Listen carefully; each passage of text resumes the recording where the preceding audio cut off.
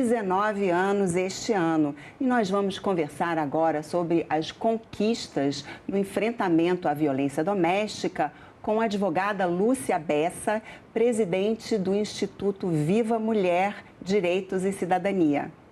Olá, Lúcia, seja bem-vinda. Muito obrigada por participar aqui do nosso programa. E eu começo perguntando, então, como é que a Lei Maria da Penha salva vidas? Eu que agradeço por estar aqui com você mais uma vez nesse programa. Esse programa que tem verdadeiramente prestado grandes informações para todas as mulheres deste país. A Lei Maria da Penha é um marco na história da vida das mulheres deste país. É inegável os avanços e as conquistas que nós mulheres tivemos a partir da promulgação da Lei 11.340, conhecida como Lei Maria da Penha. E uma delas é que, a partir da vigência desta lei, a briga, o litígio, as demandas dentro do lar, elas saíram deste contexto para ser algo que o Estado tem a obrigação de olhar. Não é? A briga entre marido e mulher, ela deixou de ser algo dentro do âmbito da casa para que o Estado possa ter as intervenções e o cuidado necessário quando verdadeiramente essa mulher sofre as mais diversas espécies de violência.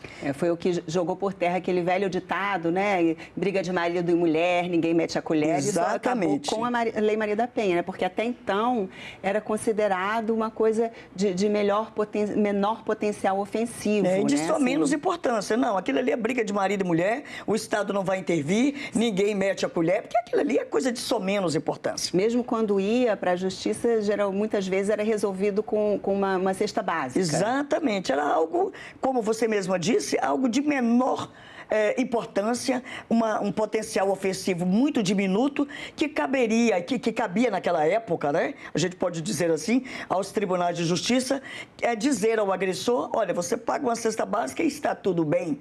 Com a Lei Maria da Penha, tudo isso mudou. Não está tudo bem.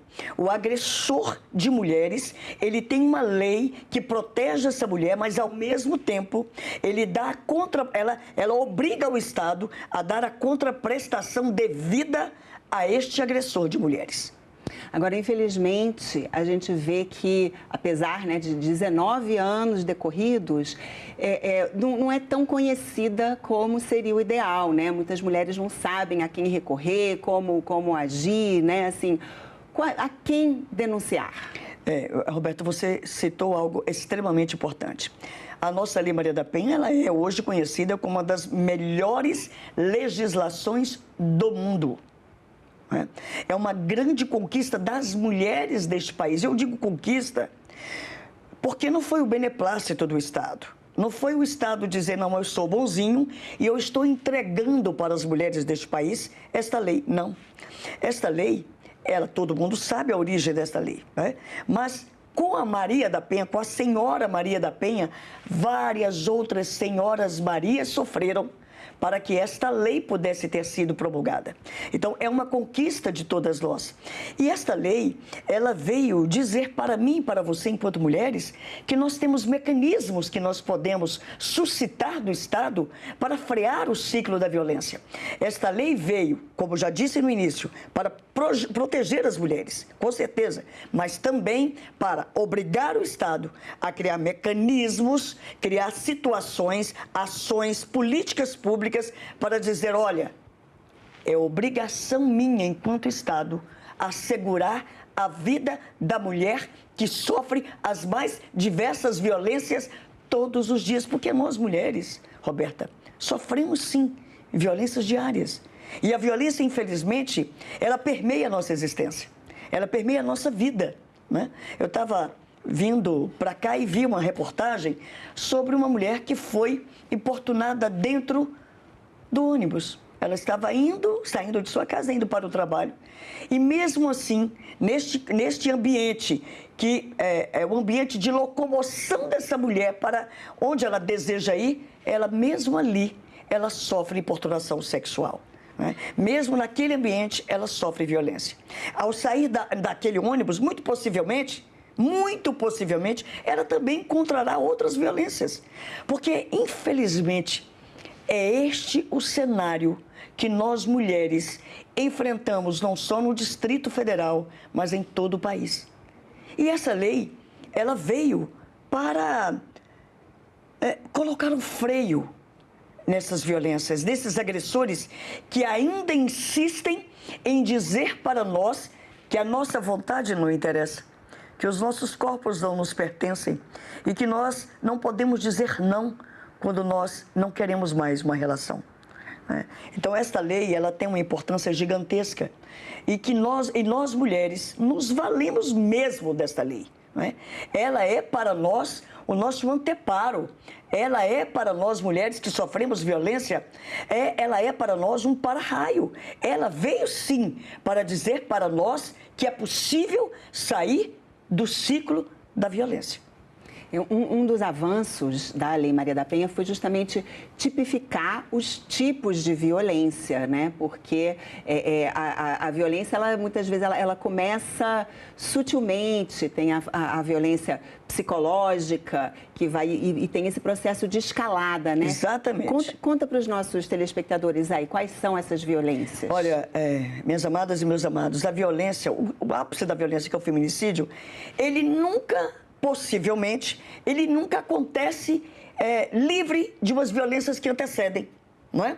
Então, por exemplo, o feminicida, ele já praticou outras violências com aquela mulher antes de chegar ao ápice da violência. Então, vamos lá. A violência psicológica, né?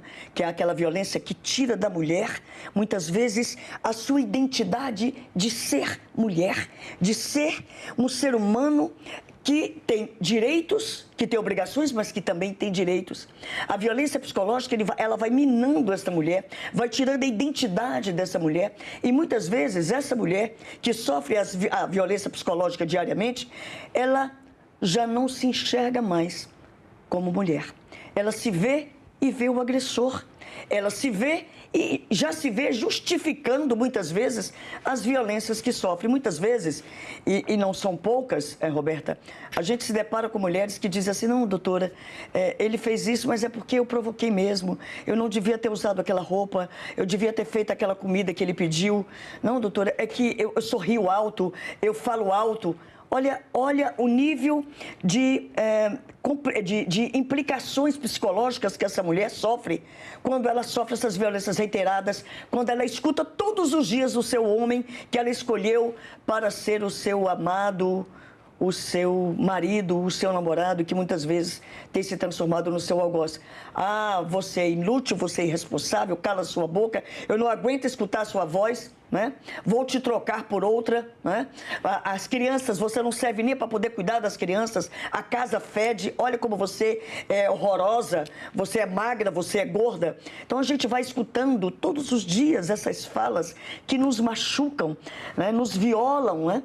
Afetam o nosso psicológico, o nosso ser, e muitas vezes, muitas mulheres acreditam nisso, né? Quantas vezes eu já escutei de mulheres, não, doutora, ele fez isso porque eu provoquei mesmo. Né? E isso é horrível, minha amada, é horrível. E aí dentro dessa escalada, né, tem também a violência física, a violência sexual, a violência patrimonial. Né? Você quer explicar um pouco mais alguma sobre essas aí? Porque, por exemplo, a violência sexual não é só uma agressão sexual, né? Assim, o próprio impedimento de usar contraceptivo. Exatamente. Isso é uma violência sexual. Exatamente. Né? Assim, tem outras sutilezas, né? Tem sutilezas, por exemplo, em uma das nossas andanças por esse país, um senhorzinho disse assim para mim, eu perguntei para ele, o que você gosta mais quando sai do trabalho? Ele disse, eu gosto de namorar com minha mulherzinha. E eu disse, e se ela não quiser? Ela tiver com algum problema, não quiser namorar com o senhor? Ele disse, uai, doutor, eu faço ela querer.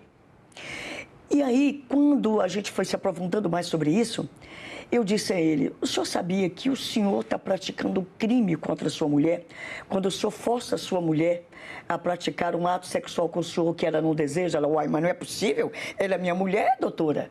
Ora, e aí, amada, a gente percebe que muitos homens entendem que o fato dessa mulher ser esposa dele, ela deve a ele obrigações quais sejam fazer com ele um sexo que ela não deseja, ou fazer o sexo que ela não quer fazer naquele momento. Então, amada, falar em estupro marital, há poucos anos atrás, isso era impossível. E aí a gente tem dito a essas mulheres que são esposas, a gente diz para elas, quando vocês não querem e é forçada a fazer, é violência sexual, é estupro. Vamos dar nome a essas violências. Além dessas violências, muitas vezes, por exemplo, a mulher, quando ela trabalha, tem a vida financeira dela muito bem resolvida, e o marido força a ela a que ela entregue o seu cartão, que ele possa gerir a vida financeira dela, porque ele diz assim, não, meu amor, você não sabe mexer com isso, essas questões financeiras não é para você, deixa que eu tomo conta, porque você já tem tanta coisa para fazer. É violência patrimonial, quando eu tiro desta mulher o poder desta mulher de gerir a sua vida financeira. Não é? E a violência física, amadas, não é somente um tiro, uma facada, um empurrão, um beliscão, não é? Também é violência física. Então, quando a gente priva essa mulher de que ela possa exercer livremente a sua vontade nesta relação, isso é violência passível de ocorrência policial, passível de penalização de acordo com a Lei Maria da Penha. E ainda tem também a violência moral, né? Que envolve calúnia, difamação. Exatamente. Quando eu digo para essa mulher, quando eu chamo essa mulher de vadia, de prostituta, de vagabunda, né? Quando eu digo que ela roubou um dinheiro que estava na minha carteira, né? Quando eu imputo a essas mulheres determinadas situações que são tipificadas como crime e são falsamente imputadas a essa mulher. Então, são vários os crimes que muitos homens, infelizmente, cometem contra suas mulheres. E tudo isso é tipificado como crime e pode e deve ser denunciado? Pode e deve ser denunciado, né? A denúncia, eu digo sempre, né, que é uma forma de eu dizer a mim mesma que eu me amo e me respeito e que eu não aceito que ninguém viole esses direitos.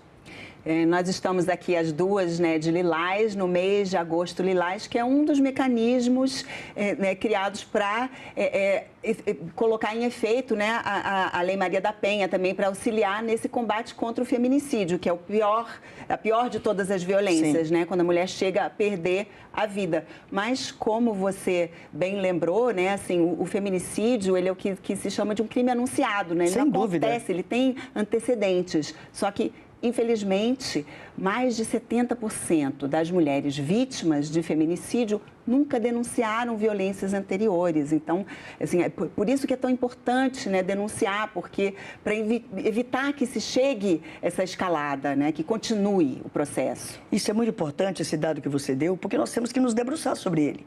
Né? Nós temos que indagar, fazer uma reflexão. Por que essas mulheres estão numa cifra invisível? Né? Por que essas mulheres são invisíveis para o Estado? Porque, ora, quando elas não denunciam, o Estado não alcança essas mulheres com as políticas públicas e com as ações que existem para frear essa violência. E isso é gravíssimo. E por que é grave? Porque, ora, se nós temos um número tão alto de mulheres que não denunciam, por que elas não denunciam? Porque elas não acreditam nos equipamentos públicos que o Estado possui para defendê-las? Porque elas dependem financeiramente desse agressor? Porque elas têm medo de denunciar? Porque ao denunciar elas têm medo de sair de uma delegacia, seja ela uma delegacia especializada, seja ela uma delegacia circunscricional, e ao voltar para casa ela tem medo de ser morta? É necessário que nós reflitamos seriamente sobre esses números. Não é? Então o Estado tem que assumir a sua responsabilidade nesta cifra, que é uma cifra extremamente perigosa para as mulheres. Não é? Essa cifra que coloca essas mulheres neste limbo, não é? Neste limbo de não acesso às políticas públicas, isso é perigoso, porque, ora, se as mulheres estão fazendo isso porque não acreditam e não confiam, o Estado tem sua responsabilidade. Primeiro, de informar, porque a informação em relação à violência contra a mulher, ela salva vidas. A gente, como já disse, a gente tem caminhado por todo esse país e a gente percebe que a informação, amada, não chega onde tem que chegar. E aí, nós continuamos sofrendo na mão daqueles e daquelas, se aqui nós estivermos falando de uma relação homoafetiva, né? Nós temos que saber que, ao denunciar, eu vou ter do Estado a proteção e a segurança necessária. E eu tenho que ter do Estado a certeza de que o meu agressor ou agressora será responsabilizado. Se eu não tiver essa certeza, amada, eu vou sofrer e morrer nos recônditos deste país, porque não creio e não acredito nos equipamentos que o Estado possui. Porém, se também nós não fizermos essa denúncia, porque não acreditamos e temos medo de que seremos assassinadas por este homem ou por esta mulher, mais uma vez friso, se estiver falando de uma relação homoafetiva, também a responsabilidade é do Estado de informar a essa mulher quais os equipamentos que estão ao seu dispor. E não são poucos os equipamentos, não são poucas as políticas públicas, não são poucas as legislações que existem para proteger a mulher. Ora, mas se existe, eu preciso saber. Eu tenho que ter conhecimento de tudo isso. Senão, conhecimento retido não gera mudança, não gera transformação e não salva vidas. Um desses equipamentos é justamente a Delegacia Especializada da Mulher, né? Onde, idealmente, as pessoas são todas capacitadas para acolher e ouvir esses depoimentos de forma a não revitimizar, né? Por que isso é necessário? As Delegacias Especiais de Atendimento à Mulher, elas foram criadas exatamente para isso. Para que nós tenhamos, neste espaço, um ambiente humanizado, com profissionais, de preferência mulheres, sensibilizadas com o tema, para quando eu chegar nesta delegacia, quando eu vou a uma delegacia, eu já venci obstáculos, vários obstáculos. O obstáculo é psicológico, né? O obstáculo físico, porque eu estou saindo de uma região qualquer para ir nessa delegacia, e muitas vezes sem condição financeira para pagar uma locomoção, sem condições de dirigir o meu carro, porque eu estou destruída psicologicamente, e eu tenho que encontrar espaços humanizados. Eu tenho que encontrar espaços em que eu me sinta acolhida. E, claro, eu tenho que encontrar espaços que quem vai me atender é um homem, é uma mulher. Por que isso? Porque nós estamos aqui discriminando os profissionais homens? Não, amada, não. Porque muitas vezes eu vou denunciar um estupro que foi cometido por um homem. E quando eu chego numa delegacia, que eu sou atendida por um homem, essa mulher pode fazer essa conexão, e isso não é bom. E ao fazer essa conexão, ela se sente desmotivada a denunciar. Quantas mulheres chegam no balcão de uma delegacia especializada de atendimento à mulher e voltam, porque são atendidas por homens, não é?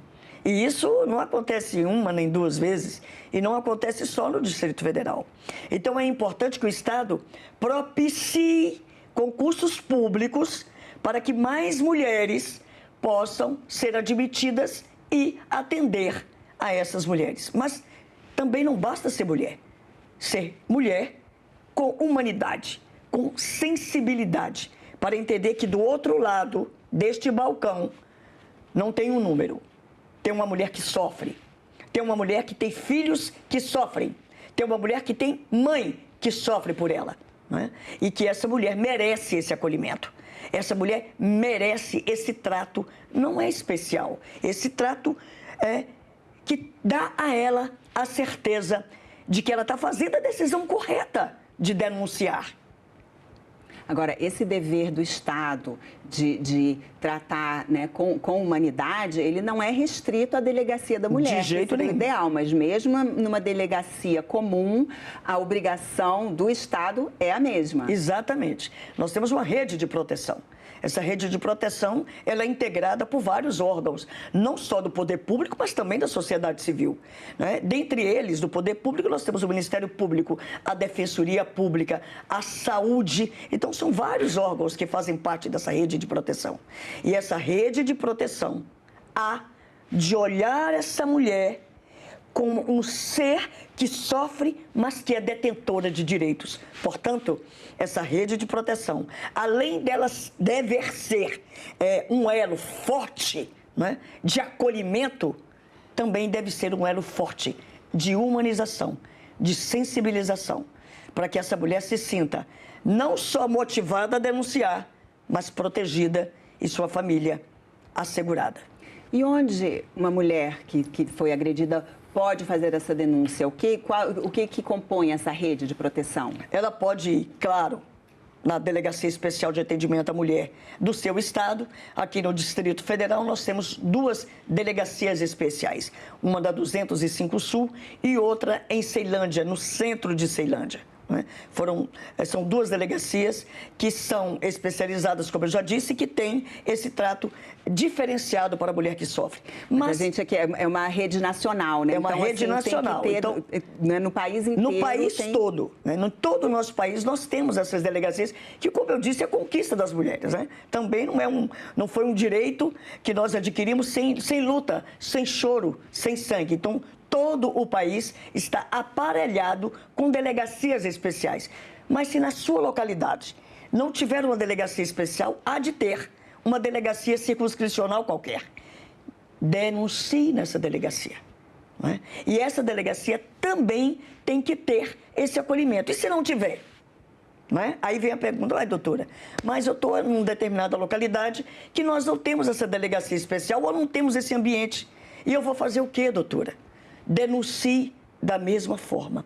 E se você não foi bem atendida nesta delegacia com o acolhimento necessário, denuncie para o Ministério Público, que é o fiscal da lei, é o órgão que é responsável para fiscalizar todas estas políticas, e dentro do MP há um núcleo de gênero que é responsabilizado para fiscalizar todas as políticas para as mulheres deste país. E a própria rede de saúde também está capacitada a receber denúncias. Com certeza.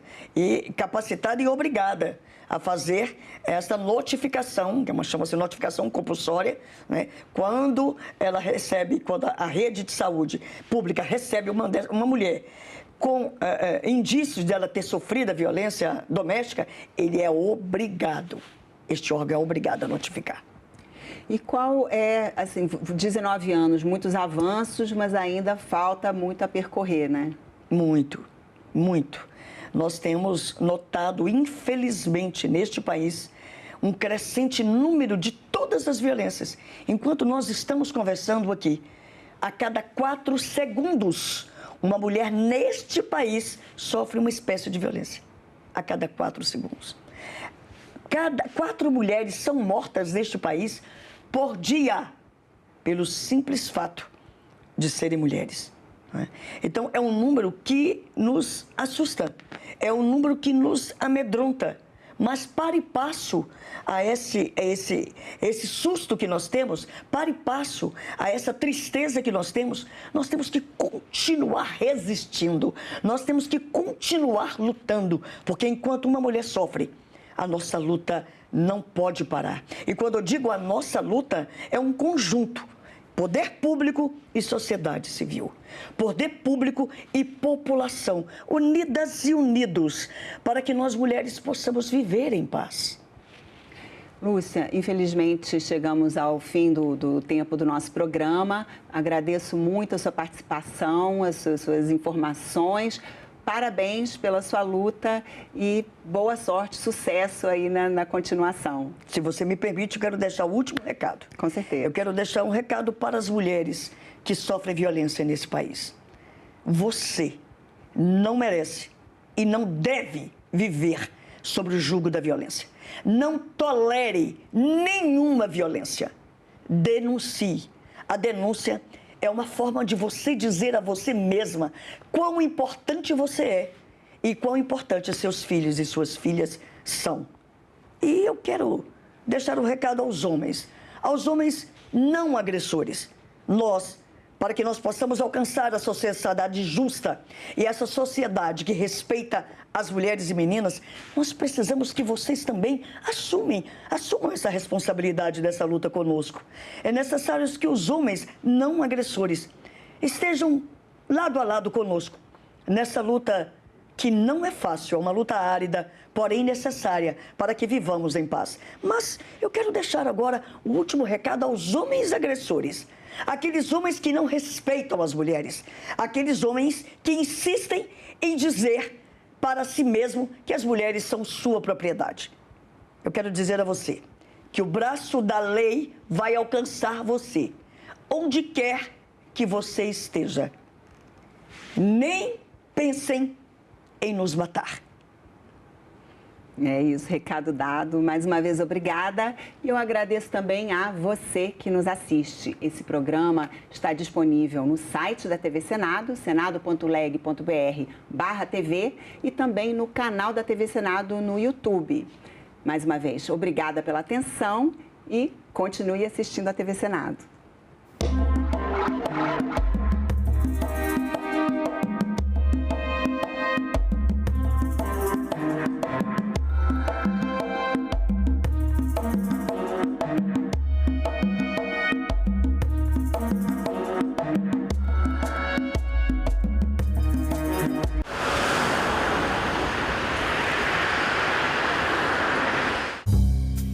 Quem vem lá de João Pessoa até Barreirinhas ou Santo Amaro no Maranhão, você vem ali da Rota das Falésias, Rota do Potiguar.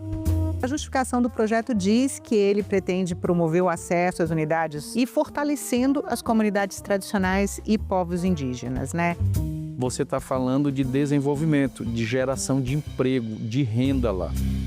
Salão Nobre, hoje, 8 horas da noite, aqui na TV Senado. A gente também fala tupi. O nome do estado do Maranhão vem do tupi e é formado por 2 termos, mar mais inhã. Mar é uma variação de embará, bará, que vem de Pará e significa mar ou Rio Grande. A outra parte da palavra é inhã, que quer dizer correnteza. Então Maranhão virou Maranhão, que tem na origem o significado de mar grande ou mar que corre. A gente também fala tupi. Quero aqui, mais uma vez, deixar claro aos senhores que não há este governo, governo anterior, não há aqui qualquer desejo de prejudicar a quem quer que seja que esteja na responsabilidade do INSS nos dias atuais ou dias passados. Quem está aqui é um presidente eleito que quer esclarecer o que aconteceu, pedir a punição dos culpados e, principalmente, gerar novos projetos e políticas que não permitam a repetição de um momento tão vergonhoso para o Brasil como o desvio de dinheiro de aposentados, pensionistas. Já tenho 300 requerimentos prontos, porque durante o recesso, em função da urgência e da importância dessa CPMI, me dediquei a estudar tudo isso e espero que a gente possa, de fato, aprovar os requerimentos importantes de informações, de quebra de sigilo, de convocações. Eu indico, pela experiência que tem como parlamentar e principalmente pela experiência que tem como profissional do Ministério Público, o deputado federal Alfredo Gaspar para ser o relator dessa CPMI. O meu compromisso nesta CPMI é o compasso com a verdade. Seja de que bandeira for, seja de onde partir, o que o Brasil deseja é que os ladrões sejam descobertos, o dinheiro devolvido, a corrupção seja cessada e que, independente de ideologia, a cadeia seja o único caminho possível. Esta é uma CPI muito técnica. Aqui vai ser uma CPMI de cruzamento de dados. Não tem como a pessoa chegar aqui e negar, porque já está feito o desconto. É papel, é documento.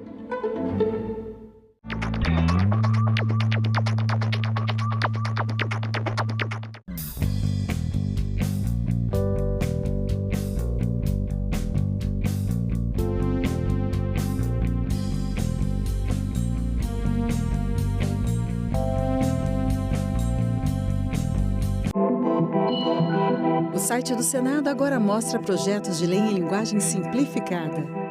É o Senado Explica, uma ferramenta de inteligência artificial combinada com revisão humana que torna mais fácil entender e acompanhar as leis em debate aqui no Senado. na página de tramitação das matérias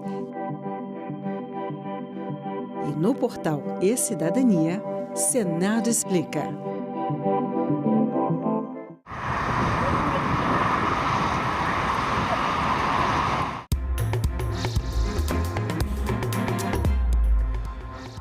Olá, bom dia. Quarta-feira, 3 de setembro, o Senado Notícias está no ar.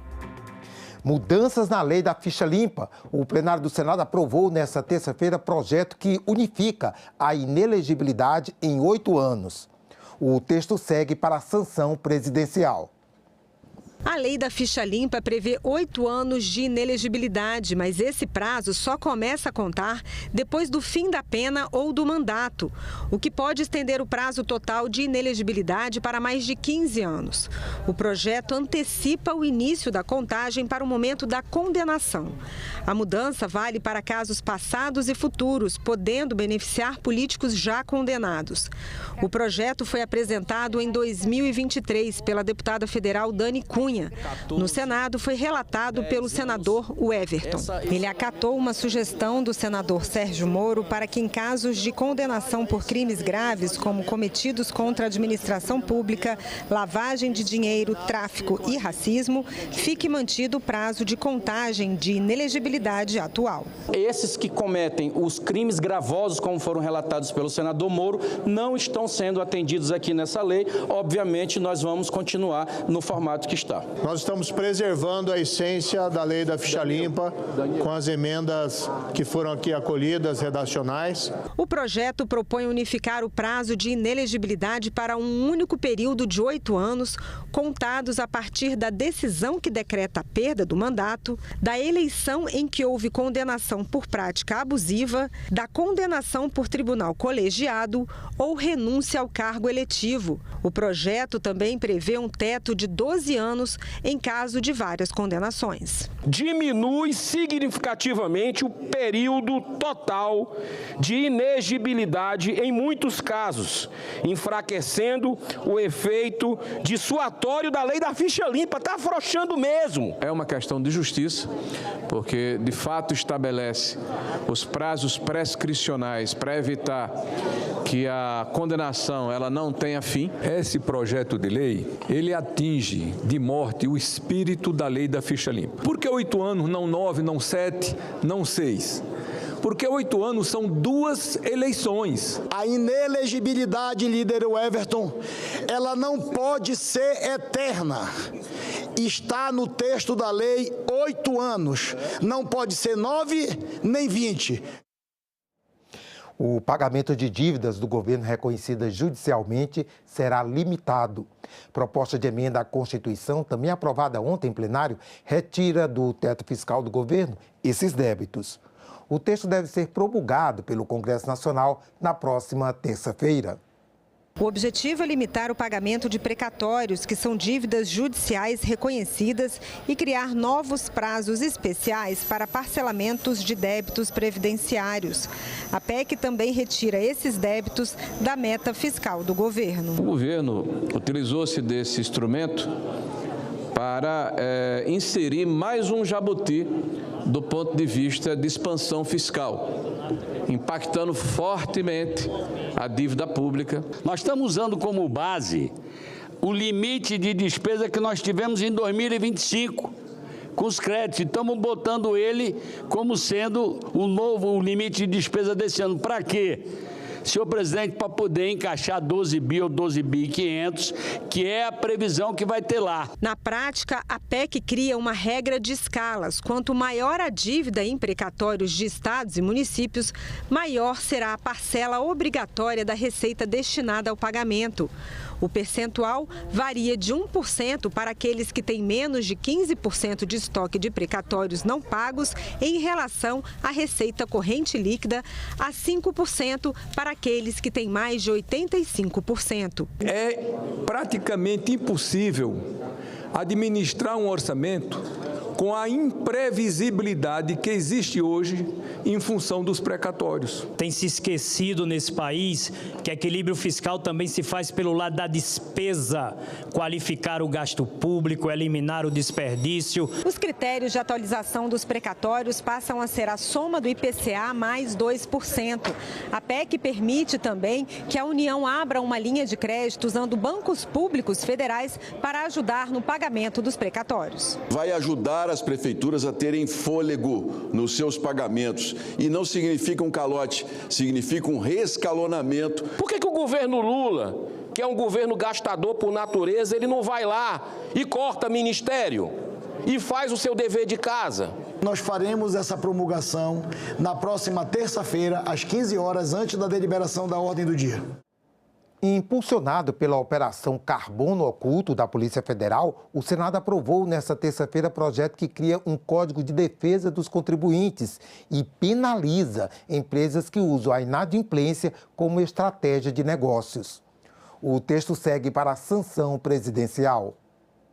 A votação da proposta foi impulsionada pela operação da Polícia Federal Carbono Oculto de combate ao crime organizado no setor de combustíveis.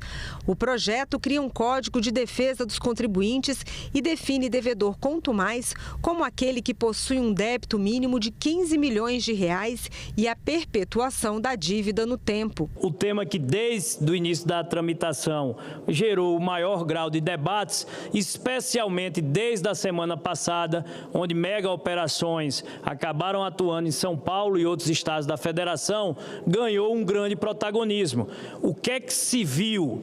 A prática do devedor contumaz, que são empresas concebidas para a prática do crime, que fazem da sonegação um modelo de negócio, se espalhou e viu-se o crime organizado, milícias e facções, querendo se filtrar em setores estratégicos da nossa economia. Entre os principais pontos do texto estão mudanças na lei do petróleo para coibir o uso de laranjas em empresas de fachada, reforços na prevenção à lavagem de dinheiro e maior rigor para crimes cometidos por devedores já definidos como contumazes. Cerca de 1.200 CNPJs devem cerca de 200 bilhões de reais para o governo, para a Receita, para o povo brasileiro. E o pior nesse cenário é que, ao olhar da Receita, esses 200 bilhões de reais, eles são irrecuperáveis. A proposta prevê benefícios para empresas inadimplentes que passam por dificuldades pontuais, tratando de forma mais benéfica o bom pagador. Nós estamos inovando, trazendo para a legislação algo que muitas vezes está em regulamentos que não são tão conhecidos lá na Receita Federal, que o histórico de bom pagador pode trazer benefícios para as empresas que são regulares. Os parlamentares ainda aprovaram medida provisória que destina 520 milhões de reais ao Ministério da Integração e do Desenvolvimento Regional. Os recursos serão utilizados para financiar ações de defesa civil e apoio às populações afetadas por desastres naturais em diferentes partes do Brasil. O Senado pode votar hoje projeto com penas mais duras para diversos crimes. Vamos saber os detalhes ao vivo com o repórter Tiago Tibúrcio. Bom dia, Tiago. Bom dia, André. Bom dia aos nossos telespectadores. É isso mesmo. O Senado tem sessão plenária nesta quarta-feira, a partir das 2 horas da tarde. Ela se inicia com discursos e comunicações dos parlamentares e, a partir ali, por volta das 4 horas da tarde, horário de Brasília, começam as votações. E o primeiro item na pauta é um projeto de lei que altera o Estatuto do Desarmamento, o Código Penal e o Código de Processo Penal para endurecer penas para diversos crimes, como, por exemplo, o crime de roubo qualificado, que tem sua pena, pelo projeto, se aprovado, aumentada para reclusão de 6 a 12 anos e multa. E se durante esses roubos aí, que infelizmente são muito comuns no nosso país, houver, por exemplo, a presença de arma de uso restrito, essa reclusão passa a ser de 10 a 20 anos e multa. Também há novas penas para o crime de extorsão com emprego de arma de fogo, causas de aumento de pena para esse tipo penal. Também a constituição de milícia privada passará a ser punida com 6 anos a 10 anos de reclusão e multa. Em relação ao processo penal, há novas regras para o cumprimento da prisão preventiva e também quando o réu é sentenciado e não há mais recursos para ele, ou seja, transita em julgado o seu processo, o condenado que tiver pena superior a 6 anos de reclusão deverá começar a cumpri-la em regime fechado. Hoje, esse regime fechado é apenas para penas superiores a 8 anos de reclusão. Então, o relator deste projeto é o senador Alessandro Vieira, mas ainda está pendente de aprovação no plenário um requerimento de urgência para que esse projeto possa ser votado hoje, apesar de já constar na pauta de votações de hoje. Também estão na pauta outros 2 projetos de decreto legislativo que tratam sobre acordos assinados pelo Brasil com outros países. Um deles é com a Turquia, um acordo de cooperação em indústria e em defesa. E o outro acordo que pode ser ratificado pelo Senado Federal é um assinado com o Chile para tratar de evitar a dupla tributação e prevenir a evasão fiscal aí nos relacionamentos entre as duas nações. André, portanto, esta é a pauta do plenário para esta quarta-feira aqui no Senado. Voltamos ao estúdio. Valeu, Tiago. Repórter Tiago Tiburcio nos atualizando aí sobre a ordem do dia desta quarta-feira no plenário do Senado. 8 reuniões de comissões e sessão deliberativa no plenário. Confira a agenda prevista para esta quarta-feira. Daqui a pouco, às 9h30, reunião marcada na Comissão de Esporte. Uma audiência pública para debater a formação esportiva dos jovens no Brasil, com foco na iniciação esportiva e inclusão social nos territórios. Às 10 horas, a audiência pública também na Comissão de Ciência e Tecnologia. Lá, o debate é sobre a incorporação de novas tecnologias para pacientes diagnosticados com amiloidose hereditária por transtirretina em falha terapêutica no SUS. Trata-se de uma doença genética que afeta nervos e coração, provocando problemas cardíacos, diarreia, prisão de ventre e fraqueza muscular. Às 11 horas, reunião marcada na Comissão de Transparência, Governança, Fiscalização e Controle. Um dos itens da pauta é o projeto que regula a implementação de programa de integridade em organizações da sociedade civil de interesse público, organizações sociais e outras, que celebrem contrato, convênio ou parceria com as administrações públicas da União, estados e municípios. Também às 11, reunião prevista na Comissão de Direitos Humanos. Na pauta, um dos projetos cria a Política Nacional de Combate ao Suicídio de Crianças e Adolescentes. E logo mais às 14h, a Comissão de Agricultura e Reforma Agrária deve se reunir em audiência pública para debater o Programa Nacional de Reforma Agrária. No mesmo horário, a audiência pública marcada na Comissão de Assuntos Sociais para discutir projeto que institui o Exame Nacional de Proficiência em Medicina. Também às 14 horas, como vimos, o plenário deve se reunir em sessão deliberativa. Na ordem do dia está o projeto que endurece a resposta penal aos crimes cometidos com violência. Às 2h30, a Comissão Mista da Medida Provisória 1303 deve realizar audiência pública para discutir a matéria. A MP regulamenta a tributação de aplicações financeiras e ativos virtuais do país. No mesmo horário, a Comissão Mista da Medida Provisória 1300 deve continuar a reunião iniciada ontem para a apreciação do relatório. A MP busca atualizar a legislação do setor elétrico brasileiro. A Comissão Mista de Orçamento aprovou nesta terça-feira mais recursos para o Ministério da Educação. A CMO decidiu ainda votar na próxima semana a Lei de Diretrizes Orçamentárias. Na reunião da Comissão Mista de Orçamento, foram aprovados 5 projetos de lei do Congresso Nacional.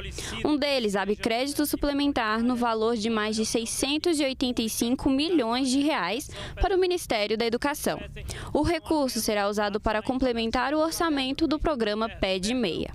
Outro assunto debatido na reunião foi a votação da Lei de Diretrizes Orçamentárias, a LDO.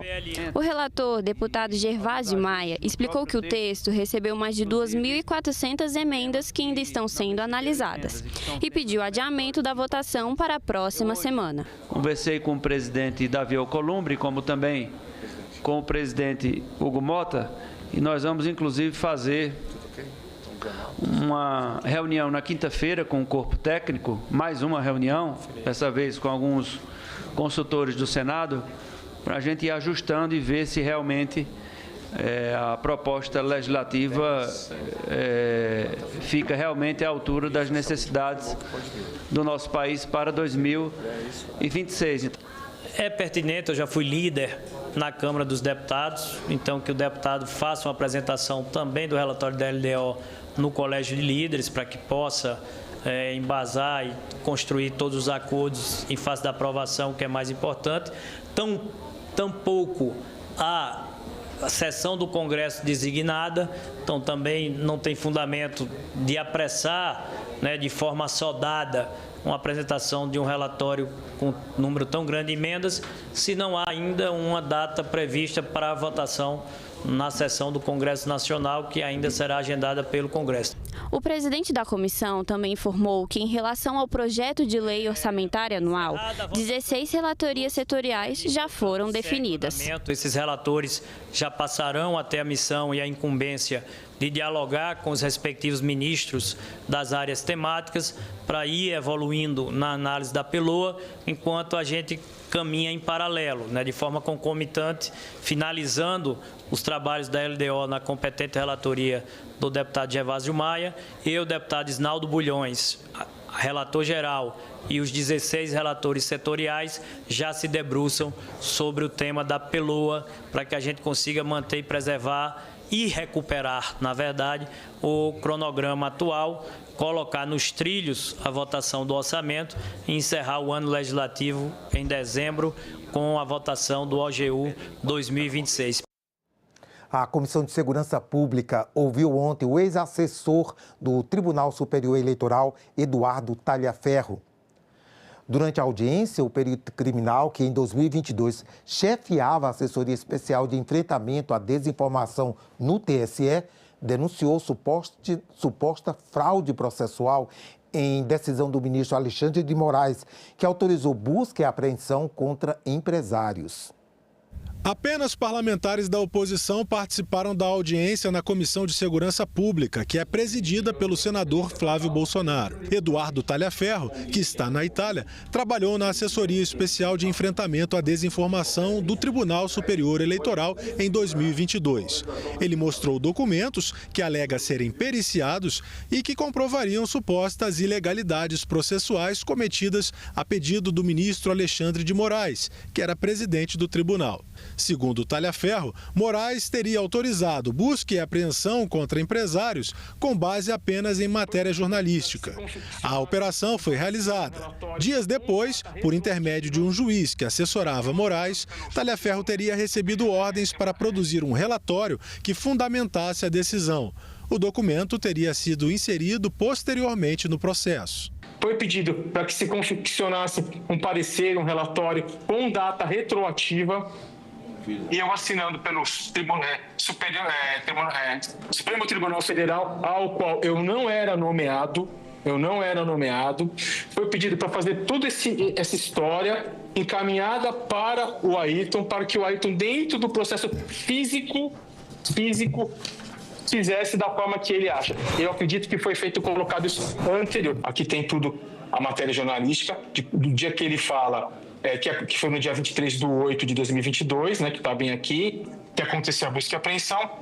Porém, se os senhores observarem, os relatórios datam todo o material que a mim foi passado para montar aquela farsa é do dia 26, 27 e 28 de agosto. Está aqui, tudo preservado, tudo periciado, mostrando que não teve qualquer adulteração ou manipulação da minha parte. Então, o senhor consegue provar que o fundamento para a busca e apreensão foi feito depois da busca e apreensão. Então, houve uma fraude no documento, é isso? Exatamente, e isso me deixou um tanto quanto preocupado e entendi porque todos os processos são físicos e ele só tira o sigilo no momento que ele acha interessante e nas peças que ele acha interessante. Mas esse arquivo nada mais, nada menos é do que o mapa mental e a conversa na data que aqui está 28 de agosto. 28 de agosto, da conversa do Ayrton, onde ele me pede, onde eu encaminho para ele o mapa mental. São mais de 1000 páginas de conversa, tá? Aqui, ó, mais de 1000 páginas de conversa. Vamos colocar aqui, ó. Presidente, esse material tem que ser encaminhado hoje para o ministro Barroso e ele, de ofício, tem que interromper aquele julgamento. Aquele julgamento está contaminado, as provas estão contaminadas. O senador Esperidião Amin recolheu assinaturas para abrir uma CPI sobre o assunto. Nós já apresentamos, com mais do que o número legal devido, o requerimento de instauração da CPI da Vaza Toga, que é a sua história com documentos. Portanto, o senhor ter essa preocupação de certificar os documentos de que dispõe é a peça mais valiosa desta CPI, que na verdade já começou. Isso que já foi apurado aqui, que já foi informado, já é parte da CPI. A Comissão de Segurança Pública decidiu pedir proteção para Talhaferro e a família dele. Os senadores do colegiado também vão elaborar um relatório com as denúncias apresentadas e enviar ao Supremo Tribunal Federal. Em nota à imprensa, o gabinete do ministro Alexandre de Moraes disse que todos os procedimentos foram oficiais, regulares e estão devidamente documentados nos inquéritos e investigações em curso no STF, com integral participação da Procuradoria-Geral da República. E que após a decisão do ministro relator em 19 de agosto, foi solicitado o relatório para o TSE, que foi juntado aos autos no dia 29 de agosto, tendo sido dada vista imediata às partes. O recurso da PGR não foi conhecido pelo STF em 9 de setembro. Tudo regular e oficialmente nos autos. A Comissão Temporária de Relações Comerciais com os Estados Unidos vai realizar no dia 24 de setembro uma audiência pública com representantes do governo brasileiro e empresários que participam, a partir de hoje, de um processo do governo dos Estados Unidos com base na Lei de Comércio Americana. O procedimento pode resultar em sanções comerciais para o Brasil. Esse dispositivo é chamado de Seção 301. O presidente da comissão, senador Nelsinho Trade, conversou com a nossa equipe sobre o assunto. Eles entraram com o processo, assim denominado Seção 301. Isso precisa ser esclarecido. Pouca gente sabe o que isso significa, qual o impacto que isso vai ter na economia brasileira. E nada melhor do que trazer especialistas aqui para dentro do Senado para que eles possam elucidar dúvidas e possíveis encaminhamentos em função de situações novas que podem vir de lá para cá. O Brasil sempre precisa andar com planejamento e estratégia, para não falar que foi pego de surpresa. Então, essa audiência pública tem essa finalidade. Perfeito. Então, passado esse tempo, já que o senhor voltou com a comitiva, o senhor considera que já houve avanços nesse sentido? Alguns setores já estão mais esperançosos ou a negociação está parada? Já houve avanço, o canal continua aberto, nós vamos também, tirado da reunião, estimular novos contatos com os mesmos atores que nos receberam, porque eles se sensibilizaram, fazer com que isso não caia no esquecimento, que não se esfrie, porque o que está ruim pode ficar muito pior. Então a gente tem que se antecipar e evitar que isso aconteça. Doação de medicamentos terá isenção de impostos federais. O projeto foi aprovado nesta terça-feira pela Comissão de Assuntos Econômicos e seguiu para análise da Comissão de Assuntos Sociais. Impostos federais não serão cobrados na doação de medicamentos à União, estados, municípios, Distrito Federal, Cruz Vermelha Brasileira, Santas Casas de Misericórdia e entidades beneficentes certificadas. Quem receber as doações não pode vender os produtos. Os remédios devem ter pelo menos 6 meses de validade. De acordo com o Conselho Federal de Farmácia, aproximadamente 14 mil toneladas de medicamento deixam de ser utilizados atualmente no Brasil, anualmente no Brasil, sendo descartados em grandes partes de forma inadequada, além de representar um passivo ambiental com risco de contaminação de solo, rios e lençóis freáticos. Essa realidade demonstra a oportunidade de aproveitar tais produtos em favor da população vulnerável, desde que ainda tenha prazo de validade. A gente vê muita gente precisando de medicamento, né? A falta de medicamento acontece ainda no Brasil e, às vezes, por desorganização de estoques, enfim, da validade, acaba se perdendo. A Comissão de Assuntos Econômicos também aprovou o projeto que regulamenta a profissão de tecnólogo nas áreas abrangidas pelo Conselho Federal de Engenharia e Agronomia e conselhos regionais. A proposta será analisada pela Comissão de Assuntos Sociais.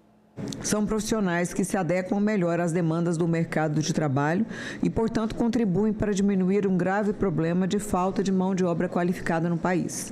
Segundo a pesquisa realizada pela Fundação Getúlio Vargas, FGV, 65% das empresas relatam dificuldades em encontrar mão de obra qualificada. Portanto, esse projeto trata de reconhecer a relevância dos tecnólogos para o nosso mercado de trabalho.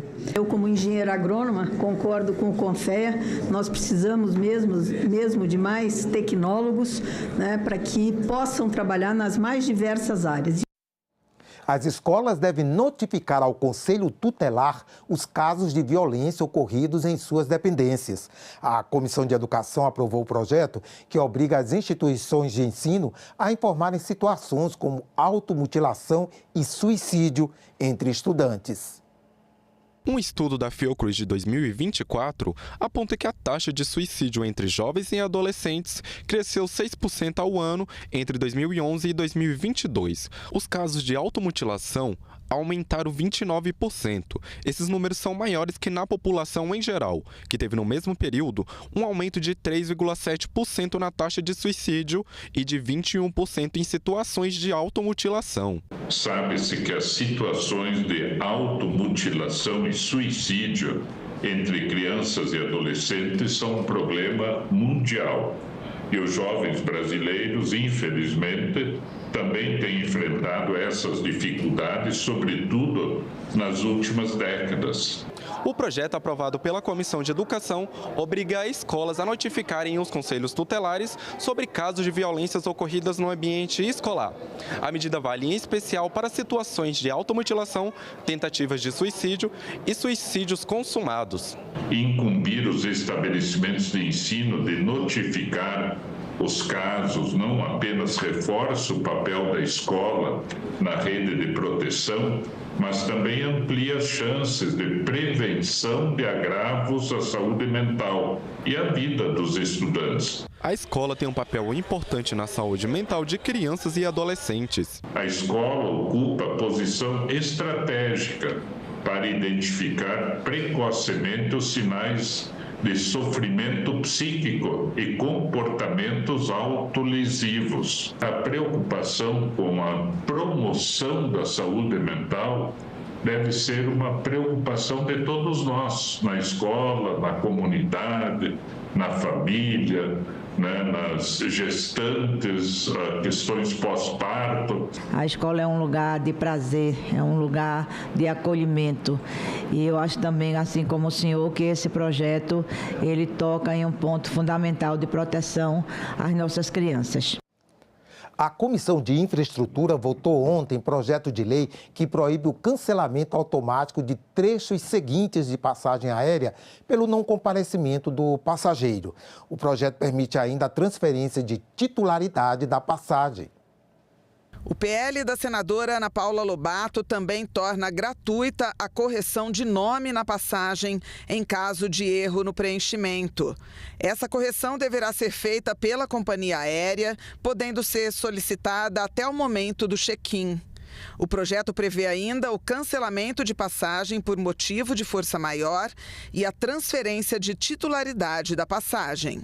Eu não sei como é que vai ser o regulamento, se vai ser através da ANAC, como é que vai ser para regulamentar isso, mas eu quero sempre frisar que uma grande preocupação nossa é a preocupação que muitas pessoas possam comprar, presidente, passagens e virar cambista, igual em jogo de futebol, que você vê, eles vão lá e compram as passagens. Então, isso vai ter que ter uma cautela, um regulamento, para ver como que, sei se a ANAC que vai regulamentar e se vai ter uma quantidade de passagem que vai poder ser transferível ou como que vai funcionar lá dentro da regulamentação. O projeto segue agora para a apreciação da Comissão de Transparência. Outro projeto aprovado e que segue para a Câmara dos Deputados é o que permite que as licitações e contratos da administração pública possam priorizar bens e serviços que atendam a critérios de sustentabilidade. A Comissão de Desenvolvimento Regional aprovou o projeto que cria a Rota Turística dos Lençóis Maranhenses e Delta do Parnaíba, em municípios situados no estado do Maranhão. A aprovação da comissão foi terminativa, ou seja, o projeto segue direto para a Câmara dos Deputados se não for aprovado recurso determinando sua votação em plenário. A autora, senadora Ana Paula Lobato, quer estimular o desenvolvimento econômico sustentável na região, com foco na geração de emprego e renda para as comunidades locais. O turismo é um vetor de desenvolvimento econômico e social de reconhecida importância e sua estruturação por meio de rotas turísticas tem se mostrado uma política pública eficaz. O projeto de lei, a focar na criação de uma rota na região de dos Lençóis Maranhenses e do Delta do Parnaíba, está em perfeita consonância com o princípio da regionalização do turismo. Na mesma reunião, a comissão aprovou a inclusão no calendário turístico oficial do país do evento Pingo da Meia-Dia, realizado anualmente na cidade de Mossoró, no Rio Grande do Norte. Trata-se de um festival junino que no ano passado teve a participação de 230 mil pessoas. A proposta também foi votada em caráter terminativo e, como já foi aprovada pela Câmara, vai agora à sanção presidencial. A Procuradoria-Geral da Fazenda Nacional, as Procuradorias-Gerais dos Estados e do Distrito Federal e as Procuradorias-Gerais dos Municípios criaram o Conselho Nacional da Advocacia Pública Fiscal. Nessa terça-feira, uma solenidade marcou a apresentação do Conselho ao Congresso Nacional. O Conselho Nacional da Advocacia Pública Fiscal foi apresentado formalmente ao Congresso Nacional em um evento realizado no Salão Negro do Congresso. O Conselho é formado por integrantes da Procuradoria-Geral da Fazenda Nacional, das Procuradorias Gerais dos Estados e do Distrito Federal e das Procuradorias Gerais dos Municípios. Melhorar a integração do trabalho dos procuradores, tornar os entendimentos sobre questões fiscais e tributárias mais claros e acessíveis e reduzir a quantidade de processos e disputas na Justiça estão entre os objetivos do Conselho. É um momento de a advocacia mostrar a importância da atuação em rede e nós estamos conscientes de que a reforma da tributação sobre o consumo ela só vai prosperar se de fato nós tivermos uma cooperação institucional. E aqui a gente reafirma o nosso compromisso de modernizar as nossas estruturas e de buscar entregar um trabalho ainda mais eficiente e mais racional para toda a sociedade brasileira. Hoje nós vamos ter a oportunidade de conversar, dialogar, dividir, solidarizar, compartilhar todas as nossas experiências, seja na dívida ativa, seja na Procuradoria Fiscal, seja naquela defesa do próprio ente nas ações tributárias. De forma simbólica, o documento que cria o Conselho Nacional da Advocacia Pública Fiscal foi entregue ao senador Rodrigo Pacheco, que no evento representou o presidente do Congresso, Davi Alcolumbre. Hoje é um momento muito especial para toda a advocacia pública fiscal. A gente conseguiu reunir a PGFN, as Procuradorias Gerais dos Estados e muitas Procuradorias Gerais dos Municípios em torno de um grande propósito, que é fazer pesquisas científicas, cooperar entre si para melhorar a prestação dos serviços para a nossa população, enfim, criar um ambiente muito mais propício ao desenvolvimento do nosso país do que a gente tinha antes. Nós estamos num momento do Brasil em que, entregando à sociedade brasileira um novo sistema tributário, é muito importante que, conjuntamente com isso, venha o fortalecimento das instituições que lidam no dia a dia com essa matéria fiscal. Portanto, a valorização da advocacia pública e da advocacia pública fiscal é algo importante para o Congresso Nacional e eu os recebo com muita alegria aqui, representando o presidente Davi Alcolumbre e a mesa diretora do Senado, para poder celebrarmos aqui a instituição desse conselho e, consequentemente, a valorização dessas carreiras em todos os níveis, federal, estaduais e municipais. Ficamos por aqui. Você pode rever as reportagens desta edição na nossa página na internet, senado.leg.br/TV. Obrigado pela companhia. Continue sintonizado aqui na TV Senado.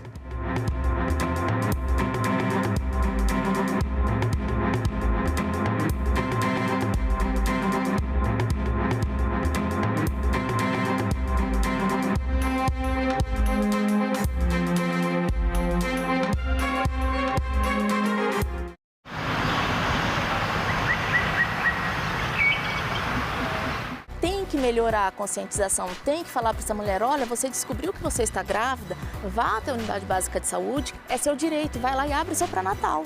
Podemos começar com uma semana, daqui a pouco a gente está com um mês e daqui a pouco a gente está falando o ano todo sobre isso, porque precisamos falar, né? Eu fui muito bem, assim, assistida em relação à informação. Eu não tive falta da informação, né? Em relação à vacina também. Em discussão, nesta quinta, 20h, aqui na TV Senado. Meu nome é Ana Reis, eu nasci em 1985 e sou farmacêutica e cantora. Eu também sempre segui essas duas profissões, né? Completo 20 anos da minha carreira como cantora e também tem 20 anos que eu entrei na UNB para o curso de farmácia. Dos direitos, dos que eu mais prezo, é a liberdade de expressão. Eu posso trazer em todos os âmbitos da minha vida, assim, mas principalmente na minha atividade como cantora. Eu sempre pude escolher, por exemplo, o repertório de um show com as músicas que eu queria cantar. Eu sou mãe do Hugo, o Hugo tem 6 anos hoje. Eu adoro ele pedindo as músicas. Mamãe, põe um Luiz Gonzaga aí pra gente ouvir. Quando ele pede umas músicas assim, eu vejo que eu tô fazendo um bom papel, porque acho que nossa cidadania, ela não é completa se ela não passar pela arte.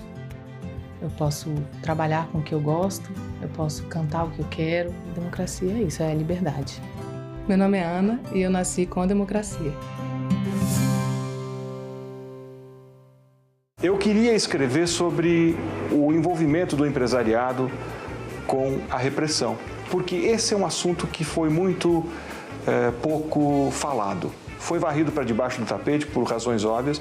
A grande parte das empresas que participaram desse esquema estão aí ainda, então não é do interesse dessas empresas e também não foi do interesse do governo após a redemocratização mexer nisso. O fato é que esse assunto ficou um tanto esquecido. É muito mais cômodo não discutir esse assunto, porque esse assunto fatalmente trará atrás de si todos esses inconvenientes que afetam determinadas pessoas.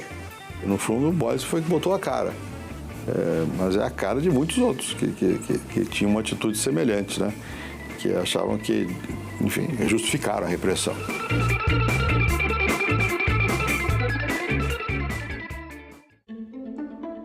A partir do atendimento que a Defensoria Pública da União fazia nas suas unidades e nas comunidades remotas por meio de atuações itinerantes, se identificavam que aqueles descontos não eram autorizados pelo segurado. E isso foi identificado pelo Tribunal de Contas da União e pela CGU. Isso foi identificado. Em algum desses casos aí, a autorização ou serviço oferecido teve a atuação de telemarketing? Já verifiquei que em alguns casos as gravações não correspondem à realidade, ou seja, o segurado não aderiu àquele desconto Ou seja, o termo apresentado ou ele possui uma assinatura falsa ou ele tem uma gravação falsa. A senhora observou que alguma instituição bancária específica se repetia nessa dobradinha de empréstimos consignados e descontos associativos? Algum banco específico verificou essa coincidência? Tem alguns bancos, entidades que são mais problemáticos e elas são apontadas nas diversas ações individuais e nos processos de assistência jurídica. A senhora pode dizer os nomes desses bancos? Teria que me recordar agora quais serão os bancos, que são vários, né, bancos. Todas as denúncias feitas para o INSS e a Previdência entre 19, 20, 21, nenhuma providência adotada, nenhuma ação ajuizada. Por que essa omissão? Várias ações judiciais individuais foram ajuizadas neste período. Ações coletivas foram ajuizadas, uma pelo Ministério Público Federal.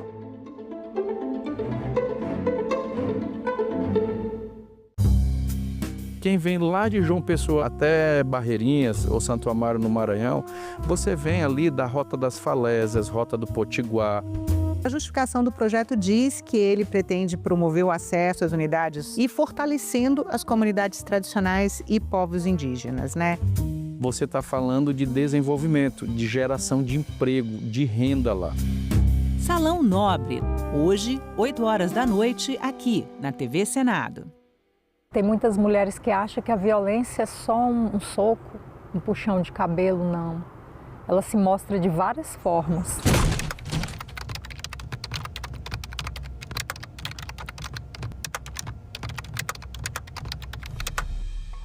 Era briga, era ciúme, era confusão. Ah, mulher minha não vai estudar. Quem é que vai te querer com esse tanto de filho? Mulher minha não dança. Mulher minha não tem amizade com homem, as falas que eu ouvia. Mulher minha tem que me servir a hora que eu quiser. Se não me servir, eu vou pra rua procurar outra. Várias vezes, inclusive, eu acordei com ele em cima de mim.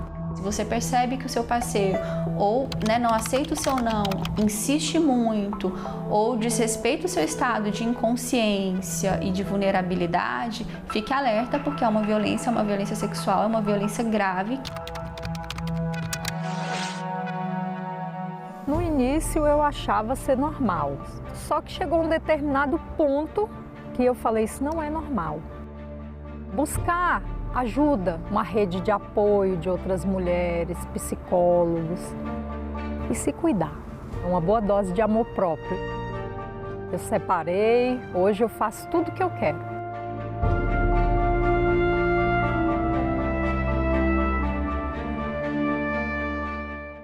Agora é lei. A reforma tributária promete simplificar o pagamento de impostos no Brasil. A nova lei detalha reduções e isenções de tributos, além de regras para a devolução de impostos para famílias de baixa renda. O mecanismo de devolução deverá valer para contas de energia, água, saneamento, gás e telefonia, e as mudanças serão implementadas de forma gradativa. O Senado votou, agora é lei. A gente também fala tupi. Pernambuco é uma palavra de origem tupi, formada por Paranã, que quer dizer mar, mais umbuca ou puca, que significa furo. Logo, Pernambuco seria mar furado, ou buraco que o mar fez, isto é, uma pedra furada por onde o mar entra. Era um termo comum usado em toda a costa do Nordeste, para lugares onde havia recifes, como o local onde hoje está a cidade do Recife. A gente também fala tupi. O que e como fazer para apoiar alunos com altas habilidades e superdotação? A Assembleia Legislativa leva palestras e exposição a escolas. Campanhas para alertar sobre o câncer de pulmão e prevenir o suicídio. Em Camaçari, na Bahia, mulheres que empreendem contam com espaço nobre. Tudo isso no Parlamento Brasil. Parlamento Brasil, toda sexta, 8 horas da noite, aqui na TV Senado. Senadores, eu simplesmente caí em prantos ao ver a imagem das onças queimadas e carbonizadas. Gostaria muito que alguém fizesse algo, um projeto de melhorias para combater esses incêndios descabidos em nossas florestas e mais verbas para a compra de aviões. Vitor Hugo Alonso, do Rio Grande do Sul, pergunta e o senador Wellington Fagundes responde. Oi, Vitor Hugo, muito boa a sua pergunta, porque essa semana mesmo eu me reuni com a ANAC exatamente sobre a regulamentação do uso dos aviões agrícolas para combate a incêndio. A ANAC tem já essa preocupação no sentido de permitir com que as empresas, claro, regulamentadas e individualmente também, os fazendeiros possam fazer isso. Usar toda essa força dos aviões agrícolas em combate aos incêndios é fundamental para o país. Então esse assunto aqui é um tema que estamos discutindo, inclusive também na Comissão de Agricultura e na Comissão de Meio Ambiente.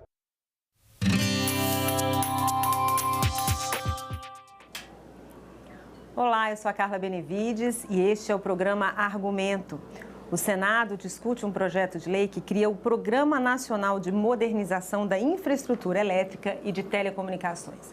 O projeto é de autoria do senador Fernando Dueire, do MDB de Pernambuco, e tem como objetivo fazer a substituição gradual dessa fiação aérea por soluções subterrâneas. E é com o senador que a gente conversa a partir de agora. Senador, muito obrigada pela sua presença aqui no programa. Eu que fico muito feliz em poder voltar ao argumento para tratar de um projeto que responde à necessidade do cidadão brasileiro, sobretudo aqueles que vivem em cidades grandes ou médias e que efetivamente se deparam já de muito com a infraestrutura na área de distribuição elétrica de forma extremamente desorganizada, que não traz só prejuízos plásticos à cidade, traz risco para a população.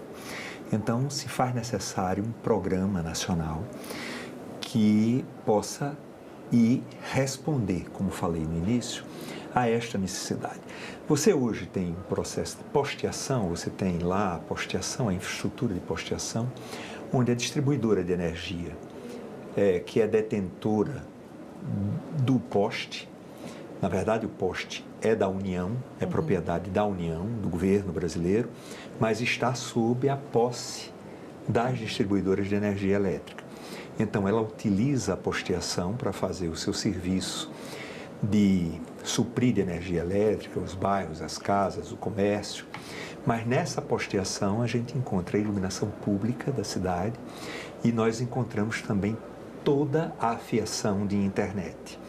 E isso de uma maneira extremamente desorganizada, sem qualquer disciplinamento. Internet, as pessoas sabem, quando a gente precisa de uma intervenção, aqueles que são os fornecedores do serviço, ele, em vez de ir corrigir o problema que existe ali, ele deixa a fiação antiga e vai em busca de colocar uma fiação nova. E aquele entulho, por assim dizer, fica trazendo problemas de toda a natureza. Você imagine, num período de chuva, de pluviometria muito grande, onde há uma danificação dessa rede, nós temos riscos para a população e nós temos exemplos disso.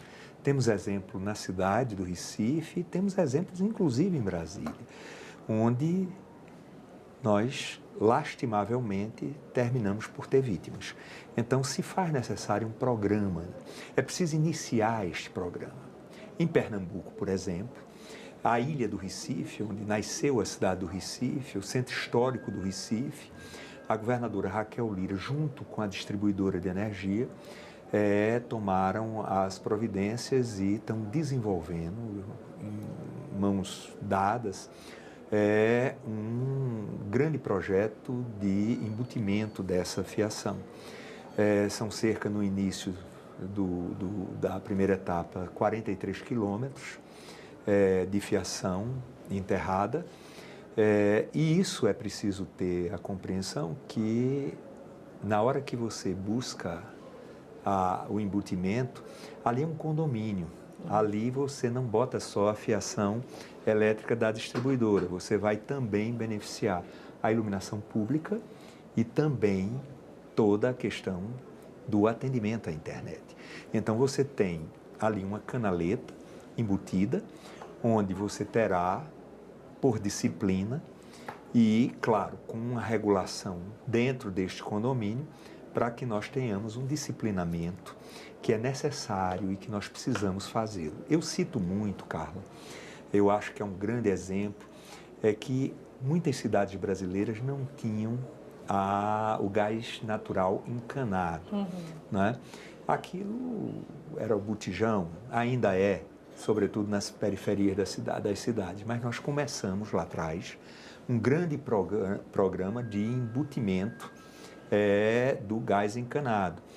E isso, claro, isso não se resolve em 5 ou 10 anos. Isso é um programa para 30 anos, para 40 anos, mas é um programa que precisa começar. Ele tem a necessidade que seja iniciado, para que aí sim a gente tenha condição de ter um horizonte e que cada governo que chegue, ele tenha a condição de sempre juntos com a distribuidora de energia e também com os prestadores de serviço de telecomunicações, claro, com as prefeituras locais, porque tem a questão da iluminação pública e do próprio território, do tecido urbano da cidade, eles possam, dentro de um condomínio, trazer este disciplinamento para que as próximas gerações não vivam o que nós vivemos hoje, com aquela poluição visual e o risco que traz para cada um daqueles que circulam em suas regiões. Senador, mas quais seriam as diretrizes desse programa? Como que ele seria aplicado, já que a adesão é voluntária, não é isso? Veja, isso, na verdade, é um arranjo institucional. Como falei, com a participação desses atores. Aquele responsável pelo tecido urbano, cada um de suas cidades, por competência, as distribuidoras de energia, as concessões de telecomunicações, a prefeitura muito também, não só por cuidar do tecido urbano da cidade, mas também por causa da iluminação pública. Então, este arranjo pode permitir que nós possamos expandir, porque o grande problema desse projeto é muito o financiamento. É isso que eu ia perguntar, o custo dele. É o financiamento. É caro, mas também é caro colocar gás encanado. Mas isso precisa ser enfrentado. Nós não queremos resolver tudo de uma vez só. Nós precisamos ter uma política. E os bancos de fomento, tipo BNDES, Banco do Nordeste, eu conversei com a diretoria do BNDES, eles colocam à disposição dos estados ou dos tomadores recursos disponíveis para a atualização dessa infraestrutura. E é preciso só que tenha um projeto sólido, que nós tenhamos condição de colocar isso para frente. Por outro lado, todos nós, consumidores de energia elétrica, quando pagamos a nossa conta de energia, nós temos embutido não é só o fio, é embutido também o custo nas contas de energia de fundos. São fundos setoriais e fundos milionários. Então, é preciso também que nós possamos identificar qual desses fundos poderia financiar enquanto, em que tempo. Então, este arranjo e este condomínio vai permitir, numa política, porque o que nós estamos propondo é um projeto e uma política para frente, para que novos locais onde as cidades crescem já possam crescer dentro de uma estruturação bem planejada, com essa fiação, com esse condomínio já feito. E hoje, o que nós temos desta confusão de fios, desses entulhos que nós encontramos em cada esquina, na frente da casa da gente, nos locais que nós passamos, aí sim nós tenhamos critérios para os critérios este condomínio há de construir, e esses critérios será para onde? Como foi no caso do Recife. Não vamos atacar a ilha do Recife. Entendi. Tá certo? E nós vamos buscar os recursos para financiamento. Veja, Na Ilha do Recife, nós vamos tratar de cerca de um investimento que começa a acontecer de 300 milhões de reais. E isso está alicerçado pelo governo do estado, pelas distribuidoras de energia, ou aliás, pela distribuidora de energia, no nosso caso a Neoenergia, que ela é detentora do monopólio lá, das companhias de telecomunicações, e esse arranjo foi buscar no BID, Banco Interamericano de Desenvolvimento, recursos para somar neste arranjo, para que nós tenhamos daqui a alguns anos essa fiação embutida. Senador, como é que está a tramitação desse projeto? Como é que o senhor espera conseguir aí um alinhamento entre municípios, Estado e o próprio governo federal para construir uma proposta que permita essa substituição gradual? O Senado é a casa da Federação Brasileira. Aqui, diferente da Câmara dos Deputados, que São Paulo tem 70 deputados, o Amapá tem 8, aqui não, aqui nós somos paritários. E como nós representamos os estados da Federação Brasileira e também os municípios, né, nós estamos conversando entre os pares. Nós temos participado de algumas audiências públicas muito focadas que tratam desta questão. Tivemos, inclusive, uma relatoria recente que tangenciou um pouco e abriu a clareza do tamanho da ferida que nós temos do senador Esperidião Amin, ex-governador, ex-prefeito, um homem que conhece tanto o município quanto a realidade dos estados. E ele, com seu olhar maduro, de ter vivido experiências de gestor, quer do município, quer do seu estado, ele tem a sensibilidade de entender a clareza desse projeto. Outros pares, como o senador Marco Rogério, por exemplo, ele também tem muita clareza da necessidade de nós começarmos a enfrentar uma dificuldade que, se nós não atacarmos, nós vamos, a cada ano, nunca vai vencer. Piorar. Não, e vai piorar. Na verdade, não adianta só crescer em termos do que nós temos. O que vai ocorrer é que as cidades se expandem e vão se expandir no nível de desorganização que nós encontramos hoje. Porque é mais fácil. É mais fácil você usar a posteação que hoje existe para a distribuição de energia elétrica.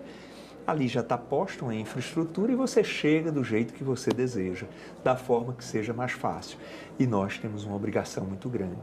Nós estamos aqui no Senado, é a casa madura da instituição brasileira, exatamente para que a gente possa trazer essas contribuições, transformar isso em projeto.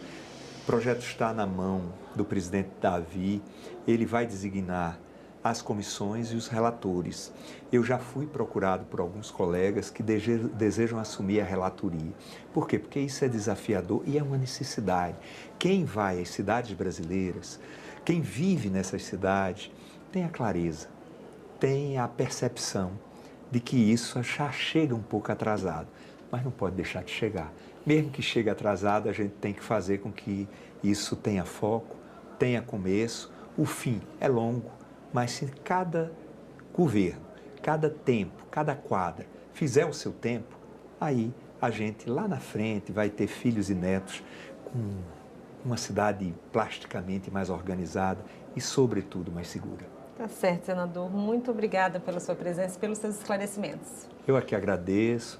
Aqui a gente trabalha focadamente para o cidadão, para aquele que está nos ouvindo.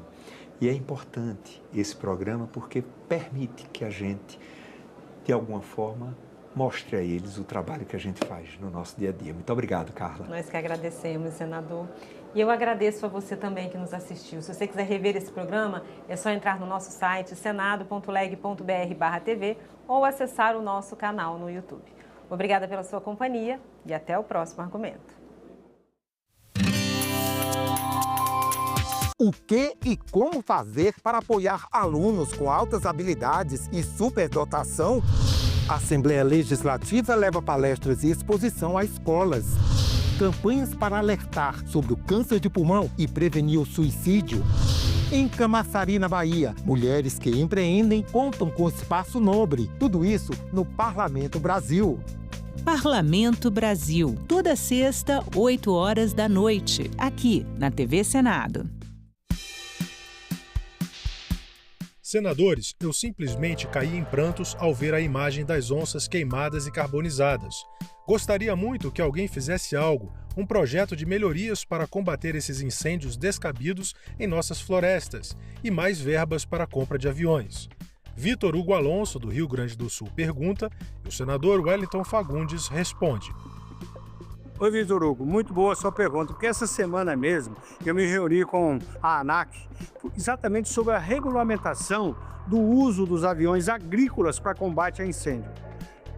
A ANAC tem já essa preocupação no sentido de permitir com que as empresas, claro, regulamentadas e individualmente também, os fazendeiros possam fazer isso. Usar toda essa força dos aviões agrícolas em combate aos incêndios é fundamental para o país. Então esse assunto aqui é um tema que estamos discutindo, inclusive também na Comissão de Agricultura e na Comissão de Meio Ambiente.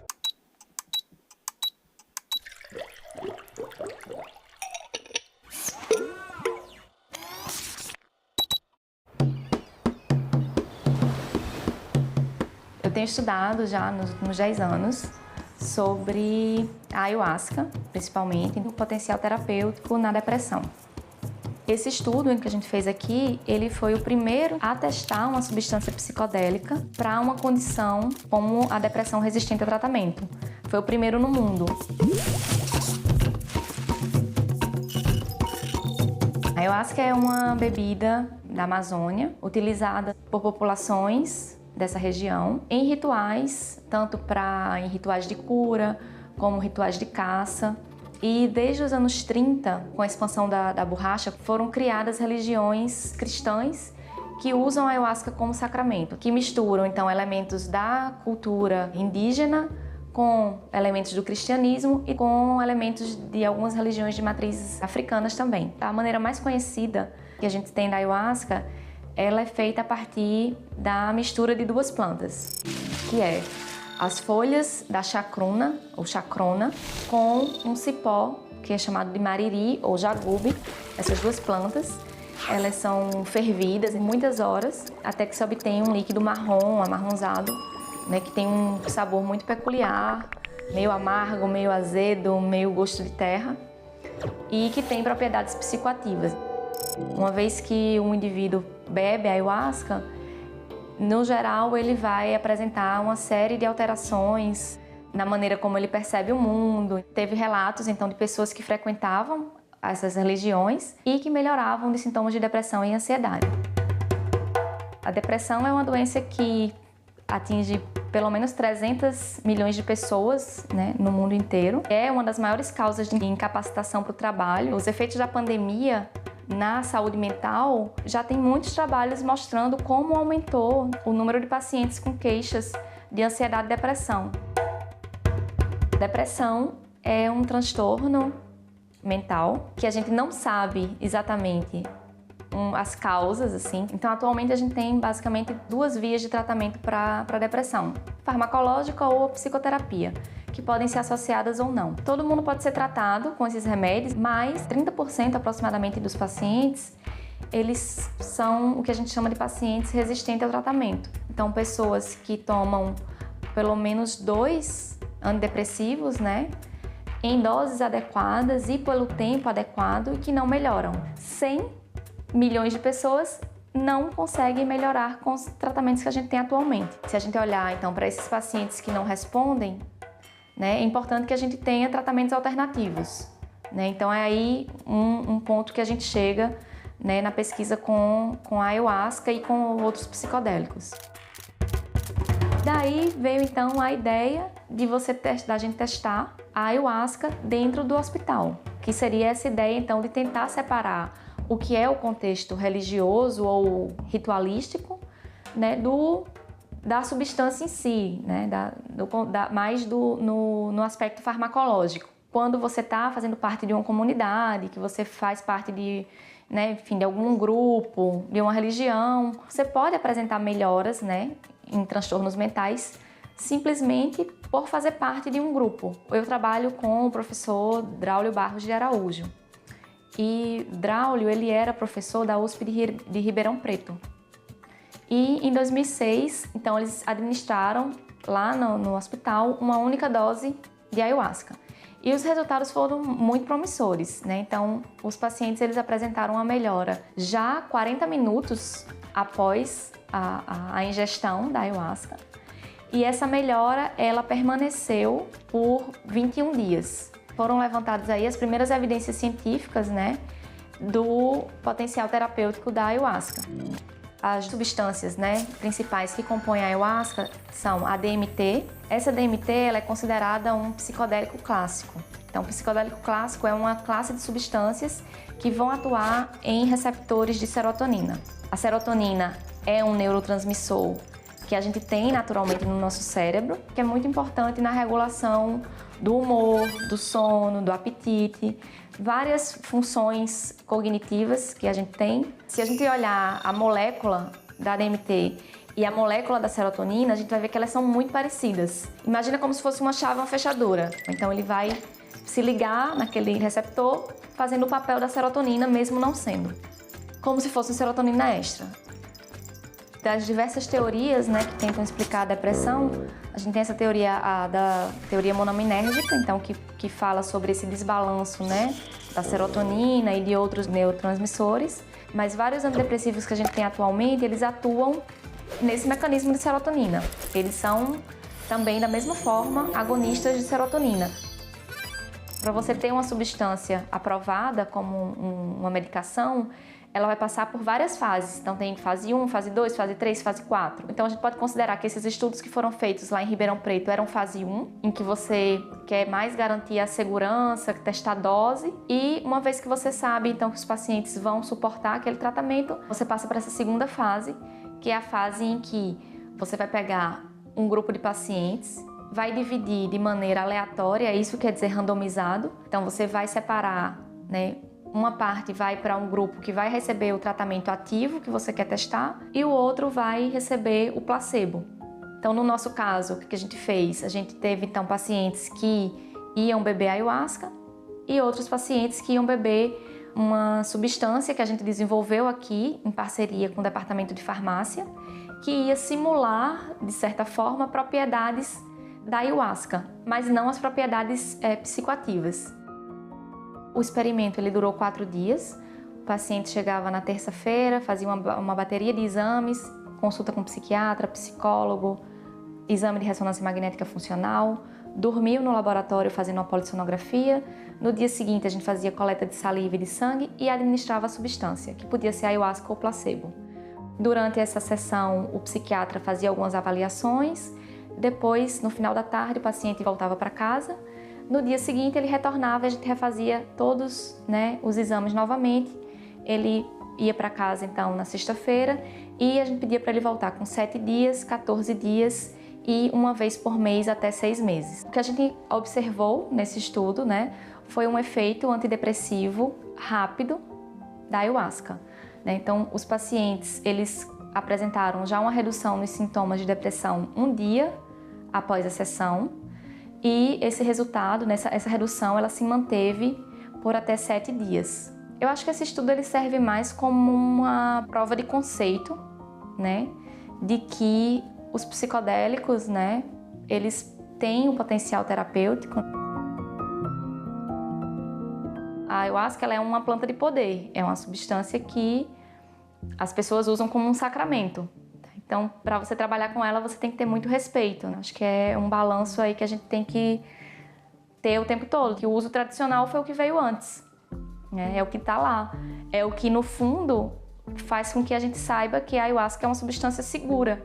Porque se tem 30 mil pessoas bebendo ayahuasca regularmente e ninguém escuta falar de nenhum problema mais sério associado a essas pessoas, então é esse uso que faz com que a gente garanta a segurança. A gente aqui no Brasil tem uma vantagem, até eu diria, com relação a outros países, que a gente tem o uso religioso da ayahuasca regulamentado. E normalmente essas religiões elas são grupos sérios que, né, têm um cuidado com a pessoa. Eu acho que a gente tem um pouco ainda da ideia que o paciente com depressão é aquela pessoa que está lá triste, que não consegue fazer nada, Mas não, né? A gente aqui via depressão de várias formas, assim. E a forma também como cada pessoa consegue lidar com aquilo ali, né? Como ela vai fazendo ajustes para conseguir fazer o mínimo que pode para ir seguir adiante. Eu sou contra a proibição das substâncias psicodélicas ou de outras substâncias, né? Desde que haja também informação, né, a respeito. Caminham juntos, eu acho que as duas coisas, assim. Você liberar também significa você dar condições para a pessoa saber se quer ou não usar aquilo ali.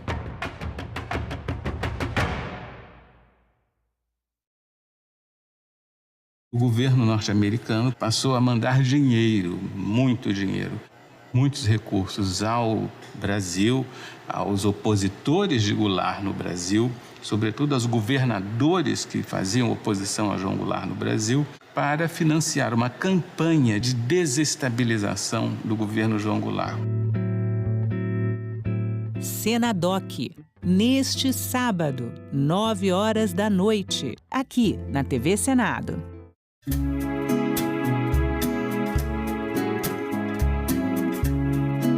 É tempo de cartão postal em Brasília.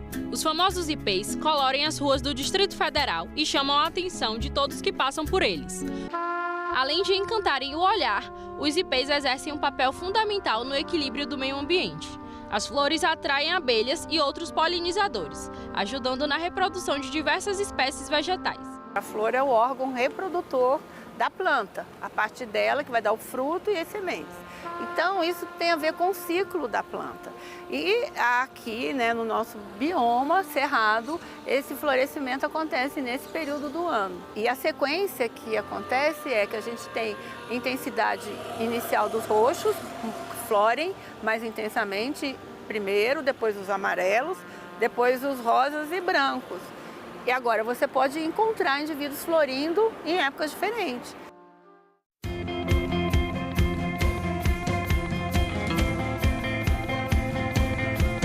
O programa Jovem Senador é uma oportunidade de os jovens participarem da vida política e entenderem como funciona na prática.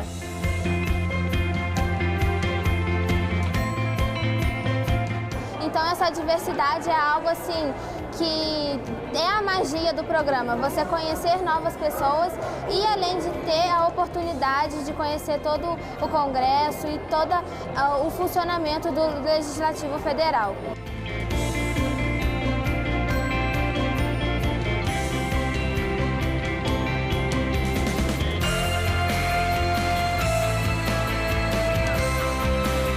A gente também viu as nossas redações na árvore, foi uma exposição muito bonita.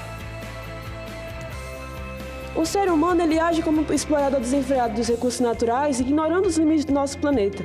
O dono não é isolado, ele se espalha. E a natureza responde com desequilíbrios.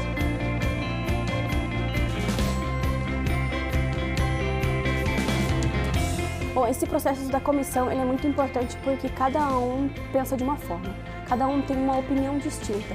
Então esse processo é importante para que a gente possa escutar e ser escutado.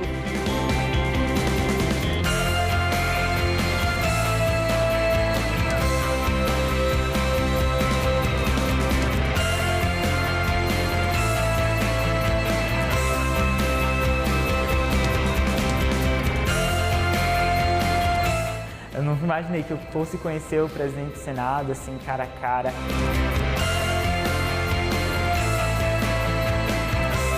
A educação, ela abre portas e o programa Jovem Senador foi uma dessas para mim.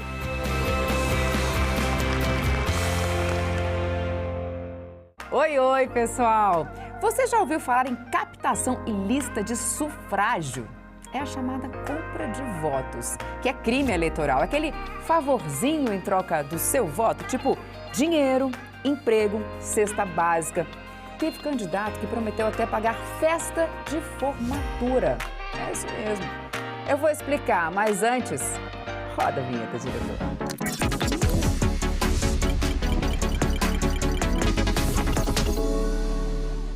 Então, é isso. Tá lá no Código Eleitoral, também na Lei das Eleições. Candidatas e candidatos não podem oferecer qualquer tipo de vantagem em troca de voto e nem precisa entregar. Se prometeu, já é crime.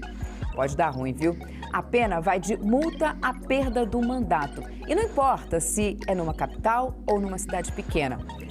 Olha só esse caso lá de Serra do Navio, cidade com menos de 6.000 habitantes do Amapá. Um candidato a vereador prometeu pagar a festa de formatura de 30 alunos de ensino médio, em troca dos votos deles nas eleições de 2020. Ele foi eleito e o caso veio parar na Justiça Eleitoral. Aí, o Fausto José dos Santos foi condenado por compra de votos, teve o diploma cassado e ainda levou uma multa. No julgamento do TSE, que confirmou a cassação, o relator ministro André Mendonça destacou a gravidade do caso. A conduta ganha maior gravidade diante do contexto de envolver compra de votos de jovens do terceiro ano do ensino médio, de uma escola pública localizada em região carente. Jovens que muito provavelmente, e nós temos aqui alguns estudantes de direito, estavam exercendo seu direito ao voto pela primeira vez. Por isso, vamos lembrar, voto não é mercadoria. E fique atento, o eleitor que vende o voto também comete crime eleitoral, com pena de até 4 anos de prisão e multa. Então é isso. Quer saber mais sobre o que pode e o que não pode nas eleições? Segue a gente nas redes sociais e ativa o sininho no YouTube. Tchau! Tem que melhorar a conscientização, tem que falar para essa mulher, olha, você descobriu que você está grávida, vá até a unidade básica de saúde, é seu direito, vai lá e abre seu pré-natal. Podemos começar com uma semana, daqui a pouco a gente está com um mês e daqui a pouco a gente está falando o ano todo sobre isso, porque precisamos falar, né? Eu fui muito bem, assim, assistida em relação à informação. Eu não tive falta da informação, em relação à vacina também. Em discussão, nesta quinta, 20h, aqui na TV Senado. A gente também fala tupi. O nome Sergipe tem origem no tupi e significa no Rio dos Siris. É formado por seri, que quer dizer siri, mais i, palavra para água ou rio, mais p, que significa a preposição em, no. O siri é uma espécie de crustáceo encontrado em locais de areia ou de mangue. O termo siri também vem do tupi e tem o significado de correr, deslizar, provavelmente em razão de como ele se move. A gente também fala tupi. Agora é lei. O programa Acredita no Primeiro Passo foi criado para auxiliar na renegociação de dívidas e facilitar o acesso ao crédito de pequenas empresas. O objetivo é a qualificação profissional e a inserção socioeconômica por meio do emprego e do empreendedorismo. Podem participar do programa pessoas inscritas no Cadastro Único, o CAD Único. O Senado votou, agora é lei. Dentro da minha família, eu sempre ouvia, é assim mesmo, homem é assim, ele é muito estourado, você precisa ter paciência.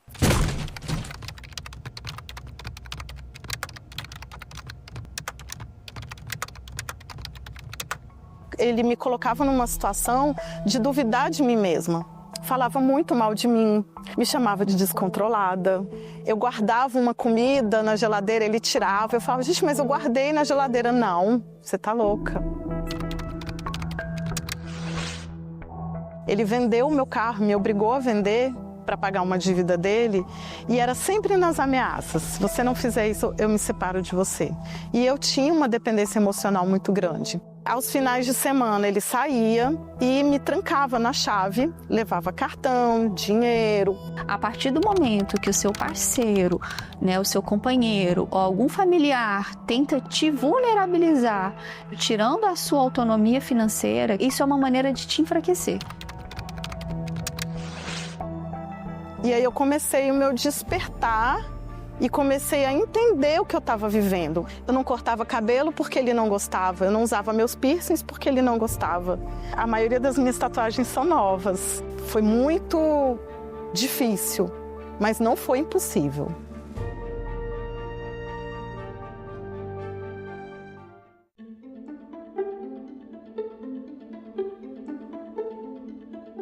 Os subsídios concedidos às empresas envolvem mais de 800 bilhões. É uma renúncia fiscal que representa quase 7% do produto interno bruto.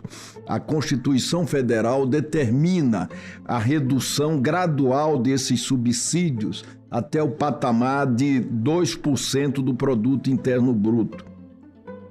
Nós temos que chegar a 2% dos benefícios dos subsídios infraconstitucionais. E aí nós estamos cumprindo a emenda constitucional, por incrível que pareça. Vamos lá. Lembram que eram quase 600 bi de subsídios? O que eu tenho que ficar em 2% é o referente aos subsídios infraconstitucionais, que eu tenho que excluir aqui, né? As exceções são de 297, estão indo direto para a linha segunda ali, olha. Eu tenho que estar com 2% em cima dos 47% possíveis de limitação. E nesse aspecto, hoje, nós estamos com 2,3%. Onde é que está o interesse público para que a gente possa repensar o gasto público, as isenções constitucionais e infraconstitucionais que foram concedidas ao longo do tempo? O papel da responsabilidade fiscal é essa, né? Entre outras coisas, não é cortar o essencial, é cortar aquilo que não mais atende ao interesse público. E é fazer com que, com responsabilidade fiscal, a gente consiga os recursos necessários para garantir aquilo a que todos nós nos propusemos, fazer justiça social, diminuir a desigualdade social, acabar com a miséria, com a fome, né? E colocar na pauta as políticas públicas essenciais.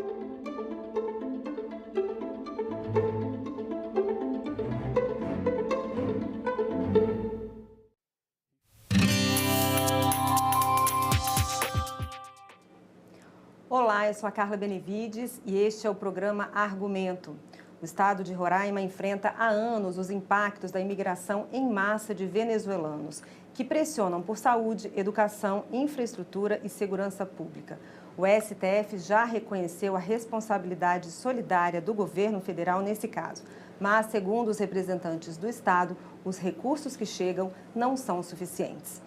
Aqui ao meu lado está o senador Messias de Jesus, do Republicanos de Roraima. Senador, muito obrigada pela sua presença aqui no programa. Eu que agradeço, Carla, a sua generosidade de nos ceder esse espaço para falarmos mais uma vez das questões nacionais e, claro, principalmente aquelas que envolvem o nosso estado, o nosso amado estado de Roraima. Senador, como que o senhor avalia os impactos para o estado dessa crise migratória que daí já dura há muitos anos? Como é que estão os serviços públicos? Como é que está a situação do estado de Roraima? Carla, eu estou aqui há 7 anos como senador e uma das minhas preocupações como senador do estado de Roraima sempre foi levar para Roraima um desenvolvimento econômico e social justo. E quando nós estamos aí trabalhando pela aprovação de várias leis que vieram a beneficiar o nosso estado, como a transferência das terras para o estado de Roraima. Finalmente o estado pôde titular terras urbanas e rurais. O enquadramento dos servidores do ex-território, que foi um programa, uma dificuldade enorme em função de uma portaria que existia, que impedia as pessoas que não tinham escolaridade de serem enquadrados. O Linhão de Tucuruí, que eu aproveitei a medida provisória da Eletrobras e aprovamos uma emenda minha no Congresso Nacional ao artigo 1º da Lei 14.182, que obrigou o governo federal a construir imediatamente o Linhão de Tucuruí. E isso, graças a Deus, a empresa já se comprometeu que até o dia 10 de setembro, estiveram comigo agora no gabinete e já se comprometeu que até o dia 10 de setembro todos os testes estarão realizados e a obra estará entregue, Linhão de Tucuruí. Portanto, nós estamos cumprindo tudo aquilo que nós nos comprometemos a fazer. Infelizmente, nesse decorrer, veio de maneira maciça uma imigração desordenada da Venezuela, por onde passou mais de 1 milhão de pessoas pelas fronteiras do estado de Roraima. Você imagina o que é um estado pequeno, com 600 mil habitantes. A nossa cidade fronteira lá é o município de Pacaraima. E o município de Pacaraima, que tinha 8, 10 mil habitantes, de repente vê dentro das suas ruas 30, 50 mil pessoas fazendo inclusive suas necessidades fisiológicas ao relento, no meio da rua. Dificuldades financeiras para o município, na educação, na saúde, na segurança pública. E nós estamos nessa luta até hoje. Essa imigração venezuelana para Roraima, ela é devastadora. Fez com que o governo do estado, ao invés de investir, como era o planejamento, em saúde, educação, segurança pública, infraestrutura, para o povo nosso existente ali, de repente nós nos vimos com cerca de 180 mil venezuelanos morando em Boa Vista hoje, no estado de Roraima hoje. Vejam só, 180 mil venezuelanos morando em Roraima hoje, Boa Vista e os municípios do interior. Nós crescemos em 3 anos cerca de 30% da população. Isso, a previsão do IBGE é que daqui 10, 15 anos nós alcançássemos naturalmente esse número de habitantes. E, lamentavelmente, o governo federal tem se negado a ajudar o Estado. Não é que foram recursos e são insuficientes, pelo contrário, não foi do governo federal nenhum recurso, nenhum real para ajudar o governo do Estado ou as prefeituras municipais nesses programas que são essenciais: saúde, educação, segurança pública e, lógico, infraestrutura. Senador, onde que precisa melhorar? Um controle maior na fronteira? O que precisa nessa questão de infraestrutura? Onde precisa ser feito melhorias? Bom, primeiro, eu creio que o governo federal, e nós temos cobrado muito isso aqui na tribuna do Senado e em visita aos ministérios específicos, é necessário que o governo federal fiscalize mais de perto e com mais rigor a entrada dos venezuelanos lá em Roraima. Em Roraima e em qualquer lugar do Brasil. Porque hoje, o que acontece? Eles entram, eles se identificam, é autodeclaração, eles não precisam levar nenhuma carteira de identidade, documento, absolutamente nada, e eles entram, se tornam uma nova pessoa com um novo documento, CPF, emitido pelo Brasil. E aí é que nós passamos a ter, do nada em Roraima, 3, 4 facções venezuelanas que têm cometido barbaridades terríveis. Já descobrimos 2 cemitérios clandestinos feitos por facções venezuelanas.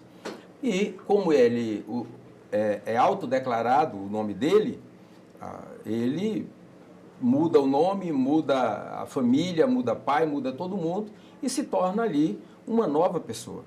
E nós temos que conviver com isso sem nenhum real de contrapartida do governo federal. O Estado já entrou com uma ação, inclusive, no Supremo Tribunal Federal, e o Supremo determinou que o governo federal ajudasse o Estado de Roraima com pelo menos 50% das despesas que o Estado tem tido com os imigrantes venezuelanos. Infelizmente, mesmo com a decisão do Supremo Tribunal Federal, até hoje o Estado está tentando negociar com o governo federal, Ministério da Economia, AGU, enfim, todos esses mecanismos, todos esses órgãos, para ver se chega a um acordo, porque o TCU não conhece de perto lá a realidade, o governo faz de conta que não conhece e o que chegou a oferecer como contrapartida foi algo irrisório, que para o governo do Estado é insignificante diante do que o governo do Estado gasta ali. Senador, o senhor tem 3 propostas, né, para tentar resolver essa situação. Uma que cria política nacional de acolhimento a refugiados e imigrantes, uma que transforma a operação acolhida em política de Estado e também tem uma que trata da regularização fundiária em áreas de fronteira. De que forma essas propostas, queria que o senhor falasse, de que forma essas propostas podem ajudar na resolução dessa crise para o Estado de Roraima? Na realidade, o que nós estamos pedindo nesses 2 projetos de lei de minha autoria, que estão ainda no Senado Federal?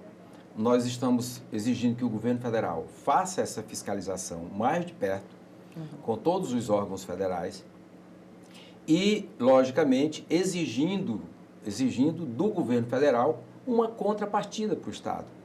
Nós temos que saber quem é que vai entrar no nosso estado. Duvido que um brasileiro entre lá na Venezuela e lá na Venezuela ele se autodeclare, o meu nome é esse, é aquele e tal. Pelo contrário, lá você, para entrar, qualquer brasileiro para entrar na Venezuela, tem todas as dificuldades possíveis e a maioria das vezes eles mandam voltar.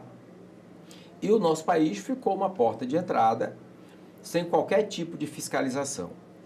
Então nós estamos propondo que o governo federal, ao regulamentar essa lei aprovada, ele passa a ter a obrigação compartilhada, porque já é, na verdade, nós estamos tentando autorizar quem autorizado já é. O governo federal já é autorizado, é obrigatório, as fronteiras são responsabilidade do governo federal. Então eles têm que patrulhar mais, cobrar mais na entrada deles e, logicamente, ajudar o Estado imediatamente com transferência de recursos da União para o Estado. E em um outro projeto, nós propomos um fundo permanente para ajuda aos estados que estão em fronteiras e que sofrem esse tipo de coisa. Duvido, Carla, e é até uma pergunta que eu deixo no ar. Será que se fosse no estado de São Paulo, se fosse no Rio Grande do Sul, se fosse no Rio de Janeiro, se fosse em Minas Gerais, o governo federal não já teria agido? Você acha que os estados do norte são deixados de lado? Totalmente. Os estados do norte não são reconhecidos como devia pelo restante do Brasil e, em especial, pelo governo federal. Nós temos, no norte, tem todas as dificuldades possíveis. Para o centro, sul e sudeste, maravilha, tudo é possível. Para a região norte, sofrida, tudo é possível, desde que não tenha que ter a contribuição do governo federal. Senador, qual a ação que o senhor pretende fazer, junto talvez com a bancada do Estado, para tentar fazer com que essas propostas sejam aprovadas? E também, o senhor já falou que já conversou com vários representantes do governo, mas que ações devem ser feitas daqui para frente para tentar mudar essa realidade? Nós temos cobrado, e aliás, sobre esse assunto, eu já fiz mais de 9 pronunciamentos na tribuna do Senado, depois fiz questão de encaminhar ao Ministério da Defesa, ao Ministério da Saúde, aos ministros das áreas afins e, logicamente, à Presidência da República, pedindo, logicamente, que eles possam nos ajudar. Nós não queremos que eles façam uma doação de recursos para o Estado de Roraima aleatoriamente. O que nós queremos é que eles possam assumir a responsabilidade que também é deles. Afinal de contas, o Estado de Roraima faz fronteira com a Guiana e com a Venezuela. E quem segura essa fronteira é o povo do Estado de Roraima. Nós somos os sentinelas mais baratos que o Brasil tem. Não cobramos nada e ainda tratamos muito bem os imigrantes venezuelanos. Mas não é justo que o governo federal, que o restante do Brasil, não veja Roraima como um Estado membro da Federação Brasileira. É um Estado pequeno, é um Estado pobre, apesar de estarmos crescendo muito nos últimos anos, com relação ao PIB, Roraima é o Estado que mais cresce nos últimos anos no Brasil, e isso é bom, isso é maravilhoso, mas hoje a nossa questão de segurança pública, por exemplo, se não fosse os imigrantes venezuelanos, era para a gente ser a melhor nota do Brasil, era para termos preocupações nenhuma. Saúde, em cada fila que você entra, num posto de saúde do município, numa unidade básica de saúde ou no pronto-socorro do Estado, em cada 10 pessoas, 6, 7 são venezuelanos. A nossa maternidade, só para concluir, a nossa maternidade... Da terceira sessão legislativa ordinária da 57ª legislatura. A presente reunião se destina à realização de audiência pública com o objetivo de debater sobre a incorporação de novas tecnologias para pacientes diagnosticados com amiloidose hereditária por transtiratina TTR em falha terapêutica no SUS, em cumprimento ao requerimento número 19 de 2025, CCT, Comissão de Ciência e Tecnologia, de minha autoria. O público interessado em participar desta audiência pública poderá enviar perguntas ou comentários pelo endereço www.senado.leg.br/e-cidadania ou ligar para 0800 061 2211. Encontram-se presentes no plenário virtual, remotamente, da comissão, e quero dar as boas-vindas aos convidados e convidadas, agradecer pela participação, muito importante para debater este assunto, a Luciana Costa Xavier, que é coordenadora geral de avaliação de tecnologias em saúde do Ministério da Saúde, representando também a Comissão Nacional de Incorporação de Tecnologias no Sistema Único de Saúde, CONITEC. Seja muito bem-vinda, Silvana Xavier. Ramiro Nóbrega Santana, defensor público do Distrito Federal. Márcia Waddington Cruz, neurologista, responsável pelo Centro de Referência em Amiloidoses da Universidade Federal do Rio de Janeiro. Seja muito bem-vinda também, doutora Márcia. Bárbara Coelho, presidente da Associação Brasileira de Amiloidose Hereditária associada à Transtirretina, e Jorge, seja muito bem-vinda, Bárbara também. Jorge Luiz Neves, paciente com amiloidose hereditária. Eu gostaria só de enfatizar dois aspectos. Nós temos a presença do paciente e da área médica e do Ministério da Saúde, representando não só o Ministério da Saúde, Coordenadora Geral de Avaliação em Tecnologias, e a própria CONITEC também, que é a Comissão Nacional, e do Defensor Público. É importante que as pessoas que nos acompanham só entendam que nós vamos dar a primeira palavra para o paciente, depois para a associação.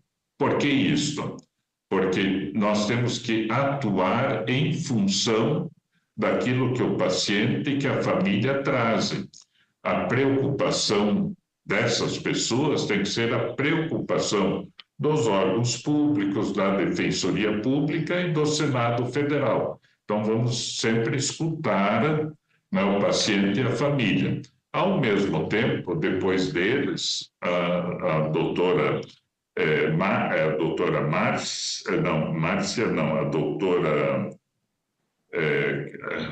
desculpe aqui também, a doutora, pelo Centro de Referência de Amiloidose, Ramiro, Bárbara, assim, lógico, a doutora Márcia,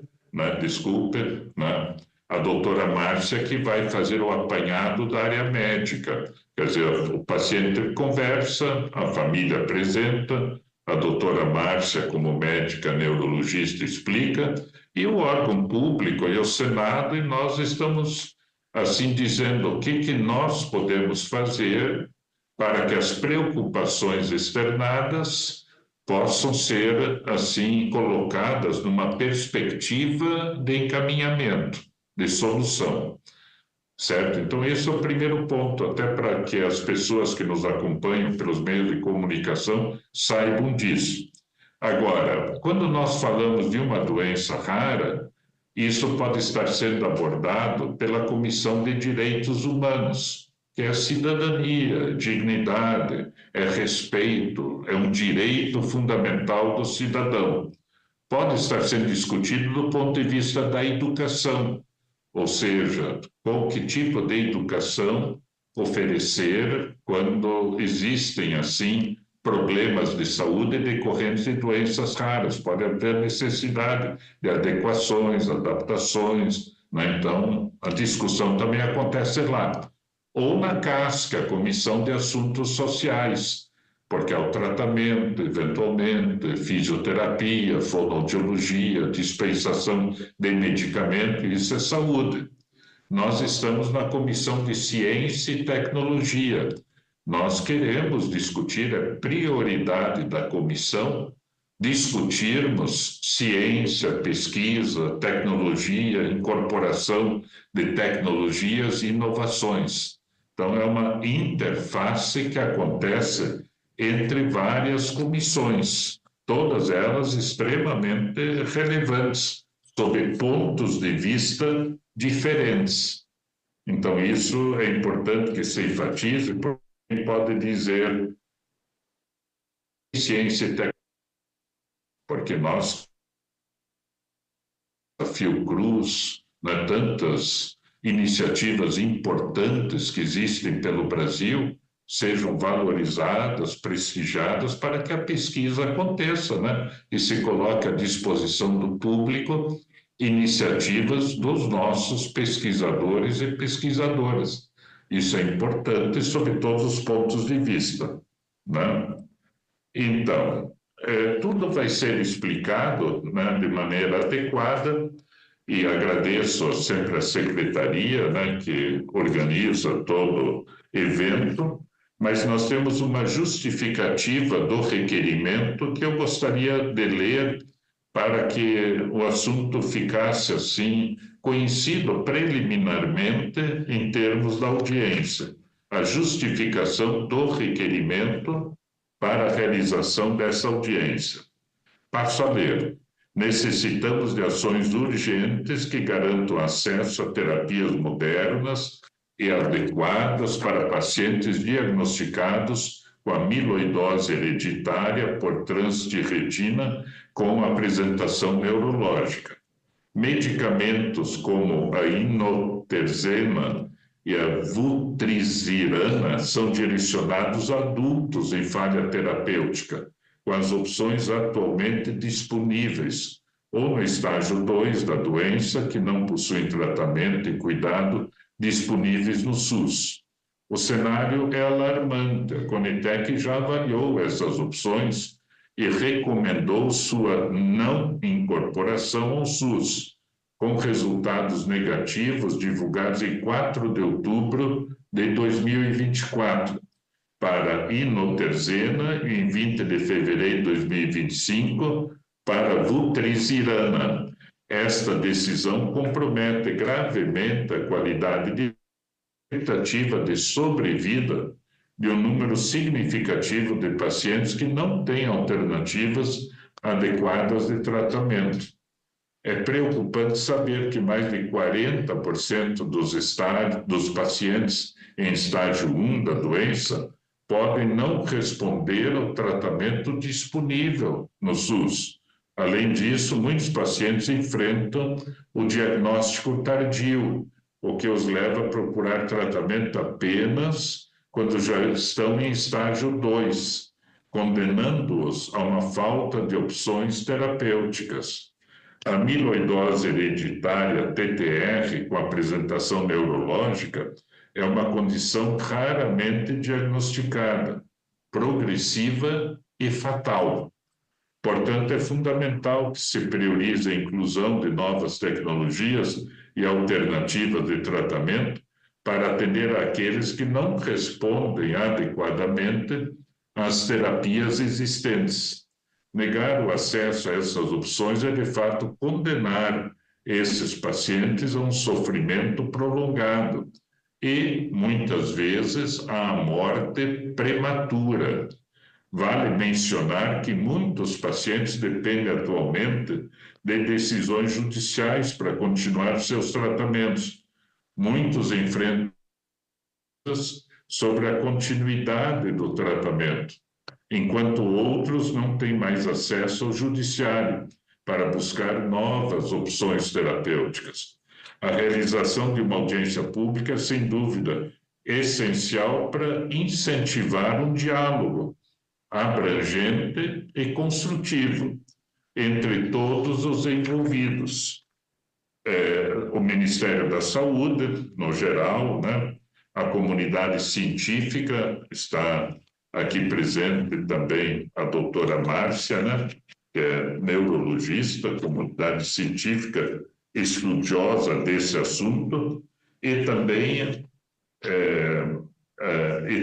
a comunidade científica, os pacientes, familiares e associações, a fim de encontrar soluções viáveis e sustentáveis para assegurar um atendimento digno e integral aos portadores de amiloidose hereditária no Brasil.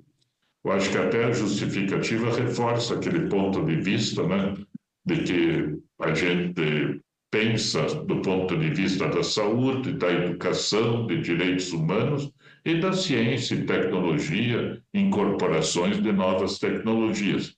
Eu quero dizer que não só nós, mas o Ministério da Ciência e Tecnologia também tem a área de doenças raras como uma das áreas prioritárias de abordagem. Muito bem, então eu agradeço novamente a presença de todos. Já quero só ler as perguntas que já chegaram pelos canais que a gente já mencionou rapidamente. Eu peço, inclusive, que a Secretaria repasse aos expositores as perguntas, na medida do possível, né, irem incorporando, que eu sei que, pelas explicações, muitas das perguntas já serão respondidas. Stefânia, de Minas Gerais, qual é a previsão para que essas novas tecnologias estejam disponíveis para os pacientes no SUS? Sérgio, de São Paulo, a amiloidose hereditária por transtirretina em falha terapêutica nessa proposta inclui o transplante de fígado? Existe um grau de prioridade? Jéssica, de Catarina, como o SUS garantirá que as novas tecnologias para amiloidose hereditária por transtirretina sejam acessíveis e seguras para todos os pacientes? Comentários. Ana, de São Paulo, é um comentário. O SUS é o melhor, abre aspas, plano de saúde do mundo. Sei que irão ajudar sem prejuízo, não só neste caso, mas em outros também. Quero dizer para a Ana que eu concordo no melhor plano de saúde, né, também. Mais algumas perguntas. Carlos, do Rio de Janeiro, qual a estratégia do SUS para garantir a equidade no acesso, evitando que só quem tem dinheiro ou ação judicial consiga os medicamentos? Anísio, do Ceará, pergunta: há protocolos clínicos do SUS para guiar médicos no uso dessas novas terapias? A Leliane, do Distrito Federal: quais cuidados de enfermagem são essenciais na adoção de novas terapias para ATTR, amiloidose hereditária por transtirretina, em falha terapêutica no SUS? Ludmila, de Goiás: como garantir acesso rápido a essas tecnologias para pacientes em falha terapêutica? E o Felipe, do Paraná: a incorporação de novas tecnologias no SUS é algo necessário, mas como fazê-lo de forma eficaz e dentro do orçamento disponível? Muito bem, essas perguntas já foram repassadas, né? Os caros expositores, a quem a gente agradece de novo a participação. E passamos, então, em primeiro lugar, a palavra para o senhor Jorge Luiz Neves. Seja bem-vindo, né, Jorge?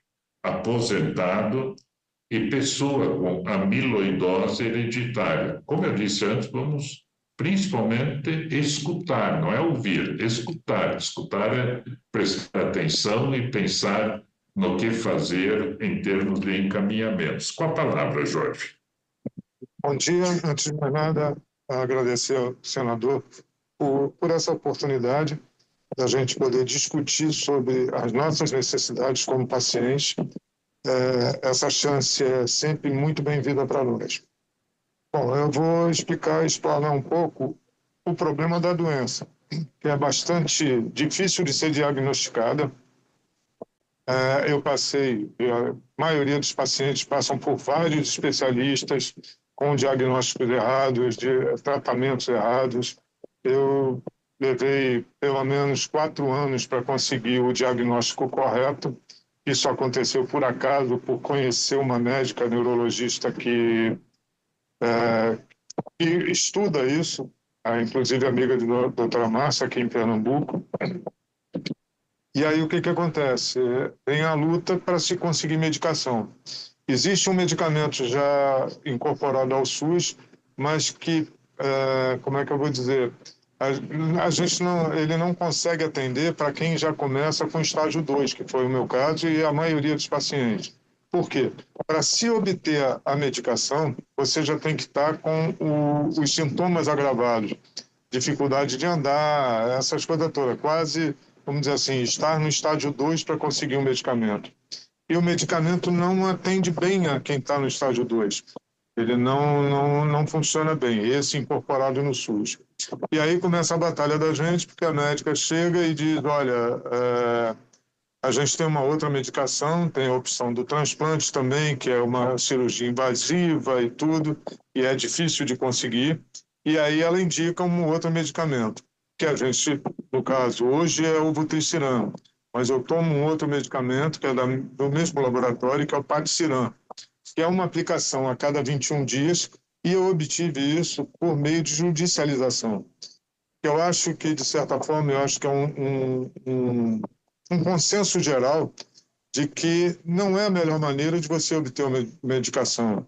Primeiro que existe o custo para o próprio governo em relação à judicialização, essa coisa toda.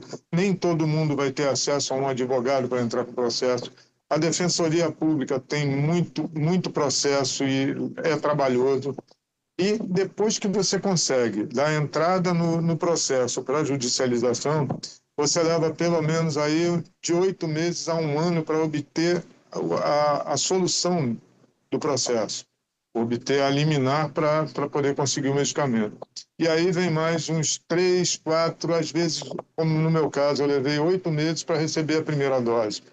E a primeira dose já é uma melhoria grande para a gente, porque melhora um pouco a nossa mobilidade, os problemas intestinais que a gente tem durante o processo da doença, você já consegue um declínio dos sintomas mais fortes. Isso com a medicação. E agora, com o Vutrisiran, você tem uma aplicação a cada 3 meses, quer dizer, já te dá uma liberdade maior, o efeito é mais prolongado. Então, é muito importante que isso seja concedido para nós no SUS. Como é que eu vou dizer? A gente eu já participei de reunião da Conitec, nós simplesmente comprovamos, o laboratório comprovou, existem estudos clínicos comprovando a eficácia do medicamento, a melhoria. Eu tenho depoimento de quem conseguiu o medicamento pela justiça. Tinha uma pessoa aqui do interior de Pernambuco que estava acamada já, ela não conseguia levantar da cama. Com a primeira dose desse Vutrisiran, ela já conseguia até ir ao supermercado fazer compras para ela. Ela teve a independência que ela não tinha. E aí o que aconteceu? O próprio Ministério falha a entrega do medicamento. Essa parada do tratamento, falha de fornecimento do medicamento, é bastante prejudicial. Ela, inclusive, voltou a ficar acamada. Um outro amigo de São Paulo que conseguiu na justiça pelo plano de saúde o Vutrisiran também já me disse várias vezes, Jorge, troca o Patisiran pelo Vutrisiran. Mas eu tenho medo de, nessa troca, ter uma falha grande e eu ficar muito tempo sem medicamento. Já aconteceu comigo falha de fornecimento e eu passei 3 meses do ano passado e mais 3 meses desse ano sem receber o medicamento por falha de fornecimento do Ministério. E aí o que acontece? Os sintomas eles se agravam rápido demais, a doença evolui rápido demais e você não consegue retornar ao estágio que você estava, você não consegue recuperar o ganho que tinha tido. Então isso é bastante prejudicial, a gente tem dificuldade de caminhar, risco de queda, a gente não consegue segurar as coisas direito porque a força da mão é bastante reduzida. São vários problemas, a perda muscular da gente é muito grande. Eu comecei a investigar a doença, eu pesava 90 quilos, eu perdi 30 quilos, fiquei com 60 quilos por causa da doença. Tudo por perda muscular. Já fiz cirurgia na vista porque tinha depósito amiloide no vítreo. Eu tive que extrair o vítreo, implantar uma lente e hoje, graças a Deus, estou bem. Fiz cirurgia de túnel de carpo porque também é outro problema que é ocasionado pela doença. Vai obstruindo os nervos, essa coisa toda. Então, quando você tem uma tecnologia que, de certa forma, é inovadora, mas é comprovada cientificamente de que surte efeito e a gente não tem a possibilidade de obter esse medicamento com mais facilidade, é bastante ruim para todo mundo. Eu acho que deveria ter um consenso melhor da saúde em relação a isso. O SUS pode muito bem fornecer. Eu reconheço que é um medicamento muito caro. As pessoas normais não têm condição de pegar e comprar o medicamento. O valor é bastante alto, mas é o tal negócio. Qual é o valor que se tem da vida? Eu hoje me sinto capaz de trabalhar, mas não consigo trabalhar, porque eu não consigo... Meu serviço eu era inspetor de pintura, trabalhava em plataformas da Petrobras, em navios da Petrobras, fazendo inspeção para controle de corrosão e tudo. E hoje em dia eu não consigo subir uma escada direito, eu não consigo entrar num tanque de navio para fazer uma inspeção. Então, graças a Deus, na época, mesmo já com o tempo de me aposentar, quer dizer, graças a Deus eu já tinha o período de aposentadoria, mas não era uma coisa que eu queria. Eu queria continuar trabalhando, só que eu não posso mais. E veio a aposentadoria. Felizmente eu consigo hoje continuar vivendo com a aposentadoria, mas nessa tensão sempre de ter ou não o medicamento na hora certa, porque a descontinuidade do tratamento é bastante prejudicial para a gente. Então, hoje psicologicamente a gente é bastante afetado, a família é bastante afetada. Eu vi, quando eu descobri o meu diagnóstico, eu fui descobrir que meu avô, há 60 anos atrás, faleceu com amiloidose. Na época não se conhecia o diagnóstico, mas o que está no atestado médico dele é uma das vertentes da amiloidose. Há 25 anos atrás, meu pai faleceu com amiloidose. Ele já reclamava dos sintomas e tudo, e a gente até brincava com ele. Pô, pai, para com isso, deixa... Como é que está no sol e está sentindo frio na mão? Não era frio, é dormência. Mas aí a gente dizia, pô, quer tomar remédio toda hora e tal. E aí vai dando. E mais recentemente, há 3 anos atrás, meu irmão mais velho. E eu vi como meu irmão faleceu. Aí foi o mais pesado, porque eu estive com ele em novembro, porque ele já tinha pedido a minha cunhada para colocar um saco plástico na cabeça dele, porque ele queria morrer, porque não aguentava mais viver daquele jeito. Tudo precisava assistência, ele já não levantava da cama, era carregado para a cadeira de roda, da cadeira de roda para a cadeira do papai, para ir ao sanitário, para tomar banho, tudo ele precisava de ajuda. E aí quando a minha cunhada me falou isso, eu peguei e fui ao sul, ele morava em Porto Alegre, e fui fazer uma visita a ele para levantar o astral. Eu já estava tomando medicação. E aí cheguei e vi o estado que ele estava. Aquilo me assustou bastante. E a gente vê que não tem o que fazer sem medicação. Ele não conseguiu o medicamento. Então, essas coisas são bastante chocantes para a família toda. Eu tenho hoje 4 sobrinhos que são diagnosticados já com amiloidose, mas como não tem sintoma, não tem acesso à medicação. É uma coisa também que eu acho que sairia mais barato, vamos dizer assim, o custo seria menor, se a partir do diagnóstico você já pudesse fazer alguma coisa. Só que não tem o que fazer, você tem que esperar ter o sintoma grave, o sintoma de dormência nos pés, de falta de movimento, essa coisa toda, para poder solicitar o medicamento. Tem os exames que tem que ser feitos, a eletroneuromiografia, essa coisa toda. E além da medicação, a gente tem que ter um acompanhamento tremendo. Consulta com cardiologista, porque a amiloidose afeta o coração também. Fisioterapia constante, você tem que fazer fisioterapia pelo menos 2, 3 vezes por semana. Nutricionista, gastro, tudo isso a gente tem que ir. Os médicos, vamos dizer assim, você tem que procurar os médicos especializados. Porque quando você vai conversar com algum médico e fala de amiloidose, nem todo médico conhece a amiloidose a fundo. Não é muito conhecida do pessoal e, vamos dizer assim, não existe muito interesse em estudar. São poucos os médicos, eu acho que a doutora Márcia sabe disso, nós está sabendo da dificuldade de conseguir médico especializado e que conheça a doença. Então, tudo isso é bastante, como é que eu vou dizer, psicologicamente afeta bastante a gente. Até a chegada do diagnóstico é bastante difícil. E quando a gente escuta o diagnóstico, que no meu caso foi por acaso realmente, minha sogra teve um AVC e ficou internada. No internamento dela, minha esposa conheceu a neurologista que tratou ela na UTI. E conversando com ela, ela disse, olha, eu acho que o seu marido tem amiloidose. Indicou a médica. Quando minha esposa me ligou dizendo, conversei com a neurologista aqui e ela me disse que talvez você tenha amiloidose. O que se faz hoje em dia? A gente vai direto no Google e coloquei lá, amiloidose. Quando eu vi amiloidose, o prognóstico era de 3 a 5 anos de vida.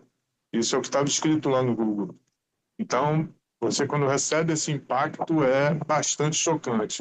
Quando eu fiz a consulta com a especialista, ela pegou e disse, olha, você tem tratamento. Antigamente se usava o transplante, mas hoje em dia você tem medicamento. Então, a gente vai tentar controlar. Não consigo reverter a doença totalmente, mas o que a gente consegue é estabilizar ela, para que ela não progrida mais. Mas, para isso, a gente tem que ter continuidade do tratamento. E é um tratamento que é para o resto da vida. Então, você ficar 2, 3 meses sem medicação é uma regressão tremenda no sintoma no que você já tinha melhorado. Eu acho que era o que eu podia falar da amiloidose. O meu sentimento, que é o sentimento de qualquer paciente que tem essa doença. É uma doença ainda pouco conhecida, vamos dizer assim, de diagnóstico difícil, porque ela se confunde com outras. Eu fui diagnosticado com polineuropatia dos membros periféricos, comecei um tratamento que não adiantou de nada. E aí você vai fazendo os tratamentos errados e com isso a doença vai progredindo cada vez mais. Então eu acho que o que eu podia fazer era dar uma explanada no que é a amiloidose, por ser pouco conhecido. Eu sei que tem gente que tem problemas maiores que o meu. Vamos dizer assim, você tem outras doenças raras que são bem mais prejudiciais. E uma coisa que eu disse logo no início, que eu vi o preço do medicamento e tudo, eu falei, caramba, eu não sabia que eu valia tanto. Porque, no fundo, é um valor alto por ano para me manter vivo. Aí um amigo meu chegou para mim e falou assim, mas você já viu quanto você produziu do país, o quanto você pagou de imposto? Mas, mesmo assim, acho caro. Deveria existir não sei se uma negociação maior com os laboratórios, como o senhor disse, uma pesquisa maior da Fiocruz, dos institutos, das universidades, para a gente descobrir um tratamento nacionalizado, vamos dizer assim. Que hoje é difícil você conseguir uma quebra de patente de um medicamento caro desse jeito. E eu sei que tem outras doenças que têm valores mais altos ainda. Mas eu acho que é aquela coisa assim, quanto vale uma vida? Isso é que é o pior. E é um direito nosso. Nossa Constituição diz que a gente tem direito à saúde. Então, é bom a gente ter o apoio dos políticos, dos órgãos oficiais, do próprio governo em relação a isso. Acho que o que eu podia explanar é o que eu falei. E agradecer mais uma vez por essa oportunidade de comentar sobre a amiloidose e buscar tratamentos mais eficazes para a gente. Agradecemos, Jorge Luiz Neves, muito interessante, boa, necessária, né, a sua exposição. Ficou extremamente claro, né, os desafios, as angústias, e apontando, inclusive, para a importância da pesquisa nessa área, né, para que a gente... Tem tanta gente qualificada, boa, né, nas universidades, na Fiocruz, e que tem que receber, assim, o incentivo para que essa pesquisa ajuda, né, nos desafios e nós temos competência para que muitas dessas coisas aconteçam no Brasil. Obrigado por enquanto, viu, Jorge? Aí você acompanha aí também as falas das outras pessoas, né? Passamos em seguida a Bárbara Coelho, que é presidente da Associação Brasileira de Amiloidose Hereditária Associada à Transtirretina, né? E seja muito bem-vinda, Bárbara. E quero dizer da importância de ter uma associação brasileira, né, que trata do assunto, organizar, né, o povo, participar juntos, sempre as pessoas são mais fortes. Com a palavra, então, Bárbara. Bom dia, muito obrigada pela oportunidade de trazer aqui a nossa causa. Vou abreviar o meu histórico pessoal dentro desse contexto da amiloidose.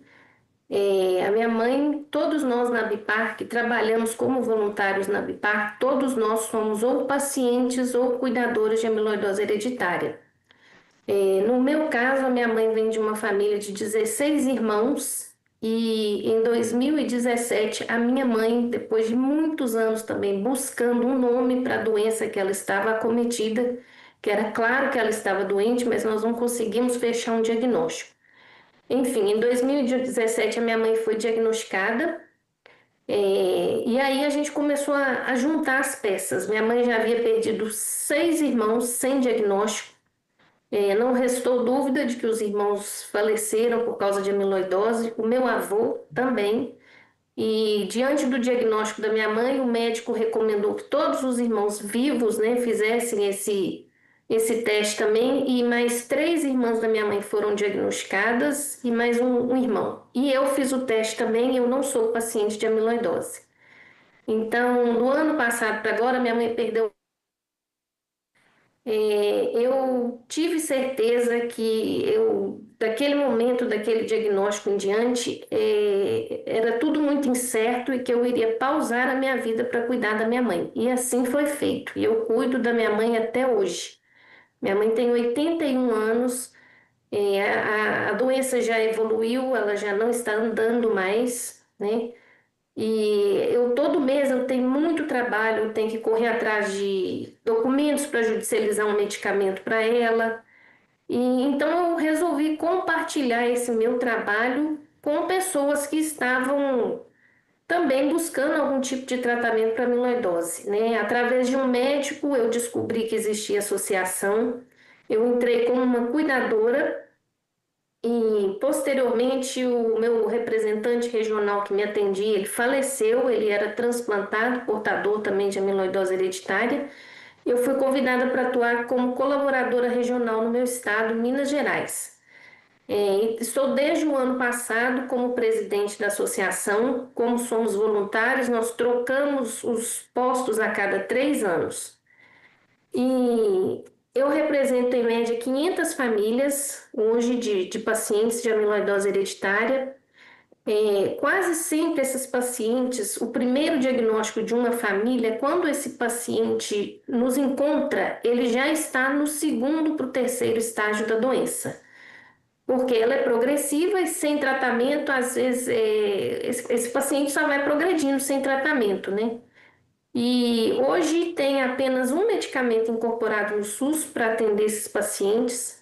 Esse medicamento ele traz um benefício para esses pacientes, é um estabilizador dessa proteína, e ele traz benefício apenas para o primeiro estágio da doença, onde os pacientes começam a precisar já de algum apoio para andar, uma bengala, já começam a ficar incapacitados de trabalhar, de fazer suas funções normais, perdem suas capacidades laborais, a maioria tem que aposentar.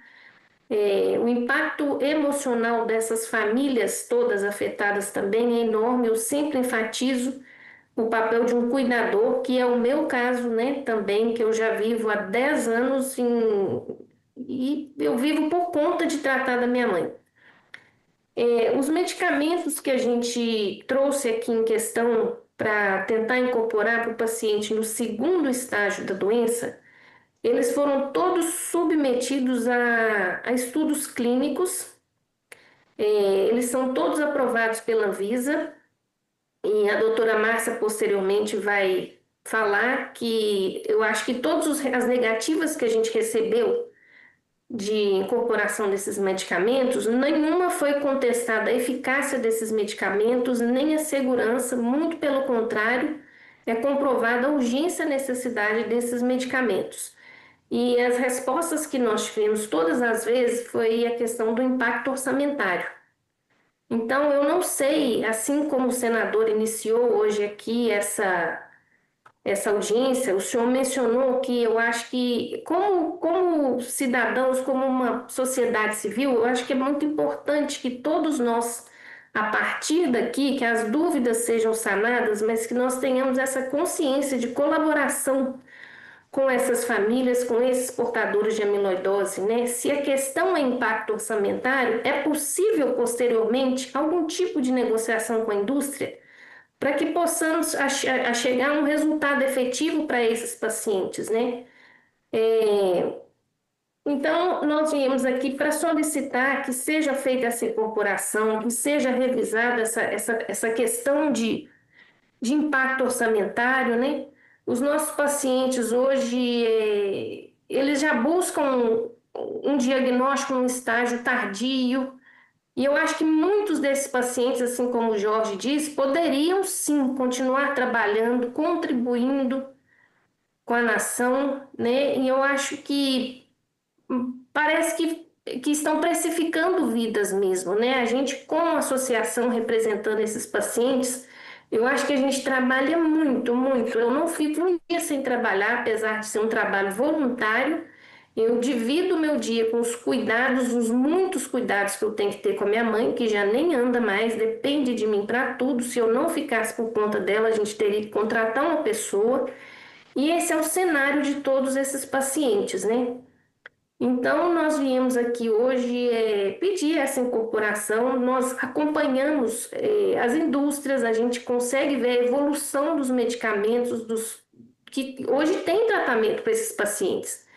Às vezes a gente é convidado para congressos internacionais, onde a gente senta com outras associações de outros países, e o assunto quase sempre é: o meu médico trocou o meu medicamento por um melhor, que está sendo mais efetivo.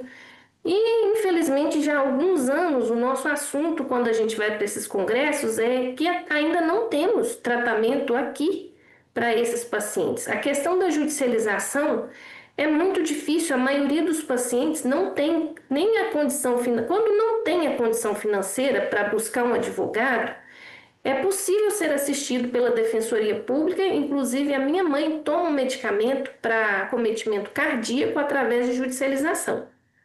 Mas a maioria dos pacientes já não tem nem saúde mais para correr atrás disso, né?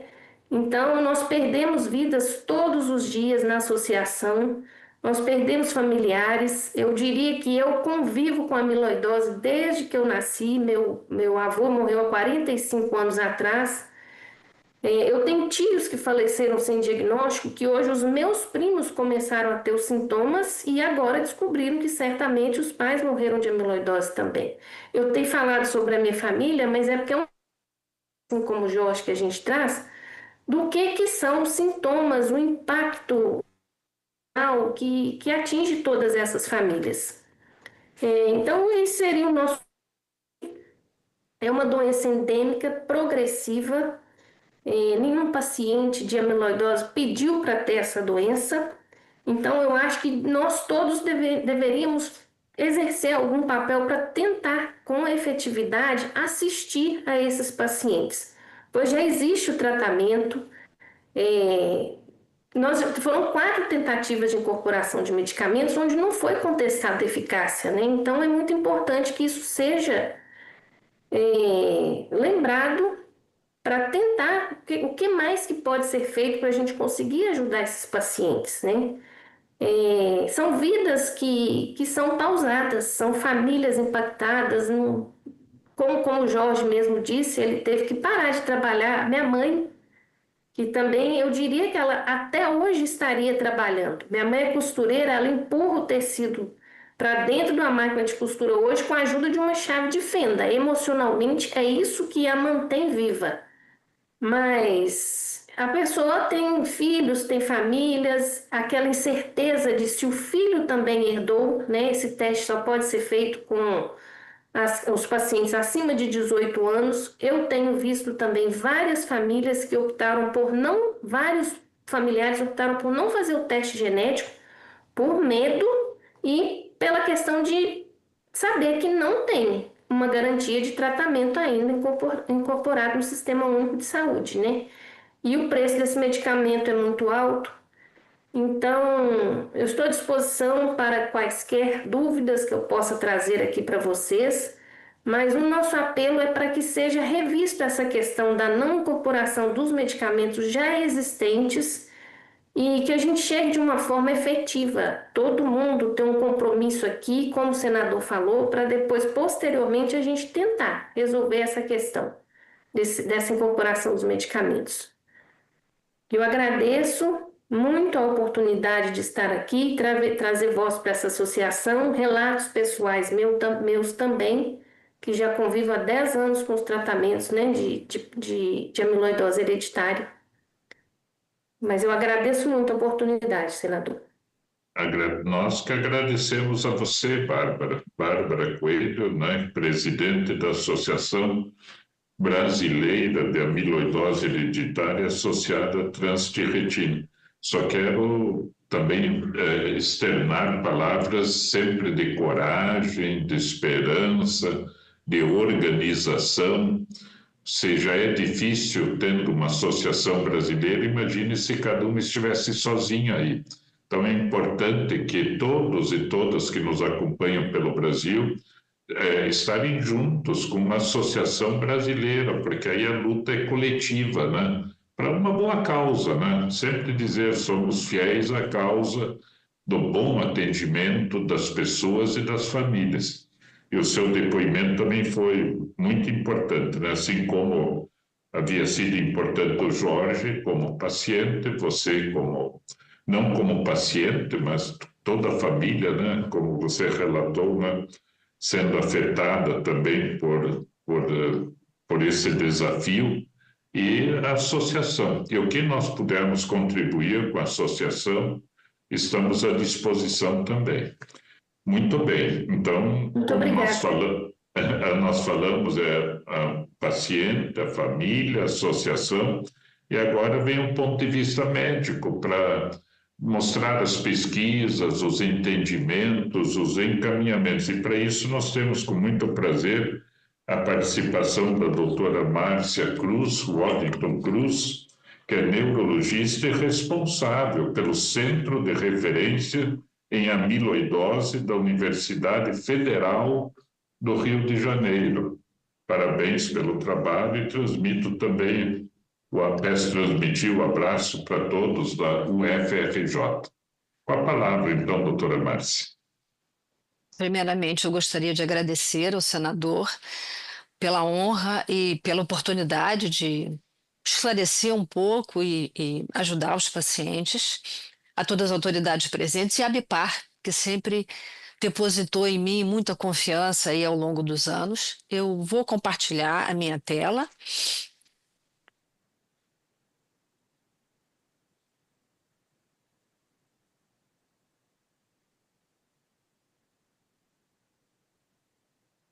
Só não está em tela cheia. Eu coloquei agora. Agora sim, está ótimo. Muito bom. Bom, então, voltando, meu curso desde 1988 e desde 1989 que eu me ocupo desse centro de referências que, claro, foi crescendo à medida que os tratamentos foram surgindo, né? Eu sou investigadora principal, quer dizer que eu coordeno estudos clínicos com todas essas drogas que foram surgindo ao longo do tempo. Eu acompanho desde o transplante de fígado até as drogas que eu vou falar a seguir, drogas que visam estabilizar, drogas que visam silenciar a produção dessa proteína anômala. Então, esse é o meu conflito de interesses mas é ao mesmo tempo aquilo que eu faço ao longo dos anos e que é inerente à profissão e ao tratamento desses pacientes. Para quem não conhece a amiloidose, muito rapidamente, eu tenho 10 minutos, então eu tenho que escolher o que falar. Eu não posso... Até viu, doutora Márcia, a gente até mudou. Você tem 15 minutos para falar. Foi o tempo que a gente destinou para as outras pessoas também. Então, muito obrigada. Favor, tá? De qualquer forma, eu preparei uma apresentação que visa ser sucinta e corroborar o pleito dos pacientes. Então, o que é essa amiloidose? A amiloidose é uma doença que é decorrente do depósito de amiloide. Aqui nós temos um amiloide marcado em vários tecidos, glândula salivar, no nervo periférico, no coração. E de onde que ele vem, esse amiloide? Uma vez que ele está lá nos tecidos, ele causa lesão. Ele vem de uma proteína que é produzida no fígado, que chama-se transferretina, que é essa aqui com essa estrutura quaternária. Quando ocorre uma mutação, uma simples troca de aminoácido, essa proteína se torna instável na circulação, ela acaba por se fragmentar em monômeros, e esses monômeros vão se dobrando de uma forma inadequada, se depositam nos tecidos sob forma de amiloide, e aí então vem a doença. Vai depender do tecido onde ele se deposita, ela vai se depositar em tudo quanto é lugar, então daí a gravidade da doença. Nós temos as duas mutações, as mais comuns no mundo. Essa V30, que é a substituição do aminoácido valina por metionina, que é da nossa origem portuguesa. E essa outra mutação 122, isoleucina por valina, que vem da nossa afrodescendência. Todas as duas, nós fomos premiados, né, com as duas principais mutações e temos, portanto, doença de todo tipo. A forma de manifestação vai depender da mutação, conforme eu já disse. Então, se nós estivermos lidando com essa mutação da nossa origem portuguesa, nós teremos uma doença principalmente neurológica, e principalmente de pacientes jovens, entre os seus 20 e poucos anos, 30. E se for a mutação de origem africana, será principalmente uma doença cardíaca. Mais cedo ou mais tarde, evoluem um lado ou para o outro, mencionar tantas outras mutações, e eles vão ter uma doença que afeta múltiplos órgãos. O Jorge já muito bem falou, e a mutação, que eu acredito que seja essa V30, a dele, se apresentar após os 50 anos de idade, ela já se apresenta como uma doença tanto neurológica quanto cardíaca. Então, nós estamos lidando com uma doença sistêmica, uma doença que é severa, é progressiva, é fatal se ela não for tratada corretamente, afeta múltiplos órgãos. Eu não vou entrar nesses detalhes todos, mas é só para os senhores terem uma noção da complexidade dos múltiplos órgãos e tecidos que podem ser atingidos pelo depósito de amiloide, com a consequente disfunção. E a sobrevida vai de 2 a 10 anos, a depender aí de inúmeros fatores. Por exemplo, para a mutação V30, ela pode ser mais lenta. Para a mutação 122, devido ao fato de afetar o coração logo de início, ela vai ser mais grave. Então, se não tratada ou se não tratada corretamente, é uma doença que evolui inexoravelmente para o óbito. Eu vou apresentar a seguir aí algumas fotos para que os senhores tenham a noção da gravidade da doença, muito no tocante ao aspecto neurológico, porque eu sou neurologista. Então, os pacientes precocemente perdem a capacidade de perceber o frio, o calor, a dor, eles se queimam.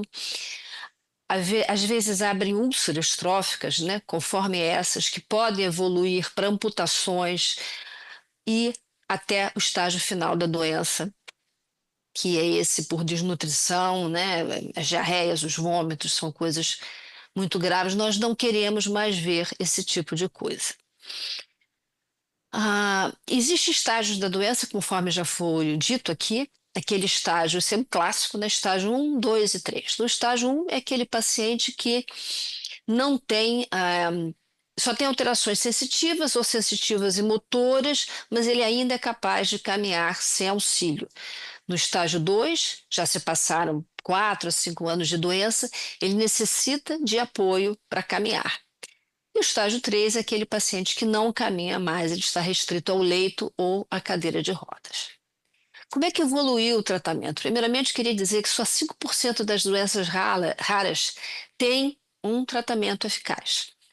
E a amiloidose é uma delas. Então, nós estamos diante de uma coisa rara que nós temos obrigação de diagnosticar e tratar adequadamente, porque é, de uma certa forma, um privilégio podermos tratá-lo.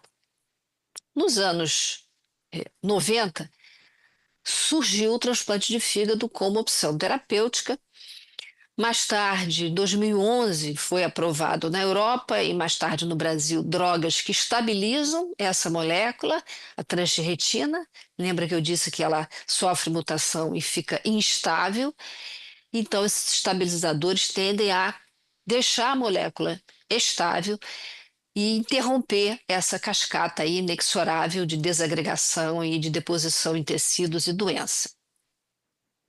Aqui, o primeiro transplante de fígado que eu acompanhei, o professor Silvano Raio, do Instituto do Fígado, em São Paulo, e mais tarde essa plaquinha que me foi dada por um dos nossos pacientes do Rio de Janeiro.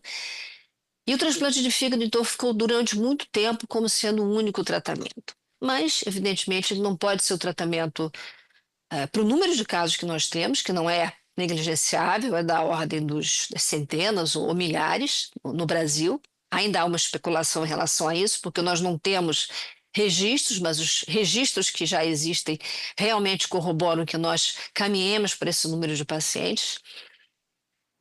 E não pode servir como tratamento para todo mundo, até porque existem vários outros aspectos médicos a serem considerados, como a progressão da doença, como a falta de órgãos para todos, etc, etc.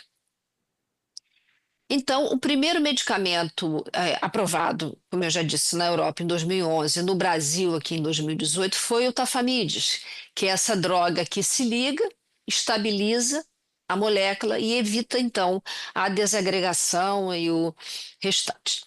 Foi uma conquista muito importante, um trabalho junto à Conitec, uma dedicação muito grande da Conitec, incorporar essa medicação e tornar disponível através do SUS em todo o território nacional. Eu aproveito aqui para também dizer que sou fã do SUS, mas que, porém, não resolve tudo. Nós gostaríamos muito, todos, que fosse a solução para tudo, mas não é.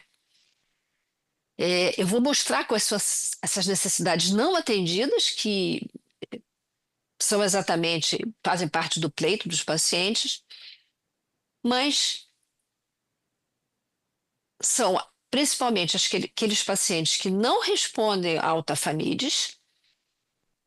Por exemplo, na minha casuística de vida real, os que não respondem são mais ou menos, digamos assim, 1/3 por diversas medidas que nós fizemos. E nas casuísticas mundiais, por exemplo, como a de Portugal, eu já citei, né, que a nossa fundação principal vem de Portugal, então eles têm casuísticas muito grandes e já estudaram muito bem, e ficou bem determinado que existem aqueles que não respondem, aqueles que respondem parcialmente e aqueles que respondem. Aqueles que respondem quase sempre são aqueles que iniciam o tratamento o mais cedo possível, coisa que nem sempre é possível por diversas situações. Além daqueles que já estão numa fase mais avançada. Quer dizer, o paciente pode começar precocemente, mas por inúmeros motivos individuais que estão sendo estudados, não responde adequadamente ao Tafamidis, que é essa droga que é disponível no SUS, ou ele pode já estar numa fase mais avançada, aquela fase estágio 2, onde ele precisa de auxílio para caminhar. E dentro da minha casuística, de um tempo atrás, isso é mais ou menos 24% dos pacientes. Eu vou dar exemplo aqui de vida real, de um paciente jovem, com essa dificuldade para caminhar, já em estágio 2, e percebam o peso corporal, como esse paciente está emaciado, emagrecido, baixa qualidade de vida. Essa neuropatia causa desautonomia, então todo o controle que o sistema nervoso autonômico faz no batimento cardíaco, da motilidade gastrointestinal, nos esfíncteres, Tudo isso está comprometido. Então, esse paciente, além dessa dificuldade para caminhar e da desnutrição que vem de vômitos, de diarreia, ele tem que usar uma sonda. Ele também tem doença cardíaca. Eu não vou entrar aqui no âmbito da doença cardíaca, não é a minha área, mas ela é muito importante. E tem doença renal também. Então, vejam, esse paciente, infelizmente, já veio ao óbito, ele veio ao óbito por conta desse tipo de úlcera que se forma devido à neuropatia. Então, nós não estamos diante de qualquer doença, qualquer neuropatia, uma neuropatia gravíssima, eu já mostrei isso aqui, as queimaduras, as úlceras que muitas vezes evoluem para osteomielite, aí o nosso paciente não amputou, mas precisou colocar todos esses pinos cirúrgicos, as amputações e esse final de vida. Então, se eu puder voltar aqui a um slide, que é esse.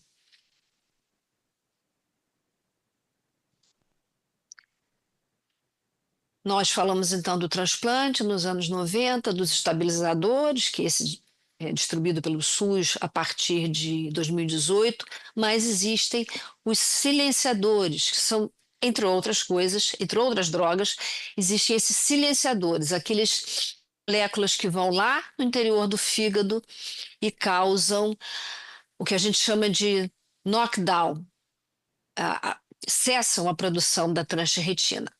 Já existem silenciadores de primeira geração e segunda geração. O tempo passou, né? Em 2015 começaram os de primeira geração, atualmente nós já estamos com os de segunda geração. Esses tratamentos já foram publicados em várias casuísticas e eu vou parar de compartilhar minha tela, já foram publicados em revistas de alto impacto, todos estão convencidos da eficácia.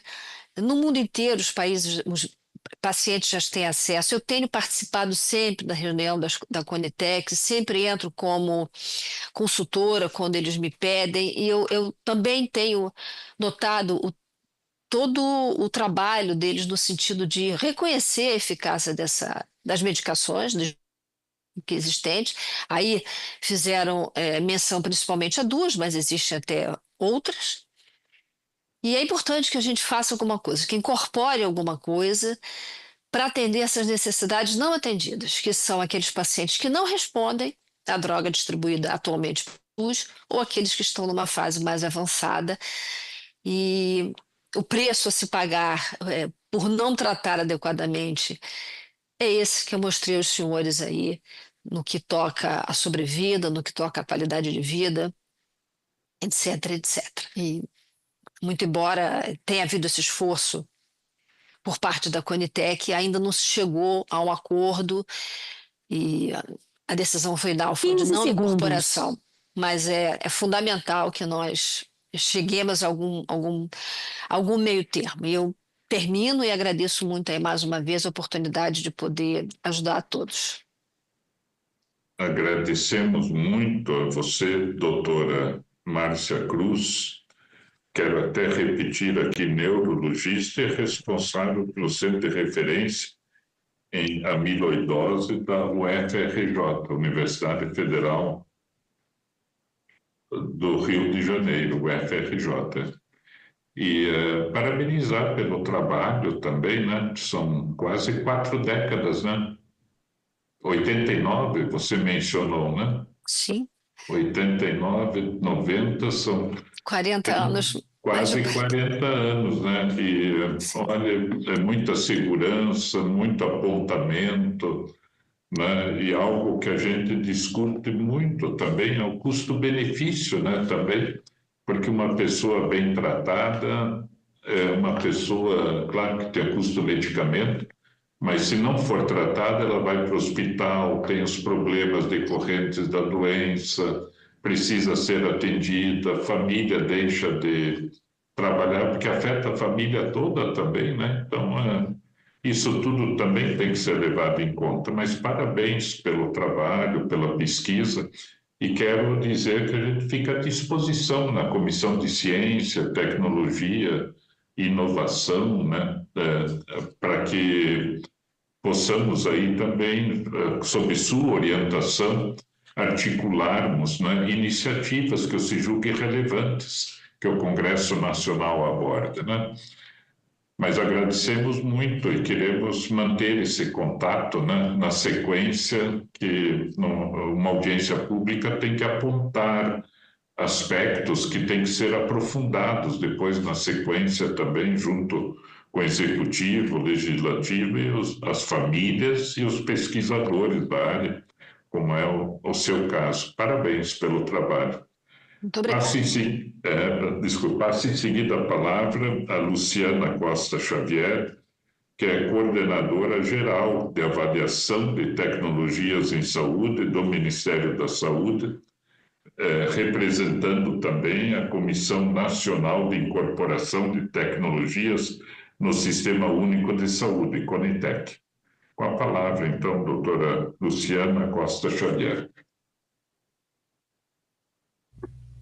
Olá, bom dia, senador Flávio Arnes. Em seu nome, queria cumprimentar os colegas que participam conosco aqui dessa audiência pública, as pessoas que nos acompanham virtualmente. Como o senhor já apresentou, sou Luciana, servidora do Ministério da Saúde, atualmente coordenadora geral de avaliação de tecnologias em saúde, do DGITS, que é o Departamento de Gestão de Incorporação de Tecnologias em Saúde, que também é responsável pela Secretaria Executiva da CONITEC. Então, é um prazer poder participar e discutir com vocês. Fico muito feliz com a fala das pessoas que me antecederam. Acho que a gente consegue ter uma discussão. Foram apresentações bem condizentes. Eu trouxe uma rápida apresentação da CONITEC, do que já foi feito até aqui. Eu vou tentar compartilhar e, se eu não conseguir, eu vou pedir ajuda para o pessoal aí da secretaria, tá? Só um instante, então, por favor.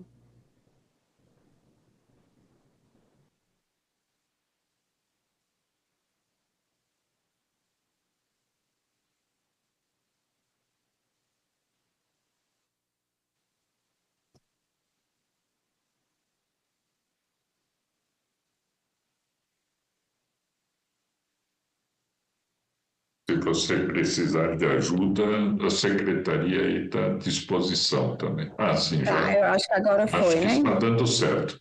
Só tela cheia ainda, né? Tá, então só um minutinho. Vou voltar aqui para o início. Então, para começar, eu acho que todos vocês já sabem, mas é sempre importante... Só viu, Márcia, Luciana, desculpe até estar interrompendo, mas a secretaria pode orientar só para aparecer, porque senão depois você não vai conseguir passar os slides, mas eu estou conseguindo aqui. Posso continuar, então? Só passe um só para ver se consegue passar, senão a gente tem que colocar na tela cheia, que não está na tela cheia. Não, tá? Para mim não. Tá. Então deixa eu interromper aqui e compartilhar então mais uma vez.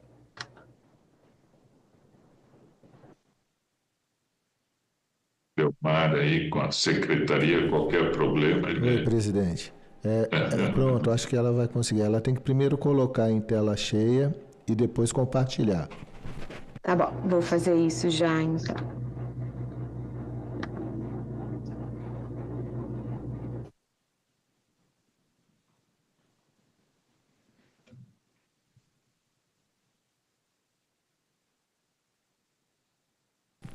Deu certo agora? Tá a tela cheia para vocês? Não.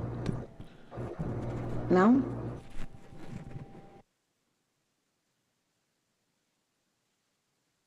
Então, se vocês puderem pôr por aí, por favor. Nós podemos compartilhar aqui da secretaria. Isso, eu acho que eu prefiro, Porque já que aqui eu não estou conseguindo colocar na tela cheia.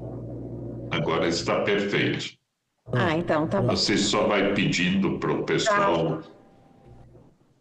passar, quando for necessário, seguinte, Tá bem? Tá ótimo. Muito obrigada. Então, podemos começar. Desculpa aí a interrupção.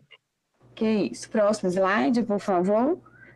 Então, eu acho que muitos já conhecem, né? Mas é sempre importante lembrar o que é a Conitec, quem é a Conitec. Então, é um órgão colegiado, né, permanente, que integra a estrutura do Ministério da Saúde e tem por objetivo, né, assessorar o Ministério da Saúde nas atribuições relativas à incorporação, à exclusão ou alterações em tecnologias no SUS, bem como na constituição ou alteração de protocolos clínicos. Então, deixar claro que não é a Conitec que decide, né? A Conitec recomenda ao Ministério da Saúde e o Ministério da Saúde quem toma a decisão. Próximo slide, por favor. Então, a Conitec, né, como funciona hoje, não foi sempre assim. Então, esse processo de usar a avaliação de tecnologias em saúde, ele começou lá em 2006, mas a Conitec, como funciona hoje, esse processo foi instituído em 2011, né, por meio de uma lei, de um decreto, e que também foram aprimorados até chegar à Constituição que a gente tem hoje, as regras de funcionamento e como que a gente trabalha. Próximo slide, por favor. Então, quais foram, né, as mudanças advindas aí da criação da Conitec? Então, temos prazos, né, a serem cumpridos. O prazo para avaliação é de 180 dias, podendo ser prorrogado por mais 90. A Conitec não avalia o uso de procedimentos experimentais. Todos os temas submetidos à avaliação da Conitec, eles são disponibilizados para consulta pública. E temos também, né, que a incorporação, as avaliações, a recomendação, ela é baseada em evidências de eficácia e segurança e também em estudos de avaliação econômica, principalmente, né, o estudo de custo-efetividade. O próximo, por favor. E quais são as competências da Conitec? Então, é emitir relatórios com recomendações sobre incorporação, exclusão ou alteração de tecnologias no SUS, bem como a constituição ou alteração de protocolos, e propor também a atualização da RENAME, né, que é a Relação Nacional de Medicamentos Essenciais. Então, como eu disse, a Conitec emite relatório, ela recomenda e é o Ministério da Saúde quem decide. E como que a Conitec está organizada hoje? Então, né, de acordo com o último decreto, nós temos 3 comitês, que então temos um comitê de medicamentos, que discute questões relacionadas a medicamentos, um comitê de produtos e procedimentos, que discute exames, equipamentos, né, uma série de questões que não são relacionadas a medicamentos. E temos também um comitê de protocolos clínicos e diretrizes terapêuticas que discutem os protocolos que o Ministério da Saúde está elaborando, que também vão para a consulta pública e passam, né, por discussão com esse grupo de membros. E aí temos a Secretaria Executiva da Conitec, né, que é realizada, que é exercida pelo DGITS, que é o departamento no qual eu trabalho, e que integra, né, a estrutura do Ministério da Saúde, ficando sob responsabilidade da Secretaria de Ciência, Tecnologia e Inovação do Complexo Econômico Industrial da Saúde. Próximo, por favor. Quem compõe, né, a Conitec? Hoje são 15 membros, então a gente tem representantes das secretarias do Ministério da Saúde, da Agência Nacional de Saúde Suplementar, da Agência Nacional de Vigilância Sanitária, da Anvisa, Conselho Nacional de Saúde, Conselho dos Secretários Municipais e Estaduais de Saúde, o Conselho Federal de Medicina, a Associação Médica Brasileira e também um representante do núcleo, né, de Núcleo de Avaliação de Tecnologias. Então, esses 15 membros em conjuntos, eles se reúnem mensalmente. Hoje mesmo a gente está tendo reunião da Conitec para discutir os pedidos de avaliação que chegam até a comissão. Lembrando sempre, né, que a Conitec ela precisa ser demandada, então qualquer pessoa, associação, instituição pode demandar a Conitec. Então, a gente precisa receber esse pedido para fazer esse processo de avaliação de tecnologias. E como eu disse, né, quando falei das questões legais, a gente tem um prazo. Então, a partir do momento que a Conitec recebe um pedido, ela tem 180 dias para fazer essa avaliação, pode ser prorrogado por mais 90, a Conitec emite, né, uma recomendação e o Ministério da Saúde decide, essa decisão ela é publicada, né, no Diário Oficial da União, então tem lá a portaria incorporando ou não incorporando, e depois as áreas técnicas têm um prazo de 180 dias para disponibilizar o que foi incorporado no SUS. Então, para comprar medicamento, para fazer pactuação, para organizar a rede assistencial. O próximo slide, por favor. E aí, qual que é, né, a ferramenta, o cerne do trabalho da Conitec? É um processo chamado ATS, né, que é um processo, avaliação de tecnologias em saúde, que é um processo multidisciplinar que usa métodos explícitos para determinar o valor de uma determinada tecnologia. Então, só lembrando que isso não acontece, não é só no Brasil, né, então vários sistemas de saúde públicos, como o Sistema Único de Saúde, principalmente países como Canadá, Inglaterra, Austrália, né, utilizam essa metodologia, e o objetivo, então, dessa metodologia é trazer informações para a tomada de decisão e para promover, principalmente, a equidade, a eficiência e a qualidade do Sistema Único de Saúde. Então, a ATS é a nossa ferramenta de trabalho.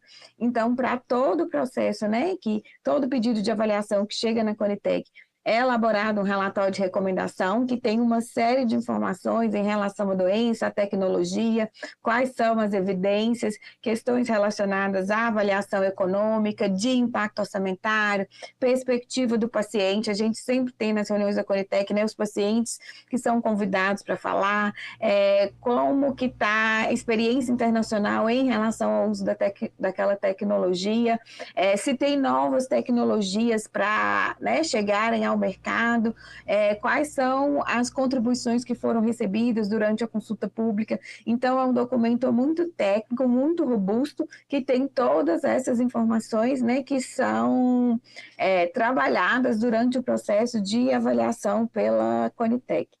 Próximo, por favor.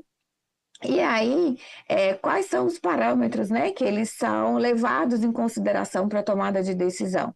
Então, a gente tem aspectos clínicos relacionados àquela tecnologia, em relação à eficácia, segurança, à efetividade, aspectos relacionados ao paciente também são levados em consideração, como fatores éticos, qual é a aceitabilidade, talvez o paciente prefere uma tecnologia em relação a outra, por questões de posologia ou de conveniência, né?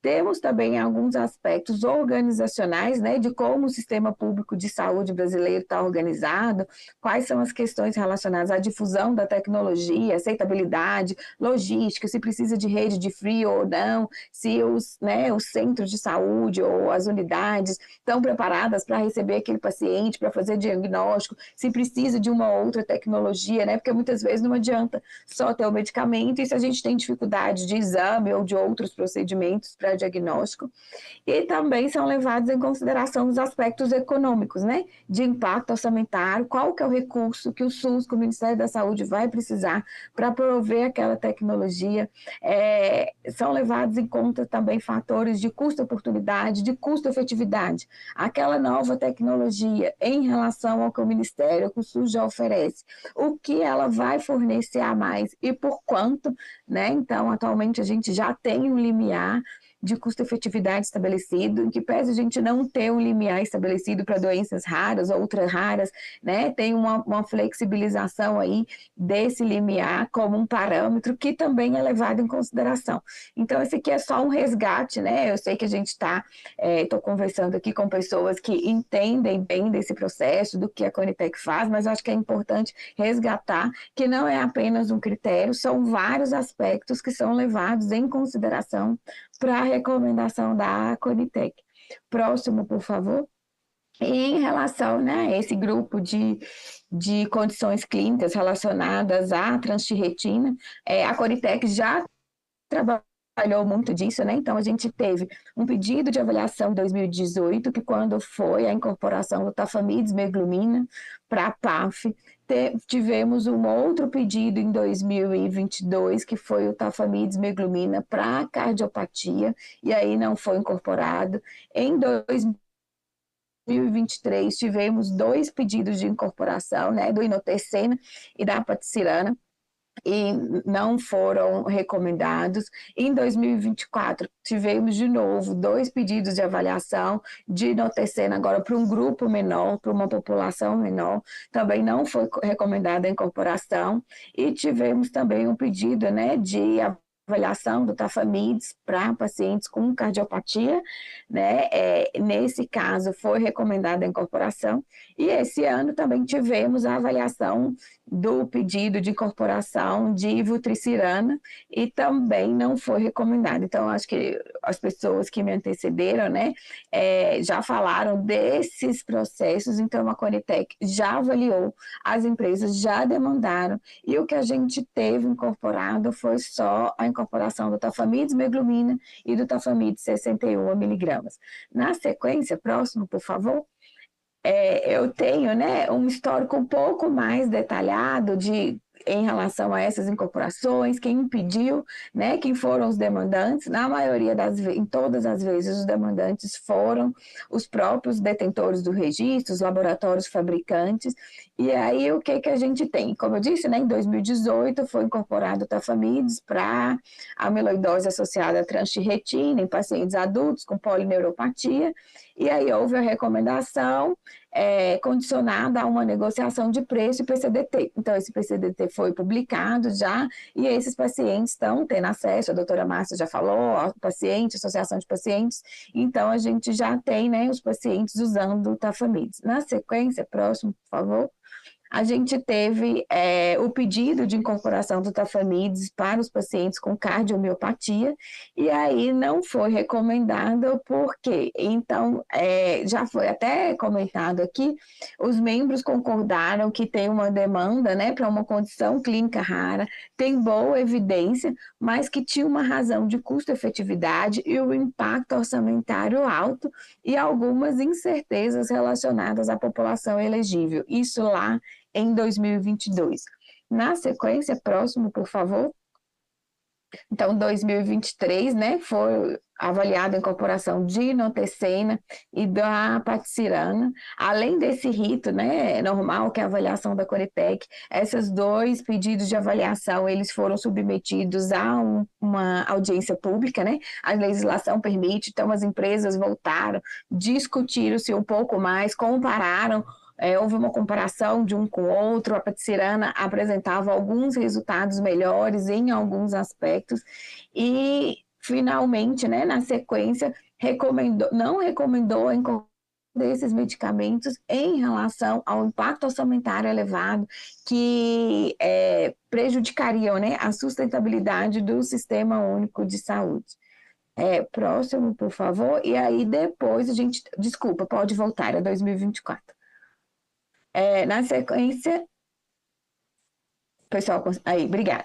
Na sequência, a gente teve um outro pedido do inotecena de novo para um grupo de pacientes menores, né, que talvez seria um impacto orçamentário menor, mas o plenário viu algumas incertezas em relação aos estudos para esse subgrupo, e também, de novo, um valor custo-efetividade incompatível com o limiar que a gente tem estabelecido. E aí também, em 2024, teve mais uma vez, né, a decisão de incorporar o Tafamides, aí dessa vez para pacientes com cardiomiopatia. Na sequência, o próximo, por favor. E foi o último, né, avaliação que a gente teve, foi da vutricirana, que foi para pacientes diagnosticados com amiloidose em estágio 2, e não foi recomendada a incorporação. A gente, né, como eu trago aqui um trecho do relatório, mesmo após a ampla discussão, entendendo a necessidade médica, a eficácia do tratamento e os esforços da empresa com o desconto apresentado, foi apresentado um desconto pela empresa, mas ainda assim os resultados apresentados na avaliação econômica tornam a tecnologia não sustentável para o SUS.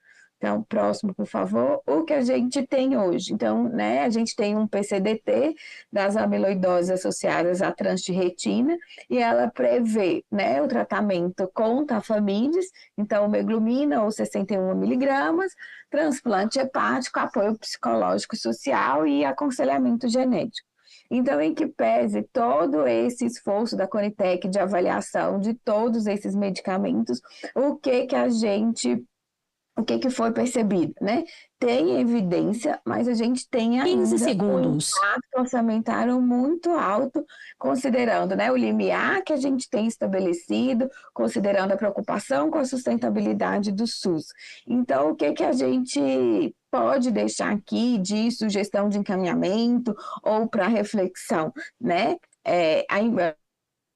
A gente viu uma tentativa da empresa em conceder um desconto para a compra, mas esse desconto ainda é insuficiente para os padrões, né, que o SUS, com o Ministério da Saúde, precisaria para tornar essa tecnologia custo-efetiva. Então, a gente precisaria talvez de uma mobilização maior junto à empresa em relação uma oferta de um desconto, né, maior, capaz de viabilizar essa incorporação de dessas tecnologias, né, para o tratamento dessas condições clínicas.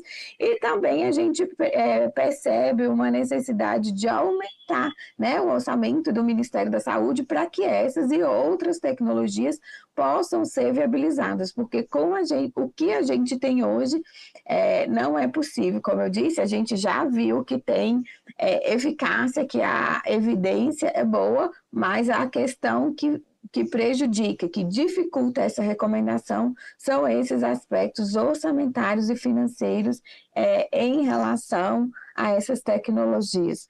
Tá bom? Então, era isso que eu trouxe aqui para apresentar para os senhores e fico à disposição para contribuir com essa discussão, tirar alguma dúvida. Muito obrigada pela oportunidade.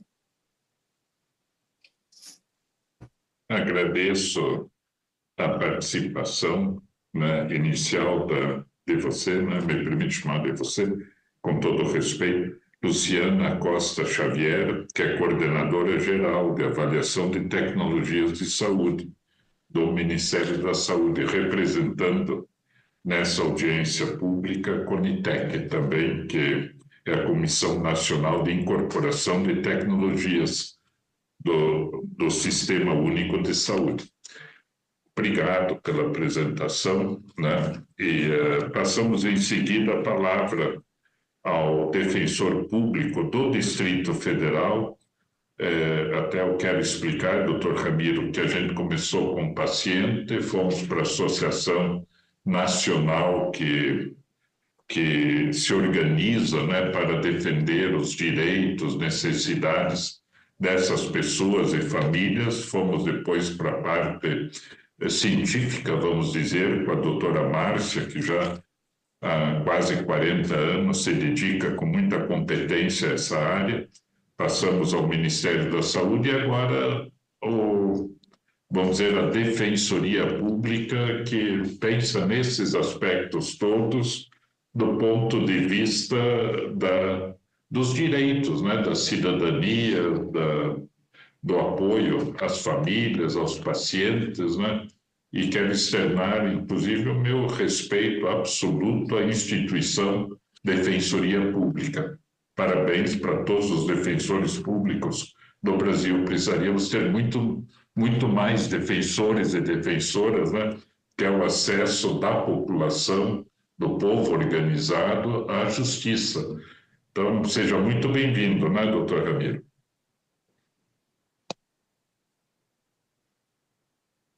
Bom dia ao senhor. Estão ouvindo bem? Estamos ouvindo. Um pouquinho baixinho. Ótimo. É que a gente já tem um problema de audição junto, então... Vou tentar falar mais alto aqui. Agora está bom. Eu tinha ele, não sei porque não está querendo funcionar, estou usando o áudio do computador. Felizmente a obra que estava acontecendo aqui do lado de casa parou agora, para a gente poder conversar. Senador, eu agradeço muito o convite, né, na sua pessoa, e agradeço muito pelo que aqui já aprendi, principalmente com o Jorge, ouvindo o depoimento dele, e cada um de vocês na sua luta associativa, a luta na clínica e a luta na organização do SUS, né, que a doutora Luciana aqui muito bem expôs os desafios que a CONITEC tem na avaliação e incorporação dos medicamentos. Eu vou tentar trazer um outro viés, um outro aspecto, né, que é multifacetado, que é o do sistema de justiça. E ele foi mencionado algumas vezes, né, e normalmente com uma sensação, tanto pela presidente da associação quanto pelo Jorge, olha, é quase que um mal necessário, né? Gostaria muito de ir até o meu médico, minha médica, ter a prescrição e até uma farmácia do SUS e buscar o medicamento, mas isso não tem acontecido para as pessoas com amiloidose e não tem acontecido para várias pessoas, principalmente com as pessoas com doenças raras. E aí o acesso ao sistema de justiça é a alternativa. É uma alternativa que é custosa, né? e eu percebo isso, eu sou defensor público de chão de fábrica, atendo desde 2011 pessoas todos os dias para esse tipo de atendimento, atendi milhares e milhares de pessoas. Sou estudioso da área, fiz mestrado e doutorado sobre esse assunto da judicialização da saúde e faço um acompanhamento institucional em fóruns muito privilegiados aqui, como no Senado, como no Conselho Nacional de Justiça, sou membro do Fórum Nacional do Conselho Nacional de Justiça. Então, eu tenho observado, desde a motivação das pessoas até as instituições, como você tem se integrado com a administração do SUS, com os movimentos sociais e com a própria organização do sistema de saúde para tentar ali ser um auxiliar na oferta dos tratamentos. E o sistema de justiça evoluiu muito nesses últimos tempos e nós tivemos um grande marco, que é o tema 234 e o tema 6, e as associações, inclusive, indicaram ao senhor, e o senhor gentilmente me convidou para que eu trouxesse essa visão, né? Mas desde o início, é claro que o ideal é que as políticas públicas sejam ofertadas administrativamente e as pessoas tenham acesso mais rápido, porque, de fato, o acesso via judiciário, ele é demorado, lento e tem um desgaste para as pessoas. Nós enfrentamos problemas de acesso à justiça, mas, felizmente, a Defensoria tem lidado muito bem com esse tipo de problema. Mas todos esses aspectos que nós indicamos aqui, como sendo problemas da judicialização, eles se exacerbaram a partir de 2024 com a adesão do Supremo Tribunal Federal, que aqui, para resumir, quero registrar com a decisão desfavorável aos pacientes, muito desfavorável e tomada de uma forma que merece críticas. E com isso, eu peço licença ao senhor para compartilhar uma apresentação, porque talvez ela possa ser útil. Os senhores conseguem ver? Sim, está perfeito. Muito bem. Eu tenho um detalhe para a gente entender o que aconteceu, senador, no Supremo Tribunal Federal, no final do ano passado, a gente compreender que judicialização da saúde não é uma coisa nova. Ela está aí desde 2003, eu atuo com judicialização desde 2003, 2004, quando eu ainda era um estudante de direito, eu já pesquisava a área, então eu tenho uns 20 anos de pesquisa na área, um pouquinho mais, e uma atuação de 14 anos como defensor público. A jurisprudência, né, que é a decisão e o processamento dos tribunais, ela evoluiu muito nesses 20 anos, mas ela tem como um marco principal, em 2009, uma audiência pública no Supremo Tribunal Federal. Essa audiência pública foi muito importante, que foi a primeira vez que todos os atores sentaram em uma audiência que todo mundo observando e chegaram ali e trouxeram seus pontos de vista. E uma das conclusões daquele momento, no que tange as pessoas com doenças raras, é que não existia uma política nacional de doenças raras, surge em 2014, 5 anos depois dessa audiência. Embora a necessidade já estava aí há muito tempo. E não existia a Conitec. Essa instituição que hoje a doutora Luciana muito bem expõe a sua estrutura, ela não existia. Então, um dos problemas que foi apontado naquele momento foi a falta de uma instituição para isso, e a partir daquelas iniciativas ali tomadas no Supremo, se acelerou a criação da Conitec, que foi criada em 2011, 2 anos depois. Então é interessante que a judicialização da saúde, ela é uma maior propulsora da organização da incorporação de tecnologia no sistema. A Lei 12.401, que cria a Conitec, que organiza a incorporação de tecnologia no sistema de saúde, ela é fruto da judicialização também, né? E não só esse momento aconteceu, outros aconteceram depois. Em 2018, a gente tem uma primeira grande decisão de um tribunal brasileiro que é obrigatória a ser seguida pelos juízes, chamada de repercussão geral. Essa decisão é a decisão chamada tema 106 do STJ, em 2018. Depois nós temos o tema 500 no STF, que tem a ver com medicamentos não registrados na Anvisa. O tema 793 tem a ver com a repartição do custeio desses medicamentos que são comprados. E mais recentemente, em 2024, essa decisão do Supremo. Eu quero mostrar para os senhores que tudo que hoje o Supremo discutiu já tem um histórico de 15 anos de decisões que iam num sentido e dessa vez o Supremo mudou sensivelmente a sua posição. A ideia de que o produto tem que ter registro na Anvisa, a ideia de que eu tenho que ter os protocolos do SUS como a principal alternativa, né? Que eu tenho que justificar por que eu estou pedindo um tratamento que não está no protocolo, por exemplo, uma falha terapêutica, que são vedados os tratamentos experimentais, tudo isso já estava sedimentado no entendimento dos tribunais desde 2009. né? Foi isso que o Supremo decidiu em 2009 e o STJ decidiu, quase 10 anos depois, algo muito semelhante, dizendo, olha, paciente, você quer um medicamento que o SUS não incorporou? Você tem que me dar boas razões para isso. Tem que provar que esse medicamento é necessário para o seu tratamento, que você usou as alternativas do SUS, que elas não funcionaram e o medicamento que você está pedindo tem evidência científica que funciona. Era isso que era solicitado e parece muito razoável. E assim evoluiu a jurisprudência, inclusive em relação a medicamentos sem registro na Anvisa, né? Eu não vou meter aqui muito detalhe porque a gente tem um tempo que tem que ser bem utilizado. Mas em 2020 o Supremo entra numa discussão que é quem paga a conta. Como é que fica a repartição das competências e a repartição do custeio? E o Supremo tomou uma decisão que não foi muito bem compreendida. É uma decisão que não foi muito clara e cada tribunal brasileiro seguiu por um caminho, tá? Nesse meio tempo, em 2020 e 2024, a nova decisão que é do tema 6 e do 1234, a judicialização da saúde continua aumentando de forma muito consistente, com 685 mil ações ajuizadas no ano de 2023 e 663 mil no ano de 2024, e um aumento aí de 20%, 30% de ações, né, para cada ano.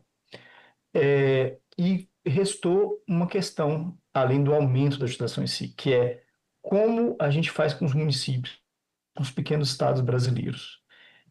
Tem município, tem estado que estão respondendo por ações judiciais de medicamentos de milhões de reais, isso está inviabilizando alguns municípios e, eventualmente, alguns estados. E essa questão, essa é uma reportagem da Folha, de 2024, né, alguns meses antes do julgamento do Supremo, por isso que eu estou usando ela, né, como exemplo. E aí o Supremo sentou para se debruçar sobre essa questão aqui. Quem é o ente responsável pelo pagamento? Essa resposta deveria ser dada no âmbito desse tema 234. Quem é responsável pelo pagamento? Mas tinha um outro tema em julgamento no Supremo, que era o tema 6, que perguntava quais são os critérios constitucionais para que uma pessoa tenha acesso a um medicamento que não está incorporado. O Supremo, então, ele tinha essa discussão aqui para fazer. Quando que uma ação vai para a Justiça Federal, que é a União que vai pagar, quando ela pode ficar na Justiça Estadual, quem vai pagar é o Estado. Ele decide fazer uma coisa diferente, e decide fazer uma comissão. Essa comissão, ela se reúne e começa a definir vários assuntos. Só que era uma comissão para definir competência. Quem era competente? E ela entra em 5 questões. Sobre competência, sobre definição do que são medicamentos não incorporados, que era importante, criação de uma plataforma nacional, e entra em 2 que não tinham muito a ver com isso. Uma delas tinha a ver com custeio, mas não só quem pagava a conta, começou a definir regras para como fazer sequestro de verba pública. Isso é muito importante, porque tem tudo a ver com a dificuldade que o Jorge disse aqui para a gente. E essa aqui, diretrizes estritas ao controle adicional. Ele entrou numa seara para dizer quais são os requisitos que um juiz deve avaliar para que uma pessoa possa ter acesso ao medicamento que o SUS não incorporou. Esses 2 medicamentos que a gente está discutindo aqui, por exemplo, a inotercena e o vutrisiran. Difícil falar esses nomes. Se alguém não concordar com o que a Conitec fez e pedir, tiver boas justificativas, quais são os requisitos para isso, né? Só que isso não era objeto desse julgamento. E por que ele não era? Porque o objeto do julgamento é só a repartição de competência. O Supremo Tribunal Federal fez o quê? Ele montou uma comissão paritária entre membros da União e dos estados e municípios. Veja bem, metade de membros da União, metade de estados e municípios. Por que não 1/3 de cada um? Porque o que estava em embate era a visão do Ministério da Saúde, a visão das secretarias estaduais e municipais. Então, para que houvesse um equilíbrio, foram metade de um lado, metade do outro. A União ficou com o dobro de membros, né, dos outros entes, porque os outros entes estavam em bloco juntos, né? Então, a solução foi uma comissão paritária equilibrada. Isso se mostrou na votação final, que eu estava presente, eu fui representante das defensoras públicas brasileiras lá, para observar, não para votar, só para observar. A votação final foi 10-10, né? Aqui eu trouxe um slide para mostrar, né, as definições, mas eu vou avançar um pouco mais e dizer o seguinte: em relação ao que se deveria ter sido definido, que é quem é competente, o Supremo homologou uma decisão e considerou que o medicamento não incorporado é não só aquele medicamento que não está na lista, mas também o medicamento que está na lista para uma doença, você está pedindo para outra. Ou você está pedindo ele fora do protocolo clínico, que uma das subcomissões, né, da Conitec escolhe. Isso é um medicamento incorporado. Então, não é só o que não está na lista. É o que está na lista, mas eu não consigo acessar porque não atendo o protocolo. Então, é uma visão ampla do que é um medicamento não incorporado, né? Então, ele não fez essa diferença, que é muito importante. Eu não vou descer no que é essa importância, não. Mas eu vou trazer qual foi a decisão principal do Supremo em relação à competência. Ele tomou uma decisão clara.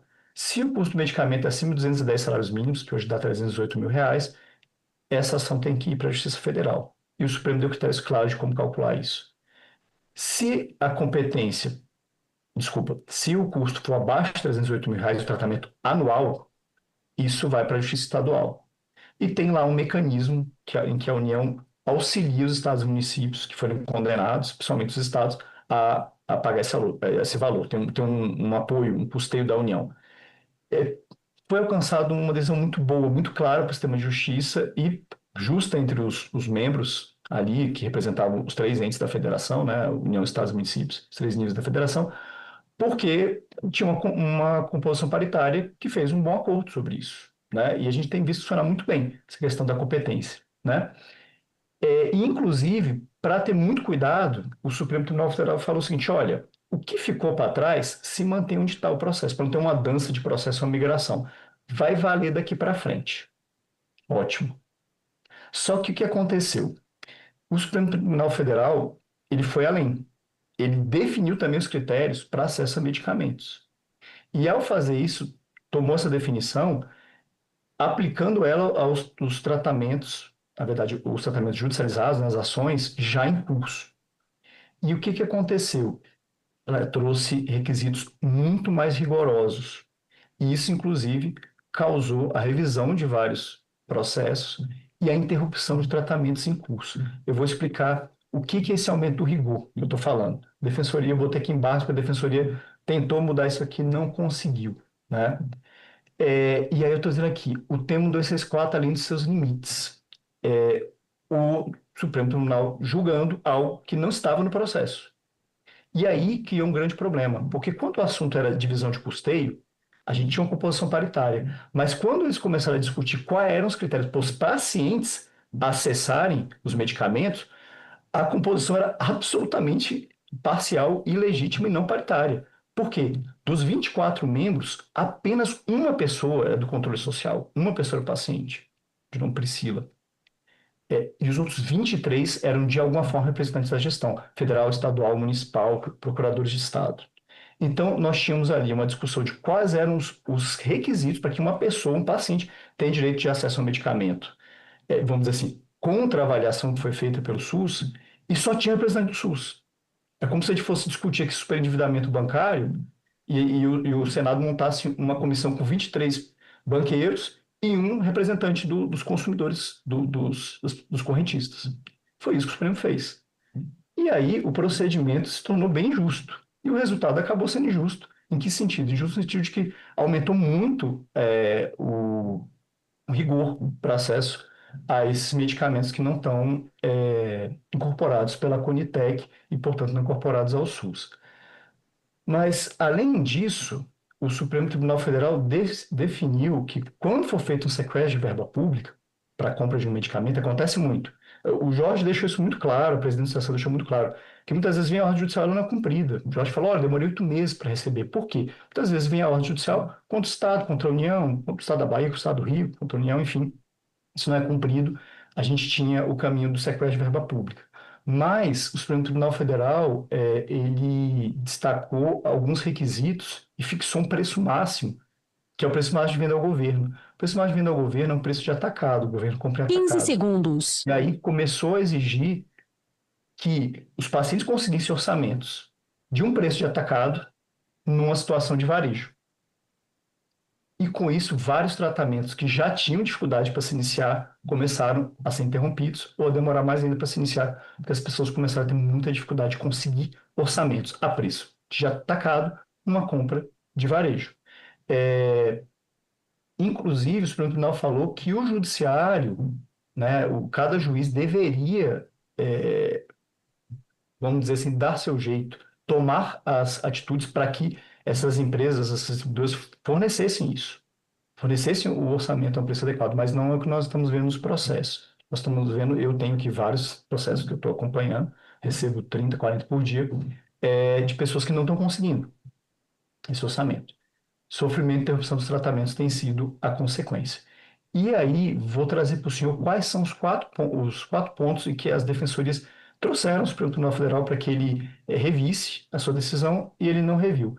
A primeira foi em relação a esse uso do preço máximo de venda ao governo, que é um preço de atacado. A gente pediu que fosse usado o preço máximo ao consumidor, que é um preço de varejo. Isso não foi acatado. Outro é considerar que a pessoa, para conseguir ter acesso ao medicamento, que a Conitec rejeitou, que é o caso desses dois medicamentos que a gente está discutindo aqui, que ela teria que provar uma ilegalidade do ato de incorporação da Conitec. Além disso, precisaria que provar uma alta qualidade na evidência científica, o que é muito difícil para os raros. E o quarto ponto que as defensorias trouxeram é a aplicação imediata desse entendimento. Então, as pessoas entraram com ações, muitas vezes há 8, 6, 4 anos atrás, e sob um paradigma do que era necessário provar, e agora veio uma mudança das regras do jogo enquanto o jogo acontecia. Bom, vou trazer rapidamente para os senhores quais são esses requisitos, para entender como isso tem prejudicado os Se pudesse, doutor Ramiro, ir para a conclusão, em função do tempo também. Perfeito. A conclusão, Excelência, é que o procedimento que foi tomado no Supremo Tribunal Federal acabou sendo injusto e não democrático. Por quê? Porque ele não trouxe os pacientes para a discussão.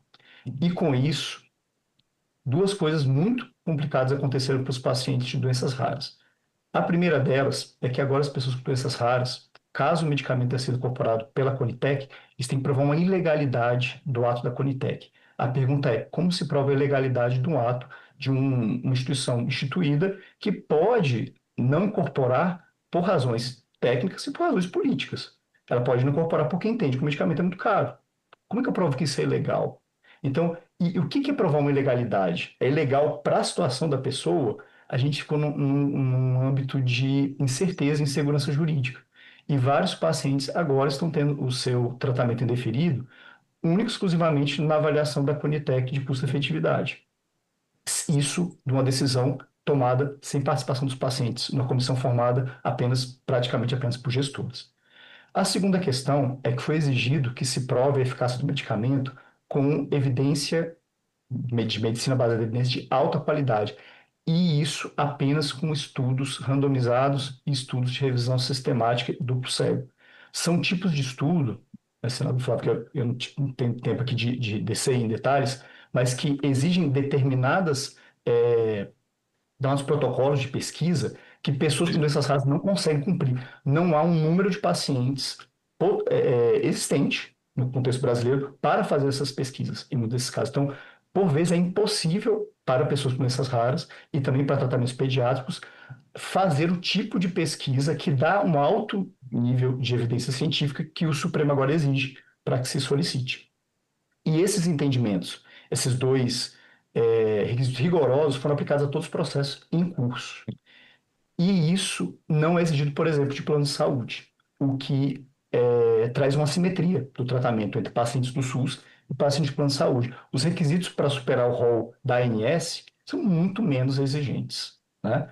Isso trouxe uma desigualdade injusta no acesso a tratamentos, e isso perverte a própria ideia de trazer ao SUS igualdade no acesso à saúde, que era a própria intenção dessa decisão do Supremo Tribunal Federal. Então, nós tivemos uma situação em que o Supremo forma uma comissão, define essa composição, exclui os usuários, homologa um acordo, cria uma súmula, e isso passa a ser aplicado a todos os juízes e juízas que têm que seguir e a toda a administração pública. Então, isso, Excelência, tem o efeito de uma lei. Isso. Agora é só que eu estou preocupado com o tempo, doutora. Sim, eu encerrei. É que a gente deu para todo mundo 15 minutos. Perfeito.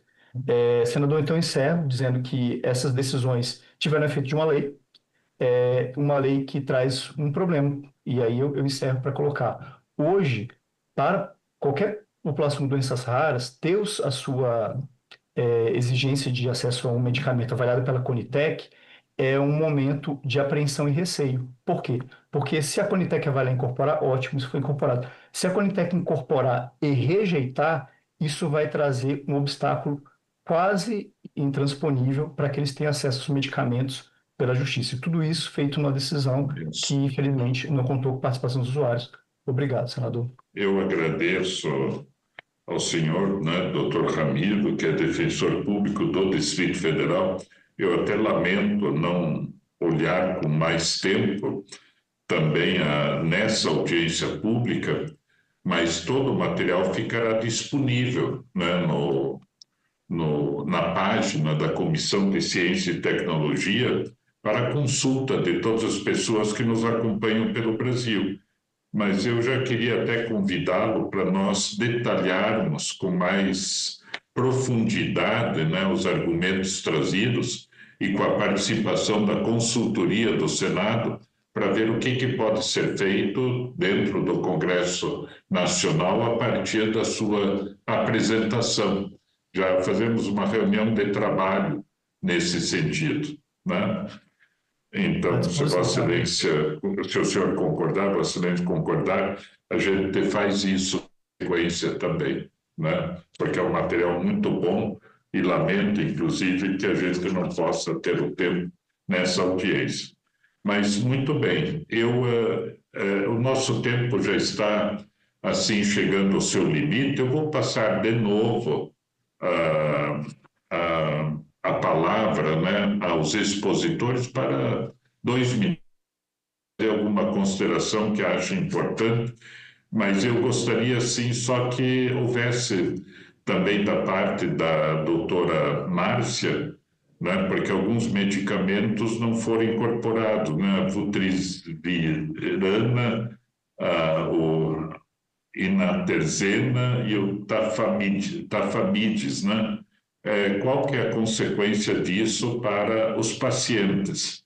O processo de negociação tem que sempre continuar, né? Eu cito, por exemplo, na atrofia muscular espinhal, onde o processo de negociação, passando o tempo, também chegou a 1/5 do valor original, né? Que era bem alto e passou a 1/5. Qual que é a prevalência também dos casos na população em geral, né, que é importante. E também para a doutora,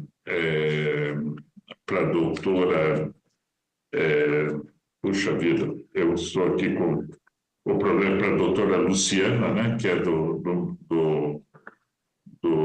Ministério da Saúde, representando a Conitec, inclusive nessa audiência. Só na composição não constou lá o que foi colocado na Lei 15.120, de 7 de abril de 2025, que haverá um assento destinado ao representante da sociedade civil de caráter nacional e de ocupação rotativa, preenchido pela entidade cuja representatividade esteja afeta à condição de saúde analisada. Então, haverá mais um lugar, né, para a sociedade civil na composição, de acordo com a lei de abril de 2025. Isso é muito importante porque dá voz à área, né, dentro das reuniões da Conitec.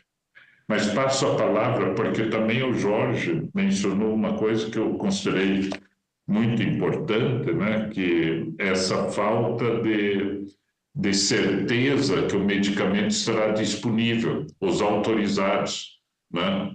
Como é que isso está acontecendo também? Passo, então, a palavra, assim, de maneira mais rápida, né, para o Jorge Luiz Neves, agradecendo a participação, aposentado e paciente com também a situação de amiloidose hereditária. Com a palavra, Jorge. Está presente ainda? Não sei. Sim. Sim. Desculpa. Essa falta de medicamento, como eu comentei, já ocorreu comigo. Eu tomo medicamento, o Patisiran, já há 3 anos, 4 anos, para falar a verdade. E todo início de ano existe a falta do medicamento. Então, o que acontece? A gente tem que estar com um advogado bem atento para alertar a juíza, no caso, que atende o meu caso, para que ela force o Ministério da Saúde, faz aquele bloqueio de verba, né, do valor do medicamento. A gente tem que estar buscando proposta do laboratório e isso leva uns 3 meses, mais ou menos. Foram os períodos que eu fiquei sem medicamento, em 2023, em 2024 e agora em 2025 também. Então, essa falha de fornecimento do medicamento é uma falha, vamos dizer assim, do sistema de compra do Ministério da Saúde, acredito eu, que não dá andamento numa sequência ideal de ter o medicamento em estoque, já que tem alguns pacientes já com esse tratamento, entendeu? Então, essa falha acontece. E aí o advogado, como é que eu vou dizer, tomar ciência, né? A gente dá ciência ao advogado e ele começa a buscar de novo o fornecimento, a complementação do fornecimento. Eu passei o início desse ano sem medicamento janeiro, fevereiro e março, e agora eu tenho medicamento até novembro, mas quando chega agora em setembro eu já começo a alertar a juíza para o fornecimento para a segunda dose de novembro. E agora teve uma outra surpresa para a gente, é uma segunda decisão do STF que foi divulgada na sexta-feira, se eu não me engano. Dia 28 ele tomou a decisão de que, inclusive, os processos já em andamento, ou seja, o meu tratamento já fica sujeito a não receber o medicamento por fornecimento do Ministério. Isso foi o que o STF divulgou dia 28 agora. Uma decisão final lá em relação a esse processo que estava em andamento lá em 2024. Então é isso que eu tinha para falar. Eu acho que... E agradecer mais uma vez essa colaboração sua e de todo o Senado a nosso favor. Agradeço. Nós que agradecemos a você, Jorge Luiz Neves, né? Parabéns pela fala, pela apresentação. E o que você aponta é mais uma razão para nós nos sentarmos, doutor Ramiro, né, com calma, para analisarmos, junto à consultoria do Senado também, o que o Congresso Nacional pode atuar em função do que o Jorge acabou de mencionar, né? Parabéns, Jorge. Conte com o Senado Federal nessa caminhada, nessa luta. E contem comigo também. Podem contar comigo para o que for necessário, qualquer esclarecimento, estou à disposição. Aí a gente está sempre disposto. Obrigado. Abração aí. Agora passo a palavra à Bárbara, né? Bárbara Coelho, que é presidente da Associação Brasileira de Amiloidose Hereditária associada à transtirretina, né? Com a palavra, então, né? Bom, mais uma vez eu preciso agradecer essa oportunidade, né? Nós passamos anos em busca de um órgão que possa nos ouvir, entender a nossa causa, as nossas demandas. Durante esse trajeto a gente perde familiares, né? E eu preciso agradecer também muito ao senhor Ramiro, porque a minha mãe tem 4 anos que usa um medicamento judicializado através da Defensoria do município. Eu sou muito bem assistida e eu vejo que a Defensoria, eu não posso falar por todos, mas aqui no meu município eles estão aqui para nos defender mesmo, para abraçar nossa causa, e onde é possível conseguir esse medicamento, eles estão sempre do nosso lado. Então eu quero agradecer muito e enobrecer o trabalho desses defensores. Vamos sair aqui dessa reunião, conforme eu falei anteriormente. Eu espero que cada um, né, que com uma consciência, com uma responsabilidade de trazer alguma resposta para esses pacientes, visto que existem os medicamentos, então eu acho que já não é muito mais, é difícil justificar que a gente está perdendo vidas, essas pessoas estão deixando de trabalhar por falta de medicamento. Eu acho que juntos somos mais fortes. E eu, principalmente, saio daqui de verdade com esse senso de responsabilidade, aguardar uma resposta e finalmente poder trazer uma resposta para todas as pessoas, as famílias que são impactadas por essa doença. Eu agradeço imensamente a oportunidade. Parabéns, Bárbara, né? Continue firme. A sua frase expressa a importância de uma associação. Juntos somos mais fortes, né? Um anima o outro, deixa o outro desanimar. Tem problema, vamos juntos, vamos em frente, né? Importante, contem com a gente. Passe em seguida a palavra à doutora Márcia Cruz, que é neurologista pelo Centro de Referência da Universidade Federal do Rio de Janeiro. Eu quero novamente externar os parabéns, um trabalho de muita profundidade, competência e saber que existe assim um centro de referência, né, tão importante, né, tão bom no Brasil. Com a palavra, doutora Márcia. Obrigada pelo elogio, pelo reconhecimento, pelo convite. Do ponto de vista médico, não existe mais dúvida, né? O doutor Ramiro muito bem citou que muitas vezes esses estudos são criticados porque lidam com populações pequenas e muitas vezes não conseguem ter o rigor científico de outros. Mas no ponto de vista da amiloidose, esses estudos foram evoluindo ao longo do tempo. E não há dúvida quanto à eficácia, quanto ao perfil de segurança, inclusive porque as drogas foram evoluindo, né? Nós fomos falando transplante, estabilizadores, silenciadores de primeira geração, segunda. Há um esforço muito grande também de toda a comunidade científica nacional no sentido de diagnosticar precocemente, manter equipes multidisciplinares aí para atender esses pacientes, realizar os ensaios clínicos, porque enquanto essas drogas estão em ensaios clínicos, protocolos aprovados pela Anvisa, pela CONEP, etc., os pacientes recebem essa medicação, todas elas, sem custo algum, e vão receber o resto da vida.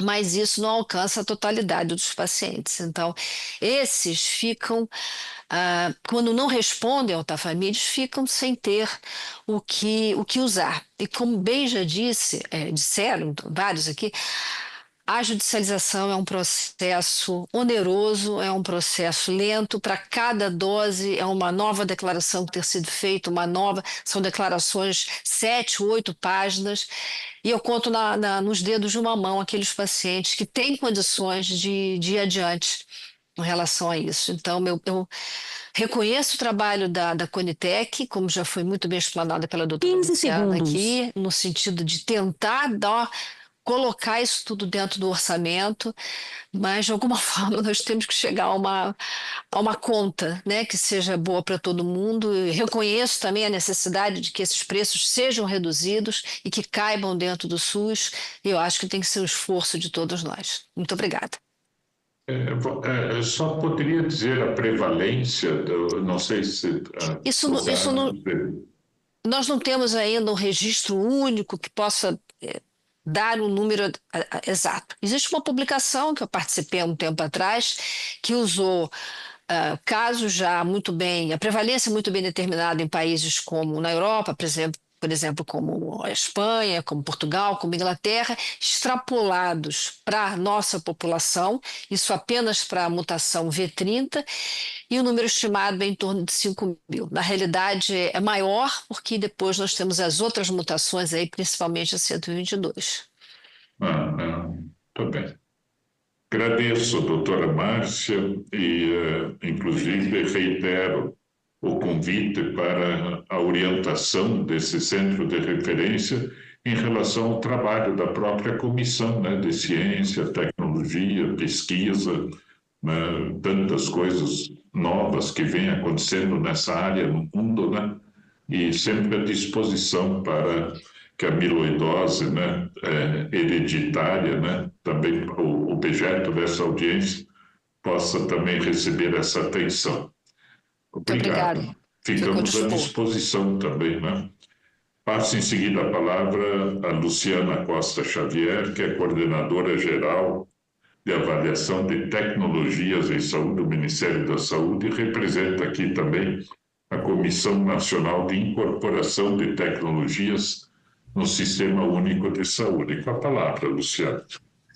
Obrigada, senador. A gente quer agradecer o convite, a oportunidade, né, de apresentar nosso trabalho, de discutir e percebi que aqui, né, nós não temos divergência, estamos todos imbuídos da mesma missão, então não tem divergência em relação à evidência, né?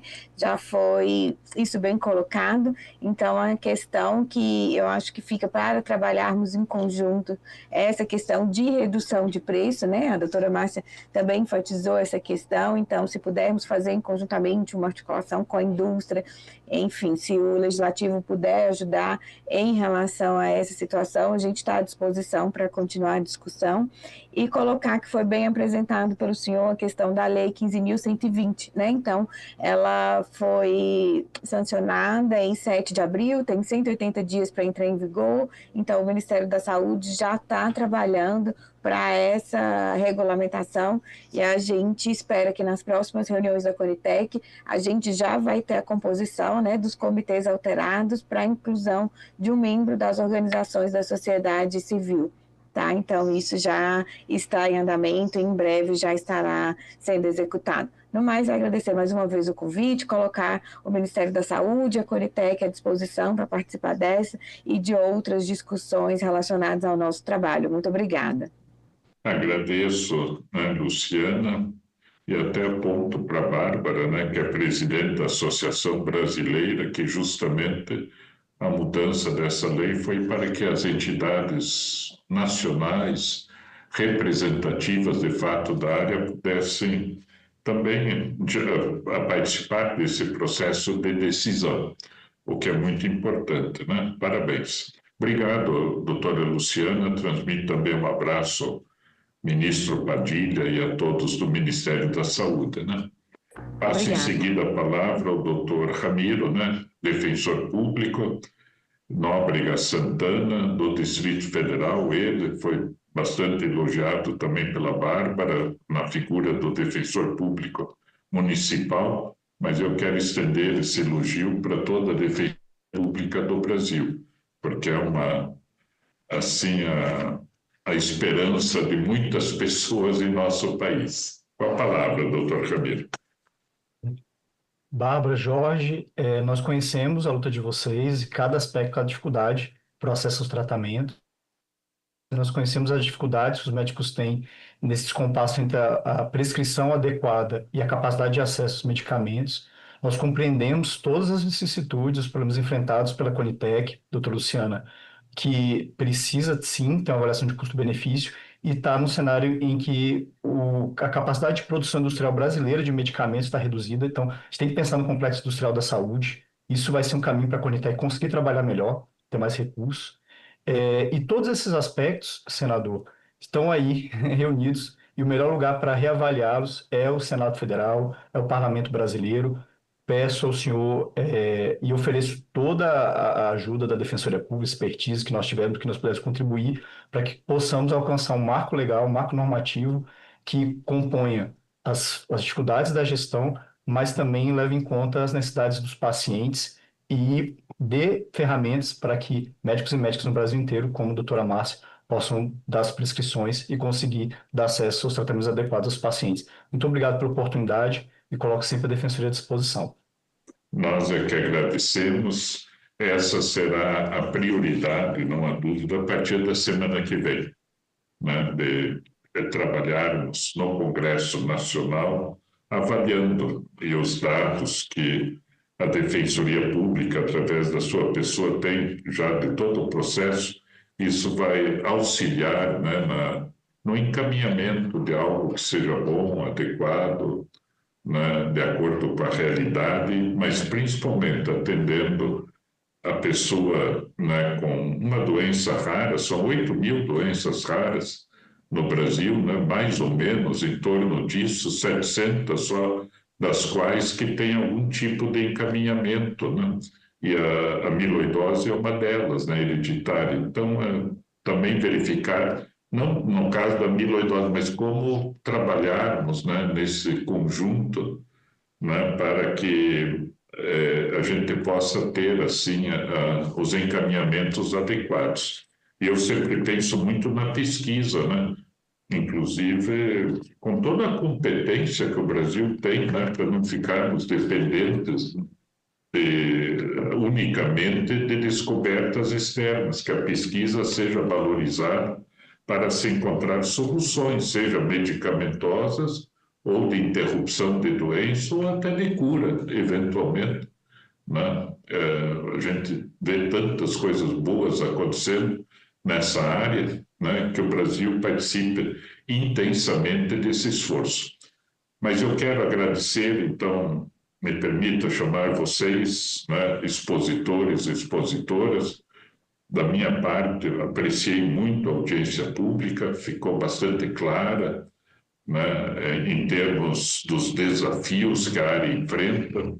Quero agradecer todos e todas que nos acompanharam pelo Brasil, mandando perguntas, comentários, mas fica a página, né, o site da comissão fica disponível para mais comentários, sugestões. Muita gente deve estar acompanhando esses assuntos em nosso país.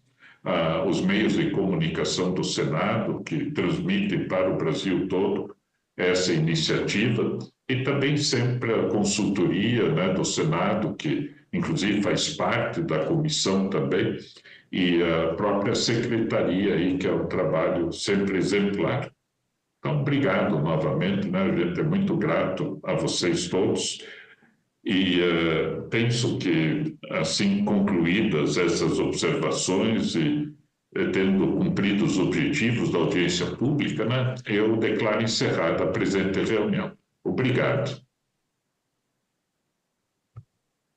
Muito obrigado, senador. Muito obrigada. Tchau, obrigada. Abraço.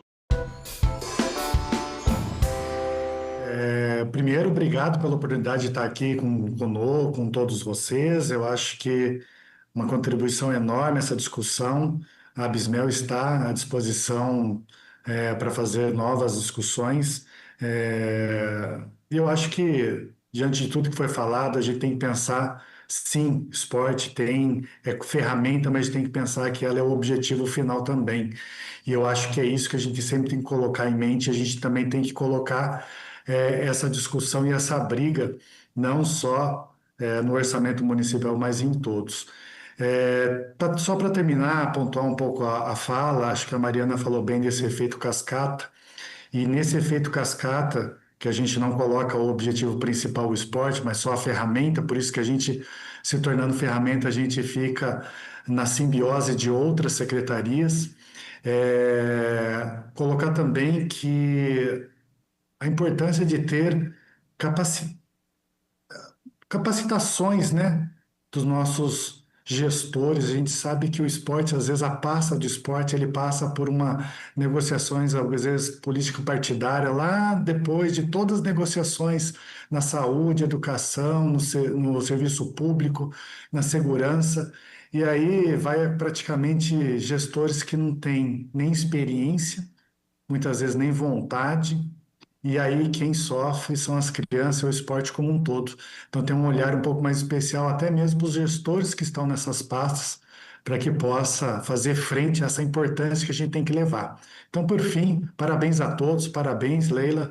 Eu acho que o seu trabalho é incrível, não só no esporte dentro da quadra, mas fora, está ganhando muitos ouros. 15 segundos. Eu que agradeço, secretário Vanin. Inclusive, você falou certo. Infelizmente, mas é uma grande realidade. A pasta do esporte, ela é vista como moeda de troca política. E não tem o menor problema de falar isso, né, para todos que estão nos ouvindo. A gente se preocupa, quando fala de secretário de Educação, né, um especialista da pasta. Saúde, geralmente está ali também um especialista. Esporte, enfim, o que sobrou? O esporte. Vamos lá colocar ali, enfim, a conveniência política, que muitas vezes não entende sobre a questão de elaboração de qualquer política esportiva. Enfim, ele tende sempre a atender aos apelos políticos de quem, enfim, está à frente de governo, à frente de outras pastas.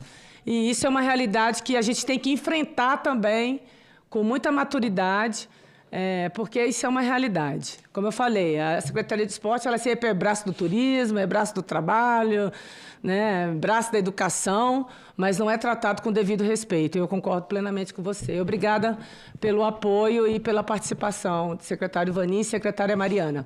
Vou passar a palavra agora para o Tarcísio da Silva, que é o conselheiro do nosso CONFEF.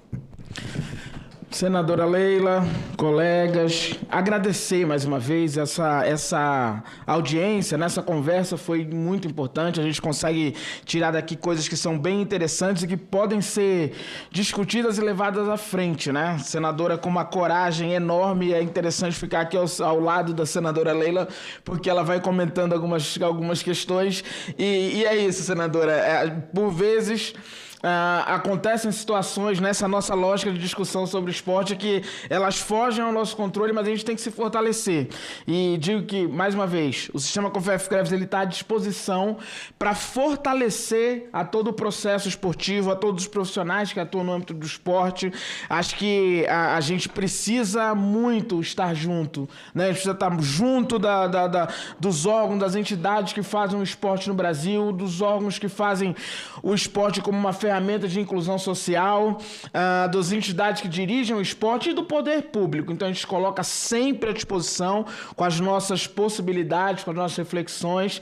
A senadora sabe que a gente sempre está aqui, a gente sempre vai estar para fortalecer o que a gente entende como um ideal. A gente acredita muito no poder do esporte, no poder da educação física, o esporte como uma ferramenta da educação física escolar, como foi aqui colocado, não é missão da escola formar atletas, mas é uma possibilidade enorme que lá dentro da nossa educação física escolar a gente consiga fazer com que as pessoas, as crianças, tenham essa literacia física, tenham essa base e tenham uma experimentação.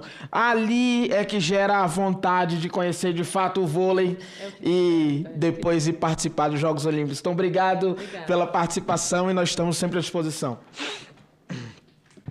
Obrigada, Tarcísio. Mais uma vez agradecendo a participação do CONFEF aqui, toda vez que é convocado, sempre um grande parceiro nas nossas audiências. Vou passar a palavra agora para a Rosiane Estrela, que é a diretora de Relações Institucionais do Comitê Brasileiro de Clubes Paralímpicos, CBCP. Senadora, para além daquilo que eu já coloquei, pensando na questão do contato com a educação física, né, nas escolas, o despertar para a prática esportiva nas escolas, a dificuldade que ainda hoje se enfrenta, também, bem pontuado por alguns, a questão do espaço físico que não existe nas escolas, nem para desenvolvimento da prática esportiva, da educação física, mas ele acessível, ele adaptado. Isso é um grande desafio, para além de ter também com possibilidade de acesso para quem tem alguma deficiência. A capacitação dos professores, a qualificação dos professores educadores físicos nas escolas e o despertar para quem vai atuar na área do paradesporto, né? Então, tudo isso é um conjunto de dificuldades que tem que se pontuar quando pensa nesse público específico. Trazendo aí também ainda nesse âmbito a questão de que muitas pessoas adquirem a deficiência ao longo da vida e passam por um processo de reabilitação. E nesse processo de reabilitação se descobrem atletas, né? E a gente tem muito aí dos que foram medalhados na Paralimpíadas nessas condições. Hoje a gente tem um trabalho desenvolvido pela Secretaria Nacional do Paradesporto, que eu trago aqui, deixo registrado aqui, uma fala não é minha, é do próprio CBCP, de que tem sido desenvolvido um trabalho muito bom através do secretário Fábio Augusto, inclusive na interlocução com o Ministério da Saúde, trazendo para a rede de reabilitação no âmbito do SUS, a obrigação de ter um educador físico na equipe de reabilitação. E isso vai direcionar, com certeza, mais ainda a iniciação na prática esportiva de quem adquire a deficiência ao longo da vida. Tá? Então, acho que isso tem que ser bem pontuado também, para que os centros de reabilitação também tragam essa perspectiva de ter um espaço de desenvolvimento da prática esportiva como uma terapia. né? Eu também passei por isso, saí da fisioterapia pela natação, porque não aguentava mais ginásio de fisioterapia e me descobri atleta nesse sentido, tá? Então é isso que a gente tem que pontuar. Para finalizar, eu vou deixar que a Andresa finalize a fala do CBCP, já que eu já usei meus 2 minutos, senão eu falo demais, como sempre. Obrigada, Rosiane. Mais uma vez, grata aí pela sua participação, grande parceira nossa aqui nas sessões, nas audiências da Comissão de Esporte no Senado Federal. E mandar também um grande abraço, né, à turma do CBCP, né, que você tão bem representa aqui nessa casa, viu? Vou passar a palavra agora para a Andresa Correia. Eu tô toda hora chamando ela de Larissa, gente. Eu falei, releva porque eu ando dormindo pouco. Desculpa, Andresa, seja bem-vinda. Obrigada. Pode me chamar de Larissa. Pode me ligar. Tá. Então, esse seminário é importante para a gente ver como o segmento esportivo ele abrange todas as áreas, né? A gente, às vezes, fica na televisão em casa e acha que é só no alto desempenho, não. Ele vai do escolar ao master e pega pessoa com deficiência e pessoa sem deficiência. Então, assim, é um segmento enorme que quase ninguém dá importância devida, né? E eu estou aqui ao lado da senadora, estou tendo essa oportunidade de sentar ao lado dela e vejo como ela quer abraçar a causa, né? Eu fiquei dou dela até parabéns, até pela propriedade de fala, tá na moda, né, esse negócio, né, de falar assim, até por ser ex-atleta, mas por querer realmente fazer a melhoria, né, do segmento esportivo. Falando pelo CBCP, a gente já fez muito em pouco tempo. Eu falo até, seu João, tá igual o plano do JK, né, 50 anos em 5 anos.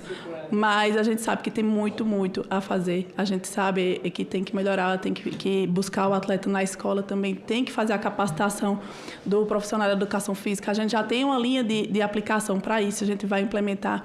Então, a gente tem principalmente essa questão de gestão, né, das entidades. A gente sabe, como eu falei anteriormente, que é um ponto frágil e que a gente está querendo melhorar. Então, assim, a gente já fez muito, mas a diretoria, principalmente o seu João como presidente, que entende a causa e está há bastante tempo, né, nesse segmento, ele está tentando aplicar políticas que melhorem realmente o esporte como um todo, mas como o nosso segmento é do Paralímpico, é abraçar a pessoa com deficiência. Que ele fala um exemplo que me chocou bastante, né? Ele fala, Gabrielzinho, ele era um fardo para a família e hoje ele é um sustento, né? Assim, só de medalhas ele conseguiu mais de 900 mil. Então, assim, é uma janela de oportunidades para aquela pessoa que às vezes não tinha perspectiva nenhuma e é uma pessoa com deficiência que agora consegue ser o sustento. 15 segundos. Eu acho que a luta do CBCP é justamente essa, assim, uma janela de oportunidades e contribuir para o esporte paralímpico. Muito obrigada, senadora, novamente. Nós que agradecemos, né, Andresa, a sua participação e o apoio aí a Rosiane. Grata às duas, né?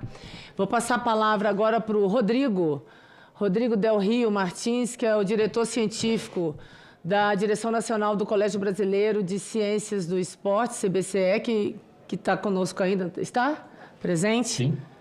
Pois não, professor Rodrigo. Então, eu quero encerrar lhe agradecendo mais uma vez, senadora. Para mim foi um prazer muito grande, né, dividir esse momento de reflexão com os demais colegas. Eu acho que é justamente, né, a partir de múltiplos olhares é que a gente consegue pensar a complexidade que é o esporte, sobretudo pela vertente da inclusão social.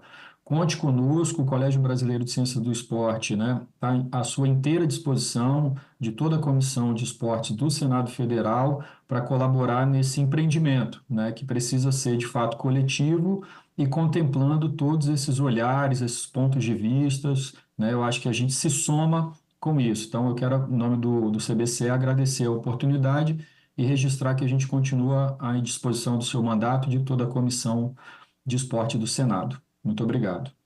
Nós que agradecemos, professor. Você deu, assim, grandes contribuições aqui para o nosso debate. E é isso. A intenção aqui nessas reuniões da comissão é que a gente consiga, ao final, apresentar alguma proposição no sentido de fato, garantir o acesso à educação física, à atividade física, enfim, principalmente nesses ambientes, né, nas áreas mais vulneráveis e nesses espaços que a gente sabe que pode ter, sim, essa promoção da atividade e o acesso a esses jovens, enfim, a todas as faixas etárias. Então, certamente, nossa equipe da comissão, nós iremos muito usar dessa grande parceria que é vocês aí, o corpo docente, do Colégio Brasileiro de Ciências do Esporte. Muito obrigada. Eu vou passar a palavra agora para o William de Oliveira, que é o diretor executivo da REMS, e que está aí conosco, William, ainda, que é um grande parceiro também, está sempre com a gente nas audiências, acompanhando as sessões. Com você, William. Maravilha. Bom, nós da REMS, da Rede Sport, a gente agradece a oportunidade, né, desse diálogo. É sempre uma alegria e realmente, como já foi dito, tu traz, né, uma qualidade muito grande para esse debate. Nós, enquanto rede, né, estamos nessa luta já há 18 anos. Nosso grande propósito é democratizar o acesso às atividades físicas e esportivas, então a inclusão social e a cidadania cola, né, junto, o desenvolvimento humano, né, criando esses espaços de fortalecimento de vínculo, faz parte, né, da realidade das organizações da REMS, desde o norte até o sul, e assim a gente vem implementando, né, programas, projetos, e é uma grande luta para essas organizações sobreviverem, né, captar recurso via lei de incentivo, que está aí, é uma coisa que a gente precisa olhar, viu, senadora? É que foi aprovado, né, e precisa sair do Senado para ir para a presidência da República, né? Então a gente está um pouco de olho e apreensivo. Então a gente, por mais que a nossa pauta aqui é a inclusão da juventude no esporte, mas a lei de incentivo é o principal instrumento, né, de financiamento de política pública, olhando para o terceiro setor. Então, que possa ter uma atenção nessa saída do documento que foi aprovado aí no Senado para ir para a presidência da República para ser sancionado. A informação que a gente tem é que ele ainda não saiu. Então, que a gente possa dar uma olhada nesse ponto, que para nós é muito importante. E aí a gente, né, continua na nossa mobilização social, que é o nosso papel, na mobilização e na sensibilização do poder público, né, e que vocês também possam acessar e conhecer o trabalho da Rede Sport pela Mudança Social, acessando remes.org.br, e todas as organizações que estão aqui hoje, elas podem se associar à REMS também, né? A REMS, ela tem a porta aberta, seja muito bem-vindo. A gente tem mapeado no Brasil mais de 800 mil ONGs que atuam com esporte e desenvolvimento humano, então a gente tem muito ainda para crescer, né? E a agenda do esporte precisa que todos nós continuemos aqui de mãos dadas para a gente conseguir, de fato, fazer esse direito acontecer na prática. Perfeito, William. Eu só vou dar eu vou te dar uma pequena resposta, sendo pragmática. Existe um componente político orçamentário. O projeto já está aprovado, gente.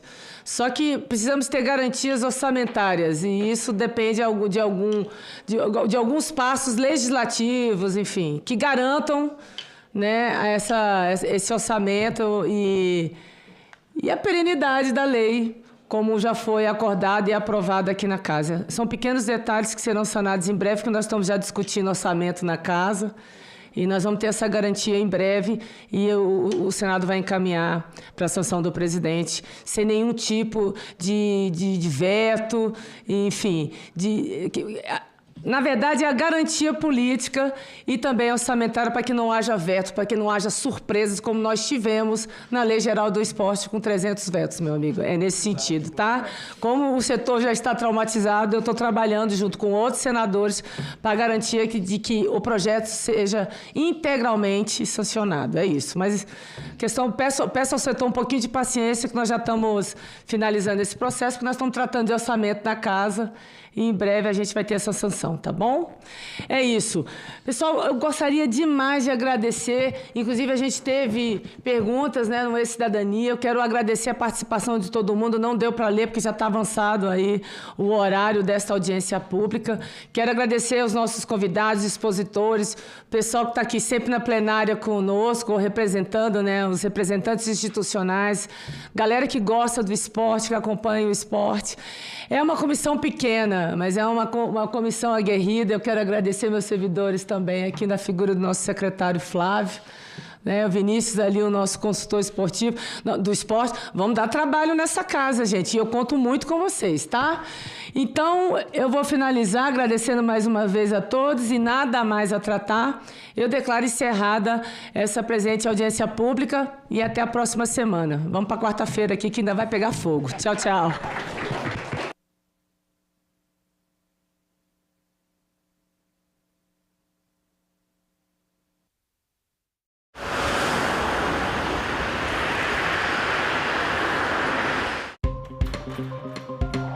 A inteligência artificial pode ser usada para tratamentos terapêuticos?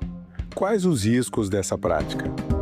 E como colocar limites? A médica psiquiatra Vanessa Fávaro e o psicólogo do Conselho Federal de Psicologia Leonardo Martins respondem a essas e outras perguntas ao vivo. TV Senado Live, nesta sexta, 9h da manhã. Meu nome é Rogério de Souza Eustáquio. Nasci em 1985, trabalho de auxiliar de serviços gerais no Senado Federal. Tem uma banda que eu toco, que é a banda de forró. A música é algo que me move, né? Porque eu amo tocar. Quando eu vejo as pessoas dançando, vejo as pessoas felizes, eu amo muito o que eu faço. Sinto muito feliz por poder exercer a minha liberdade, né? Tanto cantando, quanto o meu poder ir, o meu poder vir.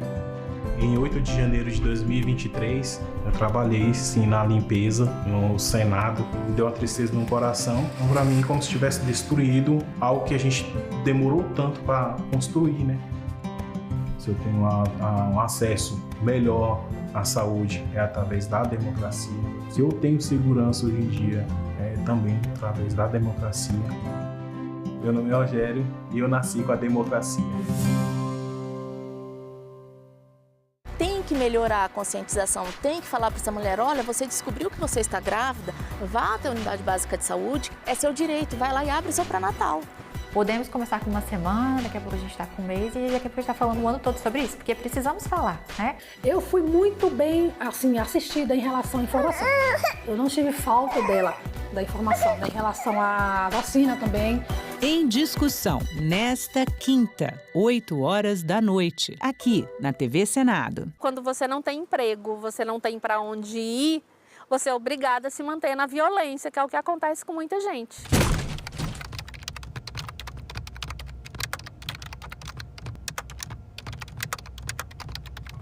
Eu fiquei casada por 22 anos. Quando aconteceu de eu denunciar a Maria da Penha, foi quando ele me pegou pelo cabelo, que ele nunca tinha encostado a mão em mim. Assim, tinha tido empurrões, né? Que ele me empurrou uma vez, eu estava grávida da minha filha quando ele me empurrou. Meu ex-marido me acusou de ter um caso com o marido da minha irmã. Qualquer homem que se aproximasse de mim, ou até os amigos que eu, na minha casa, quando ia embora, ele virava e falava, você acha que eu não vi você dando trela para fulano? Que você acaba se afastando dos amigos, da família, você acaba se isolando. A gente se assusta muitas vezes com o feminicídio, mas o feminicídio ele nasce daí. Ele nasce dessas pequenas coisas que vão tomando uma proporção maior. Então, xingamentos, ofensas, essas difamações, não respeitar essa mulher, né, perante terceiros, são um sinal de alerta.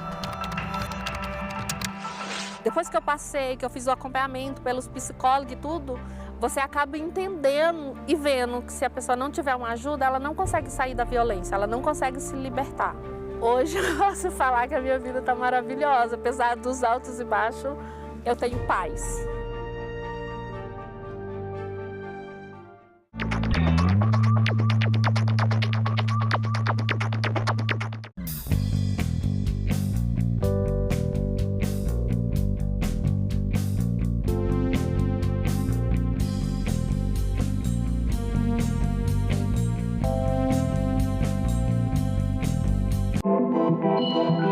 O site do Senado agora mostra projetos de lei em linguagem simplificada. É o Senado Explica, uma ferramenta de inteligência artificial combinada com revisão humana que torna mais fácil entender e acompanhar as leis em debate aqui no Senado. Na página de tramitação das matérias e no portal E-Cidadania, Senado Explica.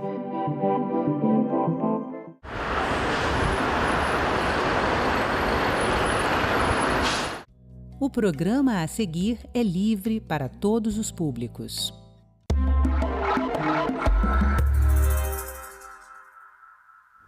Feminicídio zero. Esse é o tema dessa entrevista que gravamos agora, no dia 6 de agosto de 2025. Nesta data, na Comissão de Direitos Humanos do Senado Federal, foi realizada uma audiência para reforçar essa campanha que completa 1 ano neste ano e também para lançar a campanha do Agosto Lilás. E para falar sobre isso, nós recebemos agora, aqui no Cidadania, a presidente do Instituto Banco Vermelho, Andréia Rodrigues, e a vice-presidente do Instituto Banco Vermelho, Paula Limonge. Paula e Andréia, muito bem-vindas ao programa Cidadania. Obrigado pela participação de vocês. Muito obrigada. A gente é que agradece o convite. Bom, nós conversamos bastante hoje. Eu pude acompanhar um pouco vocês na audiência que aconteceu aqui na Comissão de Direitos Humanos. E uma das minhas curiosidades, certamente a curiosidade de muitas pessoas, é por que o Banco Vermelho, né? Como é que surgiu essa ideia e quais os efeitos desse símbolo nessa campanha para acabar de vez com o feminicídio? Bom, o Instituto Banco Vermelho, ele nasce exatamente da transformação de um luto em luta. Eu perdi a minha melhor amiga por feminicídio em 2018 e a partir daí eu travei uma luta de alguns anos pelo julgamento do assassino dela e durante esse período, até para que ela não virasse estatística, então, eu fiz várias ações diferentes para que realmente pudesse trazer à tona que aquilo não tinha sido um acidente. O assassino simulou um acidente de trânsito para matá-la. Então, teve todo esse período aí de luta. E nesse período, muitas mulheres chegavam até mim e perguntavam: olha, você está lutando pela sua amiga? Luta pela minha vizinha, luta pela minha prima, luta pela minha irmã. Então, ali eu comecei a entender que não era só sobre Patrícia, era sobre todas nós. É sobre viver em um país que ocupa o 5º lugar entre 196 nações, entre os países que mais matam mulheres no mundo. É sobre um país que a cada 6 horas uma mulher é morta. Então, a cada 6 minutos, uma criança ou uma mulher é violentada. Então, eu entendi que era maior do que a minha luta pessoal pela vida da minha amiga, mas é por todas nós mulheres. Então, o Instituto nasceu basicamente dessa transformação do luto e a luta. Então, nós precisávamos de um ícone. Nós costumamos dizer que o feminicídio é um dos crimes mais democráticos que existe, porque ele não escolhe cor, raça, profissão. Ele pode acontecer, basta você ser mulher, ele só escolhe um gênero, basta você ser mulher. Então, precisávamos também de um ícone igualmente democrático.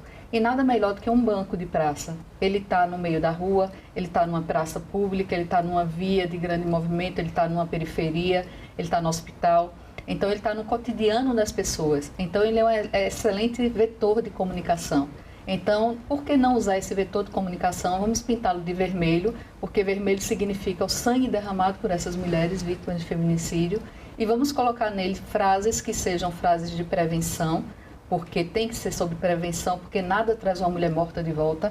Então, precisamos sim falar sobre prevenção. E traz os canais de ajuda. Como é que essa mulher pode buscar ajuda para ela ou para outra pessoa que ela sabe que está passando por essa mesma situação? Então, basicamente, o Banco Vermelho, ele surge dessa realidade. Bom, esses dados são impressionantes e muito tristes ao mesmo tempo e mostra como esse tipo de violência está dentro da nossa sociedade e, infelizmente, acontece, assim como o Banco da Praça, que está ali na rua, que faz parte do cotidiano das pessoas. Um crime como esse, com números alarmantes, também acontece de forma, né, em vários lugares do país, não escolhe classe social, não escolhe cidade. E as pessoas muitas vezes ouvem falar desses crimes, mas o contato com uma pessoa próxima, como aconteceu com você, isso muda muito a forma como se enxerga esse tipo de violência. E você passou por uma situação semelhante também, né, Paulo? Isso também moveu você a fazer parte dessa luta, né? Isso, eu e a Andréia, nós somos colegas de profissão e eu acompanhei todo o luto de Andréia enquanto ela travava essa batalha. Ela foi a principal testemunha do caso. Ela não velou nem enterrou a amiga, porque quando ela soube da morte de Patrícia, ela foi para uma delegacia com o celular dela dizendo não foi um acidente de trânsito, foi um feminicídio. E durante esse meu acompanhamento, em 2022, eu perdi uma colega de escola assassinada pelo namorado. Era um namoro de 8 meses. E aí você vê duas realidades. A amiga de Andréia era uma mulher com filhos adolescentes, divorciada, bem-sucedida, uma executiva, e a minha amiga tinha 35 anos. Estava lá emplacando na carreira de empresária, uma menina linda, brilhante, que teve sua vida ceifada aos 38 anos pelo feminicídio, que é uma chaga aberta aqui. Então, quando a Andréia decidiu fazer esse movimento, ela falou: Paula, vamos fazer uma homenagem para as meninas? Vamos fazer um evento que a gente consiga chamar a atenção? Vamos espalhar esses bancos? E aí a gente costuma dizer que, como bom pernambucano, né, que diz que tem o maior bloco de carnaval, a maior avenida em linha reta, a praia com mais tubarão. Tem uns bonecos gigantes. Tem uns bonecos gigantes. A gente falou, poxa, para uma luta gigante, um banco gigante. E a gente teve essa ideia de fazer esse banco gigante e colocar no Marco Zero do Recife. Mas até então era tudo uma homenagem, não é, Andréa? Isso. E nesse dia a nossa vida muda. A gente foi matéria em todos os jornais, revistas, TVs abertas, TVs fechadas. E o nosso telefone começou a tocar. E as cidades começaram a pedir o projeto lá. Porque o Brasil está em colapso. A gente está vendo essa realidade que foi mencionada agora, esses números alarmantes. E aí começou o telefone, eu quero esse banco aqui, a minha prima foi minha mãe, qual é o instituto, qual é a ONG? E eu disse, Andréa, como assim ONG e instituto? Só que aí a gente entendeu que não era sobre Renata e Patrícia, eram sobre todas nós que estamos sendo silenciadas a cada 6 horas. E aí, cortando para a data de hoje, né? Estamos com 1 ano e 8 meses, então largamos a nossa vida profissional, hoje a gente roda o Brasil, estamos em metade do Brasil, somos uma lei federal que torna essa instalação uma política pública de prevenção, fizemos a marca Feminicídio Zero e hoje estamos aqui, sentadas nesse estúdio, contando a nossa história, que a gente espera que seja escutada por muitas mulheres que estão em casa. E essa movimentação toda de vocês levou, inclusive, a uma participação importante na Comissão de Direitos Humanos, com uma fala, né, um lugar de fala para o Instituto Banco Vermelho. Nós temos hoje, aqui no mês de agosto, no Senado Federal, um Banco Vermelho. Para quem quiser ver o Banco Vermelho, ele está aqui no Túnel do Tempo. A visitação ao Congresso Nacional, eu lembro, é aberta às pessoas. Vai para a Câmara dos Deputados e teve esse reconhecimento público de se transformar em uma legislação, em uma política pública. Andréia, como é para você ver esse reconhecimento, um crescimento tão rápido desse movimento, dessa iniciativa de vocês e como essa legislação tem permitido que o Banco Vermelho, levando toda essa mensagem, se espalhe pelo Brasil? Como é que está essa realidade hoje dos resultados dessa política pública e da iniciativa de vocês? Bom, nós nos sentimos muito honrados por esse convite de estarmos aqui hoje, fazendo parte do lançamento da campanha do Senado para Agosto Lilás. Mas atrás desse, a gente costuma sempre falar isso, né, Paula, que existem os bastidores aí muito grandes dessa luta, porque não só são os bancos vermelhos gigantes que você vê na rua, nem os bancos pequenos. Existe todo um trabalho também de acolhimento, existe todo um trabalho de trazer visualização para a causa, porque, como o nome desse próprio programa diz, cidadania, eu acho que isso é muito importante ser dito, que as pessoas precisam entender que isso tem a ver com elas. Entendeu? Não é só aquela notícia que você vê na televisão que foi assassinada, porque se você ligar a televisão ou entrar na internet, todos os dias você vai ver uma mulher sendo assassinada. Infelizmente, temos recebido muitas notícias. E o pior de tudo é que você esquece da que foi morta ontem, porque hoje já foi morta hoje, outra, e amanhã já vai ser outra, e você começa a esquecer realmente. Então é muito importante que a sociedade ela faça parte, entenda que tem a ver com ela. Nós costumamos falar que se você não conhece, se uma mulher não conhecer alguém, direto ou indiretamente, que tenha sofrido violência doméstica, é possível que essa pessoa seja ela, e ela ainda não se reconheceu nisso, pelos números que o Brasil tem. Então, essa visibilidade que o Senado traz, que sempre foi nosso parceiro em outras ações também, que o Ministério das Mulheres, assim também como a Procuradoria da Mulher aqui do Senado traz, para a causa é muito importante, porque é uma visibilidade para a própria sociedade, porque é o tipo de assunto que as pessoas não querem falar. Elas querem, não digo esconder, deixar de falar de feminicídio, mas é porque não é um assunto popular. Sim, a gente ouve isso na TV, vemos casos horrorosos, né, de agressões, como um namorado que socou a mulher Uma coisa que a gente demora, às vezes, a acreditar que aquilo é verdade, mas realmente tem esse aspecto, nessa visibilidade que se dá ao problema e a diferença de quem viu isso de perto, que você passa a enxergar isso como uma realidade, não como um programa ou algo que está acontecendo na TV. A Andréa falou sobre essas violências que as mulheres sofrem e que muitas vezes nem percebem e muitas vezes são pequenas violências que vão escalando até chegar na violência física, que essa é muito materializada. A gente está comemorando também, neste ano, os 19 anos da Lei Maria da Penha. E a Lei Maria da Penha, ela traz um ponto muito importante, que são as diferentes formas de violência. Eu queria que você falasse um pouco sobre isso para a gente, Paula. É muito importante essa sua pergunta, porque a lei vai completar 19 anos e apenas 20% da população conhece a Lei Maria da Penha, que foi eleita recentemente uma das melhores leis do mundo. Hoje é melhor. Hoje é melhor no âmbito da defesa da mulher e da proteção. Mas para ela ser executada, as pessoas precisam conhecê-la. O que está acontecendo hoje é uma infinidade de mulheres vítimas sem saber e uma infinidade de agressores que estão cometendo crimes, às vezes também sem saber, porque estão reproduzindo esses comportamentos machistas, porque viram o pai fazer, o avô fazer, então não entendem que aquilo ali é um crime. Então a violência Maria da Penha, ela traz 5 tipos. A física, que é que todo mundo conhece, aquela que deixa marcas, é um murro, é um empurrão, é um beliscão. A psicológica, que é aquela violência que faz com que a mulher duvide da sua sanidade mental, onde o homem diz, você tá louca, você não serve para nada, se eu não te quiser, ninguém vai te querer. E ele isola essa mulher da família, dos amigos, ele faz ela entender que ela não serve para nada, até do ponto de receber uma foto no WhatsApp, ele faz, não sou eu. E ela olha a foto, mas é você aqui, não, você tá louca. E realmente essa mulher, ela entra em paranoia e entra no quadro depressivo, muitas vezes atentando contra a sua própria vida. Porque ali não existe mais razão. Se eu não sirvo para nada, se eu não tenho ninguém, se eu não sou nada, o que é que eu estou fazendo aqui? Então, a violência psicológica é uma das que mais crescem no Brasil. A violência moral, que é quando este homem ataca a moral da mulher, seja com palavras ou ações do tipo, se você separar, eu vou dizer que você é aquilo, ou que você é isso, eu vou colocar aqui no grupo do prédio aquelas fotos íntimas nossas. Então, ele está atacando a moral daquela mulher. A patrimonial, que ela é referente a questões ligadas ao dinheiro e a objetos. Ele controla o dinheiro daquela mulher, fazendo ela entender que ela não tem a capacidade de gerir, ou ele controla ela pelo dinheiro. Se você sair, vai sair sem nada. Eu não dou dinheiro para você fazer nada. E também quebrando objetos, como celulares, dando murro em armários, rasgando roupa, quebrando até um batom. Se ele quebrar um batom, ele está quebrando o seu batom. É uma violência patrimonial. Sim. E, por fim, a violência sexual, que ela acontece quando o companheiro ele obriga a mulher a ter relação no momento que ela não deseja.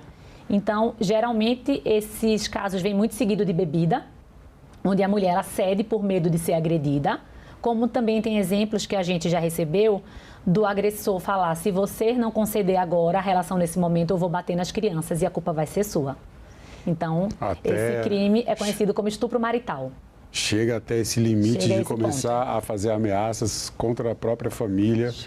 Como uma forma de violência contra a mulher.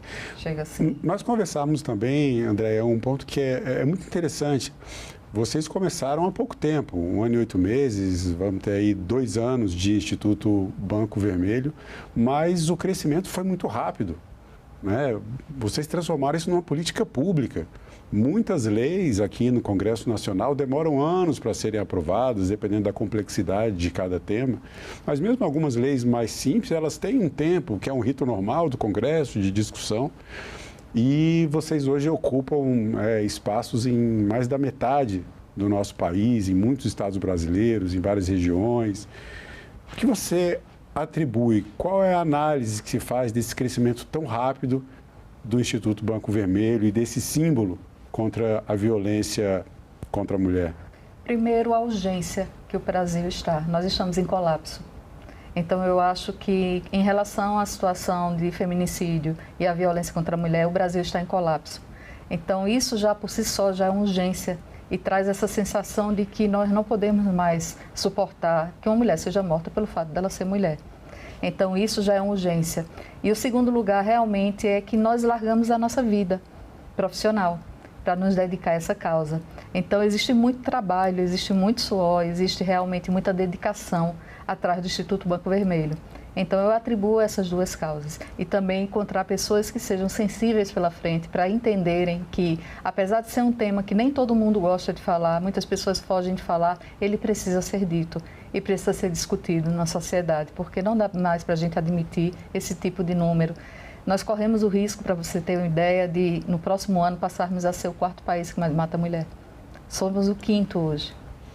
Eu queria complementar a fala de Andréa, sim, claro, dizendo que para além do banco, que ele conseguiu ter essa repercussão por ele ser um ícone gigante, ele ser instagramável, ele provocar essa discussão, né? Ele está numa praça, ele está no shopping.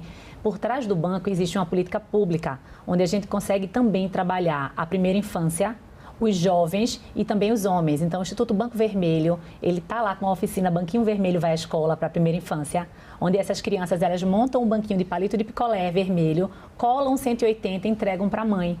Aí eu te pergunto, qual é a mãe que joga trabalho de criança fora? O 180 é bom a gente falar aqui. Vou pedir para a nossa equipe colocar também o número 180, porque é o número de denúncias, né? Mas continua, porque essa divulgação é boa. Isso. Então, a criança, ela vai estar levando para o lar uma informação, uma prevenção, né? Para os adolescentes, a gente trabalha namoros abusivos, que hoje são controlados pelas redes sociais, né? O namorado fala, por que seguir fulano? Por que está falando com fulano? Por que está online no WhatsApp? A gente tem relatos de namorados que eles dormem com a câmera ligada do celular, porque se acordar tem que ver o outro lá, que ele está lá realmente na cama dormindo. Então, a gente traz uma dominação. A gente traz para a realidade esse tema, a gente fala com eles na linguagem deles e também a gente traz a Lei Maria da Penha em trap. O adolescente hoje não escuta mais o rap, né? O rap é da nossa época. Ele agora escuta o trap. Os novos ritmos musicais que vão surgindo. Então, a gente traz as 5 violências em trap, porque a gente precisa falar com eles na linguagem deles. E a gente também está dentro dos canteiros de obra, com o Banco Vermelho Vai à Obra, falando com pessoas da construção civil, levando informação e também estádio de futebol. Porque se os homens são os vetores desse problema, dessa chaga, eles precisam ser a solução. E eu preciso falar com eles também. É importante essa participação nossa, inclusive hoje, excepcionalmente, o Cidadania Mulher vem sendo apresentado por um homem. Eu fico feliz, para mim é uma honra. Eu peço a todas as mulheres que assistem esse programa a licença para ocupar esse espaço, que normalmente é ocupado por uma jornalista mulher, mas a ideia é justamente essa, a gente precisa fazer parte dessa conversa, né? Nós precisamos fazer parte desse debate. E na audiência pública da Comissão de Direitos Humanos, na qual vocês participaram, a senadora Damares trouxe um dado que também é muito triste. Ela comentou que o Brasil é o país da América do Sul, o que é o mais perigoso, o mais hostil para se nascer mulher. Eu tenho 2 filhas mulheres, uma menina e uma já um pouco mais velha. Como é que vocês se sentem nisso? Porque isso me toca muito. Para mim isso é muito triste ouvir isso, sabendo que eu tenho uma filha que está na infância. E eu espero que ela encontre um mundo melhor pela frente. É essa a nossa luta. Nós somos mãe também. Temos filhas mulheres e temos filhos homens. Eu sou mãe de um casal, Paula também é mãe de um casal. Então, todos os dias a gente escuta relatos como, por exemplo, esse que abalou o Brasil, como a menina que levou 51 socos dentro do elevador, com mais 127 facadas que a outra levou. Então, são assuntos que param o Brasil, mas que é importante dizer que todos os dias a gente escuta relatos parecidos e que são de violências que são extremas como essa, até violências como Paula citou, que já acontece hoje no meio de adolescentes. Cada vez a idade está diminuindo para esse tipo de abuso. Então, você também vê, ao mesmo passo, o número de estupro crescente, principalmente entre crianças. Então, isso é de fato assustador, mas também é um motivo para que a gente entenda que essa luta é uma luta que é preciso ser lutada. A gente não pode parar. Então, se a gente, no mesmo tempo que isso nos choca, e choca muito, e eu falei hoje no início da audiência que eu ia me emocionar, e de fato me emocionei, porque eu não quero perder essa capacidade de me emocionar diante de um assunto como esse, porque no dia que eu perder a capacidade, então aquilo para mim, eu estou naturalizando o que está acontecendo. Então, eu choro todas as vezes, cada caso desse, é como eu disse na audiência hoje, aqueles socos, eles também aconteceram em nós, em cada mulher. Então, é muito importante que a gente se entenda nesse lugar, da dor do outro, né? Para que a gente entenda que não é fingindo que não aconteça que vai deixar de acontecer. mas é a gente realmente dando a nossa parcela de contribuição e nós procuramos fazer isso enquanto Instituto. Eu quero dizer que, enquanto na condição de homem, eu me sinto esmurrado também quando vejo uma cena daquela, porque eu sou homem, mas eu sou pai de menina, eu sou filho de uma mulher, como todos nós homens somos, né? Inclusive, hoje, a secretária da Mulher do Distrito Federal, Gisele, ela falou sobre isso. Nós somos 52% da população.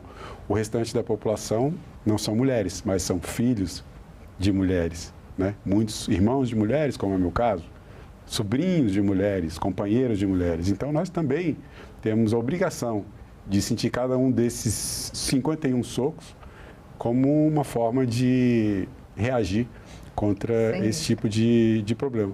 Agora, essa questão dos adolescentes, Paulo, você estava comentando do trap, dessa linguagem, que é muito importante, né? Vocês são da área de comunicação, eu acredito que isso ajudou muito na idealização desse ícone, que é um sucesso, né? O Banco Vermelho. E eu tenho visto pesquisas que mostram um aumento da misoginia, né? Essa aversão, essa violência gratuita, às vezes, contra a mulher. É bom a gente explicar o termo aqui, eu acho que até passo essa palavra para você, explicar o que é misoginia entre os adolescentes. E isso está relacionado ao uso excessivo ou uso prematuro das redes sociais. Como educar os nossos adolescentes para eles fazerem diferente? Esse é um movimento que ele é brutal e ele é lucrativo. Então, existem homens lucrando com conteúdos, ensinando aos outros como praticar a misoginia. O que é a misoginia? É o ódio à mulher. Do mesmo jeito que tem o racismo, a LGBTfobia, existe a misoginia, que é quando aquele ser humano, por ser do sexo feminino, ele é odiado. Então, essa é uma palavra pouco conhecida, mas que ela é muito pesada. Eu também queria pedir licença para explicar o que é feminicídio, porque tem gente que ainda não conseguiu entender, né? O feminicídio é uma tipificação de crime que acontece por questão de gênero, geralmente envolvendo um ex-companheiro ou um companheiro que não aceita o final dessa relação. Então, se uma mulher, ela está assaltando, ou ela foi assaltada, ela morreu numa briga com outra situação, aquilo ali foi um homicídio de uma mulher. Quando uma mulher é assassinada por um companheiro ou um ex-companheiro que a trata como posse e propriedade, aquele crime ocorreu por fator de gênero. Então, é um feminicídio. Esse crime é tipificado. E por que não existe, então, a Lei João da Penha? Por que só existe a Lei Maria da Penha? Porque a gente não tem dados que comprovem o número de mulheres que assassinam seus parceiros por questão de posse. Esse dado ainda não chegou ao patamar de virar uma legislação. Pelo fato dele ser homem. Pelo fato dele ser homem, né? Isso não existe. Não está na nossa cultura. Exato. Não está na nossa cultura. Então, a gente tem que estar muito de olhos abertos com nossos filhos, né? A internet, ela é maravilhosa para o bem, como ela é muito perigosa para o mal. Sim. Então, eu acho que, como a André sempre fala, informação é poder e comunicação. Você tem que trazer para a mesa esse assunto, você tem que levar para a escola, você tem que levar para a igreja. Qualquer lugar de conversa tem que ser falado que isso não é mimimi, isso é crime. Então, a gente tem que ficar muito atento a esses adolescentes, inclusive ao conteúdo que eles estão consumindo, porque a gente vê, sim, um crescimento dessa onda, né? Os red pills, que são as pílulas vermelhas, que estão aí trazendo vários conteúdos para diminuir essa mulher. E, gente, a gente não está brigando com ninguém. Isso aqui não é um movimento de mulher contra homem, isso aqui é um pedido de socorro para dizer parem de nos matar. A informação é poder e a desinformação, infelizmente, tem poder também, e esse tipo de situação precisa realmente ser coibido. Feminicídio, direitos da mulher são assuntos de cidadania. Agora eu quero a opinião de cada um de vocês. Para você, André, o que é cidadania? Bom, para mim, o que é cidadania é você passa por empatia, de você saber que você vive num país que é o 5º país que mais mata a mulher. Então, isso tem a ver com você. É você saber que esse problema, essa chaga tem a ver com você. Então, é cidadania, não é algo que esteja distante, não tem a ver com a minha realidade. Então, é você entender que isso tem a ver com você e que você pode contribuir de alguma forma, não se omitindo em primeiro lugar, levando essa mensagem adiante. Então, para mim, passa por isso, cidadania. E para você, Paulo, que é acho que cidadania é o coletivo de cidadão, né, comunidade, e eu acho que a gente só vai ter a cidadania de fato quando a gente tiver equilíbrio, quando a gente entender que não existe ninguém melhor que ninguém ou ninguém maior que ninguém, que somos todos iguais, merecemos o mesmo direito, o mesmo respeito, mas todos nós viemos de um útero. Então, cidadania é a gente ter direito a viver, porque se a gente ficar sendo morta, a gente não consegue nem ser uma cidadã. Bom, Paula Limonge e André Rodrigues, presidente e vice-presidente do Instituto Banco Vermelho. Eu quero agradecer mais uma vez a presença de vocês no Cidadania e a presença de vocês no Senado Federal, fazendo parte dessa campanha tão necessária e brilhante ao mesmo tempo. A gente que agradece. A gente agradece e convida todo mundo a seguir o @Banco Vermelho. Sim, @Banco Vermelho. Vamos colocar aí no finalzinho da entrevista, ver se dá tempo enquanto eu faço aqui a nossa despedida. Eu agradeço a você que acompanha a programação da TV Senado. Assine o canal da TV Senado no YouTube, ative as notificações e acompanhe toda a produção do Poder Legislativo diretamente da fonte. Na TV Senado, democracia é todo dia.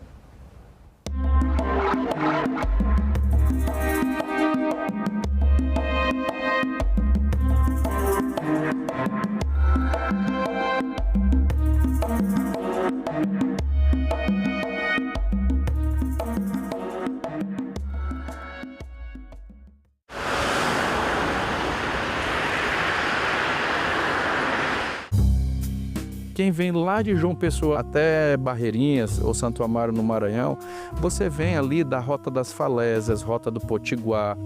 A justificação do projeto diz que ele pretende promover o acesso às unidades e fortalecendo as comunidades tradicionais e povos indígenas, né? Você está falando de desenvolvimento, de geração de emprego, de renda lá.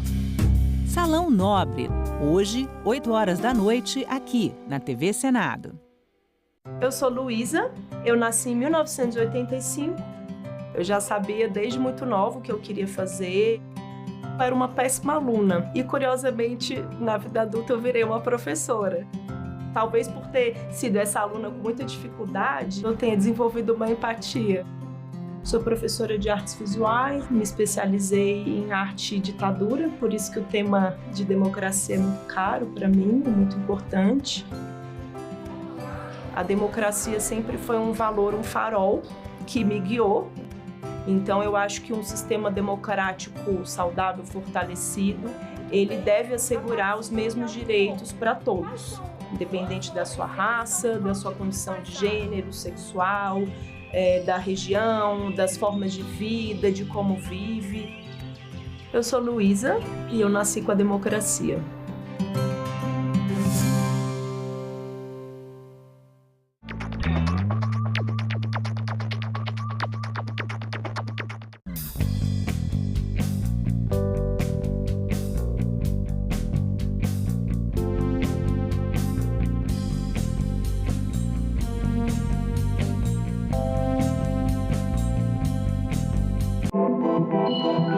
O site do Senado agora mostra projetos de lei em linguagem simplificada. É o Senado Explica, uma ferramenta de inteligência artificial combinada com revisão humana que torna mais fácil entender e acompanhar as leis em debate aqui no Senado. Na página de tramitação das matérias e no portal E-Cidadania, Senado Explica.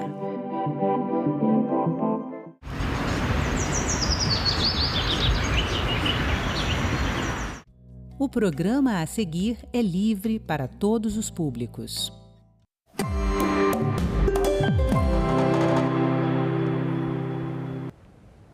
Olá! Desde o dia 7 de agosto, mais da metade dos produtos exportados pelo Brasil para os Estados Unidos estão submetidos a impostos da ordem de 50% do valor de venda. Os produtos manufaturados, ou seja, os industrializados, são os mais taxados, o que faz da indústria brasileira o alvo principal do governo Trump. Neste Agenda Econômica, eu converso com Frederico Lamego, que é superintendente de Relações Internacionais da CNI, sobre as diversas ações que estão sendo colocadas em práticas para minimizar. Frederico, muito obrigada pela sua presença aqui na Agenda Econômica. Então, hoje você vai contar para a gente o que a indústria está fazendo neste momento, via Confederação Nacional da Indústria, está fazendo para tentar minimizar ou superar essas tarifas. Por gentileza, vamos começar Vamos falar, eu queria que você falasse um pouquinho do que está sendo preparado e depois a gente retoma a conversa falando do tamanho do problema, né? Vocês já estão com algumas medidas, a própria CNI, com alguns programas nesse sentido. Qual é o programa que a gente pode esperar de vocês agora para tentar resolver esse problema? Olha, bom falar com você, Antônia. Nós estamos planejando essa agenda com os Estados Unidos de várias vertentes, né? De um lado, nós encaminhamos para o governo uma série de medidas compensatórias que se traduziu no lançamento na semana passada do Plano Brasil Soberano, né, que vai amenizar parte do impacto, sobretudo para as pequenas e médias empresas que atuam nos Estados Unidos, que exportam também para os Estados Unidos, e são mais de 10 mil empresas. Então, nós estamos muito preocupados com o que vai acontecer com os negócios dessas empresas. Isso é uma medida compensatória. Do outro lado, nós estamos desenhando uma estratégia de engajamento do setor privado nos Estados Unidos. E o que consiste isso? De um lado, nós vamos organizar primeiro uma missão empresarial, levando aquelas associações e as indústrias mais afetadas pelo tarifaço para os Estados Unidos, para que elas encontrem os seus compradores, seus distribuidores nos Estados Unidos, há várias associações inclusive, e a gente possa fazer um evento para traçar uma estratégia de engajamento dessas empresas junto a congressistas, junto até o Poder Executivo americano. Então, nosso objetivo é entender o que cada uma desses segmentos estão traçando do ponto de vista de estratégia, para a gente começar a fazer uma agenda sistêmica de sensibilizar autoridades governamentais americanas da importância do relacionamento bilateral entre Brasil e Estados Unidos, para mostrar que nós já estamos atuando em mais de 21 estados dos 50 estados norte-americanos, isso não é trivial, que existe um estoque de investimento de mais de 24 bilhões de dólares de empresas brasileiras nos Estados Unidos. Então, essa é parte da nossa agenda. Por outro lado, a gente também tem que buscar uma agenda junto à mídia americana. Então, nós estamos também organizando uma agenda de sensibilização dos canais de comunicação adequados nos Estados Unidos para criar também uma comunicação positiva da nossa relação bilateral, para que isso também chegue às autoridades americanas e, junto essas duas medidas, busquem distensionar os canais de negociação. No fundo, é o que nós estamos esperando. E, para isso, nós vamos estar levando nessa missão empresarial para os Estados Unidos, de um lado, algumas propostas de projetos para colocar na mesa de negociação que a indústria entende que podem ser oportunidades de parceria, que, sobretudo, que identifiquem complementariedade econômica entre os dois países. O tema, por exemplo, dos minerais críticos é um dos temas amplamente citados e que é do interesse do lado americano. A questão, por exemplo, dos combustíveis sintéticos para a aviação, que os famosos SAFs, onde o Brasil produz etanol, os Estados Unidos produz etanol, por que não criar algum tipo de aliança nova, onde haja intercâmbio de tecnologia, onde os dois países podem explorar novos mercados e tornarem-se líderes nesse tema. Tem um outro tema de data centers também. Os americanos estão com uma legislação para atrair data centers para os Estados Unidos. Por outro lado, esses data centers necessitam de muita energia abundante e o Brasil tem um forte potencial aí por conta das energias renováveis. Então, essa é um pouco da nossa ideia de levar para os Estados Unidos alguns temas para colocar numa mesa de negociação, seja para sensibilizar congressistas republicanos americanos, até representantes do governo americano, para mostrar, olha, vamos separar um pouco essa discussão política e vamos colocar aqui na mesa questões técnicas voltadas para estimular negócios. Porque no final da história, e o que a gente quer voltar dessa missão é mostrar para os dois lados que o Brasil é um país friendly, e que nós queremos é ampliar negócio com os Esse é o foco da missão.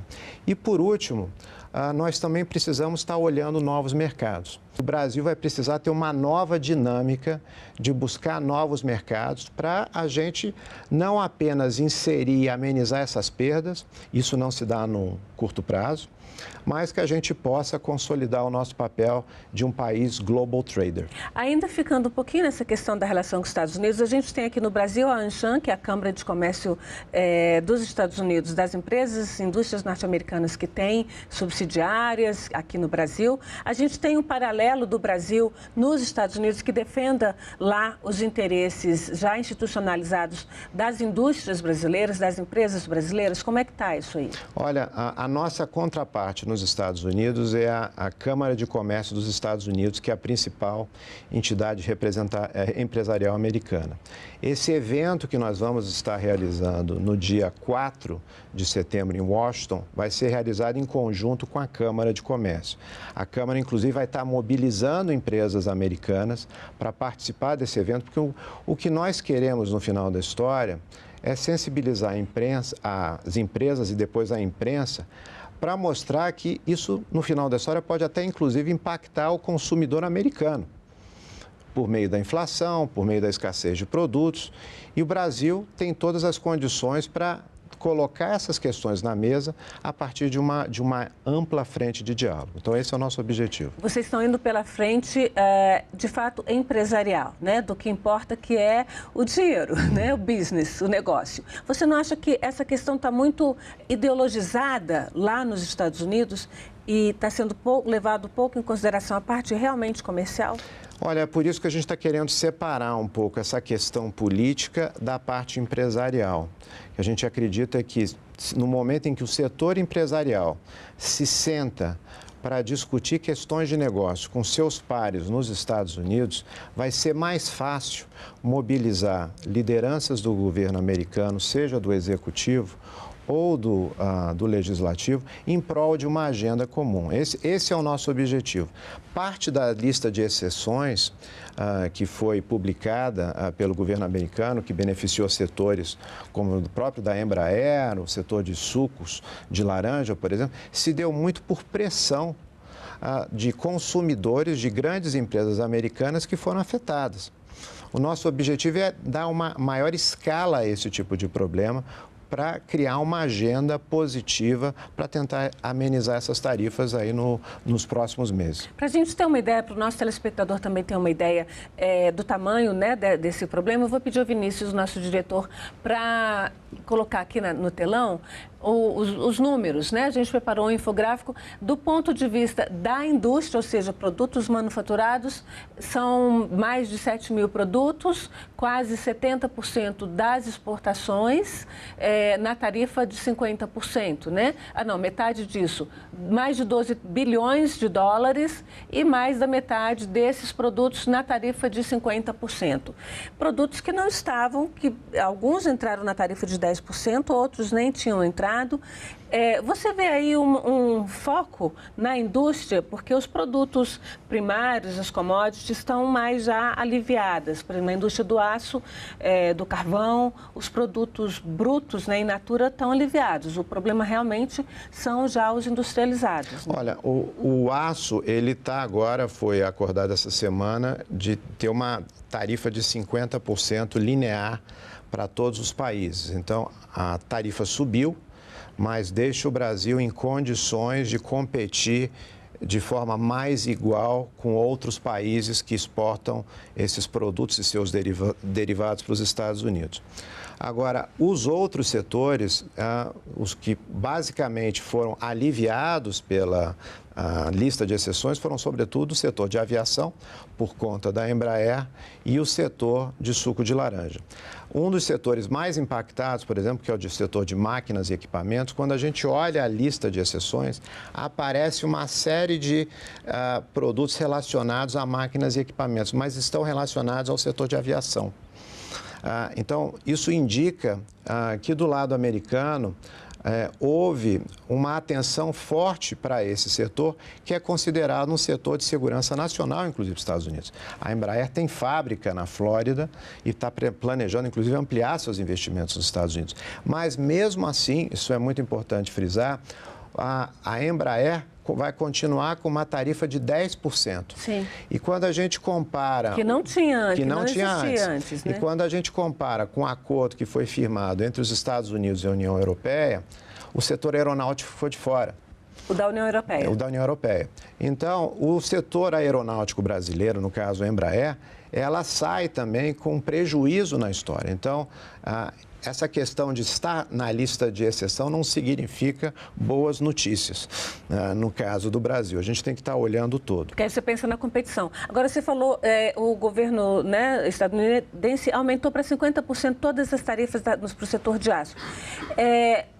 Isso não impacta a concorrência. E qual é o benefício para eles, então? Deixa a gente tentar entender se existe alguma lógica, alguma razão nesse processo. Alguma coisa com relação à indústria interna? Vai fazer com que diminua a competição? Eles têm uma indústria que pode produzir mais e não estava produzindo por conta da competição dos outros países que exportavam para lá? Explica um pouquinho esse contexto para a gente. Olha, Antônia, essa é uma excelente pergunta. Isso a gente teve uma clareza quando a CNI fez uma missão para os Estados Unidos no mês de maio.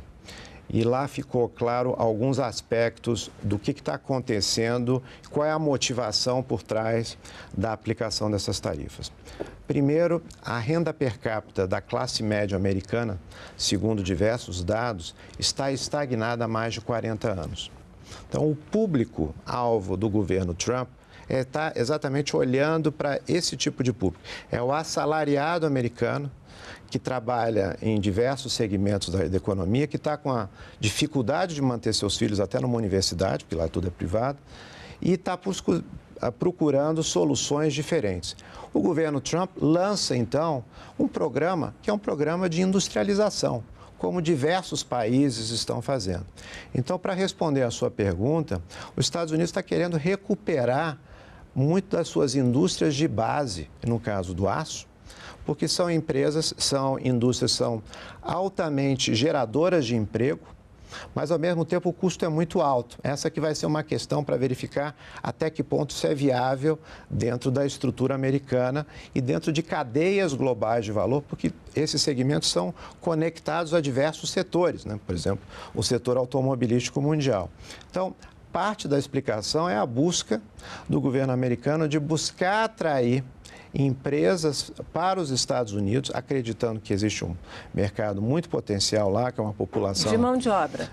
Não só de mão de obra, de investimento de empresas que vão se traduzir em geração de empregos em diversos setores da economia como um todo. Mas não é rápido, né? Nenhuma indústria da área de aço ou automotiva monta uma planta produtiva em um ano.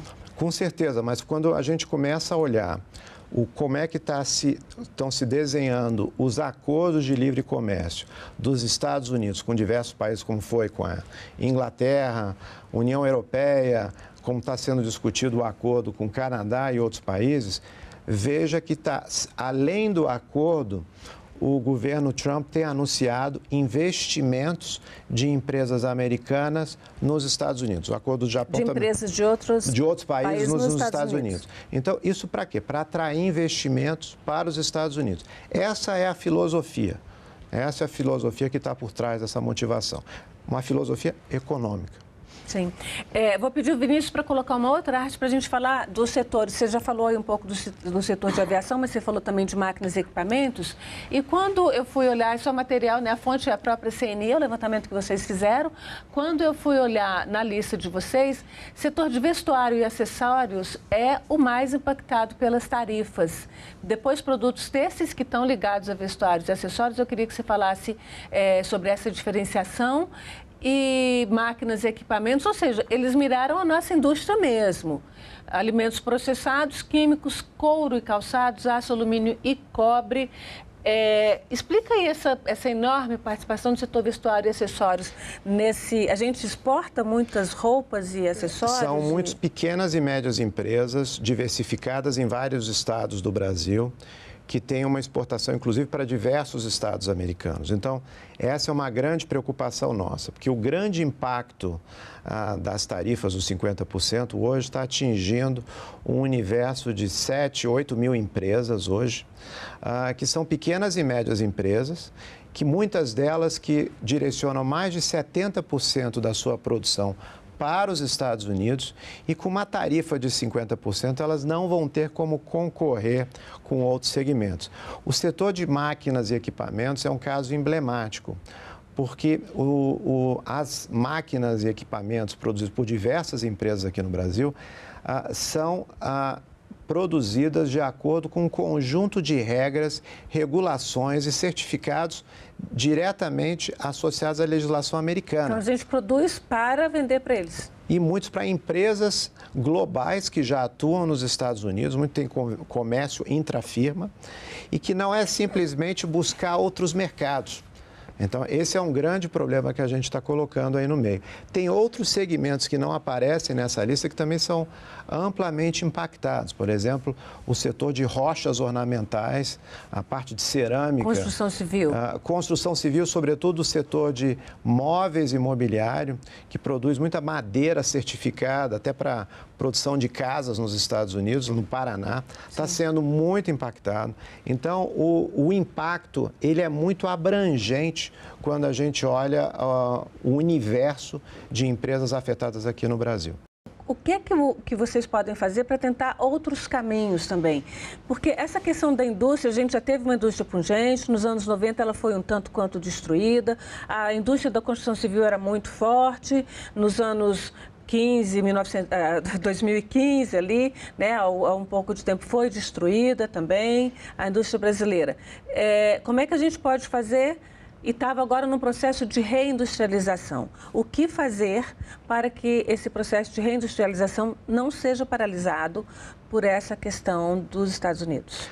Olha, Antônia, o que nós temos defendido na CNI, primeiro é que o Brasil precisa repensar as suas relações com o resto do mundo. Nós vamos precisar ter uma agenda muito mais agressiva de promoção comercial para mercados até então pouco explorados pelo Brasil.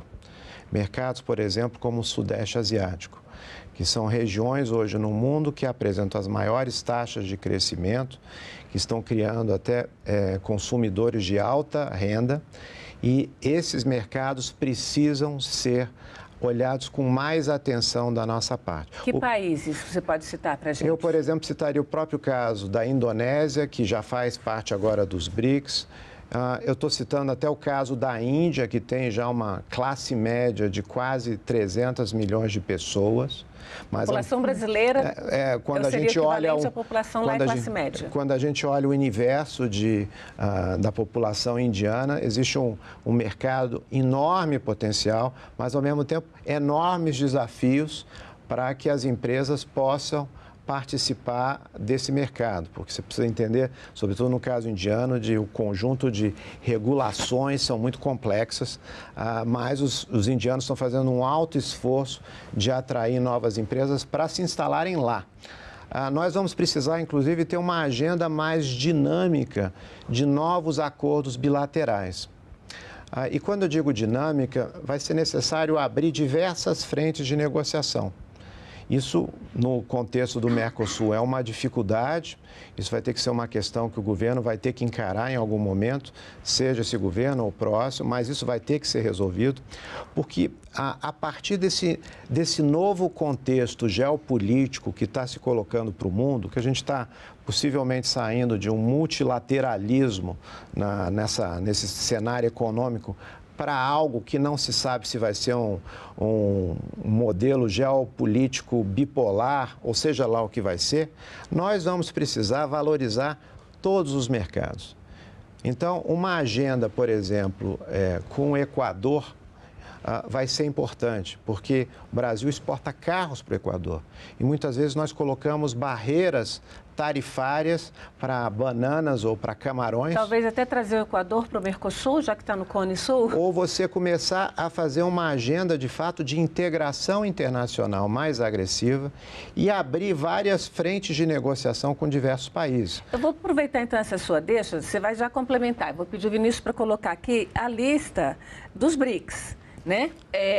para a gente juntar aí BRICS, tarifas e possíveis mercados brasileiros no futuro. Brasil taxado com 50% em muita coisa, né? Mais da metade do que exporta. Rússia completamente bloqueado, Índia também 50%, China foi primeiro 150%, depois baixou para 30%. Neste momento em que gravamos o programa está em 30%, é só que a gente pode dizer. Irã com bloqueio total, África do Sul 30%, Arábia Saudita, que é a parceira dos Estados Unidos pelo petróleo, 10%, Egito também 10%, Emirados Árabes 10%. Esses três são BRICS, mas são os grandes parceiros norte-americanos na questão do petróleo.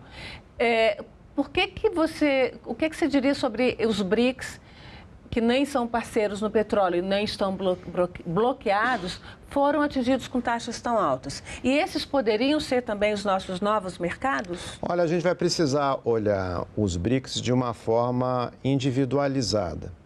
Então, vamos olhar primeiro a questão da China, né, onde o Brasil tem um mercado potencial, há diversas empresas transnacionais atuando já na China em diversos setores. Por outro lado, as nossas exportações para a China, em sua maioria, são de produtos agrícolas. A indústria não tem ainda uma penetração na China, seja por dificuldade e barreiras comerciais existentes, seja por falta de uma agenda mais proativa nossa em relação à China. Nós precisamos ter uma agenda com a China cada vez mais orientada para a ciência e tecnologia. Quer dizer, a China hoje está dominando diversos segmentos e setores estratégicos e nós precisamos atrair investimentos da China para o Brasil, mas que esses investimentos venham também atrelados com ciência e tecnologia. Vai abrir uma fábrica no Brasil que a gente coloque também na mesa de negociação a vinda de cooperação tecnológica, de intercâmbio. Intercâmbio universitário? Talvez até mais estudantes brasileiros na China, chineses no Brasil? Nos dois sentidos, porque você pega, por exemplo, o ranking hoje das principais universidades no mundo, das 20 maiores universidades no mundo, já aparecem algumas chinesas, como é o caso da Tsinghua, que é, inclusive, a escola onde o Xi Jinping estudou. A Tsinghua hoje é uma das líderes mundiais no tema de inteligência artificial. A gente precisa criar mecanismos, aproveitar essa agenda BRICS para criar mecanismos de intercâmbio para acessar essas tecnologias. Isso de um lado. Do outro lado, quando a gente olha outros mercados, como a Índia, como eu falei, a Índia é um mercado a ser explorado, precisa ser potencializado. A gente precisa ter uma agenda de promoção comercial orientada para entender como o Brasil pode trabalhar complementariedades econômicas com a Índia de fato, não olhar a Índia apenas sobre a ótica de um concorrente. Nosso comércio tem crescido, está na ordem de 17 bilhões de dólares, tem muito espaço para crescer, quando a gente compara com o resto do mundo.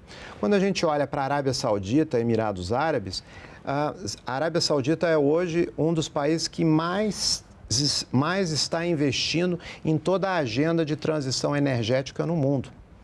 E está buscando investimentos para lá. Tecnologias. E tecnologia para lá. Então, nós precisamos pegar empresas brasileiras, aquelas, sobretudo, que estão mais aptas a se internacionalizarem e fazer um esforço de conectar melhor essas agendas para levar essas empresas para os Emirados Árabes. Não ficar apenas com a expectativa que esses países vão, por conta de fundos XPTO, vão colocar recursos no Brasil.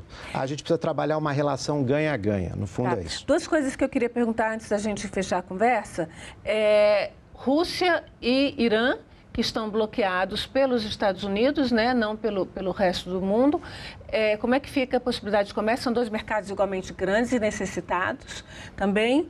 E apoio do governo brasileiro ao setor industrial agora, né? O governo lançou também o plano de apoio Brasil Soberano. Como é que vocês recebem esse plano? Olha, em relação à Rússia e Irã, há diversas dificuldades aí no relacionamento e é um tema sensível, uma vez que impacta diretamente as nossas relações comerciais com o resto do mundo, a exemplo dos Estados Unidos. Sobre o plano Brasil Soberano, grande parte das medidas lançadas pelo governo vão em linha com a proposta que a CNI apresentou para o governo 2 semanas antes do lançamento do plano. Então, esse plano ele vem para remediar a questão das empresas que atuam nos Estados Unidos, mas não soluciona. A solução vai se dar por meio do diálogo, do distensionamento e da abertura de canais nos Estados Unidos, e a gente acredita que o setor privado pode ter um papel estratégico nessa questão lá nos Estados Unidos e, por outro lado, abrindo novos mercados, como eu falei. E se a gente conseguir abrir várias frentes bilaterais de comércio, a gente aumenta o nosso poder de barganha. Então, o Brasil vai ter capacidade amplificada de negociar acordos que sejam do nosso interesse. Pode-se dizer, ou vocês abaixam as tarifas ou a gente exporta para outros lugares? Assim, a gente precisa ter relações ganha-ganha, mas repensar as relações do Brasil com o resto do mundo para que o Brasil se consolide como um global trader. No fundo, esse é o nosso grande objetivo nesse novo contexto internacional que começa a desenhar nesse momento. Frederico Lamego, muito obrigada pela sua presença aqui na Agenda Econômica. Obrigado, prazer estar com você.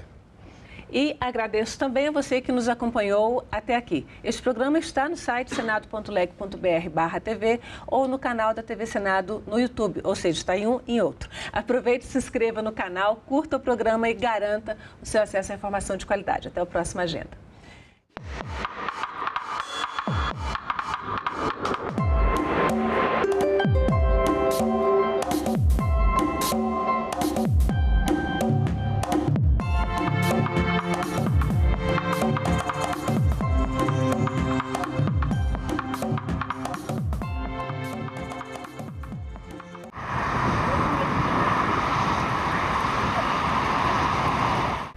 Melhorar a conscientização, tem que falar para essa mulher, olha, você descobriu que você está grávida, vá até a unidade básica de saúde, é seu direito, vai lá e abre seu pré-natal.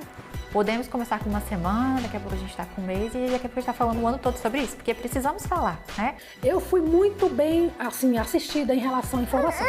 Eu não tive falta da informação, né? Em relação à vacina também. Em discussão, nesta quinta, 20h, aqui na TV Senado. A partir do atendimento que a Defensoria Pública da União fazia nas suas unidades e nas comunidades remotas por meio de atuações itinerantes, se identificavam que aqueles descontos não eram autorizados pelo segurado. E isso foi identificado pelo Tribunal de Contas da União e pela CGU. Isso foi identificado. Em algum desses casos aí, a autorização ou serviço oferecido teve a atuação de telemarketing? Já verifiquei que em alguns casos as gravações não correspondem à realidade, ou seja, o segurado não aderiu àquele desconto, ou seja, o termo apresentado ou ele possui uma assinatura falsa ou ele tem uma gravação falsa. A senhora observou que alguma instituição bancária específica se repetia nessa dobradinha de empréstimos consignados e descontos associativos? Algum banco específico verificou essa coincidência? Tem alguns bancos, entidades que são mais problemáticos e elas são apontadas nas diversas ações individuais e nos processos de assistência jurídica. A senhora pode dizer os nomes desses bancos? Teria que me recordar agora quais serão os bancos, que são vários, né, bancos. Todas as denúncias feitas para o INSS e a Previdência entre 19, 20, 21, nenhuma providência adotada, nenhuma ação ajuizada. Por que essa omissão? Várias ações judiciais individuais foram ajuizadas neste período. Ações coletivas foram ajuizadas, uma pelo Ministério Público Federal.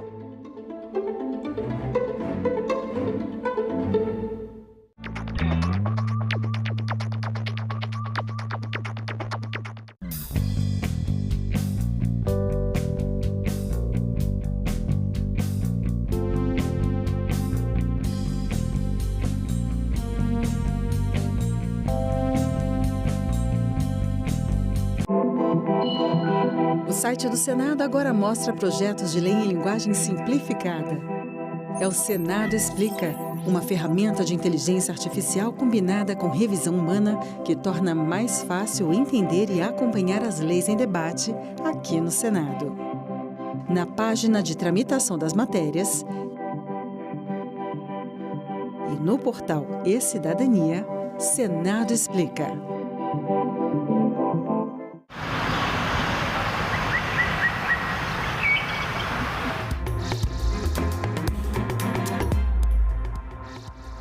Olá, boa tarde. Em Brasília, 13 horas e 30 minutos e o Senado Notícias está no ar. Pacientes da amiloidose hereditária, uma doença rara, pediram em audiência pública na Comissão de Ciência e Tecnologia a incorporação de novos medicamentos ao SUS. O debate reuniu representantes do Ministério da Saúde, especialistas, pacientes e associações. A amiloidose hereditária por transtirretina é uma doença genética rara, em que a proteína TTR se acumula em órgãos como nervos e coração. Ela causa dor, fraqueza, problemas cardíacos e digestivos. A chefe do Centro de Referência da Doença no Brasil disse que a amiloidose é fatal, mas existem medicamentos capazes de controlar o mal. Existem esses silenciadores, aqueles moléculas que vão lá no interior do fígado e causam o que a gente chama de knockdown, cessam a produção da transtirretina. Já existem silenciadores de primeira geração e segunda geração, e é importante que a gente faça alguma coisa, que incorpore alguma coisa para atender essas necessidades não atendidas, que são aqueles pacientes que não respondem à droga distribuída atualmente pelo SUS ou aqueles que estão numa fase mais avançada. É preocupante saber que mais de 40% dos pacientes em estágio 1 da doença podem não responder ao tratamento disponível no SUS. Além disso, muitos pacientes enfrentam o diagnóstico tardio, o que os leva a procurar tratamento apenas quando já estão em estágio 2. Condenando-os a uma falta de opções terapêuticas. A doença impossibilita o trabalho e, em muitos casos, familiares precisam se dedicar aos cuidados. Participantes fizeram um apelo pela incorporação de tratamentos e medicamentos no Sistema Único de Saúde. Reconheço que é um medicamento muito caro. As pessoas normais não têm condição de pegar e comprar o medicamento. O valor é bastante alto, mas é o tal negócio. Qual é o valor que se tem da vida? Eu hoje me sinto capaz de trabalhar, mas não consigo trabalhar, porque eu não consigo... Meu serviço eu era inspetor de pintura, trabalhava em plataformas da Petrobras, em navios da Petrobras, fazendo inspeção para controle de corrosão e tudo. E hoje em dia eu não consigo subir uma escada direito, eu não consigo entrar num tanque de navio para fazer uma inspeção. Eu divido o meu dia com os cuidados, os muitos cuidados que eu tenho que ter com a minha mãe, que já nem anda mais, depende de mim para tudo. Se eu não ficasse por conta dela, a gente teria que contratar uma pessoa. E esse é o cenário de todos esses pacientes, né?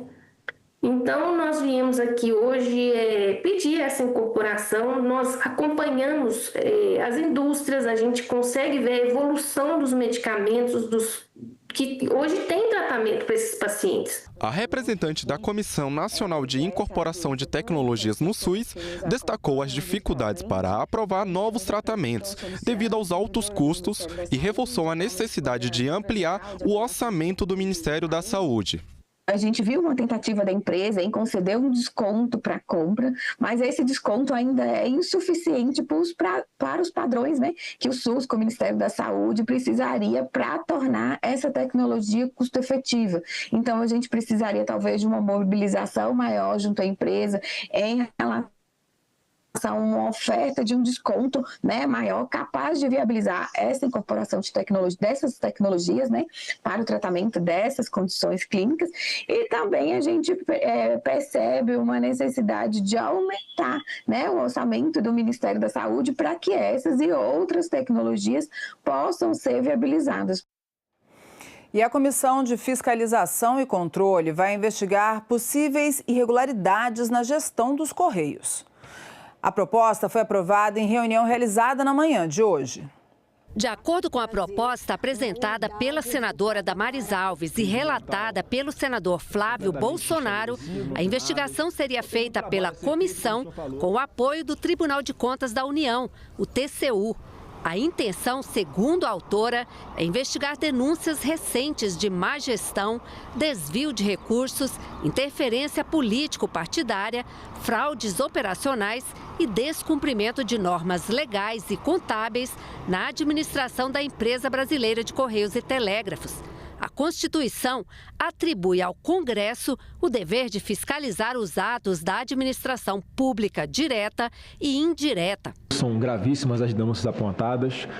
Todo o planejamento para coleta de informações oitiva de pessoas importantes dentro da instituição dos Correios, a oitiva de servidores e até possíveis visitas em loco, eu acredito que vão consubstanciar, presidente Irã, um relatório que seja fidedigno a toda suspeita que recai sobre os desvios bilionários e aos crimes cometidos contra as diversas pessoas dentro da própria instituição dos Correios. O senador Rogério Carvalho reclamou que a proposta foi aprovada de forma apressada, sem espaço para discussão. O que nós vimos aqui hoje foi uma manobra para poder aprovar de forma assodada, porque não é assodada porque teve 1, 2, 3 reuniões, é porque não deu espaço para o contraditório na hora do debate da votação final. O senhor falou, o senhor abriu, fechou, dentro de 7 minutos... certo? O senhor colocou em votação a questão mais importante da pauta. O que eu vou fazer, senhor presidente, é encaminhar para a presidência do Senado, certo? As questões relacionadas ao descumprimento do regimento interno do Senado Federal sobre a extrapolação das competências desta comissão para que a gente possa colocar a investigação, a proposta de fiscalização dentro do que rege o regulamento do Senado. Eu queria deixar bem claro a Vossa Excelência que eu não cerceio direito de ninguém, muito menos de Vossa Excelência. O senhor chegou atrasado na reunião, só isso. Então não há que se discutir. Eu não posso abrir a discussão para quem não está aqui. E a Comissão de Fiscalização e Controle também aprovou um projeto que obriga os planos de saúde a comunicar ao consumidor, de modo individualizado, descredenciamento ou substituição de prestador de serviço de saúde.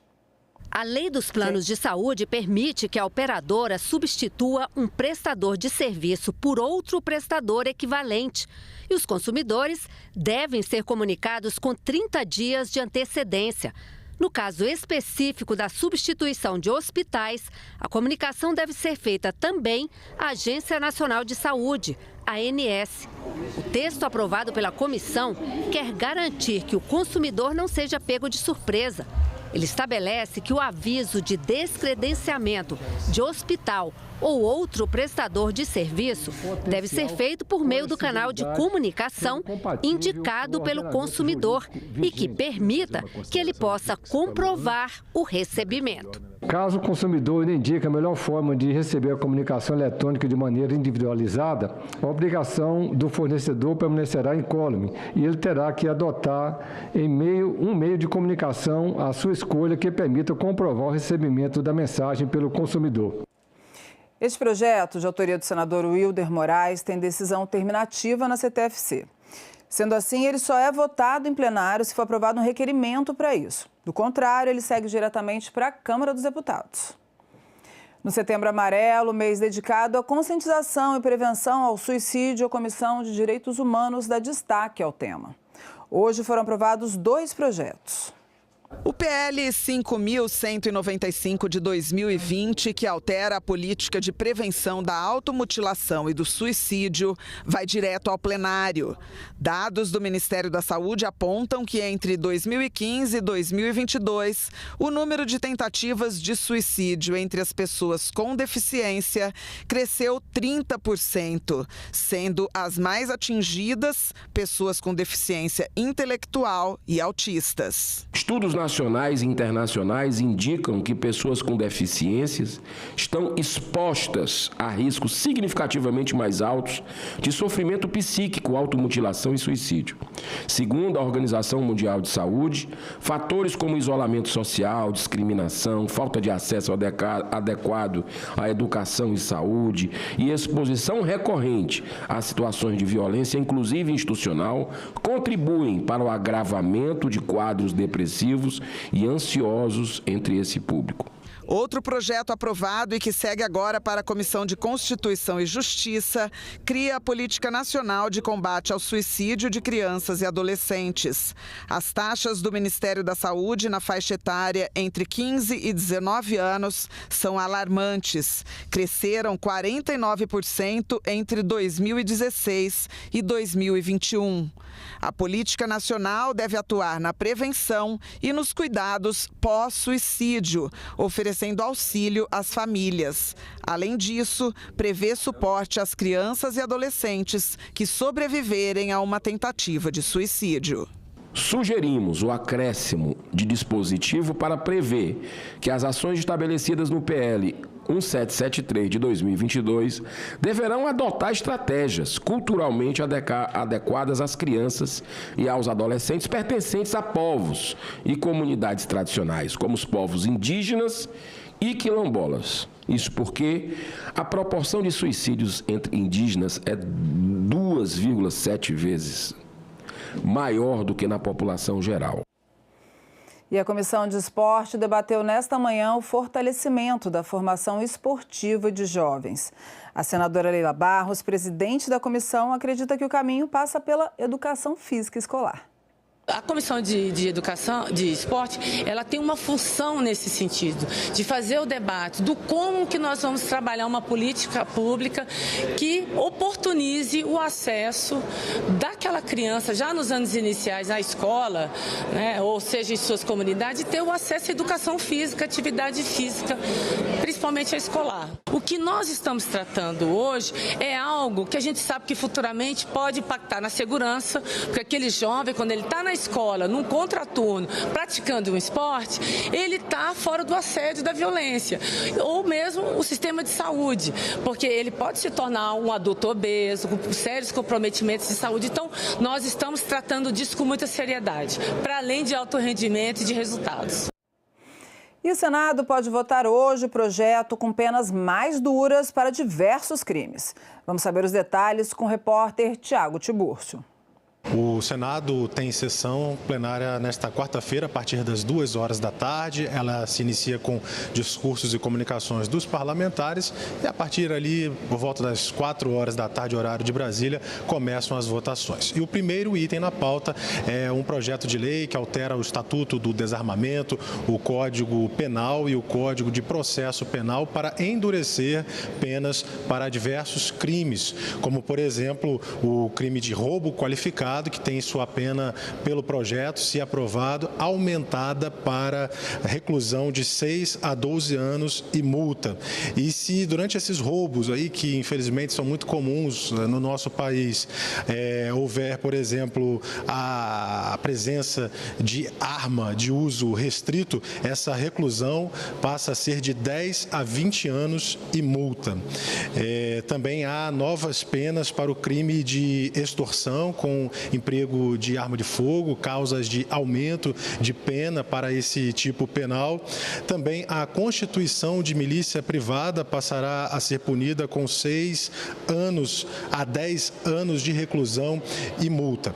Em relação ao processo penal, há novas regras para o cumprimento da prisão preventiva e também, quando o réu é sentenciado e não há mais recursos para ele, ou seja, transita em julgado o seu processo, o condenado que tiver pena superior a 6 anos de reclusão deverá começar a cumpri-la em regime fechado. Hoje, esse regime fechado é apenas para penas superiores a 8 anos de reclusão. Então, o relator deste projeto é o senador Alessandro Vieira, mas ainda está pendente de aprovação no plenário um requerimento de urgência para que esse projeto possa ser votado hoje, apesar de já constar na pauta de votações de hoje. Também estão na pauta outros 2 projetos de decreto legislativo que tratam sobre acordos assinados pelo Brasil com outros países. Um deles é com a Turquia, um acordo de cooperação em indústria e em defesa. E o outro acordo que pode ser ratificado pelo Senado Federal é um assinado com o Chile para tratar de evitar a dupla tributação e prevenir a evasão fiscal aí nos relacionamentos entre as duas nações. Além da sessão no plenário, vamos ver agora as outras atividades previstas para esta tarde. Daqui a pouco, às 2 horas, a Comissão de Agricultura e Reforma Agrária faz audiência pública para debater o Programa Nacional de Reforma Agrária. No mesmo horário, audiência pública marcada na Comissão de Assuntos Sociais para discutir projeto que institui o Exame Nacional de Proficiência em Medicina. Às 2h30, a Comissão Mista da Medida Provisória 1303 faz audiência pública para discutir a tributação de aplicações financeiras e ativos virtuais no país. No mesmo horário, a Comissão Mista da Medida Provisória 1300 deve continuar a reunião iniciada ontem para apreciação do relatório. A MP atualiza a legislação do setor elétrico brasileiro. Mudanças na lei da ficha limpa. O plenário do Senado aprovou nesta terça-feira projeto que unifica a inelegibilidade em 8 anos. O texto segue para sanção presidencial. A lei da ficha limpa prevê 8 anos de inelegibilidade, mas esse prazo só começa a contar depois do fim da pena ou do mandato, o que pode estender o prazo total de inelegibilidade para mais de 15 anos. O projeto antecipa o início da contagem para o momento da condenação. A mudança vale para casos passados e futuros, podendo beneficiar políticos já condenados. O projeto foi apresentado em 2023 pela deputada federal Dani Cunha. No Senado, foi relatado pelo senador Everton. Ele acatou uma sugestão do senador Sérgio Moro para que, em casos de condenação por crimes graves, como cometidos contra a administração pública, lavagem de dinheiro, tráfico e racismo, fique mantido o prazo de contagem de inelegibilidade atual. Esses que cometem os crimes gravosos, como foram relatados pelo senador Moro, não estão sendo atendidos aqui nessa lei. Obviamente, nós vamos continuar no formato que está. Nós estamos preservando a essência da lei da ficha limpa com as emendas que foram aqui acolhidas, redacionais. O projeto propõe unificar o prazo de inelegibilidade para um único período de 8 anos, contados a partir da decisão que decreta a perda do mandato, da eleição em que houve condenação por prática abusiva, da condenação por tribunal colegiado ou renúncia ao cargo eletivo. O projeto também prevê um teto de 12 anos em caso de várias condenações. Diminui significativamente o período total de inegibilidade em muitos casos, enfraquecendo o efeito dissuasório da lei da ficha limpa. Está afrouxando mesmo. É uma questão de justiça, porque de fato estabelece os prazos prescricionais para evitar que a condenação ela não tenha fim. Esse projeto de lei, ele atinge de morte o espírito da lei da ficha limpa. Por que 8 anos, não 9, não 7, não 6?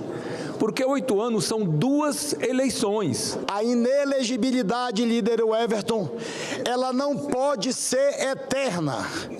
Está no texto da lei 8 anos. Não pode ser 9 nem 20. O pagamento de dívidas do governo reconhecidas judicialmente será limitado.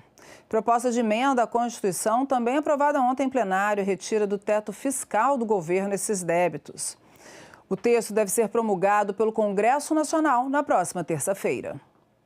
O objetivo é limitar o pagamento de precatórios, que são dívidas judiciais reconhecidas, e criar novos prazos especiais para parcelamentos de débitos previdenciários.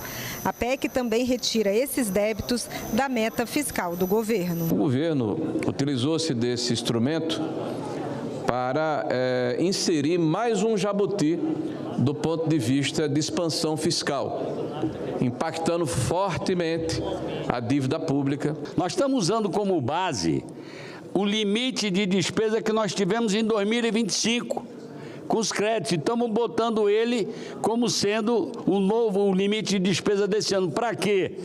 Senhor presidente, para poder encaixar 12 bi ou 12 bi 500, que é a previsão que vai ter lá. Na prática, a PEC cria uma regra de escalas. Quanto maior a dívida em precatórios de estados e municípios, maior será a parcela obrigatória da receita destinada ao pagamento. O percentual varia de 1% para aqueles que têm menos de 15% de estoque de precatórios não pagos em relação à receita corrente líquida, a 5% para aqueles que têm mais de 85%. É praticamente impossível administrar um orçamento com a imprevisibilidade que existe hoje em função dos precatórios. Tem se esquecido nesse país que equilíbrio fiscal também se faz pelo lado da despesa, qualificar o gasto público, eliminar o desperdício. Os critérios de atualização dos precatórios passam a ser a soma do IPCA mais 2%. A PEC permite também que a União abra uma linha de crédito usando bancos públicos federais para ajudar no pagamento dos precatórios. Vai ajudar as prefeituras a terem fôlego nos seus pagamentos. E não significa um calote, significa um reescalonamento. Por que o governo Lula, que é um governo gastador por natureza, ele não vai lá e corta ministério e faz o seu dever de casa? Nós faremos essa promulgação na próxima terça-feira, às 15 horas, antes da deliberação da ordem do dia. E agora são 13 horas e 51 minutos. Impulsionado pela Operação Carbono Oculto da Polícia Federal, o Senado aprovou nesta terça-feira um projeto que cria um código de defesa dos contribuintes e penaliza empresas que usam a inadimplência como estratégia de negócios. O texto segue para a sanção presidencial. A votação da proposta foi impulsionada pela operação da Polícia Federal Carbono Oculto de combate ao crime organizado no setor de combustíveis. O projeto cria um código de defesa dos contribuintes e define devedor contumaz como aquele que possui um débito mínimo de 15 milhões de reais e a perpetuação da dívida no tempo. O tema que desde o início da tramitação gerou o maior grau de debates, especialmente desde a semana passada, onde mega operações acabaram atuando em São Paulo e outros estados da federação, ganhou um grande protagonismo. O que é que se viu?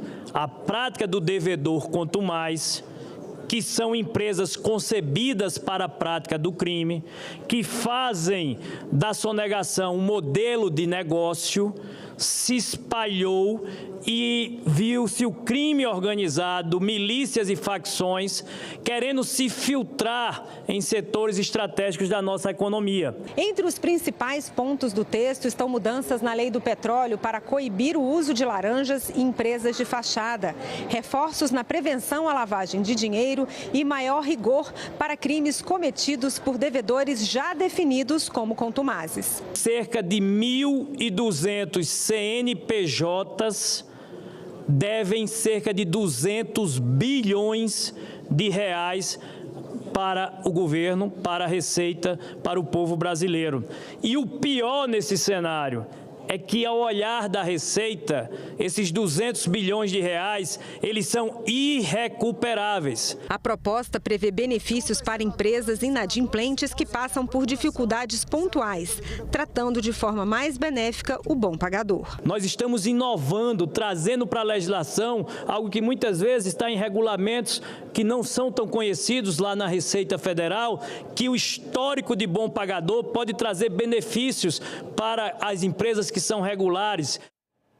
E os parlamentares ainda aprovaram a medida provisória que destina 520 milhões de reais ao Ministério da Integração e do Desenvolvimento Regional. Os recursos serão utilizados para financiar ações de defesa civil e apoio às populações afetadas por desastres naturais em diferentes partes do Brasil. A Comissão Mista de Orçamento aprovou nesta terça-feira mais recursos para o Ministério da Educação. A CMO decidiu ainda votar na próxima semana a Lei de Diretrizes Orçamentárias. Na reunião da Comissão Mista de Orçamento, foram aprovados 5 projetos de lei do Congresso Nacional. Um deles abre crédito suplementar no valor de mais de 685 milhões de reais para o Ministério da Educação. O recurso será usado para complementar o orçamento do programa PED-6. Outro assunto debatido na reunião foi a votação da Lei de Diretrizes Orçamentárias, a LDO. O relator, deputado Gervásio Maia, explicou que o texto recebeu mais de 2.400 emendas que ainda estão sendo analisadas e pediu adiamento da votação para a próxima semana. Conversei com o presidente Davi Alcolumbre, como também com o presidente Hugo Mota, e nós vamos inclusive fazer uma reunião na quinta-feira com o corpo técnico, mais uma reunião, dessa vez com alguns consultores do Senado, para a gente ir ajustando e ver se realmente a proposta legislativa fica realmente à altura das necessidades do nosso país para 2026. É pertinente, eu já fui líder na Câmara dos Deputados, então que o deputado faça uma apresentação também do relatório da LDO no Colégio de Líderes, para que possa embasar e construir todos os acordos em face da aprovação, que é mais importante. Tampouco a sessão do Congresso designada, então também não tem fundamento de apressar, de forma assodada, uma apresentação de um relatório com um número tão grande de emendas, se não há ainda uma data prevista para a votação na sessão do Congresso Nacional, que ainda será agendada pelo Congresso. O presidente da comissão também informou que, em relação ao projeto de lei orçamentária anual, 16 relatorias setoriais já foram definidas. Esses relatores já passarão até a missão e a incumbência de dialogar com os respectivos ministros das áreas temáticas para ir evoluindo na análise da PELOA, enquanto a gente caminha em paralelo, de forma concomitante, finalizando os trabalhos da LDO na competente relatoria do deputado Gervásio Maia e o deputado Isnaldo Bulhões, relator geral, e os 16 relatores setoriais já se debruçam sobre o tema da PELOA, para que a gente consiga manter e preservar e recuperar, na verdade, o cronograma atual, colocar nos trilhos a votação do orçamento e encerrar o ano legislativo em dezembro com a votação do OGU 2026. E olha só, a Comissão de Segurança Pública ouviu ontem o ex-assessor do Tribunal Superior Eleitoral, Eduardo Tagliaferro. Durante a audiência, o perito criminal, que em 2022 chefiava a Assessoria Especial de Enfrentamento à Desinformação no TSE, denunciou suposta fraude processual em decisão do ministro Alexandre de Moraes, que autorizou busca e apreensão contra empresários. Apenas parlamentares da oposição participaram da audiência na Comissão de Segurança Pública, que é presidida pelo senador Flávio Bolsonaro. Eduardo Tagliaferro, que está na Itália, trabalhou na Assessoria Especial de Enfrentamento à Desinformação do Tribunal Superior Eleitoral em 2022. Ele mostrou documentos que alega serem periciados e que comprovariam supostas ilegalidades processuais cometidas a pedido do ministro Alexandre de Moraes, que era presidente do tribunal. Segundo Tagliaferro, Moraes teria autorizado busca e apreensão contra empresários com base apenas em matéria jornalística. A operação foi realizada. Dias depois, por intermédio de um juiz que assessorava Moraes, Tagliaferro teria recebido ordens para produzir um relatório que fundamentasse a decisão. O documento teria sido inserido posteriormente no processo. Foi pedido para que se confeccionasse um parecer, um relatório com data retroativa, e eu assinando pelo Supremo Tribunal Federal, ao qual eu não era nomeado, foi pedido para fazer toda essa história encaminhada para o Ayrton, para que o Ayrton, dentro do processo físico, fizesse da forma que ele acha. Eu acredito que foi colocado isso anterior. Aqui tem tudo, a matéria jornalística, do dia que ele fala, que foi no dia 23/8/2022, que está bem aqui, que aconteceu a busca e apreensão. Porém, se os senhores observarem, os relatórios datam todo o material que a mim foi passado para montar aquela farsa é do dia 26, 27 e 28 de agosto. Está aqui, tudo preservado, tudo periciado, mostrando que não teve qualquer adulteração ou manipulação da minha parte. Então, o senhor consegue provar que o fundamento para a busca e apreensão foi feito depois da busca e apreensão. Então, houve uma fraude no documento, é isso? Exatamente, e isso me deixou um tanto quanto preocupado e entendi porque todos os processos são físicos e ele só tira o sigilo no momento que ele acha interessante e nas peças que ele acha interessante. Mas esse arquivo nada mais, nada menos é do que o mapa mental e a conversa na data que aqui está 28 de agosto. 28 de agosto, da conversa do Ayrton, onde ele me pede, onde eu encaminho para ele o mapa mental. São mais de 1000 páginas de conversa. Tá? Aqui, ó, mais de 1000 páginas de conversa. Ó. Vamos colocar aqui, ó. Presidente, esse material tem que ser encaminhado hoje para o ministro Barroso. Nós interrompemos o jornal porque teve início agora o plenário do Senado. Acompanhe. A número regimental, eu declaro aberta a sessão. Sobre a proteção de Deus, iniciamos nossos trabalhos. As senadoras e senadores poderão se inscrever para o uso da palavra por meio do aplicativo Senado Digital, por lista de inscrição que se encontra sobre a mesa ou por intermédio dos totens disponibilizados na casa. Os senadores presentes ou remotamente e inscritos para o uso da palavra poderão fazê-lo através do sistema de videoconferência.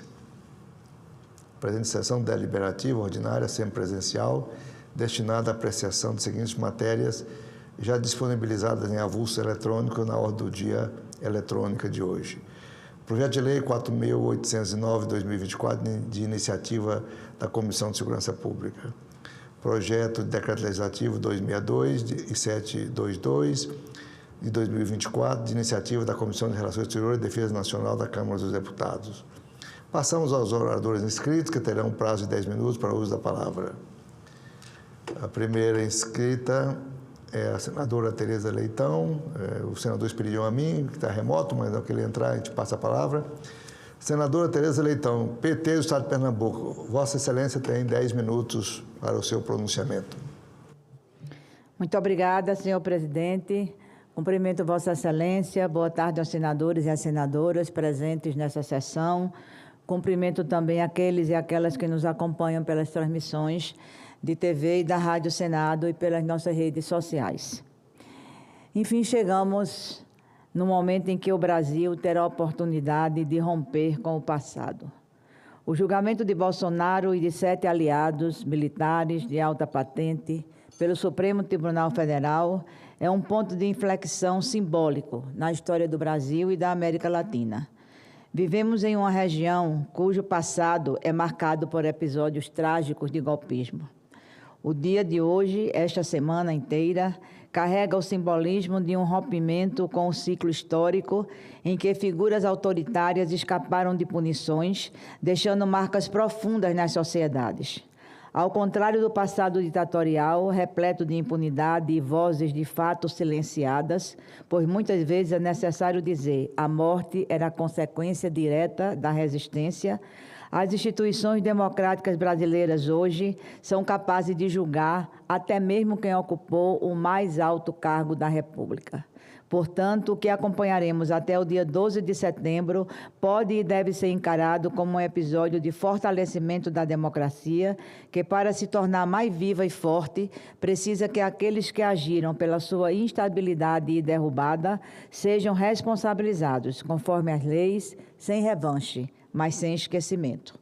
Afinal, a democracia não é apenas um ideal, mas um conjunto de procedimentos e instituições que precisam ser respeitados para que funcione.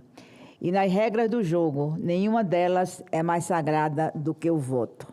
A escolha popular sobre o destino de uma nação jamais deve ser menosprezada, muito menos atacada, senadores e senadoras, como temos presenciado sistematicamente desde que se passou a contestar em alto e bom som o sistema eleitoral e depois o próprio resultado das eleições.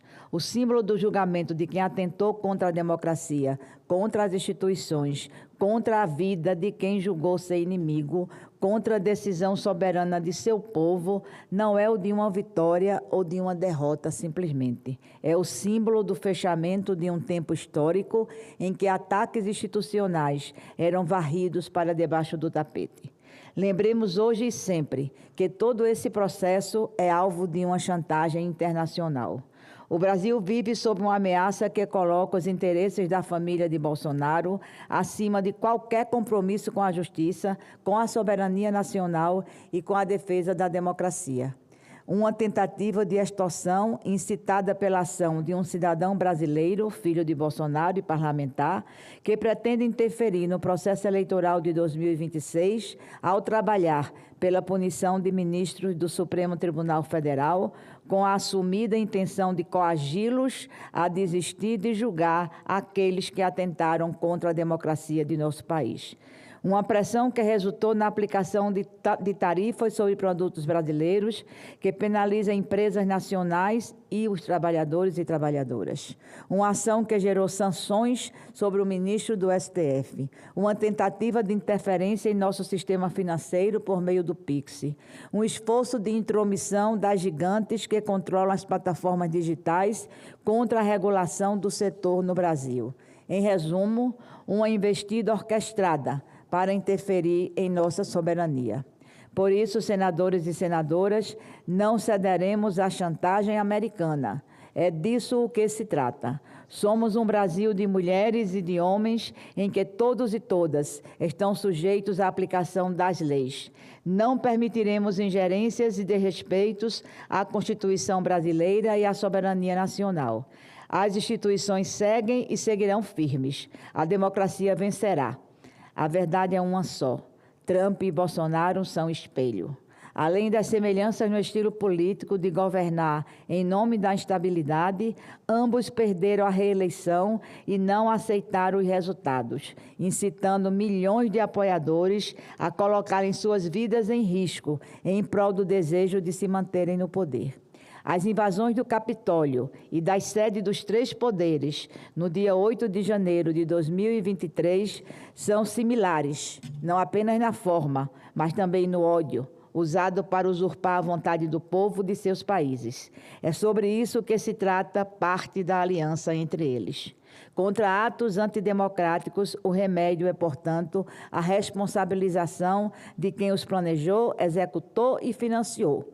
O Brasil não apagará da sua história a responsabilidade de todos aqueles que tentaram sabotar o nosso país em nome de uma anistia em benefício próprio. Tampouco deixará de julgar, com todo respeito aos princípios constitucionais e ao direito de ampla defesa, aqueles que atentaram contra a democracia. A justiça verdadeira se faz garantindo o contraditório e assegurando que cada voz, inclusive a dos acusados, seja ouvida dentro dos limites do devido processo legal. Só isso se rompe de forma legítima e duradoura o ciclo da impunidade e se fortalece o Pacto Federativo. Por fim, senhor presidente, lembremos da principal imagem da posse do presidente Lula em janeiro de 2023. Naquele momento, com aquela subida da rampa, o Brasil tomou posse de si mesmo. Somos uma força popular que jamais será derrotada. Seguiremos soberanos, donos das nossas raízes e dos nossos destinos, em defesa da democracia e do lado do povo brasileiro. Muito obrigada, senhor presidente. Nós ouvimos aí a senadora Tereza Leitão, com seu pronunciamento, muito importante, e vamos dar seguimento. Eu chamo agora o senador Esperidião Amin, que deve estar online, é o primeiro inscrito, para uso da palavra. Senador Esperidião, Vossa Excelência pode dar o sinalzinho e entrar na tela. Deve estar em Santa Catarina, no seu escritório, cheio de livros. Você tem uma memória fantástica, uma cultura invejável. Admiro muito o senador Esperidião Amin. Ele é extraordinário. Parece um jovem com tanta uma lucidez e memória. Esperidião, dele. Tá ligado? Conectou, mas... Esperidião a mim. Não, né? O senador Sérgio Moro, que é o próximo. Quando o Esperidião conseguir conectar, me avisa, por favor. O senador Beto Faro, se estiver pelos corredores, pelo gabinete, por favor, pode vir. Zequinha Marinho, da mesma forma, lá do Belém do Pará. Augusta Brito, líder do PT. Isalci Lucas, aqui de Brasília. Senadora Soraya Tronic. Messias de Jesus, lá de Roraima, terra muito rica. Astronauta Marcos Ponte, vem no gabinete ou a de São Paulo? Astronauta, pode dar um sinal para mim, tá? Chamo agora o senador Girão, onde é que estava? Ele está chegando? Tá bom. Senador Paulo Paim também, deve estar por aí mesmo, ele não falta, chega cedo. Enquanto eles não conectam, mas estão a caminho, eu vou aqui falando alguma coisa sobre educação, até que eles consigam a conexão, tá, gente? Eu não gostaria de encerrar a sessão assim tão rapidamente, né? Hein? Se não chegar, a gente vai suspender, né? Bem, então vamos conversando. O mais importante, no meu ponto de vista, para o Brasil, o meu primeiro pronunciamento aqui no Senado, quando eu tomei posse, foi dizer que eu seria um senador de uma nota só. Eu falaria sempre sobre educação. E por mais que se fale em educação, ainda é pouco, eu devia falar mais. Porque a energia que sai de nosso corpo para o Brasil, ela fica em suspensão aí no ar. Ah, tá bom. Estava aqui, senador, falando algumas palavrinhas para enquanto você conseguir entrar, tá bom? Alegria muito grande. Vamos lá. Você está com a palavra, meu amigo. Fique à vontade. Então, viu, senador, eu estou me despregando de uma entrevista online ali. Ah, certo. Estou me justificando aqui. Você tem problema. Tudo bem. Mas serei muito breve. Fique à vontade. O senhor sabe, senador Confúcio, da admiração, do apreço que eu tenho por Vossa Excelência, é uma alegria muito grande participar de uma sessão presidida por Vossa Excelência. E eu ocupo a tribuna para fazer uma reflexão pública depois dos fatos de ontem.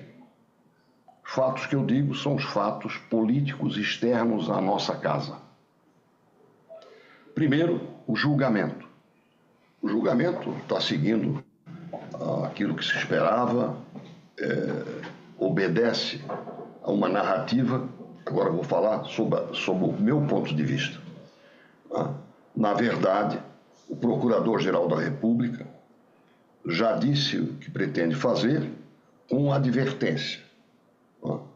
É reprimindo, é punindo que se conquista o direito de não ter novos golpes. Portanto, ele já tem uma opinião firmada. O ministro Alexandre de Moraes fez uma peroração política no mesmo sentido. Portanto, não há novidade no seio do ambiente da primeira turma do Supremo Tribunal Federal. Aconteceu também na Comissão de Segurança Pública um fato, houve um depoimento que muda radicalmente a história. Eu assisti a boa parte do depoimento do senhor Eduardo Tagliaferro. Não o conheço pessoalmente, mas sei que ele era o chefe da assessoria da equipe encarregada de enfrentar a desinformação, a EED. Ou seja, era uma espécie de tropa de choque, de elite, para evitar, teoricamente, desinformações ou informações não desejadas pela equipe e pelo seu chefe, que era o ministro Alexandre de Moraes.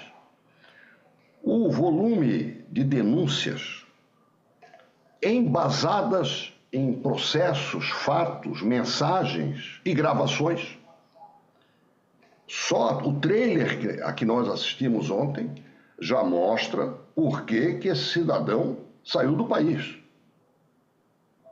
Foi procurar segurança, se não estou enganado, na Itália. E o que é pior, a providência tomada pelo ministro Alexandre de Moraes foi solicitar ao Itamaraty a extradição dele. A primeira coisa que eu gostaria de tornar público é que eu estou estudando e peço a todos que queremos a verdade, que não temos medo da verdade, que estudemos uma forma de proteger essa testemunha. Porque se o que ele está falando é verdade, nós vamos ter uma cambalhota jurídica no Brasil. Inclusive em relação a esse julgamento que está acontecendo. Porque são denúncias que colidem com a coleta de dados e informações, com diligências. Eu não estou falando sobre sentença. Não se trata de matéria de direito. Trata-se de uso de recursos públicos, pagos com dinheiro público, para fundamentar uma narrativa adrede preparada. Então isso é muito grave. E se ele não estiver falando a verdade, nós temos que puni-lo. Agora, o que nós não podemos é silenciá-lo.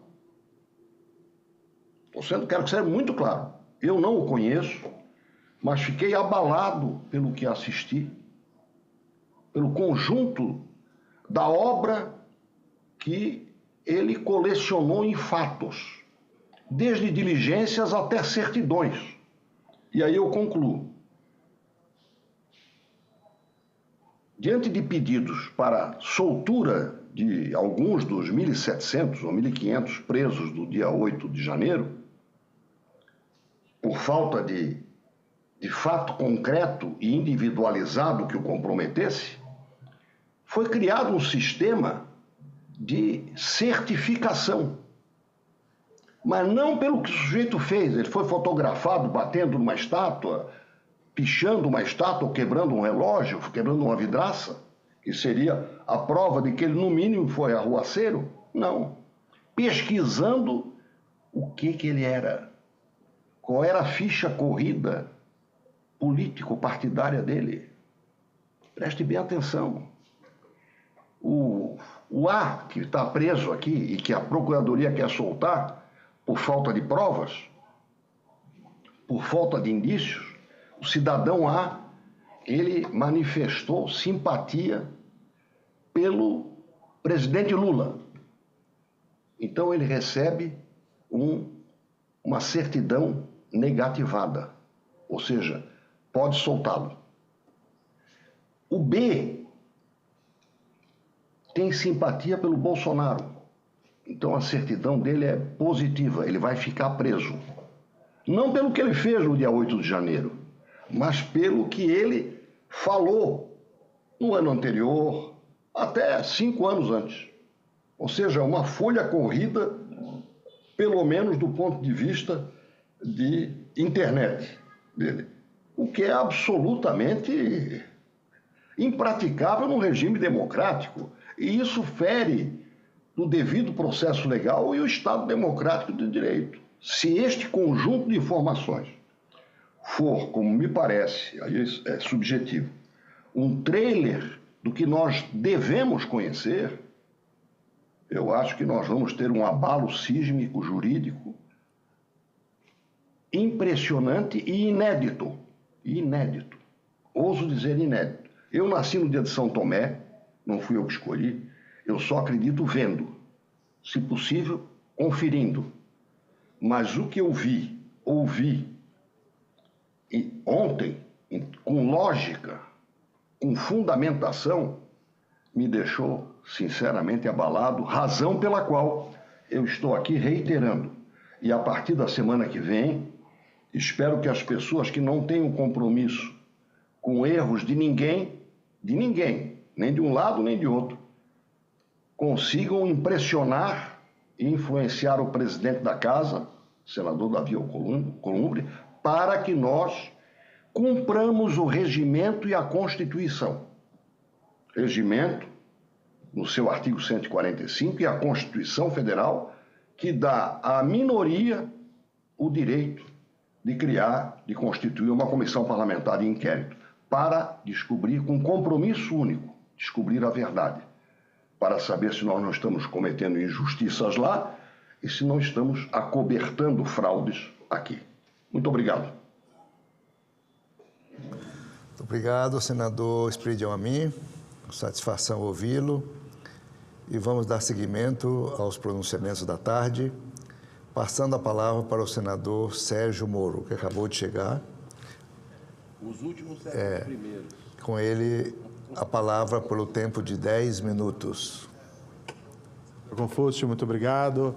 Senador Girão, senador Cleitinho, meus pares senadoras, igualmente.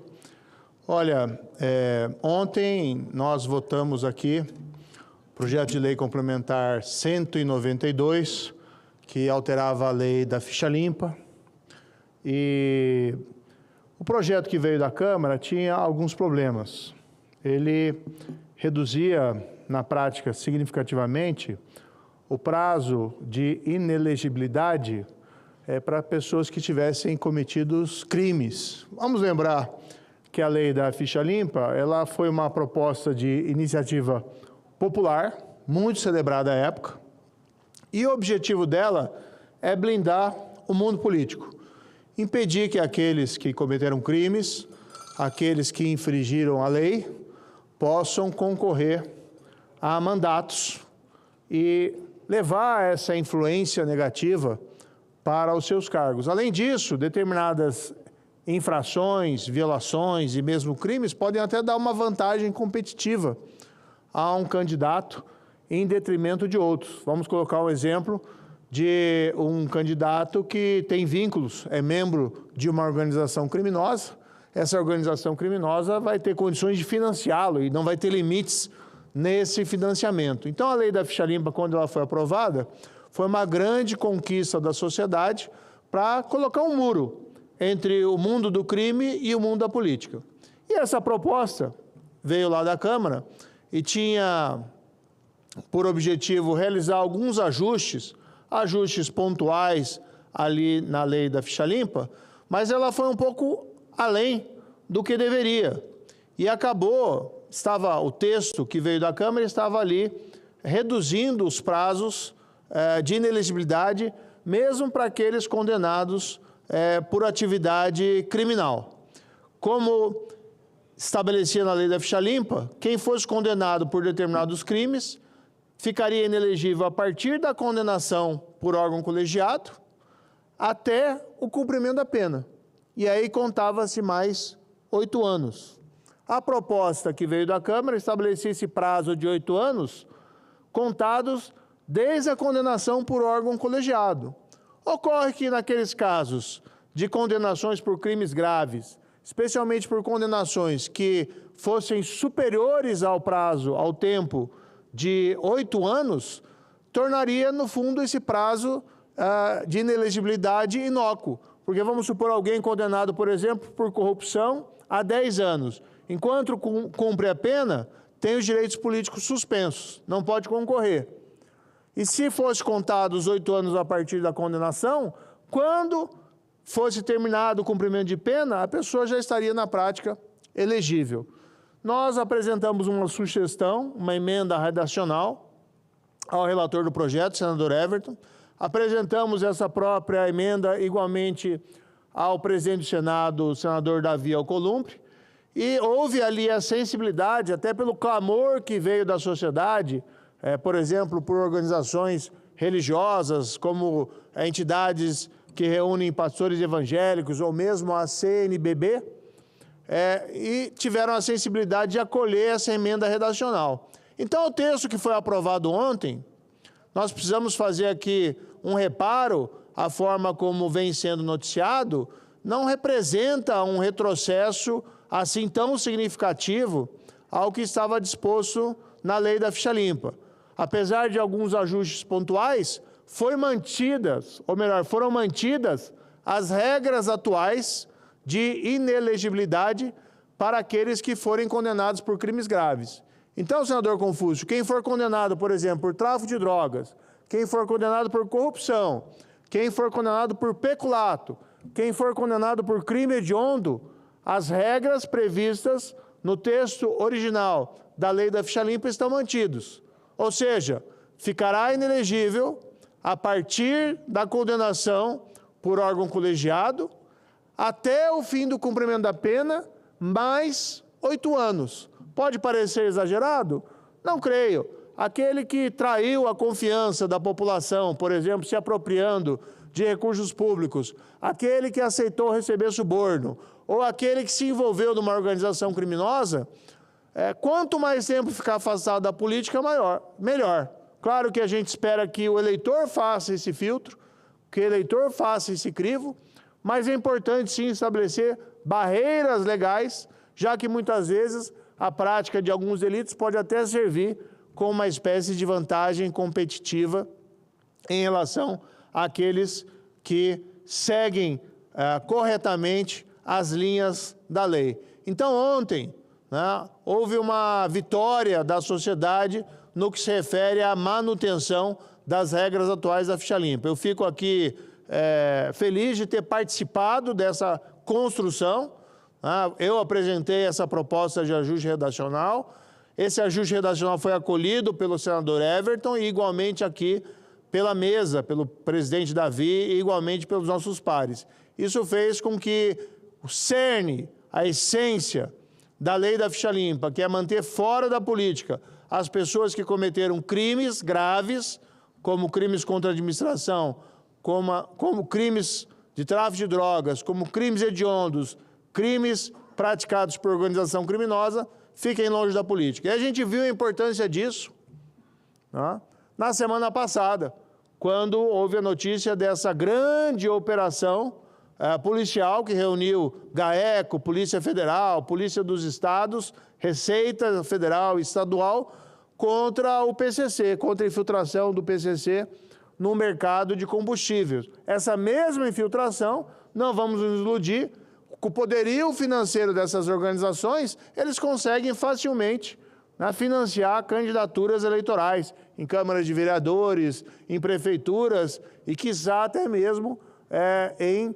órgãos legislativos federais ou poder executivo, inclusive estadual ou federal. Então, nós temos, sim, que ter proteção legal a essas investidas por parte do mundo do crime. Ontem, portanto, não é uma derrota propriamente da sociedade que tivemos, mas sim a manutenção de uma conquista que veio com a lei da ficha limpa e que o Senado teve a sabedoria de preservar na sua essência. Claro que pode ter críticas a ajustes pontuais que ali foram feitas, mas, senador Cleitinho, a essência da lei da ficha limpa foi preservada pelo acordo que foi firmado aqui nessa casa na data de ontem. Senador Sérgio Moro, você me permite uma parte?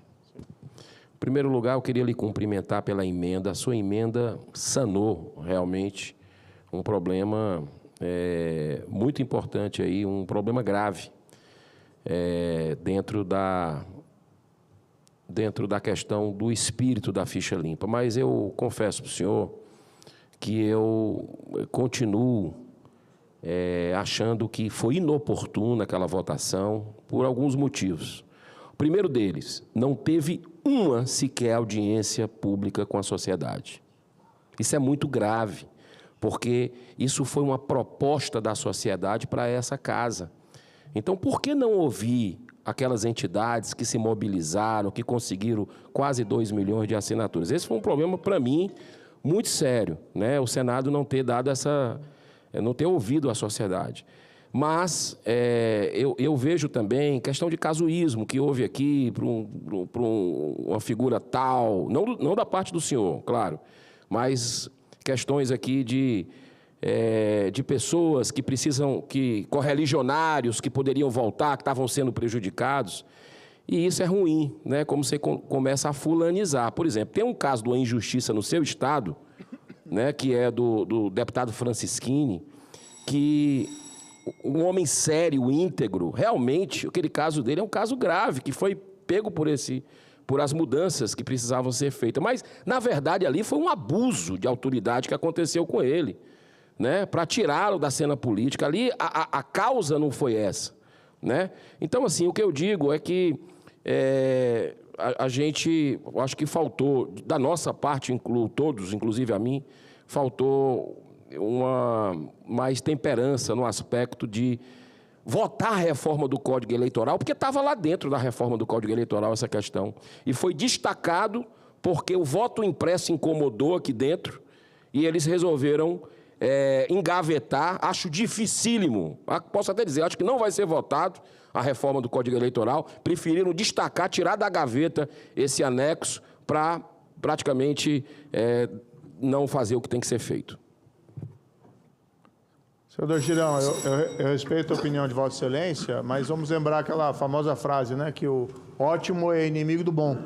O fato é que veio um texto da Câmara aprovado, que havia uma grande possibilidade de ser ratificado em sua inteireza também nessa casa, e que o texto que veio de lá, sim, ele tratava essa questão de uma maneira uniforme, 8 anos a partir da condenação por órgão colegiado. Então, o que foi feito ontem foi assegurar um tratamento mais gravoso, mais rigoroso, em relação àquelas pessoas que cometem crimes mais graves. Crime de corrupção, crime de peculato, crime de tráfico de drogas, crime praticado por organização criminosa. Então, essa essência da lei da ficha limpa foi mantida aqui pela Casa. E isso é essencialmente importante, porque se fosse aprovado o texto da Câmara, aí sim que haveria, né, um esvaziamento completo. E a essência ali foi mantida.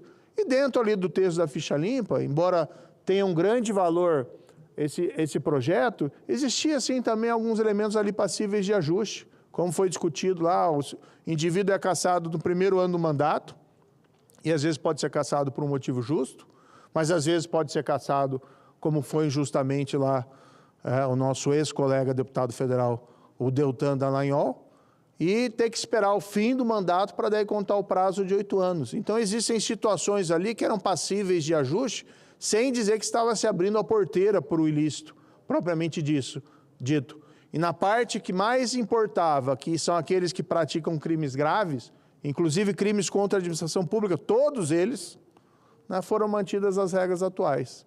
Então, nessa perspectiva, creio, não um avanço, mas houve a manutenção na essência de uma conquista celebrada pela sociedade, graças ao trabalho que foi feito aqui no Senado Federal. Muito bem. Parabéns ao senador Sérgio Moro pelo pronunciamento esclarecedor e didático. Eu não sabia da emenda dele assim, agora estou até mais tranquilo. Eu votei contra, mas com o esclarecimento dele melhorou para mim, né, a minha situação. Ficou ótimo. Senadora Soraya Tronic, Vossa Excelência, pode se dirigir à tribuna.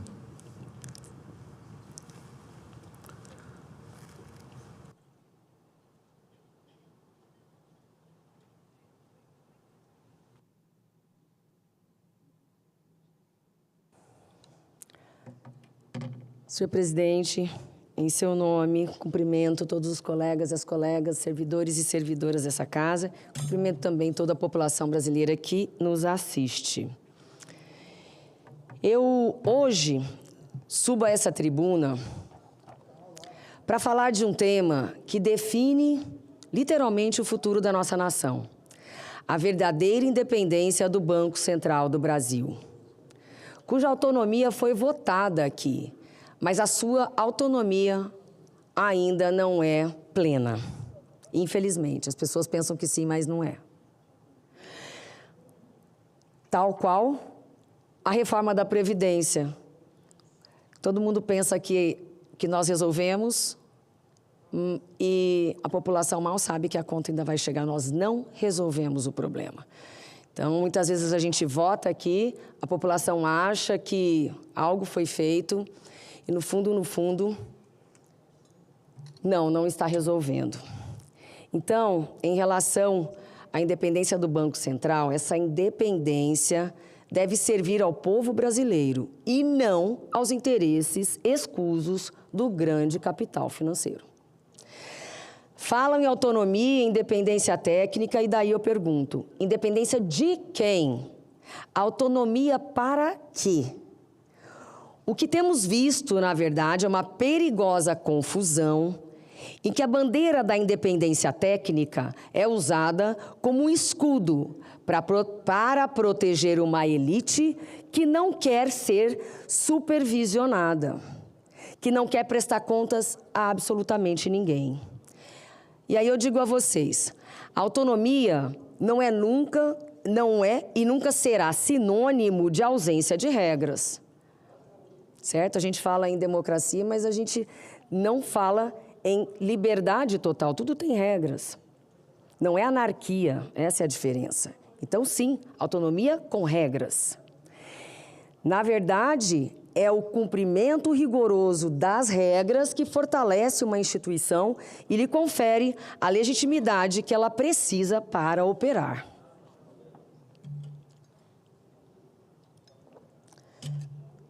E não se enganem. A credibilidade do Banco Central não nasce da arrogância de tecnocratas que se julgam acima do bem e do mal. Ela nasce, sim, da transparência, da responsabilidade e da certeza de que cada decisão proferida é tomada no melhor interesse da nação. Falhas individuais, comprovadas e desalinhadas do interesse público não podem ser varridas para debaixo do tapete. Elas exigem respostas institucionais claras, firmes e imediatas. É isso que garante a previsibilidade ao mercado e a estabilidade do nosso sistema financeiro e não a blindagem de indivíduos que falharam em suas missões.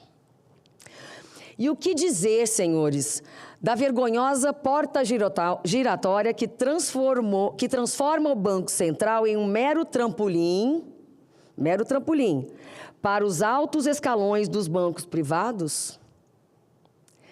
Um diretor sai do Banco Central, presidente, e em míseros 6 meses já pode estar sentado na cadeira de um grande banco, vendendo a peso de ouro as informações e os contatos que acumulou enquanto servia ao Estado. Isso sim é um escândalo e nós precisamos olhar para isso e avisar toda a população brasileira que isso acontece. Então, é a legalização do tráfico de influência. Então, por isso, defendo aqui, e espero ser acompanhada pelos colegas, defendo com unhas e dentes a nova lei que estende essa quarentena para 4 anos. É o mínimo que podemos fazer para proteger a nossa economia da ganância de poucos. E quem ousa criticar essa medida, quem vai ousar? Quem se levanta contra o fortalecimento... Quem é que se levanta contra o fortalecimento desse sistema? Na verdade, são os mesmos de sempre. Os porta-vozes dos grandes bancos, aqueles que lucram com a fragilidade do Estado e com a falta de controle. Há muita falta de controle, não estou falando só do Banco Central aqui. Mas, no caso, em tese, eles nos dizem que o Congresso, que tem a responsabilidade de sabatinar, na verdade, o Senado Federal, de sabatinar e aprovar a entrada de um diretor, não pode ter o poder de removê-lo, mesmo diante da conduta inadequada comprovada. Que lógica é essa? É a lógica de quem quer um poder sem fiscalização, um cheque em branco para fazer o que bem entender. Se o Congresso, se o Senado tem o poder de dar, de empossar alguém neste mandato, precisa ter o poder de tirar quando a confiança é quebrada. Estive dias atrás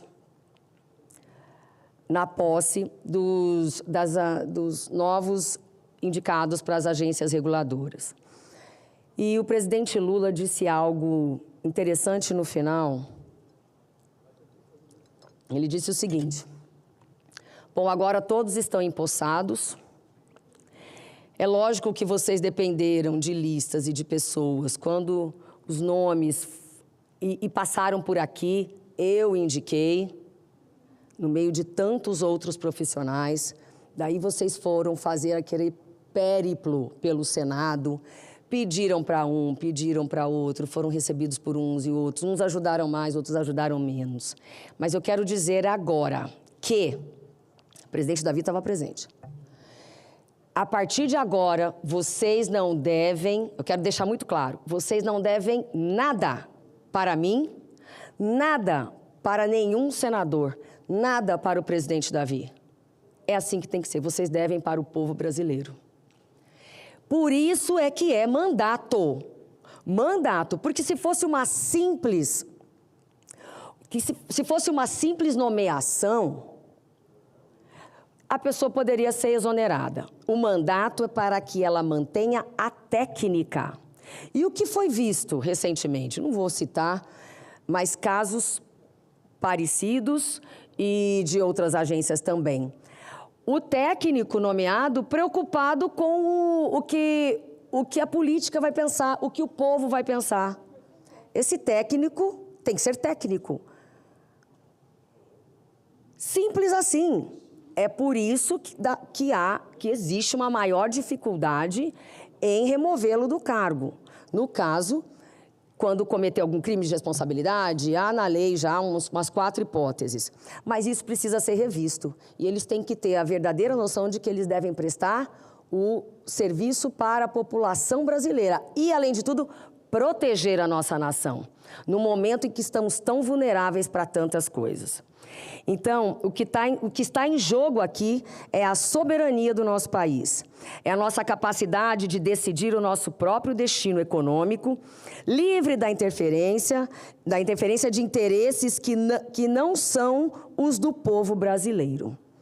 Fortalecer os mecanismos de controle e responsabilização do Banco Central não é enfraquecê-lo, é torná-lo mais forte, mais resiliente e, acima de tudo, mais brasileiro. Que fique bem claro, quem se opõe a essas mudanças não está defendendo a independência do Banco Central, como foi feito lá atrás. Na verdade, ele não é independente porque não tem nem autonomia financeira. Que independência é essa? Que autonomia foi dada? Está defendendo, quem for contra, está defendendo, na verdade, o controle dos grandes bancos sobre o Banco Central. Está defendendo os seus próprios privilégios em detrimento do futuro de mais de 214 milhões de brasileiros. E a isso nós dizemos, eu digo aqui e vou lutar com unhas e dentes, basta disso, basta. Porque nas sabatinas aqui parece que nós somos feitos de palhaços. A verdade é essa, a verdade é essa. Porque depois a pessoa fica vinculada a dever favor por quem ela foi indicada. E esquece da técnica. Eu já vi diretores de agências reguladoras e sabatinados aqui dizendo o seguinte: olha, eu concordo com você, porém, o momento político não é adequado. Que momento político? Então, no momento em que se fala tanto em soberania, tanto em proteção, tanto em vulnerabilidade, nós precisamos, sim, tomar pé disso e não permitir que uma pessoa possa sair do seu mandato no Banco Central e, daqui a pouco, estar sentado como diretor-presidente de um grande banco e passar informações. Então, peço aos senhores atenção redobrada nesse assunto, em prol do nosso país. Obrigada, presidente. Obrigado, senadora Soraya Tronic, pelo seu pronunciamento.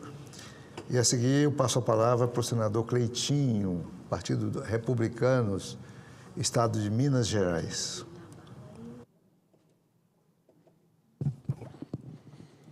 Boa tarde, senhor presidente. Boa tarde a todos os senadores, senadoras, a população que acompanha a gente pela TV Senado e a todos os servidores dessa casa. Eu começo a minha fala aqui querendo chamar a atenção de toda a população brasileira, que eu acredito que até hoje nenhum político terá coragem de mostrar o que eu vou mostrar para vocês aqui. Mas é necessário mostrar, sabe, porque a gente precisa instaurar o mais rápido possível uma CPMI da Vaza Toga. A gente precisa passar esse país a limpo aqui. Olha isso aqui. A realidade é essa. O Dano vai ser preso. Nós sabemos que o Dano vai. Vamos fazer tudo, menos ser preso.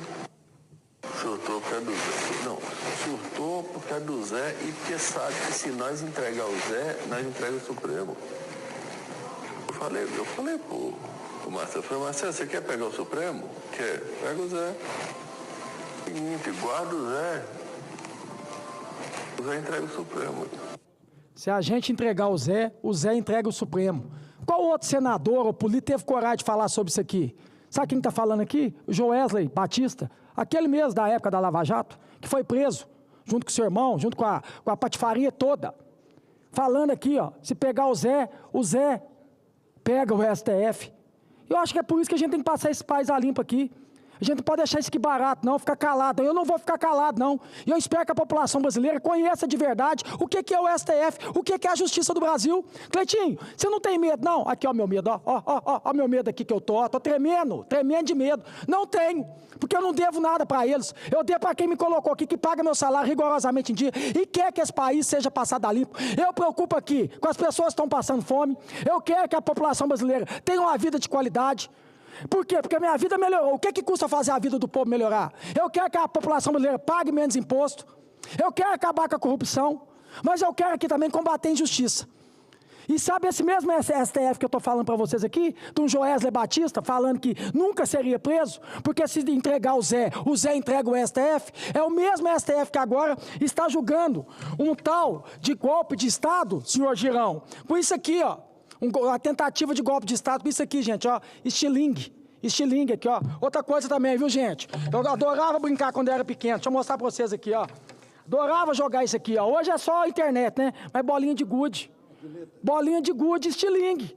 Quem falou isso aqui foi o ministro Alexandre de Moraes que falou isso aqui, que estão agora julgando agora o ex-presidente Bolsonaro e querendo colocar na cadeia dele 40 anos de cadeia.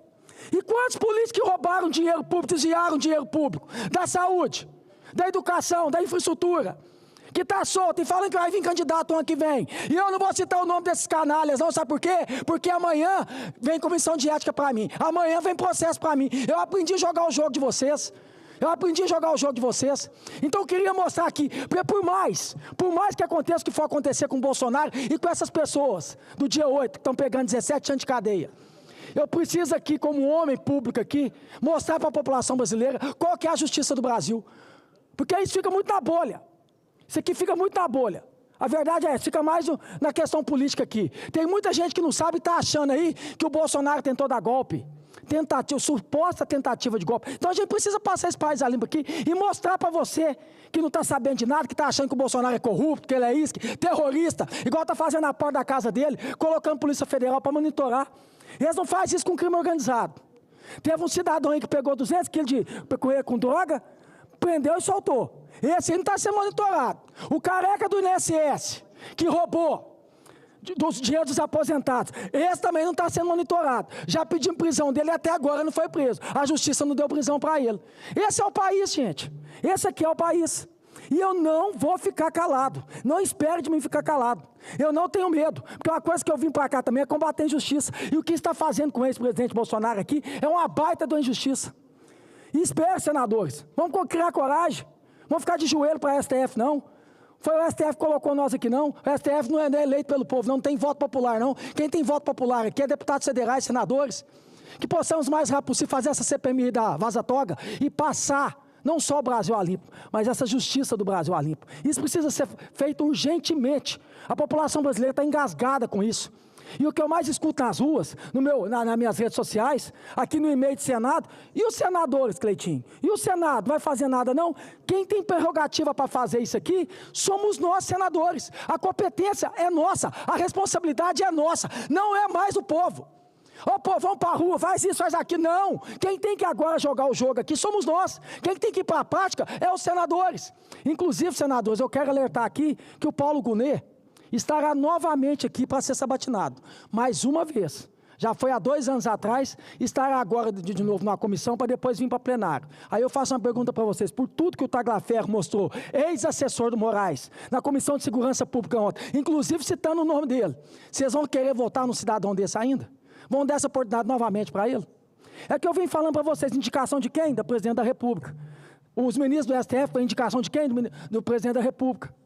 Flávio Zanin. O Zanin, mais o Flávio Dino. Foi indicação de quem? Do Lula. Vocês estão achando que chegar qualquer processo do Lula ali, eles vão votar como? Um que é advogado pessoal, que inclusive tirou o Lula da cadeia. Flávio Dino, que é amigo pessoal. Qual que é a possibilidade de serem independentes? Qual é a possibilidade? Por isso que eu fiz uma PEC agora, quero pegar assinaturas aqui, para que tenha, né, uma democracia de verdade mesmo, que venha da OAB, que venha, né, do próprio STJ, que venha do Ministério Público Federal a indicação e que nós possamos sabatinar. Não existe isso um presidente da República, gente, indicar para depois tirar o que virou isso aqui. Quem que é o maior concorrente do Lula, na verdade, o ano que vem? É o Bolsonaro. Quem está julgando o Bolsonaro? Amigo pessoal do Lula e advogado pessoal do Lula. Qual a possibilidade de dar certo? Me conta. Qual a possibilidade de dar certo? O que eu estou falando aqui, eu estou falando para quem? Para o ZT, para Marte, eu estou falando verdade aqui. Isso que eu estou falando aqui é verdade. Isso aqui, gente, o princípio da administração pública é transparência. Que possamos estudar a transparência. Não existe isso um presidente da República indicar ministro, não, gente. Isso é um afronto. A Cleitinho, mas o Bolsonaro indicou, também estava errado. Fernando Henrique também estava errado. Os que passaram, o Temer também estava errado. Quem tem que indicar aqui é outros poderes, não o presidente da República. Porque agora, num julgamento desse aqui, tem um amigo pessoal, um advogado pessoal, julgando o maior concorrente, né? Eu falo que política, para mim, é concorrência, não é inimigo. Mas para o Lula, o maior inimigo dele é o Bolsonaro. Você acha que vai acontecer o quê daqui uns dias? Hein, população brasileira? Por isso que eu estou aqui desmascarando. Por isso que eu estou mostrando para vocês aqui, ó, que o próprio Moraes disse que essa tentativa de golpe tinha bolinha de gude. Aqui a bolinha de gude. Eu adorava brincar isso quando era pequeno. As crianças hoje não fazem isso aqui não, viu, gente? Ó, isso aqui também, aqui, ó, deixa eu mostrar para vocês aqui, ó. Estilingue. Ó, esse aqui também estava na tentativa de golpe. Todo mundo sabe que não teve nem tentativa de golpe. Todo mundo sabe que essas senhoras que estão presas aí pegando 14, 17 anos de cadeia não traz risco nenhum para a sociedade. Isso é uma covardia que está fazendo. Risco para a sociedade, sabe o que é? É políticos que cometeram crimes por corrupção voltar para a cena do crime. Esse sim traz risco para a sociedade. Inclusive, votamos aqui ontem para poder flexibilizar. Vai ter uma turma aí que eu não vou citar nome, que vocês vão ver o ano que vem disputando a eleição novamente. Isso para mim que é crime. Porque sabe por quê? Quando você desvia dinheiro público e rouba da saúde, o que acontece quando um cidadão precisa de uma UPA? Precisa de fazer um tratamento, precisa de fazer uma cirurgia, acaba morrendo esperando na fila do hospital. Por quê? Por causa de corrupção. A educação, a mesma coisa. As escolas, como é que está do Brasil? Infraestrutura, as estradas do Brasil aqui, do governo federal, do estadual, olha como é que está. Olha a situação que está o Brasil. Por causa de quê? Por causa de corrupção. Eu não acredito nunca na minha vida que esse país aqui é um país quebrado. Pelo contrário. Esse país aqui é um país de primeiro mundo. O que fizeram aqui foi colocar a polícia de quinta categoria a vida inteira para roubar dinheiro. Aqui, na maioria das vezes, nos corredores, esse Congresso Nacional maravilhoso, essa estrutura maravilhosa que a gente tem aqui, a maioria das vezes, quando está negociando, está conversando, nunca é nada a favor do povo. Sempre é a favor de partido e sempre é a favor de colocar no bolso um pouquinho a mais. Graças a Deus, quando Deus descer nessa terra aqui, porque não tem como eu provar, né? Eu estou falando de mim mesmo, mas Deus vai mostrar. Vai abrir o livro de cada um e vai abrir o meu. Às vezes eu sou hipócrita, sou demagogo, como todo mundo, que eu não sou perfeito, mas desonesto eu não sou. Jamais serei. E o que eu tentei vir aqui agora, aqui no Senado, aqui, trabalhar no Senado aqui, além de trazer o Senado para perto do povo, é combater a injustiça. E o que estão fazendo com o ex-presidente Bolsonaro? Um presidente da República. Eu fico imaginando se fosse o Lula, numa situação que está o Bolsonaro, na situação que está, que a quantidade de polícia federal na porta da casa do Bolsonaro, falam que o cara vai pular o muro, um senhor de 70 anos de idade. Ô, gente, você precisa gostar do Bolsonaro, não, todo direito vocês têm de identificar com ele, mas coloque no lugar dele como ser humano, como ele tem filha, tem esposa, policiais lá dentro da casa dele. Eu vou repetir, não é um terrorista, é um ex-presidente da República, que não foi, a situação dele que está, não foi por corrupção.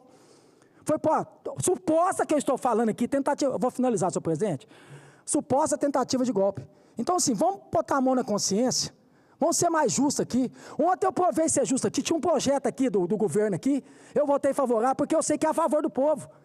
Eu sou assim, a gente tem que tentar ser mais justo aqui, menos hipócrita, demagogo, porque os mesmos que estão lá torcendo, ó, vai, prende Bolsonaro, se fosse o Lula, estava lá aqui defendendo. Não, estava defendendo o Lula. O jogo político é assim. O que eu quero ser aqui é justo. Porque se fosse manifestante de esquerda, da mesma situação que está acontecendo com as manifestantes do dia 8, eu estaria aqui defendendo.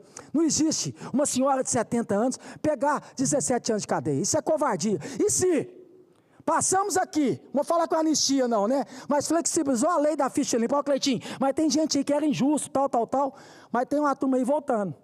Essa turma está voltando, está tendo perdão para poder disputar a eleição novamente, esses mesmos que roubaram dinheiro público. Se essa turma pode ter perdão, por que uma senhora de 70 anos que veio aqui não pode ter uma anistia para ela? E lembrando, tá? Não fez nada, só estava aqui na porta, aqui, ó. Não é corrupta, não é terrorista, não é ladrão. A gente sabe muito bem no Brasil quem que é terrorista, quem que é ladrão e quem tem que estar na cadeia. Muito obrigado, senhor presidente. Bem, vou passar a palavra para o senador Girão, depois o senador Exalci Lucas.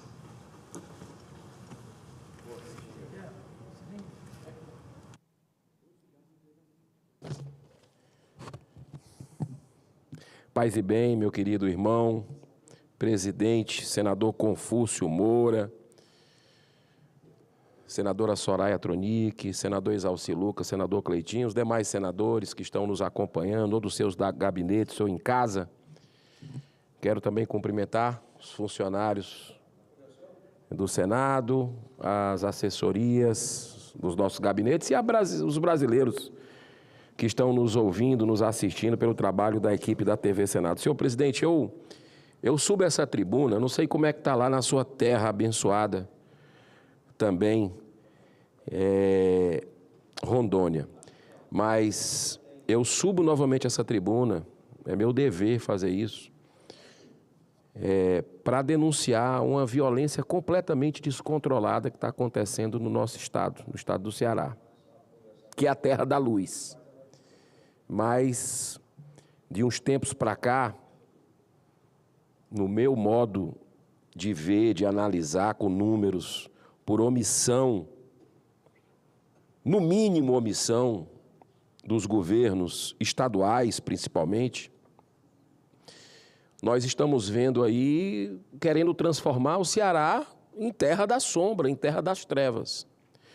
E olha o que é que o último relatório da polícia do estado do Ceará acabou de publicar.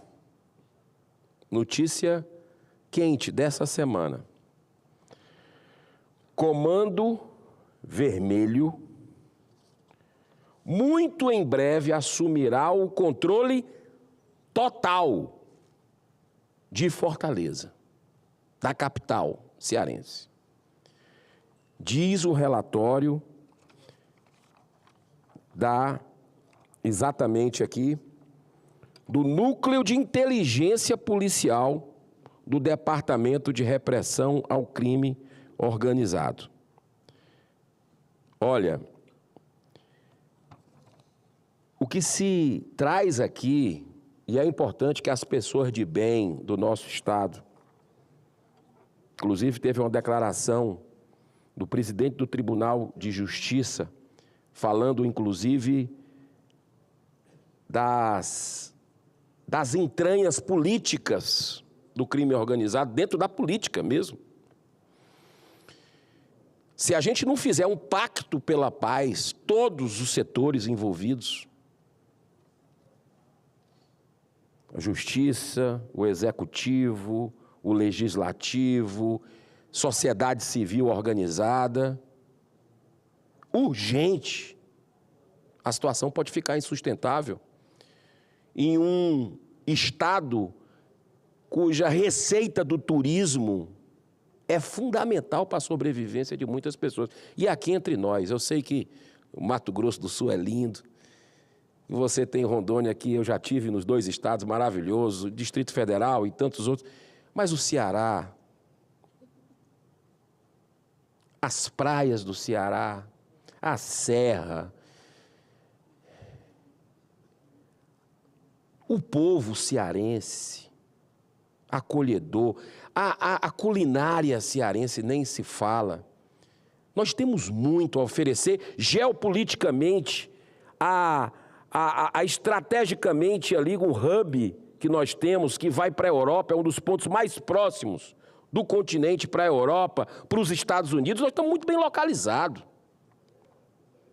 Tem uma serra lá, Serra de Guaramiranga, a região do maciço de Baturité, que faz frio nesse período, julho, agosto, faz frio. O Zezinho é de uma terra quente, mas ali no sopé, né, Zezinho? Que a gente tem todo tipo de clima, todo tipo. Mas olha, a situação está ficando insustentável com relação à violência. Estão expulsando empresários, porque está concorrendo com o crime organizado, os negócios. Olha a que ponto chegou. Estão expulsando moradores. Eu trago aqui a informação desse relatório. Por isso que esse pacto pela paz é essencial que seja feito o quanto antes, para a gente salvar as futuras gerações e esse estado magnífico, dos lugares mais lindos do mundo. Praia de Canoa Quebrada, Jericoacoara, enfim. Mas olha o relatório. Estão inseridos na política, o crime organizado está inserido na política, serviço de internet, aplicativo de transporte de passageiros, setor de combustíveis, golpes virtuais, jogos de bets e clandestinos, relatório aqui da polícia. Bebidas e cigarros, além do serviço dentro e fora dos portos e aeroportos. Está tudo dominado, como diz aquela velha história. E nós precisamos agir, não dá mais. Porque, presidente, eu até me perco com o tempo, porque ali o painel está mais... Faltam 4 minutos, e isso é uma coisa que nos tira do sério. Embora a gente nós precisamos ter nesse momento muita serenidade, mas firmeza também. Olha só os dados aqui, né? E é importante esse núcleo de inteligência da Polícia Civil, voltado à repressão do crime organizado, e há anos, além do tráfico de drogas, eles já dominam, como eu falei, muitas atividades legais, com a influência cada vez maior na política. Resolveram agora também usufruir da lucratividade de outra desgraça, que é a questão das bets. Já saiu manchete em vários veículos grandes do Brasil, de comunicação, tradicionais, mostrando que o crime organizado nunca lavou tanto dinheiro, nunca lucrou tanto com a jogatina no Brasil. Agora, mais um motivo para a gente instalar a CPI do crime organizado, que eu assinei, foi um compromisso meu com o povo cearense que me trouxe até aqui. Fizemos um trabalho forte, focado, desde o primeiro dia que eu assumi, fui na porta senador por senador para assinar a CPI. Conseguimos as assinaturas aqui dos senadores, não foi instalado na primeira gestão da presidência do Senado. Depois, insistimos com outro requerimento, fizemos uma CPMI, ou seja, mista, Senado e Câmara dos Deputados, com o deputado lá de Pernambuco, Coronel Meira. Nós conseguimos a assinatura aqui, infelizmente não foi conseguido lá, mas o senador Alessandro Vieira, com minha assinatura, uma das primeiras assinaturas, conseguimos finalmente a leitura aqui e estou esperando ansiosamente para participar dessa comissão parlamentar de inquérito, que o caso está muito grave, do estado do Ceará. Olha só, presidente, o que aconteceu aqui na minha capital, onde eu nasci, na terra que eu nasci, que eu tive a bênção de nascer. Recentemente, representantes de escolas municipais dos bairros Vicente Pison e Papicu se reuniram para discutir o impacto desse contexto de medo e insegurança com homicídios, ataques, ameaças e a triste realidade de famílias sendo expulsas de suas casas por traficantes. Eu já trouxe aqui, senador Exalci, um caso escabroso de um distrito de Morada Nova, uma cidade fantasma. Foi expulso, todo mundo saiu. E a polícia chegou depois de algum tempo e não teve jeito, porque não dá para sustentar. As pessoas não voltaram, porque não confiam mais no Estado. É o poder paralelo que manda. E olha só um dado que eu trouxe também aqui. Eu preciso, água mole e pedra dura, tanto bate até que fura.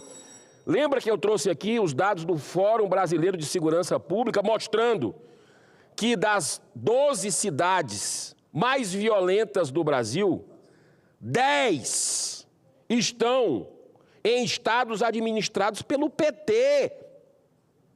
Isso É um sinal claro como o sol. O que é que a gente precisa ver? O que é que está acontecendo? E desses 10, 5 são no estado do Ceará, municípios mais violentos do Brasil, e 5 no estado da Bahia. Administrados por quem? Pelo PT. Olha, nós estamos falando de comunidades reféns. Não apenas alunos e professores que agora cogitam recorrer ao ensino remoto como única alternativa de proteção. Olha que vergonha! Já passou pandemia, já passou tudo, todo mundo voltou à normalidade, mas no Ceará vai ter que continuar remoto, vai ter que ter alternativa remota, porque as famílias não estão querendo levar seus filhos, porque a ameaça está instalada. Comerciantes estão sendo coagidos a pagar pedágio para poderem abrir as portas e trabalhar e gerar emprego, gente. É uma inércia muito grande. Não podemos aceitar que Fortaleza, assim como todo o Ceará, convivam com essa rotina de terror. O crime não pode substituir o Estado, nem ocupar o espaço da lei. No minuto que me falta, se o senhor me der mais 1 minuto, eu prometo encerrar, senhor presidente, porque esse é um assunto que mexe muito comigo e com os cearenses que estão aí me ouvindo. E pessoas de outros estados que gostam dos cearenses, que têm familiares, amigos, ficam aflitos, mas nós vamos sair dessa, num pacto pela paz da sociedade, um pacto mesmo. Reunir, sentar, a justiça funcionar, não ficar liberando liminares, criminosos, traficantes. Tem que ser um trabalho fortalecendo a polícia, não apenas repressão, mas também gerando emprego na sociedade, atuando nas comunidades com educação, que é uma bandeira sua, presidente. É um trabalho multidisciplinar. E para encerrar mesmo, a educação deve ser lugar de esperança e não de medo. E a escola não pode ser silenciada pela violência. É urgente que o poder público municipal, estadual, federal haja de forma coordenada, firme e imediata. Senhor presidente, o senhor foi benevolente, mas eu estou no finalzinho. Eu não vou nem precisar do tempo, eu lhe agradeço esse tempo extra.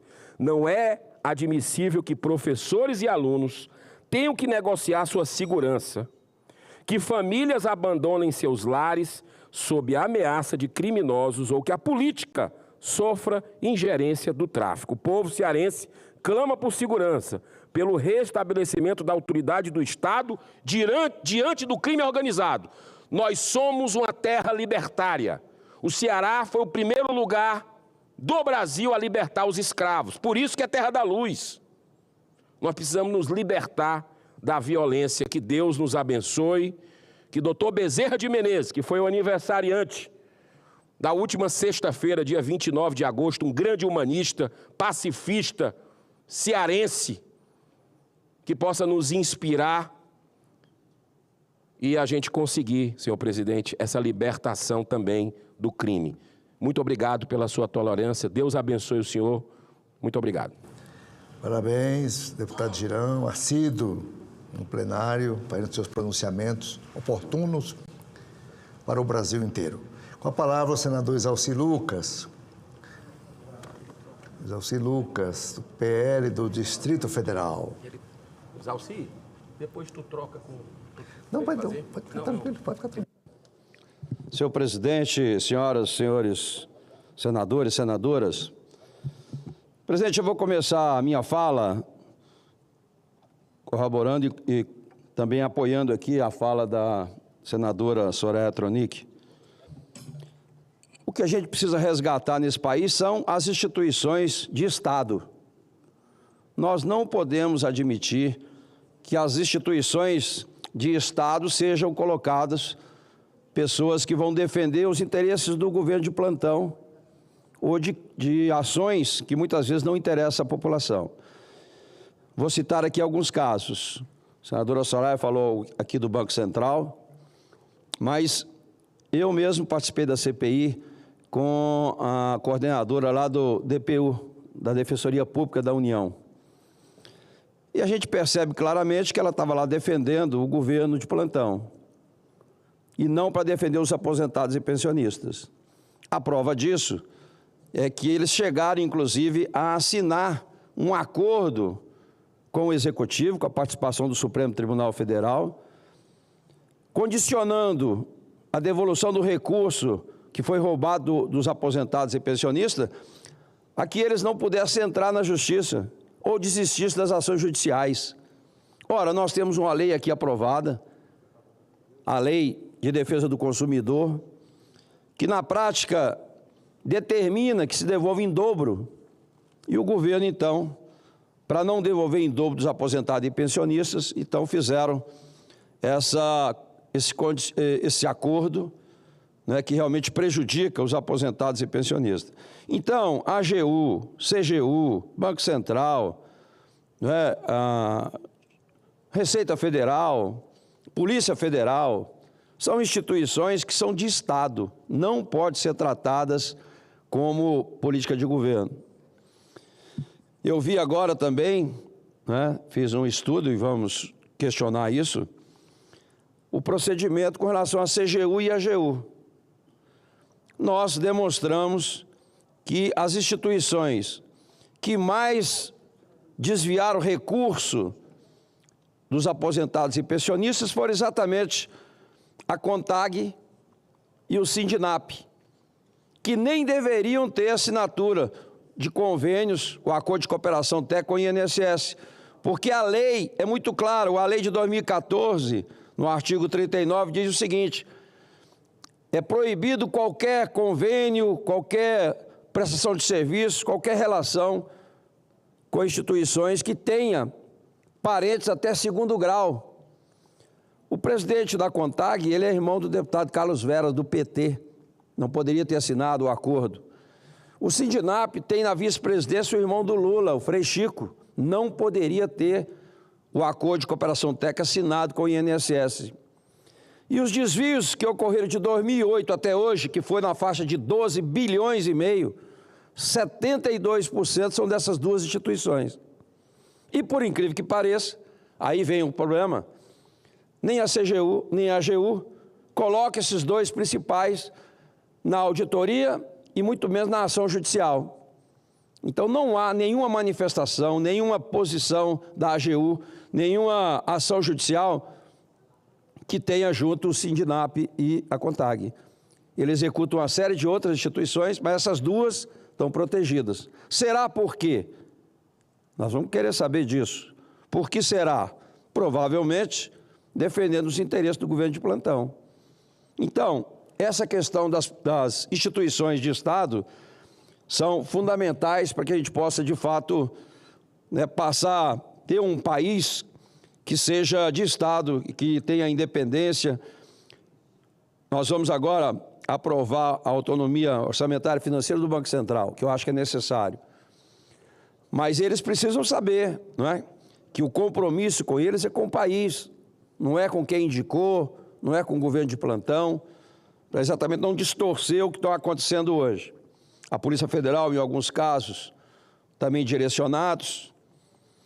Então, é uma preocupação que eu tenho, que a gente precisa realmente debruçar sobre isso, porque não dá para você continuar tendo um Estado que as pessoas que decidem têm partido e defendem interesses diferentes. A outra coisa, presidente, hoje eu, fazendo um trabalho de análise de alguns depoimentos e também com relação à CPMI, eu acabei assistindo uma parte da defesa e consegui ver, por exemplo, toda a defesa do general Braga Neto e os pedaços de outros. O general Braga Neto, ele tem 40 anos de prestação de serviço ilibado para o país, respeitadíssimo como cidadão, como militar, fez inclusive lá a intervenção no Rio de Janeiro quando foi necessário, uma pessoa altamente qualificada e altamente humana. E aí eu vi simplesmente o advogado de defesa dizendo, e é verdade, que o que está... E olha que ele está preso já há alguns meses. ele está preso, e o que tem hoje realmente lá no processo da PGRM, da Procuradoria-Geral da República, foi feito em cima de uma narrativa, não tem provas. Narrativa essa construída em cima da delação premiada do Mauro Cid, que fez essa delação ele fez 7 mudanças. Ele delatou 7 vezes e cada hora mudando as coisas. A gente percebe claramente que ele fez essa delação sob pressão. Não foi uma delação espontânea e muito menos com prova. Não tem prova, até porque estava preso também quando fez a delação. Então, a gente fica preocupado. Eu, particularmente, fiquei muito preocupado. Não sou advogado, mas, gente, pelo amor de Deus, o que estão fazendo no Supremo, e eu vi um pedaço aqui também, estava vendo isso, o depoimento ontem aqui na Comissão de Segurança, onde o ex-assessor do ministro Alexandre de Moraes disse aqui claramente o modus operandi que acontecia com o ministro Alexandre de Moraes. Pessoas sendo escolhidas na mídia, aqueles que eram de direita, e sendo colocadas lá com certidão falsa, com certidão inadequada, com artigos, e coloca o cara lá no 8 de janeiro. Tem gente que nem estava no 8 de janeiro.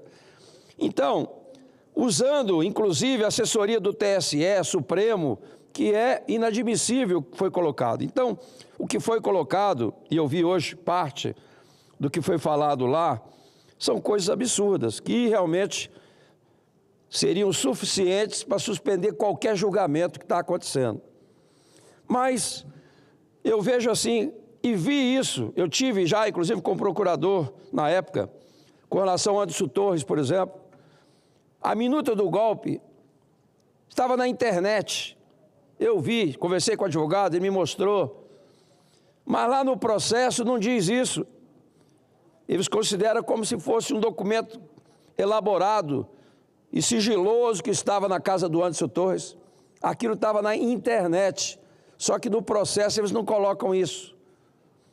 O cara estava nos Estados Unidos. Bolsonaro estava nos Estados Unidos. Não estava nem aqui. Então, essa do general Braga Neto, coitado, preso há não sei quanto tempo, não tem nenhuma prova no processo.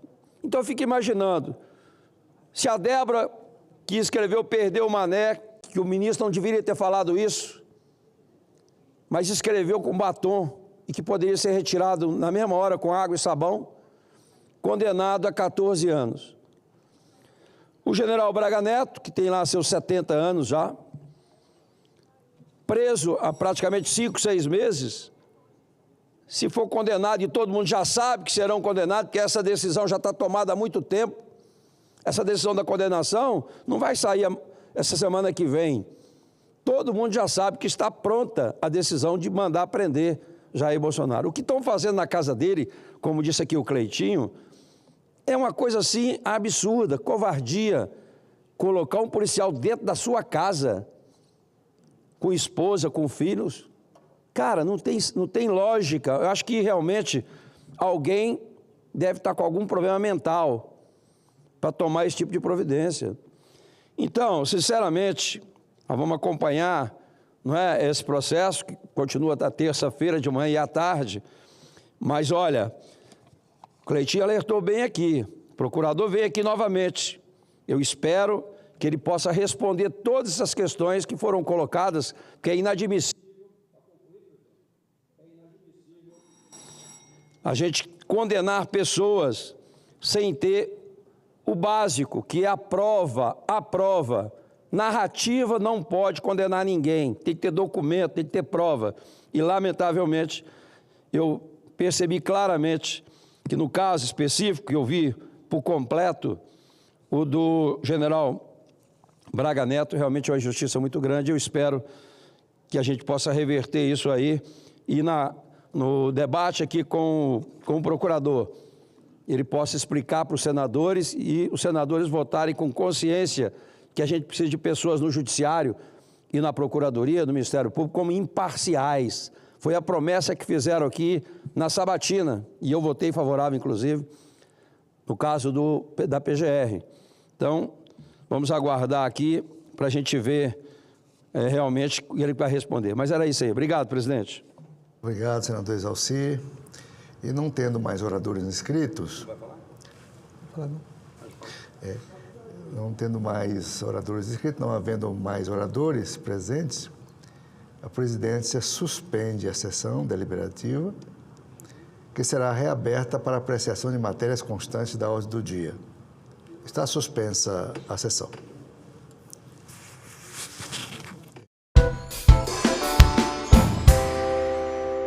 O tamanho do desafio que a gente deveria estar se colocando. E, obviamente, a gente precisa de mais orçamento, não vou negar isso. A gente tem as CIDs, que são receitas vinculadas, receitas próprias do INCRA, que a gente recebe bem menos do que deveria, embora a gente, nas nossas receitas vinculadas, a gente, por exemplo, pela previsão de arrecadação do ano que vem, ultrapassará 3 bilhões de reais, nem uma fração disso vem para o INCRA, e eu acho que seria muito...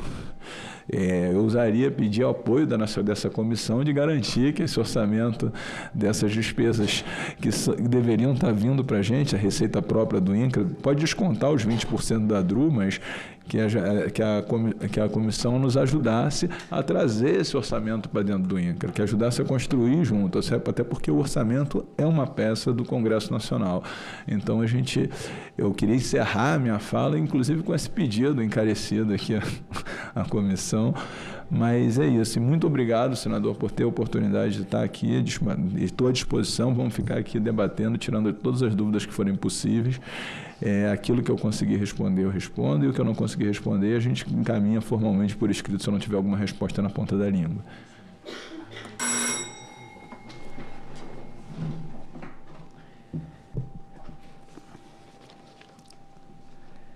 Obrigado, Gustavo.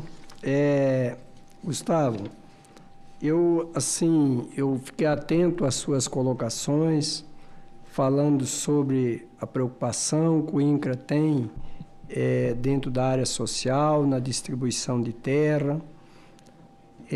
Mas eu preciso deixar uma pergunta que o INCRA vai ter que se empenhar. Eu quero que o INCRA, independente de quem, eu não estou falando aqui de governo A, governo B, governo C, que isso já tinha que ser um empenho de muitos anos, porque quando o INCRA ele foi sinalizar assentamentos, cadastrou lá esses pequenos produtores, ele tinha que ter uma negativa que não tinha problema de indício que podia ser áreas indígenas, nem áreas de conservação, ou áreas de reservas, que seja. E o que vem acontecendo? Rondônia, Pará, Acre, Roraima, em todos os estados, principalmente do norte, no Amazonas, o que tem acontecido? Por exemplo, no meu estado, o estado de Rondônia, são 11 reservas decretadas no ano de 2017. Decretaram 11 reservas pelo governo do estado. Decretou 11 reservas. Tem até títulos dentro de algumas reservas desta, título, assentamentos do INCRA dentro dessas áreas. Como fazer? Nós precisamos encontrar uma saída para essas pessoas. Porque hoje o que está acontecendo, vocês estão vendo pelo Brasil afora, principalmente na região norte, se destruindo as casas, destruindo o curral, destruindo a propriedade, expulsando essas pessoas do campo. E a União, ela tem diversas áreas que são terras da União, que poderiam ser feitas essas trocas de reserva, mas está lá o Ministério Público cumprindo uma ação da Justiça, mandando que seja retirado essas pessoas. E o que vamos fazer com esses pequenos produtores? Para onde vamos levar? Qual atitude social que nós temos fazendo, que isso tem que se empenhar? É o INCRA, o MDA, o governo, o Congresso Nacional, a Justiça. Nós temos que se empenhar para resolver o problema dessas pessoas, porque não adianta também nós falarmos que vamos fazer novos assentamentos e vamos tirar essas pessoas. E muitos foram sinalizados, esses assentamentos, pelo INCRA. Para se ter uma ideia, teve produtor que não pagou o seu financiamento, ele perdeu a propriedade pelo banco, o banco tomou a propriedade, o banco vendeu essa propriedade para outro, quer dizer, o que rematou a propriedade, e hoje essa propriedade está dentro de uma reserva, ou de uma reserva indígena, ou, nesse caso aqui, áreas de conservação. Por isso, a gente luta tanto para que seja demarcado o marco temporal, seja um denominador final, para se entender dentro disso, porque não tem nem explicação. Eu, inclusive, não falo mais isso, mas que sou de Santa Catarina, lá existe uma reserva indígena onde eu nasci, que depois de anos, as escrituras têm mais de 100 anos, são centenárias, e hoje se decreta uma reserva indígena dentro dessas propriedades, que lá nem foi INCRA, lá foi colonizadora, que são poucos estados do Brasil, Rondônia, até onde eu sei, é 100% INCRA. Não existiu colonizadora. A maioria dos estados brasileiros existiu colonizadoras que fez a divisão e fez as vendas de terra ou passou as terras para os pequenos produtores. Mas é uma situação bem complexa, que nós precisamos chegar num denominador. Eu sei que você citou a própria igreja, você falou da Igreja Católica, não falou? Que tem a pastoral da terra e tal, mas nós precisamos também pensarmos muito bem e distribuir terras para o pequeno produtor, para aquelas pessoas que têm aptidão para poder, que saibam o que vão fazer, que querem realmente produzir. Eu sou a favor da agricultura familiar, do pequeno produtor, mas que ele esteja aptidão para aquilo que ele vai fazer e sou contra a situação de invasão de terra. Eu quero aqui, tem diversas perguntas aqui, quero agradecer aqui na cidadania as perguntas. Maria do Rio de Janeiro, uma das formas de auxiliar as famílias assentadas não seria a incorporação de suas produções às demandas do Estado? Paulo, de São Paulo. Há previsão de aumentar investimentos em infraestrutura básica nos assentamentos? Estradas, energia elétrica, saneamento, escolas e postos de saúde? Porque isso também não adianta só fazer os assentamentos e não der essas estruturas.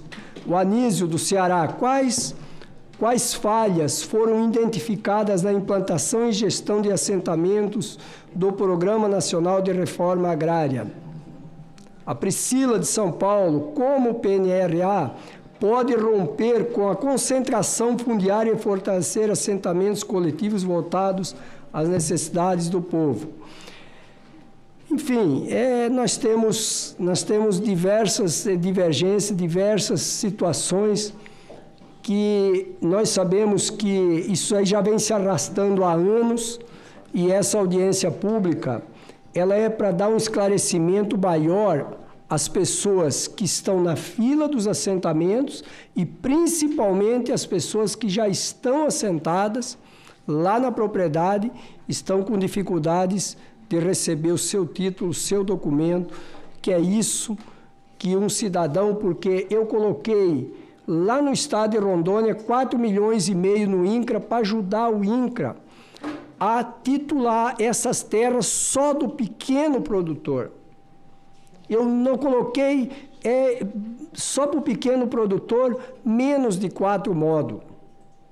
Para que ver se isso é uma emenda parlamentar para ajudar dentro do INCRA, porque vocês sabem também a situação que nós temos o INCRA de recurso, não tem braço, não tem gente, está difícil a situação, pelo menos lá no estado, e eu vejo que todos os estados do norte estão em dificuldade no Brasil inteiro.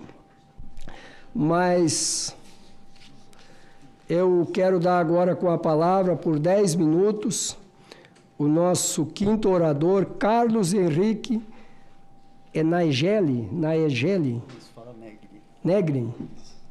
Negri ou Negueli? Negri. Gondim, consultor jurídico do Ministério do Desenvolvimento Agrário e Agricultura Familiar, MDA. Com a palavra. Obrigado, presidente. Boa tarde a todas e todos. Queria saudar o presidente senador Jaime Bagatoli, saudar o senador Zequinha Marinho. Eu sou Carlos Henrique Gondim, trabalho na consultoria jurídica do MDA, sob a liderança do ministro Paulo Teixeira, sou procurador federal da AGU, cedido ao MDA. Senador Jaime Bagatoli, quando tinha 15, 16 anos, era moleque, eu jogava bola depois da aula, estudava de manhã e jogava bola de tarde. Mas nos dias em que não tinha a pelada depois da aula, eu ia correndo para casa para assistir a TV Senado para acompanhar o trabalho dos senadores. Então, tenho uma enorme admiração pelo trabalho de Vossas Excelências e é uma honra para mim estar aqui hoje colaborando com os trabalhos do Senado Federal. Por isso, eu agradeço senador Zequinha Marinho e senador Jaime Bagatoli pelo convite. Eu queria iniciar a minha fala dizendo que a reforma agrária ela é um mandamento constitucional. A reforma agrária ela não está na discricionariedade do gestor de fazer ou não fazer. A Constituição Federal de 88 ela impõe ao Estado a desapropriação das terras que não cumpram sua função social para destiná-las à reforma agrária. Como o Gustavo colocou, nós hoje temos cerca de 120, 135 mil acampados já identificados e são 135 mil pessoas com potencial de conflito. Então, a reforma agrária tem uma urgência para que a gente possa reduzir os conflitos através do assentamento dessas famílias. Mas, mais do que isso, a reforma agrária é uma política econômica, não é uma política social apenas. O mais importante é que ela é uma política econômica para a produção de alimentos e para trazer as terras que não estejam produzindo para a produção, principalmente de alimentos. Então, se aquela terra ela não está cumprindo a função social, algum problema ela tem. Então, se ela é improdutiva, provavelmente ela tem algum problema em relação à localização, em relação à fertilidade do solo, o solo já pode estar desgastado, de maneira que para o produtor fazer um investimento tão grande de capital não compense. E aí, então, a terra acaba ficando improdutiva. Aquela terra boa, com bom acesso ao mercado, ela está produzindo bens e colocando esses bens no mercado. Então, o que a reforma agrária faz, senador Jaime Bagatoli, é devolver essas terras que estão improdutivas para a produção de alimentos.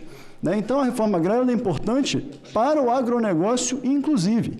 Se a gente considerar que o agronegócio é produção, industrialização e comercialização de bens produzidos na agricultura, a reforma agrária é fundamental, porque a reforma agrária vai recuperar essas terras que estavam improdutivas e fazer com que elas produzam novamente mercadorias para serem colocadas na indústria e depois no comércio. Então, sem reforma agrária não há agronegócio. O agronegócio também se prejudica se a reforma agrária for parada.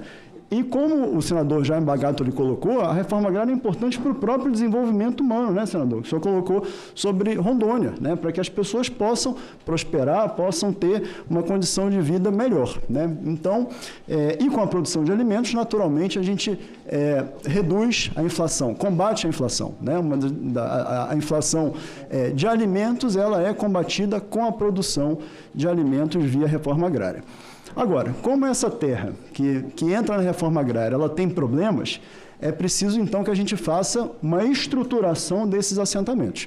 E é nisso que o Ministério do Desenvolvimento Agrário está muito atento, em poder recuperar e estruturar esses assentamentos que são criados. Então, são políticas públicas concomitantes, a criação e o desenvolvimento dos assentamentos.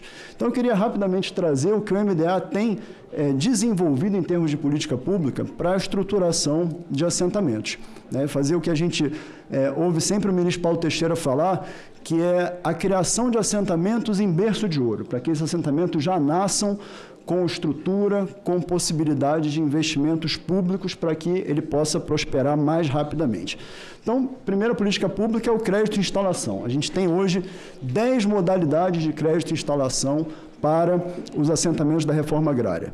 O crédito de apoio inicial, o crédito fomento, um fomento jovem, um fomento mulher, o crédito semiárido, um crédito florestal, um crédito de recuperação ambiental, um crédito específico para o cacau, um crédito habitacional para a construção de casas e, anos depois, essas casas são reformadas pelo crédito de reforma da habitação. Então, hoje são 10 modalidades de crédito que o assentado da reforma agrária recebe, com destaque para o apoio inicial, para que ele compre sementes, maquinário ou instrumentos de R$16 mil, e o habitacional de R$75 mil. Né? Esses créditos têm bônus de adimplência que podem chegar a 96%. Né?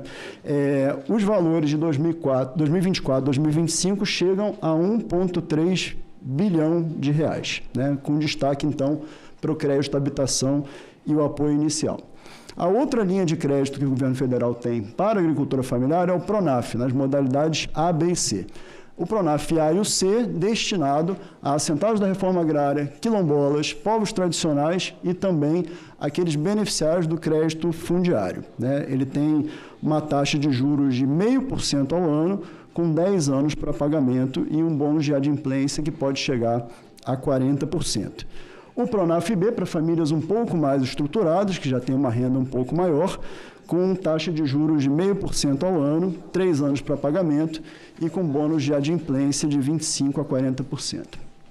Uma outra política pública que o MDA lançou recentemente, há cerca de 2 anos atrás, é o Mais Alimentos. O Mais Alimentos é a ideia de você trazer a mecanização adequada à agricultura familiar. A gente vê muito o maquinário voltado mais para a agricultura empresarial. Então, a ideia do Mais Alimentos é financiar a compra de maquinário específico para a agricultura familiar. Em geral, máquinas menores que se adequem melhor à produção familiar. E também, nessa linha, são cerca de 12 bilhões em máquinas e equipamentos voltados para a agricultura familiar.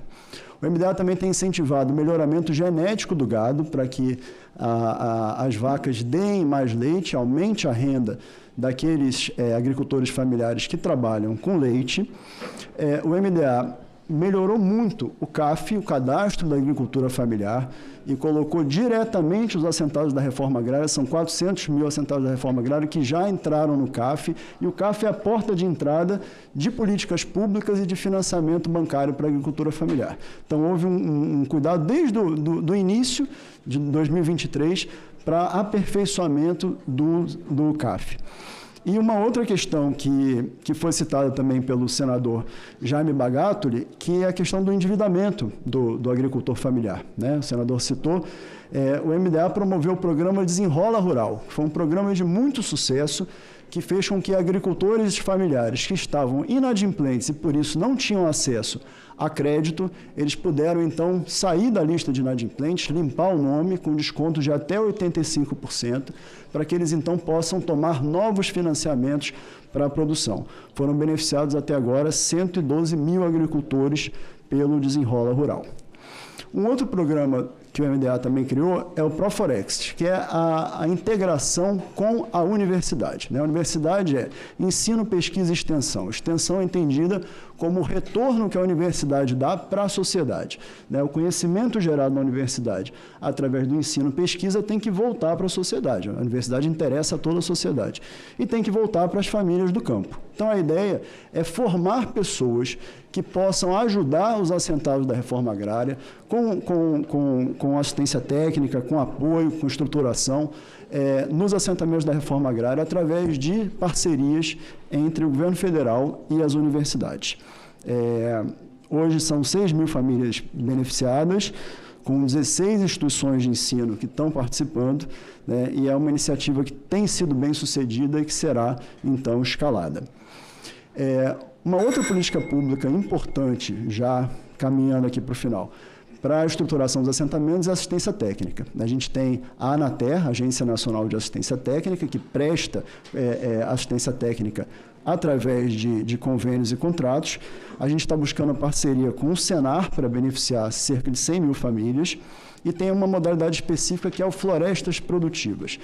Florestas Produtivas é uma assistência técnica voltada para a floresta em agricultura familiar de até 1 hectare, para que o agricultor familiar possa ter um reflorestamento com produtos como cacau, babaçu, cupuaçu, açaí, e possa então tirar renda. E possa então tirar renda, né, das florestas. Ele vai ser o maior programa de agroflorestas do mundo, né? Já está com financiamento do próprio MDA, também da Caixa Econômica Federal e do BNDES. A gente tem outras políticas públicas, falando aqui rapidamente, os editais da Terra Mesa, que são parcerias com organizações da sociedade civil, em várias linhas, vários eixos, né? Eixo de sistema agroflorestal, eixo de sementes, de bioinsumos, produção animal, manejo agroecológico do solo, da água, máquinas e os quintais produtivos, né? Os quintais produtivos merecem até um destaque, é uma política pública muito interessante, mais voltada para as mulheres rurais, para que o entorno da casa do agricultor familiar possa ser também produtivo através de hortaliças, né? Então, quintais produtivos tem sido também uma política pública para incremento da renda do agricultor familiar.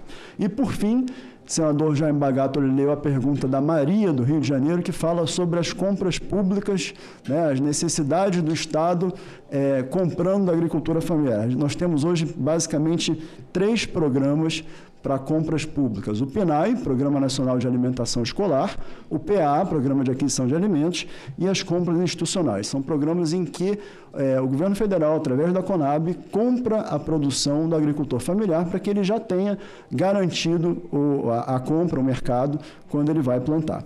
E, por fim, o programa de incentivo ao cooperativismo, né? O Estatuto da Terra, quando ele desenhou a política pública da reforma agrária, ele se lastreou muito nas cooperativas, né? Na época, o assentado era até obrigado a se associar em uma cooperativa integrada da reforma agrária. Hoje, com a Constituição de 88, ninguém é obrigado a se associar, mas então existe um incentivo para que essas cooperativas possam tomar financiamentos e auxiliar os assentados para que eles possam produzir e comercializar em conjunto. Então, o programa Coopera Mais Brasil, para fortalecimento das cooperativas, e um programa de apoio à implementação de agroindústrias. E aí, finalizando a minha fala, o senador Jaime Bagatoli que colocou a questão das cláusulas resolutivas, né? Aqueles agricultores que compraram terras na década de 70, 80 e até hoje não tiveram suas cláusulas resolutivas liberadas, né? Há pouco tempo atrás, o Congresso Nacional aprovou a Lei 14.757 para a liberação das cláusulas resolutivas. Eu trabalhei junto com a equipe do MDA, com a equipe da Procuradoria Federal junto ao INCRA, com os colegas do INCRA, no decreto que regulamentou essa lei, decreto 12.585. Fomos a Rondônia, onde o presidente Lula assinou esse decreto, né? Então, o INCRA vai automatizar essa liberação de cláusulas resolutivas para que esse problema, então, de décadas, né, possa ser, então, resolvido. Muito obrigado. Troca isso aqui para mim. Não.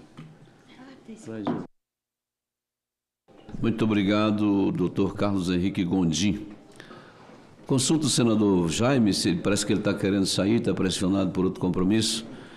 Vossa Excelência gostaria de fazer mais algum questionamento? É porque eu tenho que ir lá no... Como é que é? O ministro...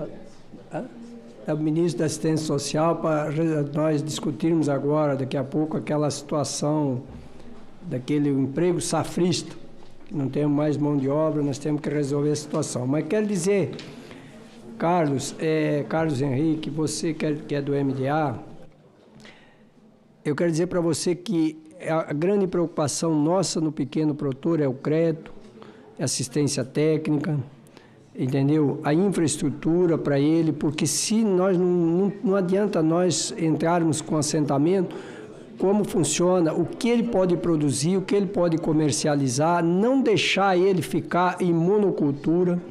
Pequeno produtor, principalmente, ele tem que trabalhar com café, com cacau, que hoje até que são as duas commodities que estão melhor, hoje é o cacau e o café, que são da agricultura familiar, que é a vocação da agricultura familiar, é café, é o cacau, é o açaí, que você falou. Então, nós temos que, para isso, nós precisamos ter que tenha recurso e tenha assistência técnica.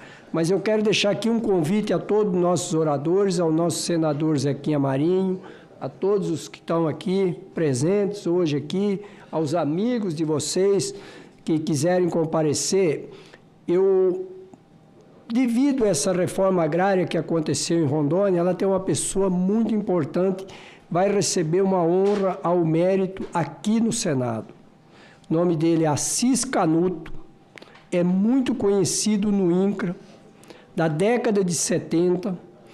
Ele foi o grande idealizador do processo de colonização e reforma agrária, que, na verdade, moldou o futuro do estado de Rondônia. Ele já, como é que diz, que a velocidade já passou dos 80, é uma pessoa íntegra, já foi deputado federal, foi vice-governador do estado de Rondônia, foi um homem que deu uma contribuição, se tem alguém que deu uma contribuição para o estado de Rondônia na questão de reforma agrária, foi Assis Canuto. Então, estão todos convidados, a partir na segunda-feira, a partir das 10 horas da manhã. Eu gostaria que o pessoal do INCRA, muita gente do INCRA conhece ele, e vai ser lá aqui no plenário do Senado. Senador Zequinha Marinho, tem que ir, porque o compromisso lá me espera lá e eu preciso ir lá, senão não consigo falar com o ministro hoje. Muito obrigado a todos os convidados que participaram e fizeram as suas colocações, e vamos resolver esse problema da nossa reforma agrária, para resolver o nosso problema dos nossos pequenos produtores rurais. Obrigado, presidente. Valeu, senador. Senador Jaime Bagato, o MDA fica então à disposição de colaborar com esse grupo de trabalho no que for necessário. Obrigado. Pessoal que acompanha pelo E-Cidadania, nós temos aqui o Josué de São Paulo. Pergunta: por que o cidadão que está no programa de auxílio do governo e se declara agricultor não pode receber uma quantidade de terras para plantar? Renato, do Rio de Janeiro: como disseminar na população o procedimento correto e legal de denunciar a existência de um terreno improdutivo?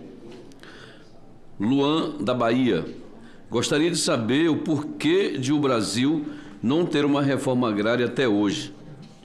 O Ivan, do Paraná: por que os estados como Pará doam terras para grandes grileiros de forma ágil e o governo é tão lento para destinar terras para famílias? Interessante isso aqui, né? Não doa terra para grileiro. Alguns comentários. O Clemente, de Santa Catarina, ele comenta o seguinte: havendo uma área para assentamento, o lote do assentamento deverá ter o título de propriedade ao assentado com registro em cartório. O Jacques, de São Paulo, comenta: reforma agrária é dignidade. 1% concentra a terra, mas é a agricultura familiar que garante comida na mesa do Brasil. O Vitor, do Rio de Janeiro, comenta também: os programas de reforma agrária devem também contemplar a reforma urbana, gostei, levando habitação,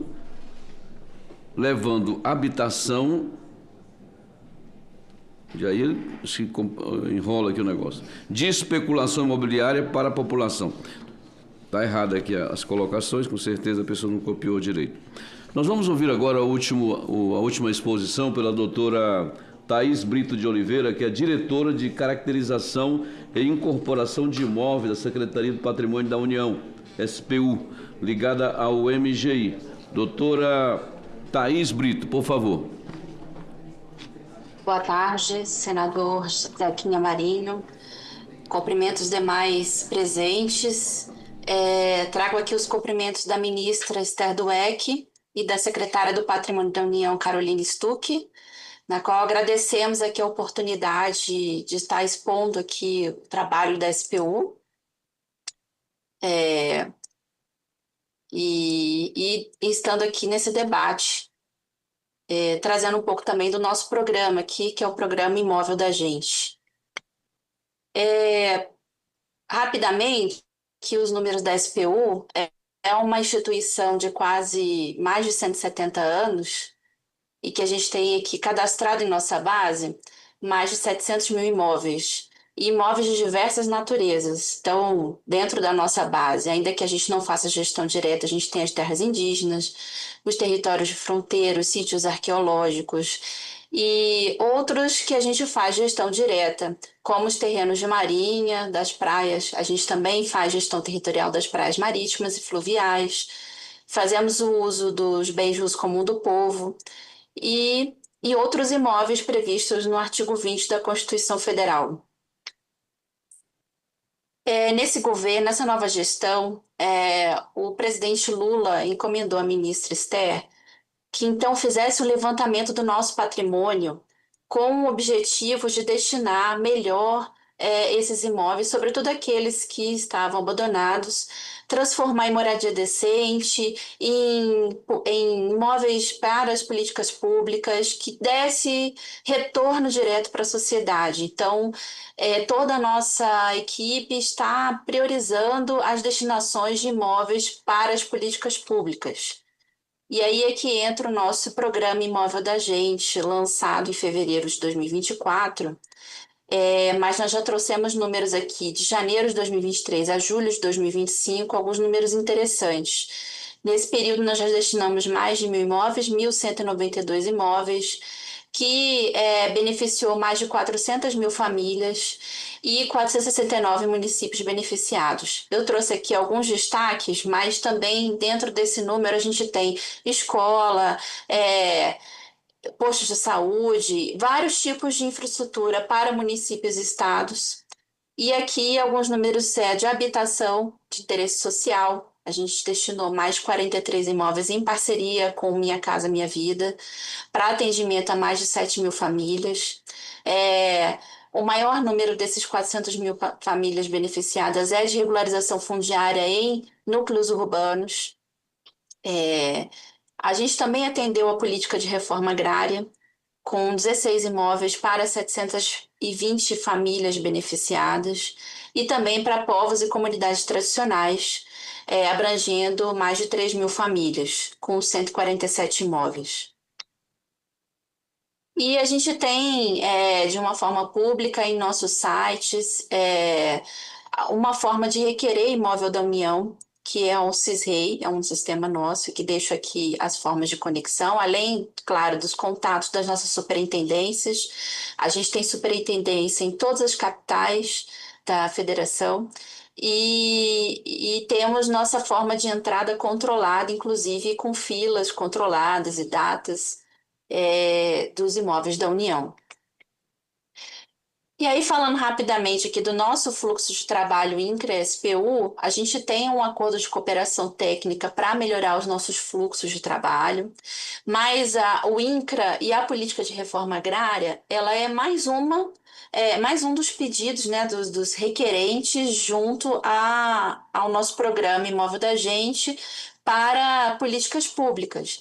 Então, a gente tem um fluxo aqui, o INCRA ele estrutura um pedido para a SPU com toda a viabilidade de criação de um assentamento naquela região. Então, a gente já recebe toda a documentação de viabilidade, dados ambientais, avaliação desse imóvel, tudo que pode ser analisado pela nossa equipe também, que realmente aquela terra ela é viável de virar um assentamento para fazer reforma agrária naquela terra nossa. E as nossas superintendências recepcionam esses pedidos e a gente tem uma certa governança sobre a destinação dessa área.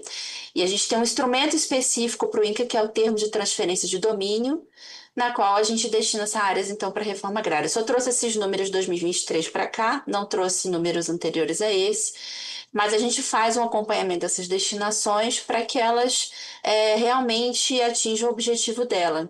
E a gente tem melhorado esses nossos fluxos de trabalho com o INCRA, a gente tem buscando celeridade nas nossas destinações, que já resultam em alguns números interessantes. Então, rapidamente, nosso recado aqui principal é que a gente tem esse programa, as equipes aqui estão focadas em atender as políticas públicas e dar retorno dos nossos imóveis à sociedade, e nos colocamos à disposição para maiores detalhes e outras informações que sejam necessárias. Muito obrigada. Obrigado, doutora. Assim nós encerramos as exposições.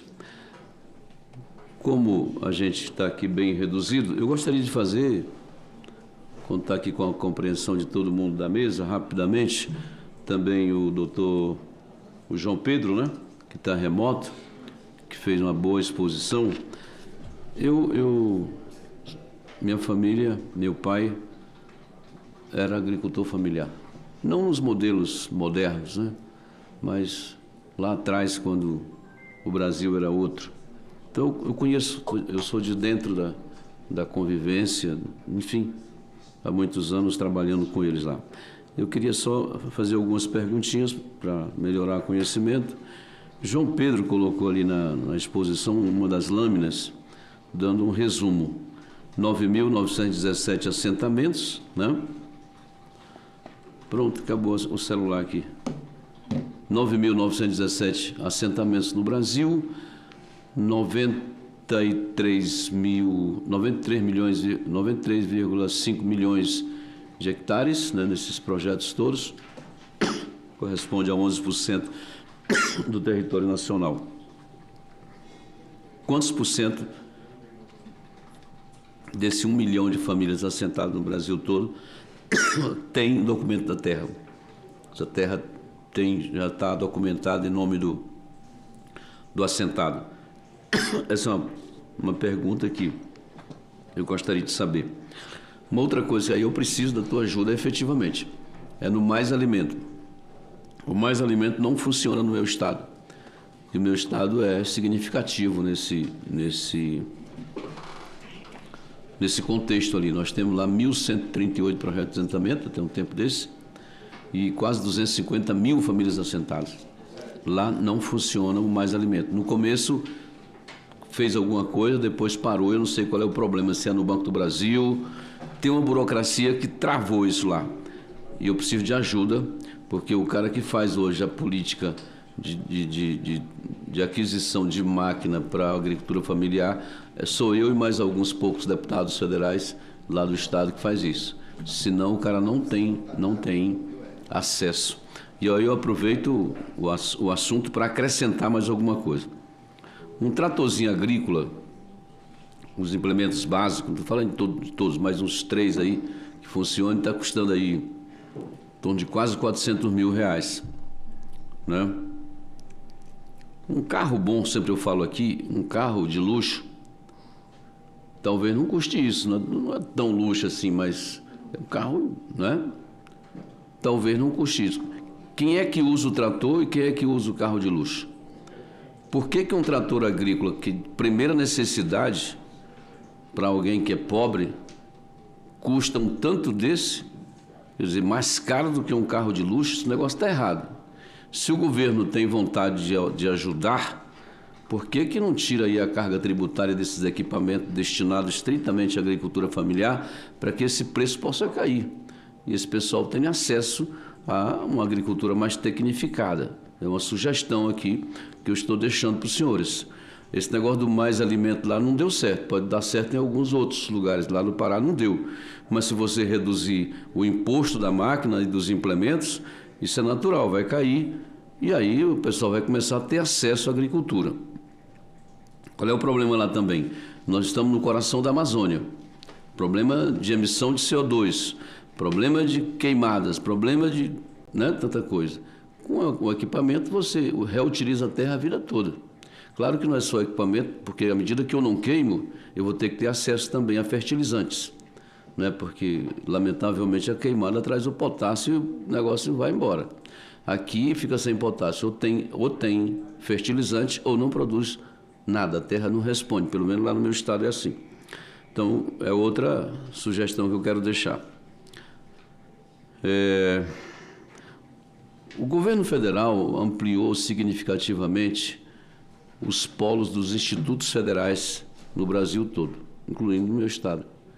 Vários polos do IF, Instituto Federal, estão lá, formando meninas e meninos, garotos, não é?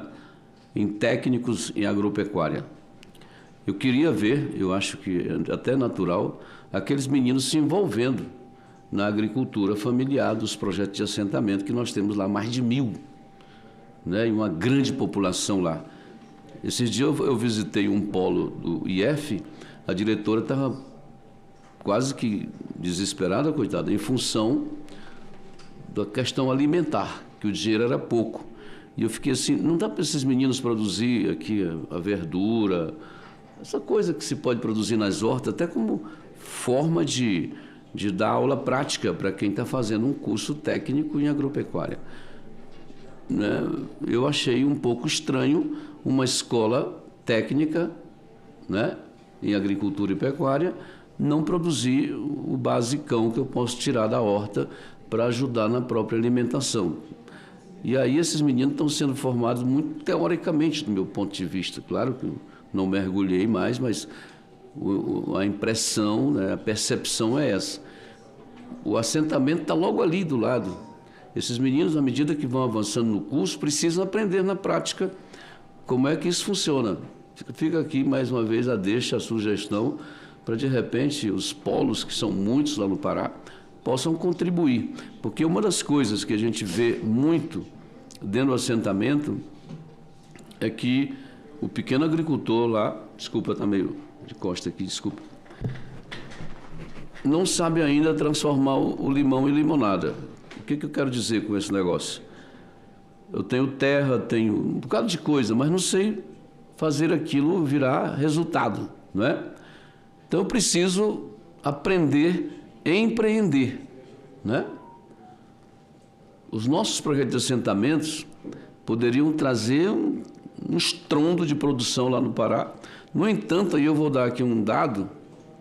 Por exemplo, 97% da banana consumida no Pará vem de fora.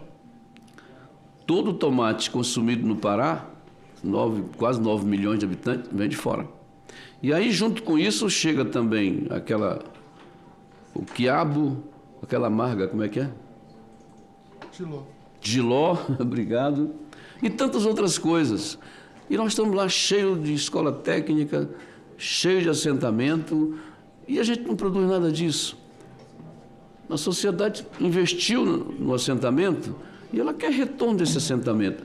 A gente compra tudo isso aqui do Centro-Oeste, daqui perto, Anápolis, Goiânia, Goianápolis, sei lá, vai alguma coisa do Nordeste, né? Alguma coisa, pouca coisa do Sudeste, caminhão roda 2 dias para chegar no Pará e entrar no Pará, que é um país, né? E nós temos lá escolas, nós temos lá assentamento, nós temos lá tudo. Quando é que nós vamos começar a produzir alguma coisa que realmente ajude não só na renda aqui, mas também na mudança, né, das coisas, na questão da alimentação? Isso é um questionamento que eu gostaria de fazer, porque a minha realidade lá não é fácil, né? E se não tiver daqui para lá alguma coisa que possa orientar, e vocês estão aqui muito bem estruturados, o organograma das funções e tal, fazer um esforço para isso chegar um pouco perto desses assentamentos. Como é que eu sei que o Senar, que é um grande parceiro, tem 2 cursos lá. Um para quem tem ensino médio, chamado Empreendedor Rural. É gestão e empreendedorismo. O cara faz o diagnóstico da própria terra, não interessa o tamanho dela, e em cima daquilo ele faz o curso. E ele sai dali um gestor, né? Outro é um programa, parece que é negócio melhor rural. Faz tanto tempo que eu vi isso. 40 horas para qualquer pessoa que sabe pegar uma calculadorazinha ou o celular, né? E aprende 40 horas, ele sai dali um cara bem melhor. Se o INCRA fizesse uma parceria forte com o Senar para ajudar nossos assentados, eu tenho certeza que a gente melhoraria a vida de muita gente no estado, muita gente. E assim também a produção. Porque muitas vezes o assentado está lá, mas ele morava numa periferia, ele não produzia nada. E ele foi para lá para ganhar aquela terra e tentar sobreviver daquela terra ali. Mas se não tiver uma ajuda, né, que possa clarear o caminho para ele, fica muito difícil para ele, né? E ele fica ali dando uma diária para um, ganha um dinheirinho aqui, ganha um dinheirinho ali, corre lá na cidade, na vila e compra coisa que ele mesmo produziu. poderia produzir. Comprar farinha, nós consumimos muita farinha lá, né? Comprar farinha, comprar ovos de galinha. Por que eu não posso, né? Criar galinhas? Comprar o óleo de soja, se eu posso aqui produzir um porquinho que tem a gordura e a proteína, né? Então, um bocado de coisa simples que, de repente, você pode mudar a vida desses caras morando ali mesmo, sem muita zoada. Rapidinho aqui. Quando você fala na questão ambiental, eu vejo o IBAMA fazendo umas coisas lá no meu estado, na Amazônia toda. É uma coisa de louco. Não se faz aqui em lugar nenhum do mundo, mas faz-se lá na Amazônia. A gente não ensina nada. A gente vai lá, o IBAMA vai lá, cobra, multa. Tem gente lá que se viver 10 vezes e nessas 10 vezes vender tudo que tem, que a mulher com os meninos, ele não paga as multas que já recebeu do IBAMA. Uma coisa assim fora do comum. Eu acho até, meu Deus, que cabeça é essa? Não paga. Por que o INCRA também, já que o negócio é sustentabilidade, o negócio é, né? E todos nós precisamos aprender. O INCRA dá uma mãozinha nisso para o cara saber utilizar melhor, de forma sustentável, a sua terra, né? Para que amanhã ele não seja uma pessoa cujo CPF nunca mais vai sair do pau, por causa de uma multa que ele jamais vai dar conta de pagar na vida. É um negócio, sabe, que a gente não consegue entender. E eu quero aproveitar para... Já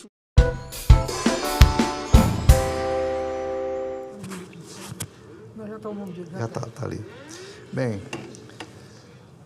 está reaberta a sessão. Encerrado o período de expediente, eu declaro aberta a ordem do dia. Vamos em frente. O primeiro item da pauta dessa tarde é o projeto de decreto legislativo 262 de 2024, de iniciativa da Comissão de Relações Exteriores e Defesa Nacional da Câmara dos Deputados, que aprova o texto do Acordo sobre Cooperação em Indústria de Defesa entre o Governo da República Federativa do Brasil e o Governo da República da Turquia, assinado em Brasília e Ankara em 25 de março de 2022. Parecer favorável número 25 de 2025 da Comissão de Relações Exteriores e Defesa Nacional, e o relator foi o senador Hamilton Mourão. Passamos à discussão da matéria. Não tem nenhum senador inscrito para discutir, não havendo quem queira discutir, está encerrada a discussão. Passamos à apreciação da matéria. A presidência submeterá à votação simbólica, votação do projeto em turno único, nos termos do parecer. As senadoras e os senadores que o aprovam permaneçam como se encontram. Aprovado o projeto. A matéria vai à promulgação e será feita a devida comunicação à Câmara dos Deputados. Vamos seguir. Item 3 da pauta. Projeto de Decreto Legislativo 722 de 2024, de iniciativa da Comissão de Relações Exteriores e Defesa Nacional da Câmara dos Deputados, que aprova o texto do protocolo alterando a Convenção entre a República Federativa do Brasil e a República do Chile, destinada a evitar a dupla tributação e prevenir a evasão fiscal em relação ao imposto sobre a renda e seu protocolo, celebrados em Santiago, em 3 de abril de 2001, assinado em Santiago em 3 de março de 2022. Parecer favorável número 27 de 2025, da Comissão de Relações Exteriores e Defesa Nacional, relatado pela senadora Tereza Cristina, relator ad hoc, senador astronauta Marcos Pontes. Passamos à discussão da matéria. Não há nenhum senador inscrito e interessado. Não havendo quem queira discutir, está encerrada a discussão. Passamos à apreciação da matéria. A presidência submeterá a matéria à votação simbólica. Votação do projeto em turno único, nos termos do parecer. As senadoras e senadores que o aprovam permaneçam como se encontram. Aprovado o projeto. A matéria vai à promulgação. Será feita a devida comunicação à Câmara dos Deputados. Temos alguns itens extra-pauta da sessão de ontem.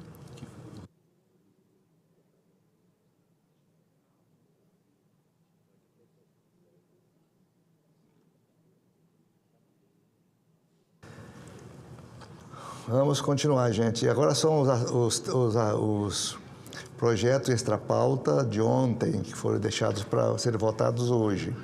Primeiro, o requerimento 467 de 2025, de autoria do senador astronauta Marcos Pontes e outros senadores, que solicita a realização de sessão especial destinada a celebrar o Dia do Aviador e o Dia da Força Aérea Brasileira. Votação do requerimento. Senadores e senadoras que o aprovam permaneçam como se encontram. Aprovado o requerimento, a sessão será agendada pela Secretaria-Geral da Mesa oportunamente. Tudo bom, autoridade? Esse é o outro? Continuando, o outro item extra-pauta. Requerimento 468 de 2025, senador astronauta Marcos Pontes e outros senadores, que solicita a realização de sessão especial destinada a celebrar o Dia do Dentista. Votação do requerimento. As senadoras e os senadores que o aprovam permaneçam como se encontram. Aprovado o requerimento. A sessão será agendada pela Secretaria-Geral da Mesa oportunamente. Seguindo, requerimento 469 de 2025, do senador astronauta Marcos Pontes e outros senadores, que solicita a realização de sessão especial destinada a celebrar o Dia da Educação Profissional e Tecnológica. Votação do requerimento. As senadoras e os senadores que o aprovam permaneçam como se encontram. Aprovado o requerimento. A sessão será agendada pela Secretaria-Geral da Mesa oportunamente. Requerimento 651 de 2025, de autoria do senador Carlos Viana e outros senadores, que solicita a realização de sessão especial destinada a homenagear os 80 anos do GEAP, Autogestão em Saúde. Votação do requerimento. Senadoras e senadores que o aprovam permaneçam como se encontram. Aprovado o requerimento, a sessão será agendada pela Secretaria-Geral da Mesa. Bem, tem alguns itens que seriam votados amanhã e que nós vamos votar agora, já adiantando esses requerimentos extra-pauta.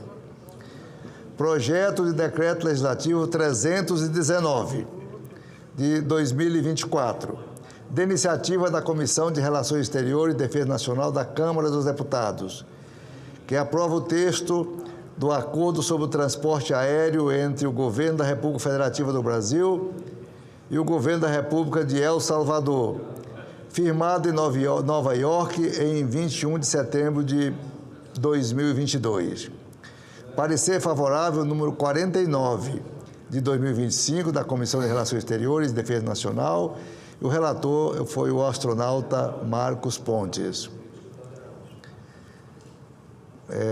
Passamos à discussão da matéria. Como não existe nenhum senador inscrito para debater, vamos à apreciação da matéria. A presidência submeterá a matéria à votação simbólica. Votação do projeto em turno único nos termos do parecer.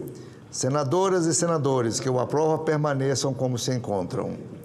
O projeto está aprovado. O projeto. A matéria vai à promulgação, será feita a devida comunicação à Câmara dos Deputados. Presidente, questão de ordem, por favor. Quem está falando? Sim. Como é que eu vou nesse caso? Presidente, só informação, nós já estamos na sessão deliberativa, não é isso? Exatamente, senador. O projeto 4809 de 24 foi tirado de pauta? Foi aquele primeiro item que foi tirado de pauta. O primeiro item foi retirado de pauta, senador. Tá certo, obrigado. Tá certo. Vamos em frente. Projeto de Decreto Legislativo 609 de 2021, também extra pauta, tá?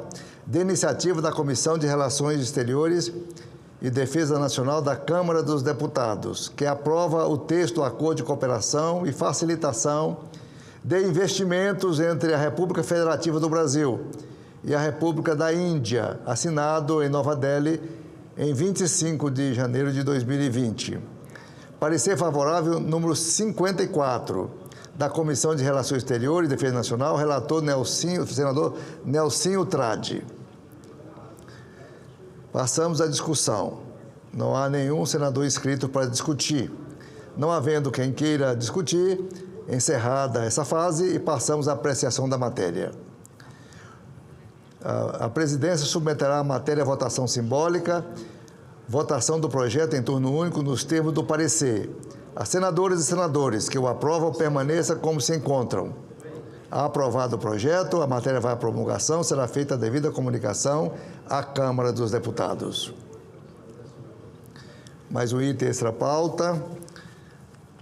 Projeto de Decreto Legislativo número 610 de 2021, de iniciativa da Comissão de Relações Exteriores e Defesa Nacional da Câmara dos Deputados, que aprova o texto do Acordo de Cooperação e Facilitação de Investimentos entre a República Federativa do Brasil e a República Cooperativa da Guiana, assinado em Brasília no dia 13 de dezembro de 2018.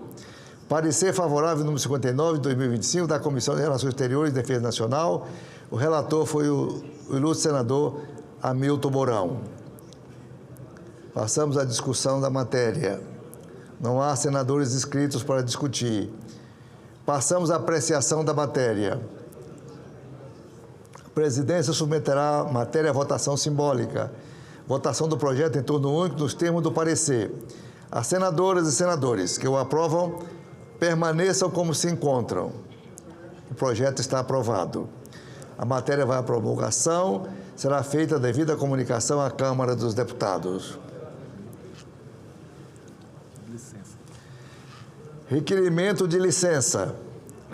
Requerimento número 516, 518, 526 de 2025, dos senadores Humberto Costa, Flávio Arnes e Ciro Nogueira, respectivamente, que solicitam como fundamento o artigo 40 do Regimento Interno licença dos trabalhos da Casa para participarem de missões oficiais nos termos das autorizações da Presidência do Senado Federal. As senhoras senadoras e senadores que os aprovam permaneçam como se encontram. Requerimentos aprovados. Será cumprida a deliberação do plenário. Terminou já aqui? Tá. Senadora Lisiane, gostaria de usar a palavra, senadora Lisiane? Pois não, a senhora está com a palavra. Senhor presidente, senhores colegas parlamentares, eu quero fazer um registro do que eu considero um retrocesso numa lei de iniciativa popular, a Lei da Ficha Limpa, que foi conduzida por um maranhense, o Marlon Reis, um juiz que se notabilizou pelo combate à corrupção no Brasil. E ontem esta Casa aprovou flexibilização nesta lei. Alguns, inclusive, a chamam, o PLP de ontem aprovado, que vai agora para a sanção presidencial, da lei da impunidade. A impunidade ela é um elemento que é fruto, ou a perpetuação do crime, ou melhor dizendo, a perpetuação do crime é fruto da impunidade. Serve para tudo. Não estou falando apenas do projeto de lei em questão, mas quando você não pune a quem transgride uma lei, automaticamente você está dando um elemento, um combustível para que isso realmente ocorra. O Brasil não tolera, a sociedade brasileira não tolera, na verdade, atos de corrupção.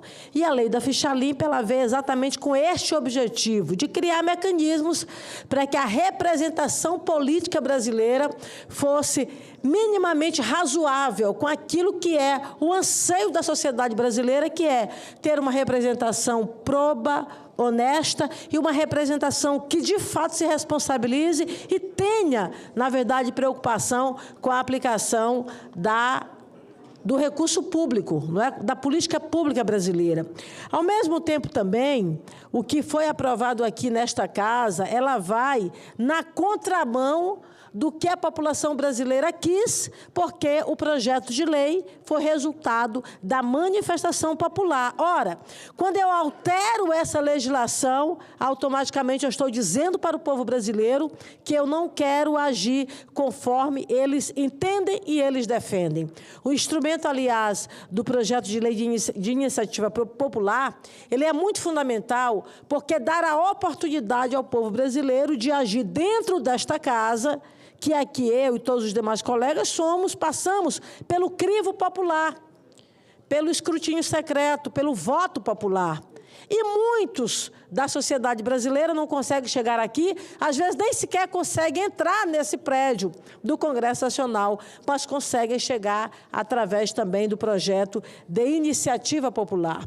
Eu digo com muita honra, votei contra o projeto, e a minha torcida é que o presidente Lula, que é um presidente que tem responsabilidade com o povo brasileiro, possa vetar esse projeto e a gente possa retomar a sua originalidade, que, como eu já falei várias vezes, é uma originalidade resultante da vontade brasileira, da vontade do povo brasileiro. E, mais uma vez, eu finalizo deixando o meu registro, os meus cumprimentos ao doutor Marlon Reis, que eu tenho a honra de conhecê-lo, que eu tenho a honra de ser sua colega e, sobretudo, de estar com ele nas mesmas trincheiras do combate à corrupção, nas mesmas trincheiras da valorização do povo brasileiro. Muito obrigada, presidente. Obrigado, senadora.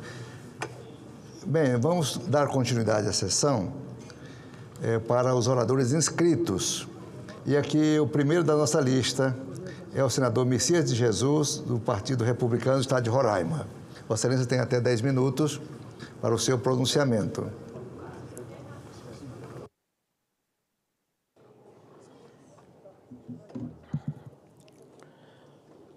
Senhor presidente, amigo Confúcio Moura, demais colegas senadores e senadoras, colaboradores desta casa e, logicamente, a nossa imensa audiência, que é a principal razão de estarmos aqui hoje.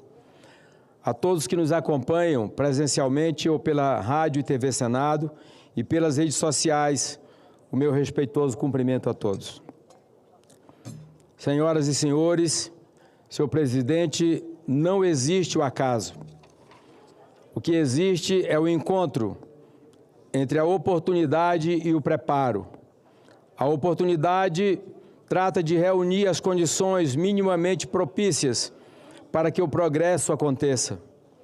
Já o preparo é o responsável pelo seu conhecimento, pelo reconhecimento e desenvolvimento das ferramentas necessárias para a concretização do avanço.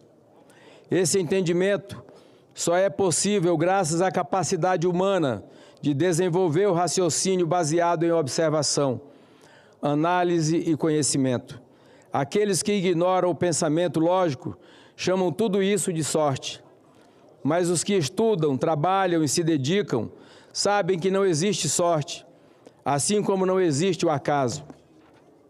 A história do nosso país mostra que a oportunidade sorri para aqueles que estão prontos para identificá-la.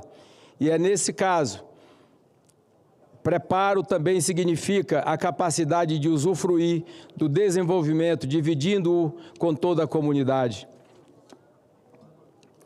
Na segunda metade do século passado, diante da corajosa decisão de Juscelino Kubitschek, a região centro-oeste foi a grande beneficiada, com a expansão da fronteira agrícola para os estados de Goiás, Mato Grosso e Mato Grosso do Sul.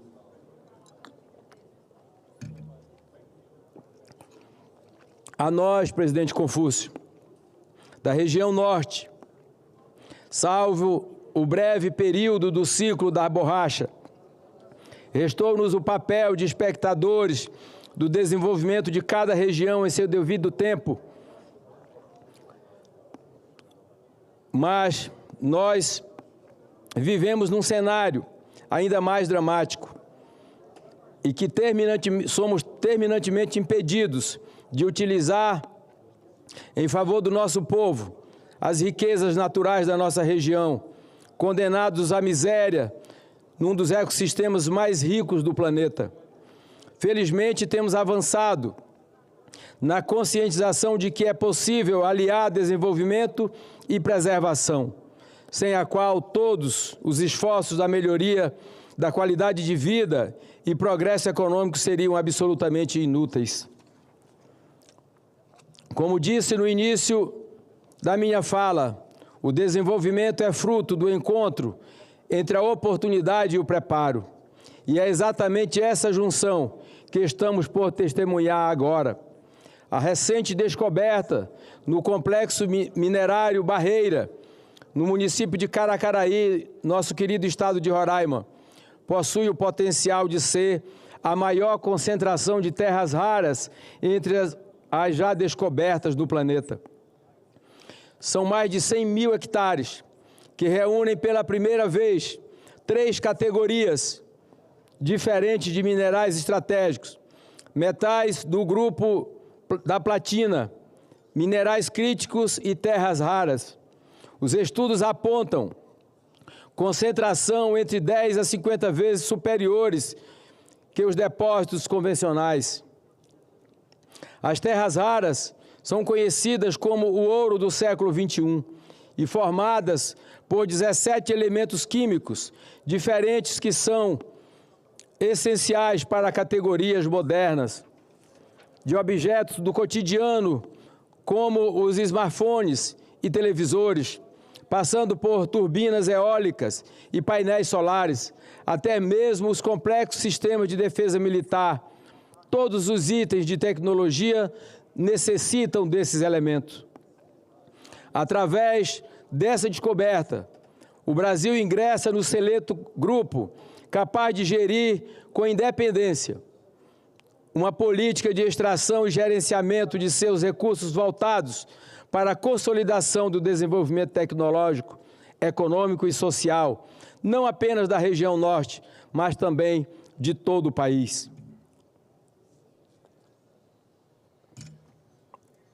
Antecipando-me aos alarmistas de plantão, é preciso esclarecer que boa parte do território de Roraima é composto pelo lavrado, uma espécie de savana de áreas abertas, ou seja, não se trata de uma floresta fechada, como o senso comum pode fazer supor. Também é importante destacar que o local da descoberta das terras raras está distante mais de 60 quilômetros de áreas indígenas e mais de 50 quilômetros de áreas de preservação ambiental, minimizando assim os riscos socioambientais. Muito além das condições geográficas, é preciso destacar o comprometimento ambiental da nossa gente. Em 2023 e 2024, Roraima diminuiu em 45,3% o índice de desmatamento no estado, segundo o Amazon, e avançamos para atender a meta de desmatamento zero em 2030. O Brasil é gigante no tamanho, no potencial e na qualidade do seu povo. As regiões Nordeste, Sudeste, Sul e Centro-Oeste já tiveram cada uma, em seu tempo, grandes impulsos para o desenvolvimento. Agora, se avizinha o momento da região Norte e, em especial, do meu estado de Roraima. Queremos crescer e contribuir com o nosso país. Estamos preparados e munidos de conhecimento, tecnologia e comprometimento social e ambiental. Mas para alcançar esse objetivo, precisaremos que o governo federal entenda que a questão das terras raras precisa ser tratada como uma prioridade estratégica para o nosso povo e não pode ser negociada como uma simples mercadoria primária. A recente negociação de áreas de mineração nos estados do Pará, Mato Grosso e Goiás, entre as empresas mineradoras Anglo-American e a estatal chinesa MMG, causou estranhamento quanto aos valores e a forma da negociação. Isso exige, senhor presidente, que o governo brasileiro faça uma fiscalização mais intensa e detalhada para assegurar que essa oportunidade ímpar encontre uma legislação preparada e homens públicos comprometidos para impulsionar Roraima, a região norte e o nosso país em direção a um novo ciclo de desenvolvimento. Mais uma vez, a oportunidade está colocada e exige de nós capacidade e preparo. Como senador da República, é meu dever fazer esse alerta, que na verdade é uma demonstração de compromisso com Roraima e com o Brasil. Tenho dito, presidente. Muito obrigado. Muito bem, parabéns, senador Messias, por abordar um tema tão atual, tão importante para o nosso país e para o mundo, não é? Muito obrigado, Vossa Excelência, e parabéns. Vamos dar seguimento aos oradores inscritos. Eu passo a palavra para o senador Jorge Seife, do PL de Santa Catarina. Vossa Excelência tem até 10 minutos, senador Seife.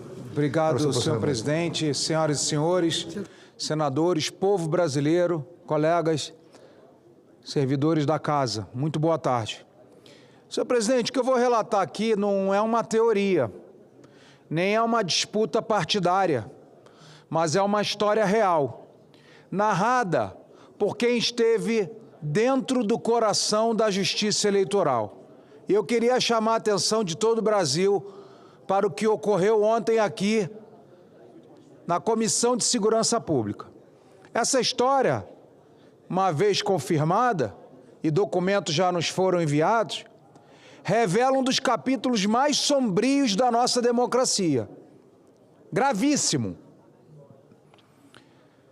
Eu vou falar sobre o depoimento espontâneo do senhor Eduardo Tagliaferro. Quem é Eduardo Tagliaferro, senhor presidente? Ele não era opositor, não era militante, ele era um servidor público do Tribunal Superior Eleitoral. E ele, senhor presidente, foi chefe da assessoria de enfrentamento à desinformação do TSE durante a gestão do ministro Alexandre de Moraes. Era um homem de confiança que executava ordens diretas. E ontem, senhor presidente, diante da Comissão de Segurança Pública do Senado, ele quebrou o silêncio e revelou como funcionava o gabinete paralelo do ministro Moraes. Esse sim, gabinete do ódio, como veremos a partir de agora. Como é que era o modus operandi, senhor presidente? Segundo o Tagliaferro, o esquema era muito perverso. Mensagens privadas de WhatsApp de empresários e cidadãos eram capturadas por pessoas que se infiltravam em grupos privados e repassavam ao gabinete em forma de denúncia. Redes sociais de parlamentares, influencers, exclusivamente da direita, eram monitorados 24 horas. E primeiro, senhor presidente, segundo a denúncia de Tagliaferro, primeiro pegava esse material e jogava na imprensa, para criar um escândalo, digamos assim. E depois, Moraes assinava ordens de busca, apreensão, bloqueio de contas e perseguição. Só que a justificativa dessas ordens vinham depois das matérias veiculadas.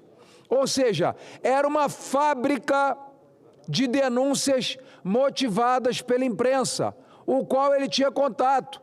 Tinha contato, inclusive, senhor presidente, com o procurador-geral Gonet. Ele mostrou e já encaminhou para a Comissão de Segurança Pública. Esse Gonet, e eu já me adianto aqui, não pode ser reconduzido, porque ele não tem independência. Senhor Gonet, o senhor está contaminado. O senhor é um serviçal. Ao invés de honrar a Procuradoria-Geral da República, o senhor é um capacho de Moraes, como nós vimos ontem. Nós já sabíamos disso. Nós já sabíamos disso. Quem viu hoje os depoimentos lá, na condenação que Bolsonaro já está condenado, todos nós sabemos, Bolsonaro já está condenado. Então, quem viu ali os advogados fazendo a sustentação oral, tem certeza absoluta. e os advogados, reiteradamente, advogados de todas as partes, sequer tiveram acesso às provas os quais os seus clientes estão sendo condenados. Tudo por um conluio, como o Tagliaferro ontem confirmou, da Polícia Federal, do TSE e da Procuradoria-Geral, que ao invés de serem instituições independentes, que nós sempre respeitamos e amamos, e eu aqui defendo as instituições, mas alguns membros, inclusive Paulo Gonet, que vai passar por essa casa para ser reconduzido, vai ouvir um bocado de coisa, vai ouvir muito. A conduta e a postura dele como homem, como servidor público e como um procurador-geral da República que não agiu com independência e com imparcialidade. Foi um capacho, um serviçal de Alexandre de Moraes e desse gabinete que Tagliaferro ontem trouxe para nós aqui num depoimento espontâneo, né? E a justificativa dessas ordens vinha depois. Tagliaferro contou que foi obrigado a produzir relatórios retroativos em papel, justamente para permitir a adulteração de datas e dar aparência de legalidade ao que já tinha acontecido. Pessoal, vem ao Brasil, preste atenção aqui. Tudo hoje é digital, a banca é digital, correio é digital, teu título de eleitor é digital, tua CNH é digital, teu CPF é digital, tudo é digital. Inclusive a justiça brasileira, ela é quase na totalidade digital. Vocês nunca se perguntaram por que tudo no gabinete de Alexandre de Moraes é de papel? Ontem o Tagliaferro nos trouxe a resposta, presidente. É porque ele fazia em papel, porque é mais fácil de alterar.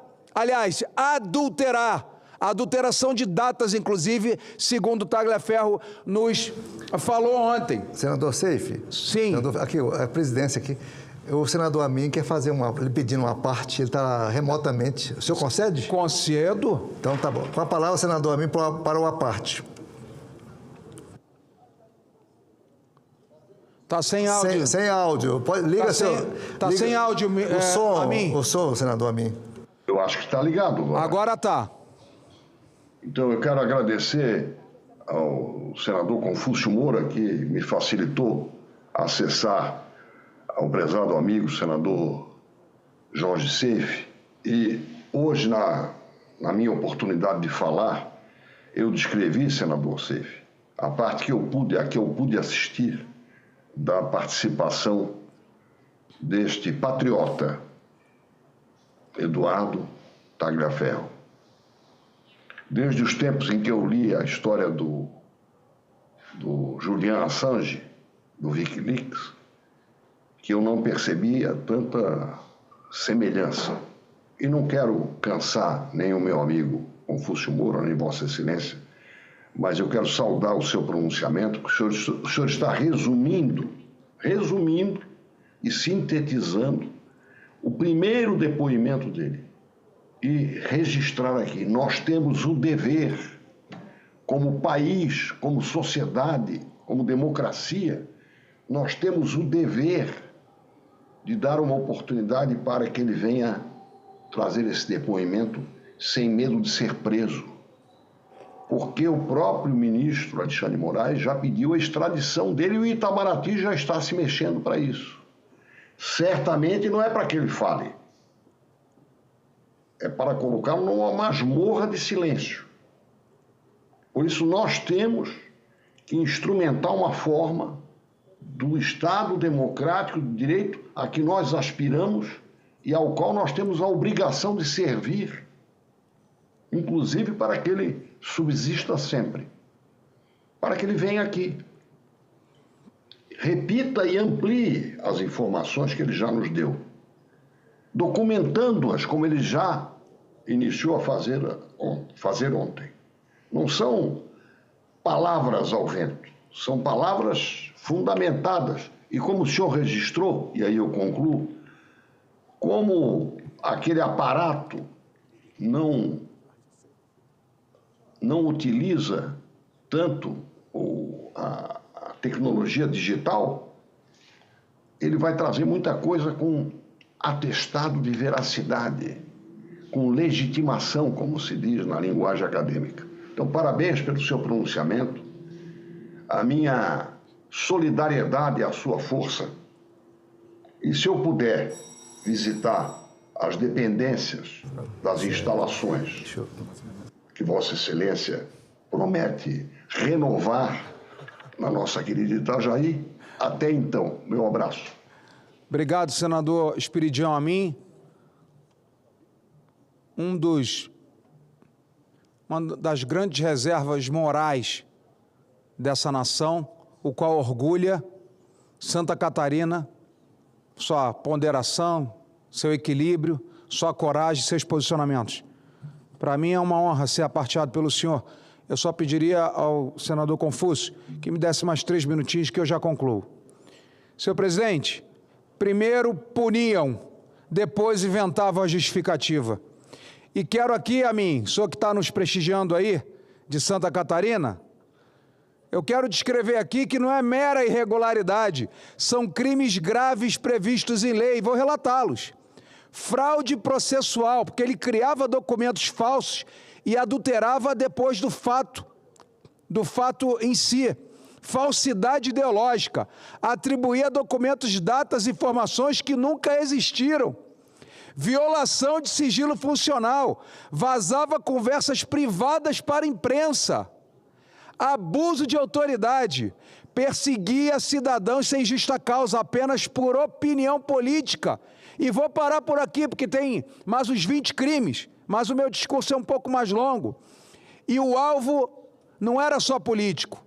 Não pense que o alvo era políticos e empresários, senhor presidente. O gabinete de Moraes perseguia cidadãos comuns que ousavam criticar Lula, Suprema Corte ou questionar urnas. Havia monitoramento de perfis de direita nas redes sociais, ordens pessoais para rastrear críticos, relatórios feitos sob demanda para enquadrar opiniões como crimes. Isso aqui me lembra a mim. Eu não conheço história como o senhor, mas me lembra a polícia política de Joseph Stalin e de Adolf Hitler. Por isso que nós chamamos a atual Polícia Federal de Gestapo. E está aqui a prova. Não é Jorge Seif que está falando. É Eduardo Tagliaferro, umbilicalmente ligado com a gestão de Alexandre de Moraes no TSE. Ele revelou aqui que não era um ministro, não era o presidente do TSE, era um criminoso e uma quadrilha instalada na mais alta corte eleitoral do nosso país. Só isso. Um caso emblemático foi revelado a mim, num grupo de WhatsApp. O juiz instrutor próximo a Moraes ordenou que analistas usassem a criatividade para enquadrar a Revista Oeste como veículo de desinformação. Imaginem, senhoras e senhores, não é a lei, não é a prova, é a criatividade do censor. E, mais uma vez, eu menciono Joseph Stalin e Adolf Hitler aqui, porque perseguir a imprensa é o fim da democracia e o Estado realmente de ditadura e de perseguição. E as instituições comprometidas, senhor presidente, não é apenas Moraes, mas Paulo Gonet, atual Procurador-Geral, Polícia Federal, Supremo Tribunal Federal e o Tribunal Superior Eleitoral. E o depoimento mostra o sistema que órgãos inteiros eram usados como instrumentos pessoais de perseguição. É o fim do mundo, é o fim da democracia brasileira. E é impossível não lembrar essas histórias que comentei sobre Joseph Stalin e Adolf Hitler, porque fabricavam, monitoravam, faziam dossiês, justificativas forjadas, tudo para esmagar opositores, exatamente o que Alexandre de Moraes fez com Bolsonaro, segue fazendo com Bolsonaro e muitos de nós perseguidos. Inclusive, eu estou esperando o TSE me julgar, que já veio prova negativa, farta, e eles ficam me prendendo, pensando que eu vou me calar nessa tribuna. Mas sabe que catarinense não é covarde, eu não tenho medo de justiça, não nasci senador da República, fui eleito com 1,5 milhão de votos, mas sou homem, acima de tudo, catarinense e empresário. Não nasci senador, não quero perder meu cargo, mas eu quero ser julgado. Eu estou pedindo, implorando, ministra Carmen Lúcia, me julgue, porque já veio de novo pela terceira vez, provas negativas que eu não cometi crimes. E vocês continuam com essa espada na minha cabeça. Me livra disso. Eu quero ser julgado pelo TSE, estou aguardando. E agora, Amin, perseguição a Tagliaferro. Qual é a resposta de quem ousou revelar o esquema? Alexandre de Moraes e seus aliados perseguem Eduardo Tagliaferro, como o senhor bem falou, denunciando e pedindo sua extradição da Itália, onde ele buscou refúgio. Sabe qual é o crime de Tagliaferro? Brasil e Amin. Sabe qual é o crime de Tagliaferro? Revelar a verdade do que acontecia no TSE. Revelar a verdade de um gabinete de persecução à livre imprensa e à livre opinião, que inclusive, olha que coincidência, são protegidos pelo artigo 5º e 220 da Constituição Federal. Ou seja, Constituição Federal para Paulo Gonet, para Alexandre de Moraes e para essa turma que trabalhava para eles no TSE não vale nada. Nada, zero. E eu quero alertar o povo. Brasileiros têm que entender isso, Amin. Isso não é sobre defender empresários, políticos ou partidos. É defender você, brasileiro. Porque hoje o alvo é empresário, amanhã pode ser você por uma crítica, uma postagem, uma piada. E eu provo isso também, Amin. 62% dos brasileiros estão com medo de falar suas opiniões nas redes sociais. Pesquisa do Poder 360. O brasileiro está com medo de Alexandre de Moraes. Ao invés de respeitá-lo, temem porque sabe que ele é um perseguidor. Por isso que tomou uma Magnitsky no lombo. Porque é um censor, porque é um perseguidor de direitos humanos, um violador de direitos humanos. Por isso que ele tomou uma Magnitsky da maior nação do mundo, maior democracia, maior poderio bélico, maior economia. Tomou uma lei Magnitsky, porque é violador, quanto mais frequente, diário, de direitos humanos no nosso país. E Tagliaferro ontem confirma tudo isso aqui. E o que é que nós precisamos fazer, Amin? Diante disso tudo, não tem outra saída, Amin. Precisamos aprovar para investigar como funcionava esse Senador Seif, eu vou lhe conceder mais 2 minutos. Sim, senhor. Já estou finalizando. Tá bem. Perdão. Perfeito. Diante disso, Amin, não tem outra saída para esse Senado senão aprovar a CPI da Lava Toga, proposta por Vossa Excelência e subscrito por mim, para investigar como funcionava esse gabinete paralelo, para ouvir testemunhas e peritos independentes, para expor à luz do dia as fraudes processuais, perseguições e abusos de Alexandre de Moraes e a sua quadrilha, o seu gabinete do ódio dentro do TSE, e para devolver justiça a quem ela deve ser, imparcial, séria e a serviço da Constituição. Se o Estado pode punir primeiro e inventar justificativa depois, senador Amin, não existe mais liberdade no nosso país. E eu concluo, não é questão, Amin, pelo amor de Deus, Brasil, não é direita ou esquerda. É questão de liberdade. Hoje é Bolsonaro, amanhã é o Columbre, depois é a mim, depois é o senhor que está me assistindo da sua casa, depois é o Sérgio Moro, depois é o Lula. Nós não estamos falando aqui de defesa de Bolsonaro, nós estamos falando do que aconteceu, lembrando as senhoras e os senhores que a Lava Jato terminou, foi enterrada e sepultada porque Deltan Dallagnol conversava com o Sérgio Moro. Qual é a diferença agora? Moraes dava ordens a Paulo Gonet para ele solicitar coisa através da Procuradoria-Geral da República. Qual é a diferença da Lava Jato e do que nós vimos ontem diante do que o Tagliaferro nos expôs aqui? Por isso eu digo, já termino, senhor presidente, chega! É hora de abrir uma CPI, é hora de devolver ao povo a confiança do juiz que julga. O promotor acusa e a polícia investiga, cada um no seu lugar. Só assim teremos um Brasil livre, justo e verdadeiramente democrático. Eu agradeço a paciência, senhor presidente, do senhor e do Amin pela sua parte. Muito obrigado. Obrigado, senador Seif. Eu quero registrar a presença no plenário do Senado Federal, com muita honra, do deputado federal Frederico, de Minas Gerais, acompanhado de seus amigos e políticos ilustres de Minas Gerais, prefeito da cidade de Santiago, prefeito Alexandre Vivas, dos vereadores da cidade de Piedade do Rio Grande, César Augusto e Alessandra Timoro. Então, sintam-se à vontade, é uma honra muito grande para o plenário do Senado. E é uma pena que hoje está vazio, porque nós já esgotamos a ordem do dia mais cedo e estamos em alguns pronunciamentos apenas, tá? Mas está registrado a sua presença, a presença de Vossas Excelências, através do pedido formal feito pelo deputado Frederico aqui à mesa nesse momento. Muito agradecido e bem-vindos ao plenário do Senado Federal. Agradecido. Eu, continuando nosso trabalho, eu passo a palavra para remotamente fazer seu pronunciamento o ilustre senador Wellington Fagundes, lá de Minas Gerais. Por favor. De Mato Grosso, perdão. Lá de Mato Grosso. Com a palavra, Wellington Fagundes. Boa tarde, presidente. Já estão com o som aí aberto? Pode continuar. Boa tarde, senhor presidente.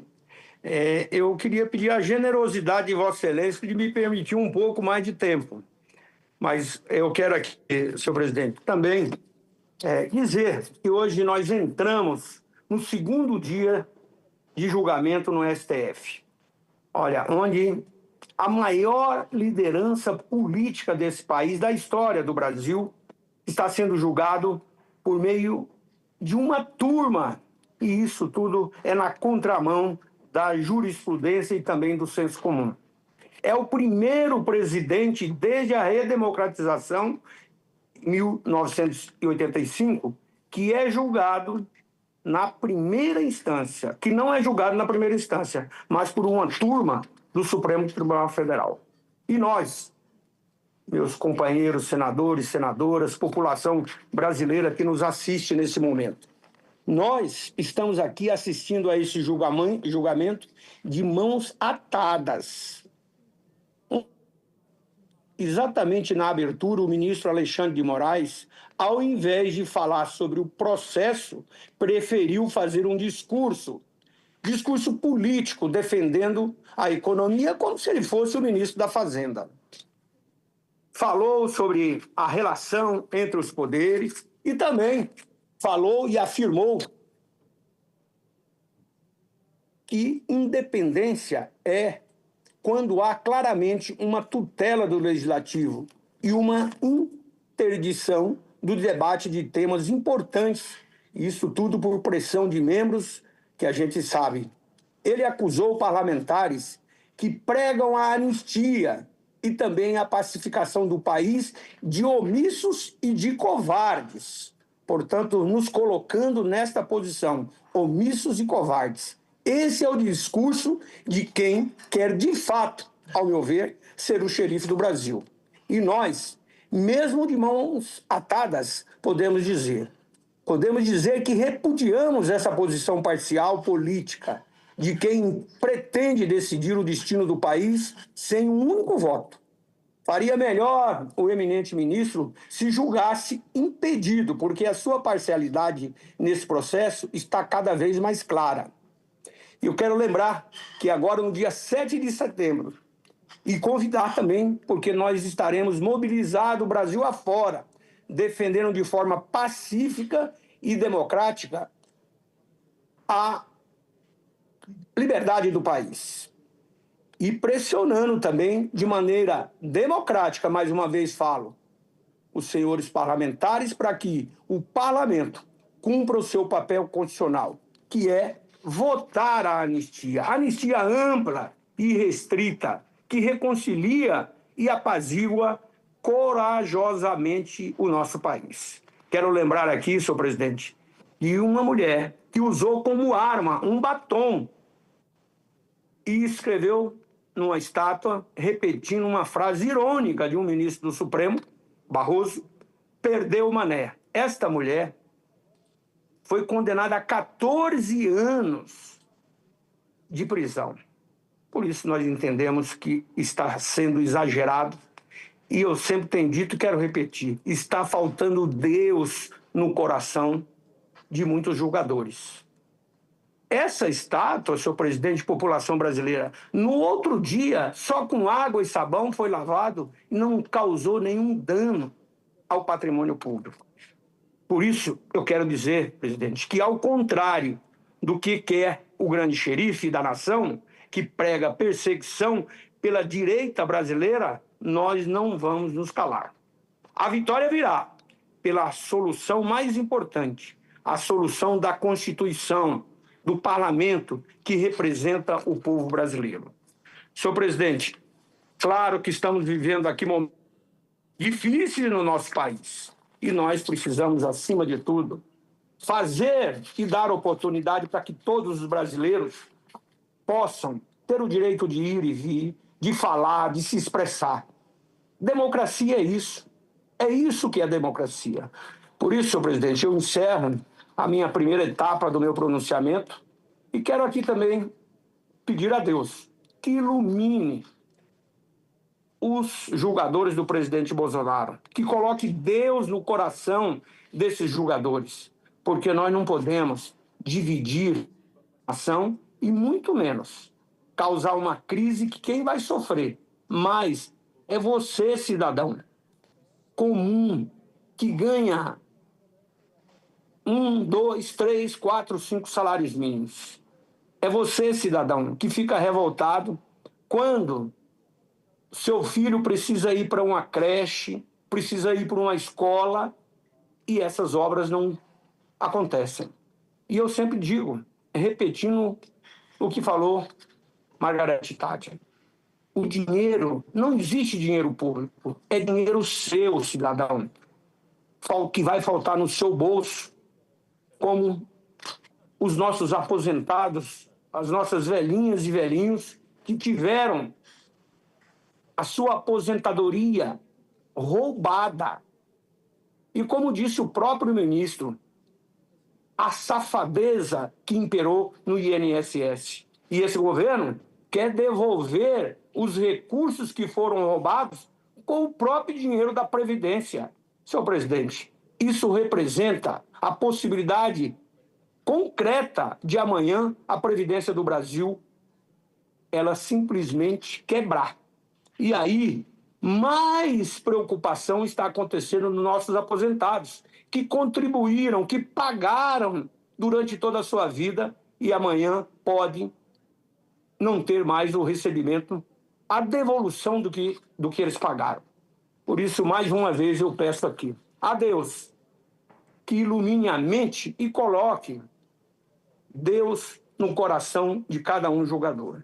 Senhor presidente, eu quero também aqui dizer do momento histórico que vivi ontem lá na Câmara dos Deputados, onde tivemos a aprovação do Estatuto do Pantanal, já aprovado no Senado da República e agora esperamos que possa ser sancionado. O Pantanal é a maior área alagada do mundo, um patrimônio da humanidade e que, infelizmente, está agonizando por falta de uma legislação. E eu quero aqui, inclusive, agradecer os ministros do Supremo Tribunal Federal, na figura do ministro André e do ministro Gilmar Mendes, que, inclusive, deu prazo para que o Congresso Nacional deliberasse sobre essa matéria. Caso contrário, o Supremo teria que legislar. Às vezes a gente reclama, senhor presidente, mas tem momentos que realmente o parlamento precisa fazer a sua parte. Não é possível sermos omissos naquilo que é obrigação nossa, ou seja, votar as matérias importantes para esse país. E o Pantanal, sem dúvida nenhuma, é ambientalmente uma das áreas mais importantes do planeta e que pertence a Mato Grosso do Sul, parte da Bolívia, e, portanto, a responsabilidade é toda nossa. E por isso, senhor presidente, eu quero dizer que ontem foi um dia memorável, um dia importante para Mato Grosso do Sul, importante para o Brasil, mas também relevante para o mundo. Em especial do meu estado, Mato Grosso, a nossa Baixada Cuiabana, toda a bacia do Paraguai, depende do Pantanal. Depende do Pantanal para que a gente tenha oxigênio, para que a gente tenha água de qualidade e, portanto, para que a gente tenha vida. vida aos seres humanos, mas também nós precisamos estar preocupados na conservação do nosso Pantanal para que a gente tenha a nossa fauna, a nossa flora exuberante como Deus nos deu. E aí é uma responsabilidade, principalmente com as futuras gerações. Por isso, senhor presidente, eu quero pedir, inclusive, a autorização de Vossa Excelência para dar como lido o meu pronunciamento na íntegra, porque eu quero aqui senadores, senadoras, deputados federais e deputadas federais, por me ajudar a entregar essa peça que vai trazer segurança jurídica para aqueles que acreditam no Pantanal. E são, senhor presidente, os ribeirinhos, os quilombolas, os indígenas, o homem que foi lá e investiu, comprou a sua terra, o dono da 15 hotelaria. segundos. Para concluir, senhor presidente. Perfeito. Pode continuar. Para concluir, o dono da hotelaria, da pousada, que investiu a sua vida lá e que, por falta de uma legislação, hoje o Pantanal, tudo que se faz no Pantanal é crime. E muito pelo contrário, o nosso Pantanal, na Segunda Guerra Mundial, foi o maior fornecedor de proteína animal para os países que estavam lá guerreando. Felizmente, nós brasileiros somos da paz. E é isso que nós queremos. O Brasil é um país integrado, falando uma mesma língua, um país que não tem guerra e que somos a solução do mundo. Porque qualquer lugar que você vai, a palavra de ordem é segurança alimentar. E o meu estado, o Mato Grosso, é o maior produtor hoje de grãos. Produzimos mais soja do que a Argentina. Somos o maior produtor de algodão, respondemos por 80% da produção de algodão. Somos o maior produtor de carne, proteína animal nobre para o ser humano. E o Pantanal contribui muito com isso.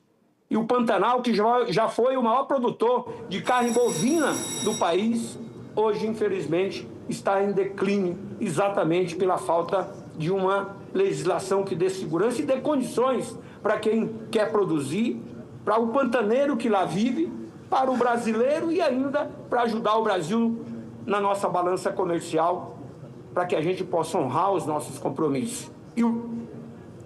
Por isso, senhor presidente, eu quero aqui dar como lido esse pronunciamento, pedir a Vossa Excelência a autorização e também quero dizer que neste final de semana eu participei lá na cidade de Primavera do Leste, uma das cidades mais importantes do meu estado, de uma exposição que foi retomada pelo prefeito Sérgio Manique. Lá estava também o presidente da Associação Mato Grossense de Municípios e também o Léo Bortolin e também prefeitos, vereadores, autoridades, fazendo a maior festa que representa esse Brasil da produção.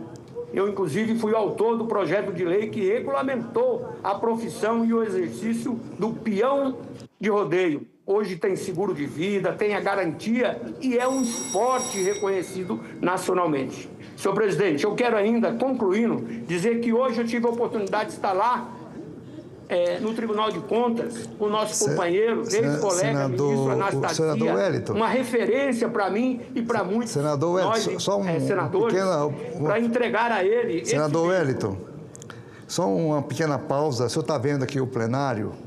Depois o senhor pode ficar aí que o senhor vai terminar. Aguarde um pouquinho só, senador. Aqui no nosso plenário, eu registro a presença na galeria do grupo de novos peritos médicos federais do Ministério da Previdência Social. Com muita honra, o orador que está falando aqui está lá em Mato Grosso, que é o senador Wellington Fagundes, que é médico veterinário. E eu que estou aqui diante de vocês, sou colega de vocês, médico, ex-médico, faz muitos anos que eu estou fora da medicina. A chegada de vocês como servidores públicos do Ministério da Previdência é muito honroso e necessário. Nós lutamos muito aqui, não só eu, mas como muitos senadores, para que esse concurso saísse rapidamente. É uma necessidade, é uma carência imensa no Brasil de médicos como vocês, agora habilitados mediante concurso público amplo. Os senhores concorreram e foram aprovados por mérito. Então, todos sejam bem-vindos aqui ao Senado. Hoje vocês estão vendo aqui o Senado vazio. Nós já completamos a ordem das votações. e agora estamos apenas em alguns pronunciamentos para fazer o encerramento. Então, vocês vieram trazer um brilho muito especial à nossa casa hoje. Sejam bem-vindos, que tenham um exercício profissional, o trabalho como médicos, como peritos federais, bem tranquilos, bem harmonioso, que tenham uma vida longa e que realmente prosperem bastante. O Brasil precisa muito dos senhores e das senhoras. Bem-vindos e sucesso para todos. Muito obrigado. O senador Wellington, me desculpe, porque eles estão aqui. Eu até falei aqui da seu trabalho fantástico como combativo senador na área da saúde. Né? Vossa Excelência pode continuar o seu pronunciamento e concluir. Muito obrigado. Senhor presidente, eu quero concluir meu pronunciamento, mas aproveitando a participação de Vossa Excelência, e o tempo de Vossa Excelência é até amanhecer o dia, e eu queria, por isso, pedir também a generosidade para que a campainha não ficasse tocando enquanto eu concluo o meu pronunciamento. E eu quero fazer também, na mesma linha que Vossa Excelência colocou, em relação aos médicos brasileiros. Eu vou te conceder, porque tem outros oradores, também o ministro da Educação, eu vou te conceder mais 2 minutos. De fazer a avaliação de todos os cursos. Está aberto a campainha? Não, eu vou dar 3 minutos, viu, senador Wellington, para o senhor Vossa Excelência, porque tem outros inscritos, inclusive de Mato Grosso aqui. Pode continuar, 3 minutos. E essa decisão do ministro da Educação e o ministro Camilo, e também da Educação da Saúde, Alexandre Padilha, para que todos os cursos de medicina no Brasil, as faculdades de medicina, tenham uma avaliação. E aquela que não atingir nota 2, os vestibulares serão cancelados. E provavelmente até também cancelados esses cursos que, infelizmente, no Brasil hoje, está se formando profissionais sem qualificação para o exercício da profissão. E aí, senhor presidente, principalmente, a medicina, que é tratar da vida das pessoas, tem que ter uma rigidez, com certeza. E eu quero dizer, senhor presidente, que cursos, não importa o local, porque nós acabamos de aprovar o curso de medicina em Barra do Garça, no interior do Mato Grosso, como também criamos a Universidade Federal de Rondonópolis e o curso de medicina de Rondonópolis, da Universidade Federal, no ENAD, no Exame de Avaliação dos Estudantes, só teve 6 cursos de medicina que tiveram nota máxima. E um deles foi exatamente o curso de medicina de Rondonópolis, a minha cidade natal. Por isso falo com orgulho e o papel que as universidades têm na interiorização. Cumprir com que a gente tenha a educação em todos os lugares do Brasil e também no interior dos estados. Vossa Excelência, que foi governador de Rondônia, sabe a importância que é, principalmente para os municípios, ter cursos de medicina no interior. Porque para um médico hoje, mesmo pagando valor alto, presidente, não consegue, às vezes, ter um médico para estar lá presente. Então, parabenizo os médicos que estão aí e, claro, todos os médicos do Brasil. E, principalmente, a formação, a qualificação e requalificação necessária, principalmente nesse mundo tecnológico que estamos vivendo, a inteligência artificial, enfim, tudo que está chegando para contribuir, inclusive, para a melhoria da qualidade de vida de toda a população mundial. Senhor presidente, eu quero concluir também dizendo da exposição lá de primavera, que essa exposição ela é um catalisador de negócios que fortalece a economia local e, claro, o município de Primavera, com mais de 90 mil habitantes e também um PIB aproximado de 6,6 bilhões, é um dos mais dinâmicos do meu estado, Mato Grosso. Portanto, o setor agrícola movimenta cerca de 4,1 bilhões, destacando-se os mais prósperos do país, com quase 560 mil hectares de agricultura e também área irrigada, enfim, um município extremamente rico. Eu quero concluir, eu estou vendo o senador Jaime Campos aí, agradecer, senador Jaime Campos, a parceria de Vossa Excelência de estar junto comigo, colocando recursos para o nosso Pantanal. Vossa Excelência que foi responsável, inclusive, pela instalação do Corpo de Bombeiro em Poconé. Na parceria que estamos fazendo, o Instituto Federal de Educação Tecnológica estará implantando na cidade de Poconé, graças a recursos que Vossa Excelência atuou, também a minha participação para implantar o primeiro Instituto de Pesquisa, 15 Ensino segundos. e Extensão. Concluindo, senhor presidente. Concluindo. Senhor presidente. Mais um minutinho para você concluir, senador. Senhor presidente. Pronto. Mais um minuto. Concluindo, senhor presidente. Pronto, pode continuar. Concluindo, senhor presidente, implantar no município de Poconé o primeiro Instituto de Pesquisa de Desenvolvimento da Agricultura Sustentável. Isso no nosso Pantanal. Além de recursos que aloquei junto com o senador Jaime Campos para perfurar poços, por incrível que pareça, senhor presidente, o Pantanal, há 3 anos atrás, não tinha água para os animais, para as pessoas poderem sobreviver. E outras tantas ações que fizemos eu e o senador Jaime Campos. Por isso, senador Jaime, eu agradeço em nome do Pantanal, em nome da população mato-grossense, 15 claro, segundos. por essa parceria.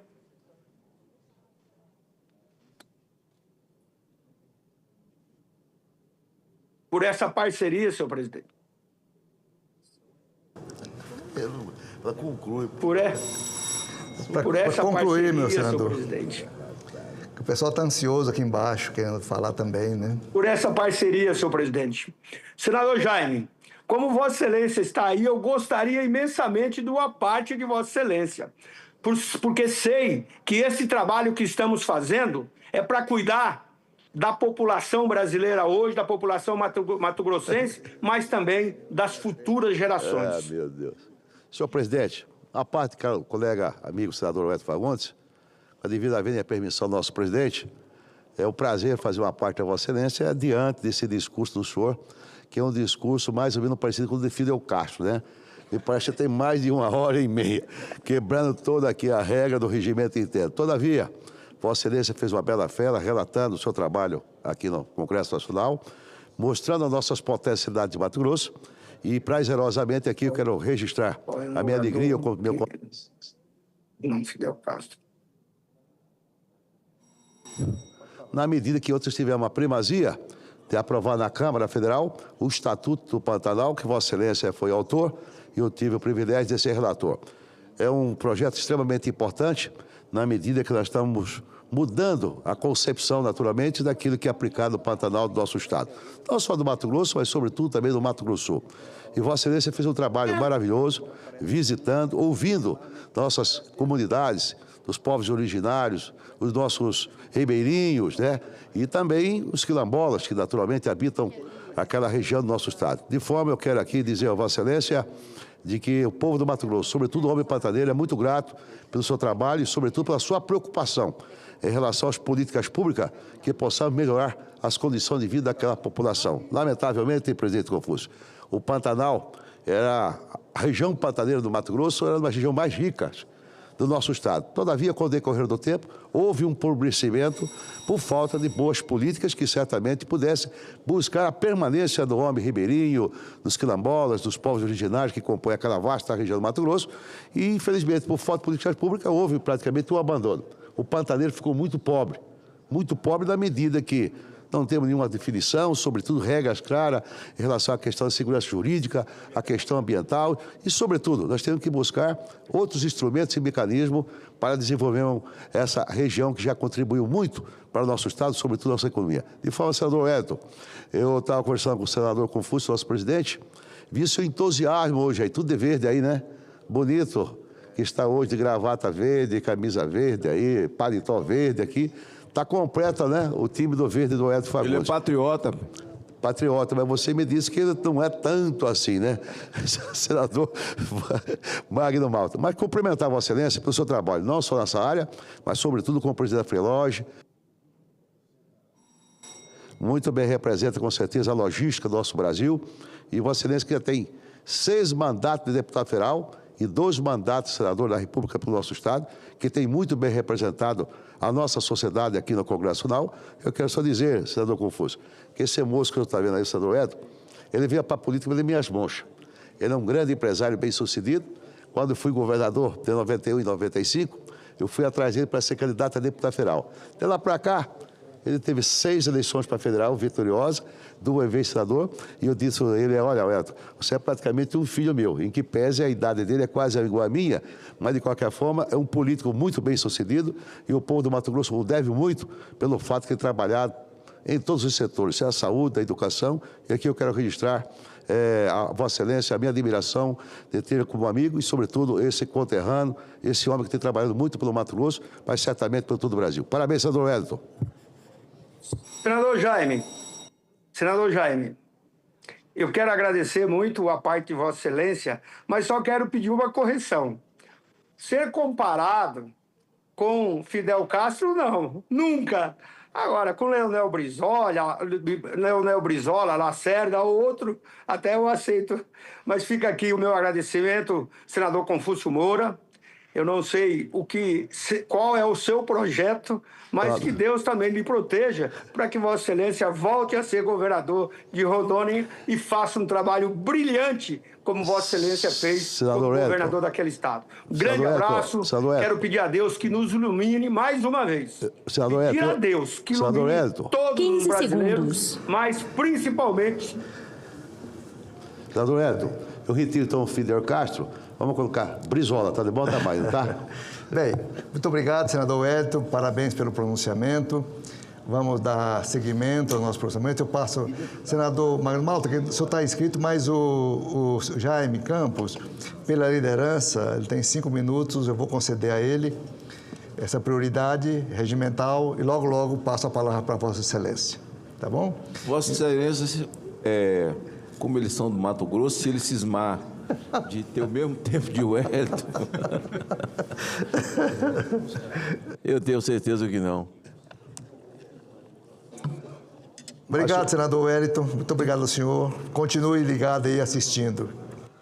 Senhor presidente, ilustre amigo senador Confúcio, senhoras e senhores senadores, ouvintes e telespectadores da TV Senado. Antes de mais nada, quero saudar os nossos profissionais da saúde aqui, nossos médicos, que foram concursados pelo INSS, aprovado, e eu acho que foi um grande avanço, na medida que, infelizmente, o espírito do INSS é muito carente ainda no Brasil, particularmente lá em Mato Grosso. É uma reclamação total, por falta de profissionais que possam fazer esse trabalho que certamente é muito importante, particularmente as pessoas que defendem do INSS, ou seja, vive, né, das suas pensões, dos seus repasses de outros programas. Semana passada eu consegui quase um fato surreal lá, na medida que a cidade do senador Wellington, Rondon Lopes, estava há 5 meses sem ter perito. Eu consegui o nosso superintendente do Mato Grosso que deslocasse 3 médicos para fazer um mutirão no fim de semana. Trabalharam sexta, sábado e domingo e conseguimos atender mais de 600 pessoas que estavam na fila aguardando a perícia lá na cidade de Rondon Lopes. E eu acho que é um grande avanço e, sobretudo, precisamos de mais perito no Brasil. Tem órgãos que, infelizmente, hoje estão à mercê de funcionários e quem paga a conta é o trabalhador, sobretudo a sociedade, aquele que depende dos serviços do governo federal. De qualquer forma, senhor presidente, o que me traz da tribuna no dia de hoje é para registrar, ou seja, me cumpre com profundo pesar registrar que o Mato Grosso perdeu um dos seus mais provenientes homens públicos, Oscar da Costa Ribeiro Travassos, que nos deixou na última terça-feira aos seus 97 anos de idade e causas naturais. Embora tenha nascido no estado do Rio de Janeiro, onde residia, foi em Mato Grosso que ele construiu sua trajetória exemplar de dedicação e serviços prestados à sociedade brasileira. Formado em Direito pela Universidade Federal do Rio de Janeiro, iniciou sua carreira em Mato Grosso como promotor de justiça em 1960. 3 anos depois, Foi promovido juiz de direito e, em 1968, alçado à condição de desembargador. Entre 1972 e 73, exerceu a presidência do Tribunal de Justiça de Mato Grosso, conduzindo aquela corte com firmeza e equilíbrio. Já aposentado da magistratura, aceitou o convite para ocupar a parte da segurança pública durante o governo do meu irmão, Júlio Campos, entre 83 e 1986. Sua experiência, sua retidão e seu compromisso com o bem público marcaram aquele período. Mais tarde, em 1990, o povo mato-grossense reconheceu a sua dedicação ao eleger deputado federal. Porém, a meu pedido, licenciou-se do mandato para assumir a Secretaria de Segurança no meu governo, onde continuou sua trajetória exemplar em defesa da ordem pública e dos valores republicanos. A esposa, Dona Oscarlina Travasso, e aos filhos César, Renato, Márcia e Maristela, transmito minhas mais sinceras condolências, rogando a Deus que lhe conceda o conforto necessário neste momento de dor. A toda a família fica certa de que Oscar Travasso escreveu seu nome entre os grandes homens públicos do Brasil. Seu exemplo permanecerá vivo não apenas nos anais da justiça e da política, mas, sobretudo, na memória daqueles que tiveram a honra de conviver com ele. Que sua partida não seja apenas motivo de tristeza, mas também de inspiração. Que seu legado continue a iluminar as futuras gerações, lembrando-nos sempre de que servir ao próximo e ao país é a maior das vocações. Descanse em paz, os pais Oscar Travasso.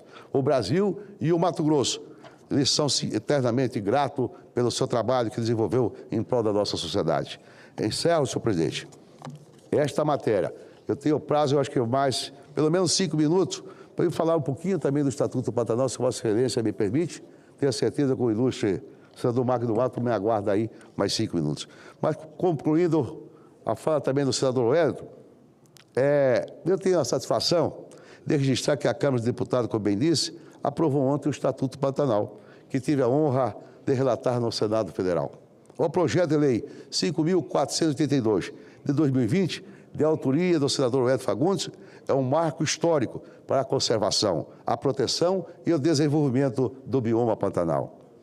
Entre os principais pontos estão medidas de prevenção e combate a incêndios florestais, estímulo ao ecoturismo, valorização da cultura pantaneira, além da criação do selo Pantanal Sustentável, que certificará boas práticas ambientais da região. Aos 37 anos, após 37 anos, o Congresso Nacional cumpre seu papel da regulamentação do artigo, ou seja, 225, parágrafo 4º da Constituição Federal, que consagrou o Pantanal o status de patrimônio nacional. O relator da Câmara, deputado Godalberto Nogueira, preservou nosso relatório aprovado no Senado e encaminhou o texto à sanção presidencial. Quero cumprimentar o deputado Alberto pelo grande trabalho à frente dessa matéria, ressaltando da forma que eu relatei, ele acatou 100% do nosso relatório, que certamente foi construída por várias mãos, após ouvir, naturalmente, vários segmentos da sociedade de Mato Grossense. O pantaneiro e a vegetação devem contar com políticas públicas adequadas, eficazes e inteligentes. O pantaneiro quer desenvolvimento, quer melhores condições de vida, quer incentivos para viver em harmonia com o seu meio natural. Portanto, senhor presidente, foi um grande avanço. Luta nossa de algum tempo e agora conseguimos aprovar esse novo estatuto que vai permitir que nós possamos buscar o seu desenvolvimento de forma sustentável e, sobretudo, os investimentos. O homem pantaneiro é trabalhador, é competente, mas, lamentavelmente, não tem apoio por parte dos governos. Muito obrigado, senhor presidente. Eu gostaria que o senhor Excelência assumisse aqui a presidência. Pois não.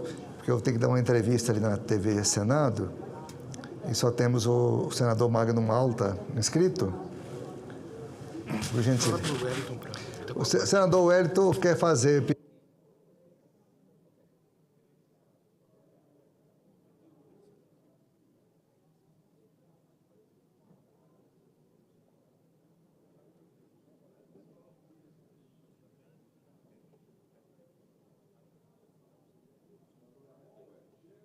aqui, Dani. Senador Wellington, Vossa Excelência está pedindo a palavra? Senador Wellington, indaga a Vossa Excelência, quer fazer alguma observação? Senhor presidente, Pois não. eu gostaria de fazer uma parte Pois não. a Vossa Excelência, inclusive pedir autorização agora de Vossa Excelência para que o seu pronunciamento seja incluído também as suas palavras no meu pronunciamento. Muito obrigado. Tanto do Pantanal, como também da perda lastimável, né, de um grande companheiro que foi Oscar Travasso. Oscar Travasso que foi eleito conosco também. Quando Vossa Excelência, como governador, eu, deputado federal, e Oscar Travasso também, o nosso companheiro. Uma pessoa de qualidades inigualáveis até, pela coragem, pela firmeza que ele sempre foi. Por isso eu também faço das suas palavras e transcrevo também no meu pronunciamento, e por isso peço autorização para que o pronunciamento que eu fiz, que todo ele na íntegra, seja também seja apensado aos anais dessa sessão. Muito obrigado, senhor presidente. Obrigado, Vossa Excelência. A mesa acata a sua reivindicação. Solicito que a secretaria aqui coloque nas análises aqui a parte feita pelo senador Wellington. Com a palavra, ilustre e eminente senador Magno Malta. Vossa Excelência tem 10 minutos.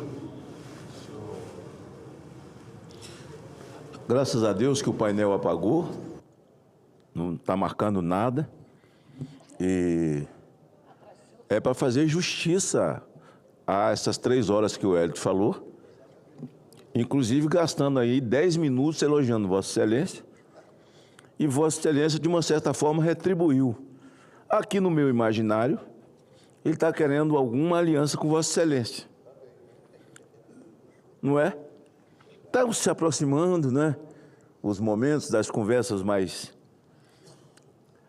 para o comando dos estados, para a Câmara Federal, para o Senado. E ele, vestido garbosamente de verde, teceu a Vossa Excelência todos os melhores elogios, né? Que não fez nada de novo. Vossa Excelência realmente é o que disse o senador Wellington. E eu espero que ele reconheça, Vossa Excelência, eu não sabia disso, que foi no seu governo que ele virou deputado federal, e esse reconhecimento público é muito importante, porque dificilmente isso acontece. Porque as pessoas, quando você está numa posição e ela percebe que você pode dar uma posição para ela estabelece com você uma relação religiosa. Você é um Deus para ela. Fala para todo mundo, te elogia em todo lugar. Quando ela chega naquela posição que ela queria, você não é mais um Deus. Você passa a ser só um anjo, a relação continua religiosa. Quando alguém toca no seu nome, ela fala, não, fulano foi um anjo na minha vida e tal, mas eu também, já tinha, eu também, e aí é só um anjo. E a relação continua religiosa. Pois se algum dia você encontra essa pessoa e diz, olha, como é que vai você? Se lembra do que eu te falei lá no começo e tal? Continua como foi no começo, agora essas companhias e tal. Você tenta ajudar. A relação continua religiosa, mas você não é mais Deus, você não é mais anjo e você passa a ser o diabo. Então, essa é a relação que o ingrato tem com alguém que lhe fez o bem. Eu tenho um amigo que diz que nem todo vagabundo é ingrato, mas todo ingrato é vagabundo. Parabéns, senador Wellington, por ter publicamente feito esses elogios ao nosso senador Jaime, e o senador Jaime ter trazido à baila esse conhecimento, né, porque é muito importante, e eu, como sou uma pessoa absolutamente grato, porque a Bíblia diz que nós não devemos desprezar os dias dos pequenos começos, e eu tenho isso na minha alma e no meu coração desde a minha infância. Se alguém me der um copo d'água, eu sei e serei grato de forma eterna a essa pessoa. Senhor presidente, ontem, dia 2 de setembro, o Brasil experimentou e viu o dia da vergonha. E eu protocolei nessa casa um projeto de lei, um PL 4.397 de 2005, em que institui o dia 2 de setembro como o dia da vergonha.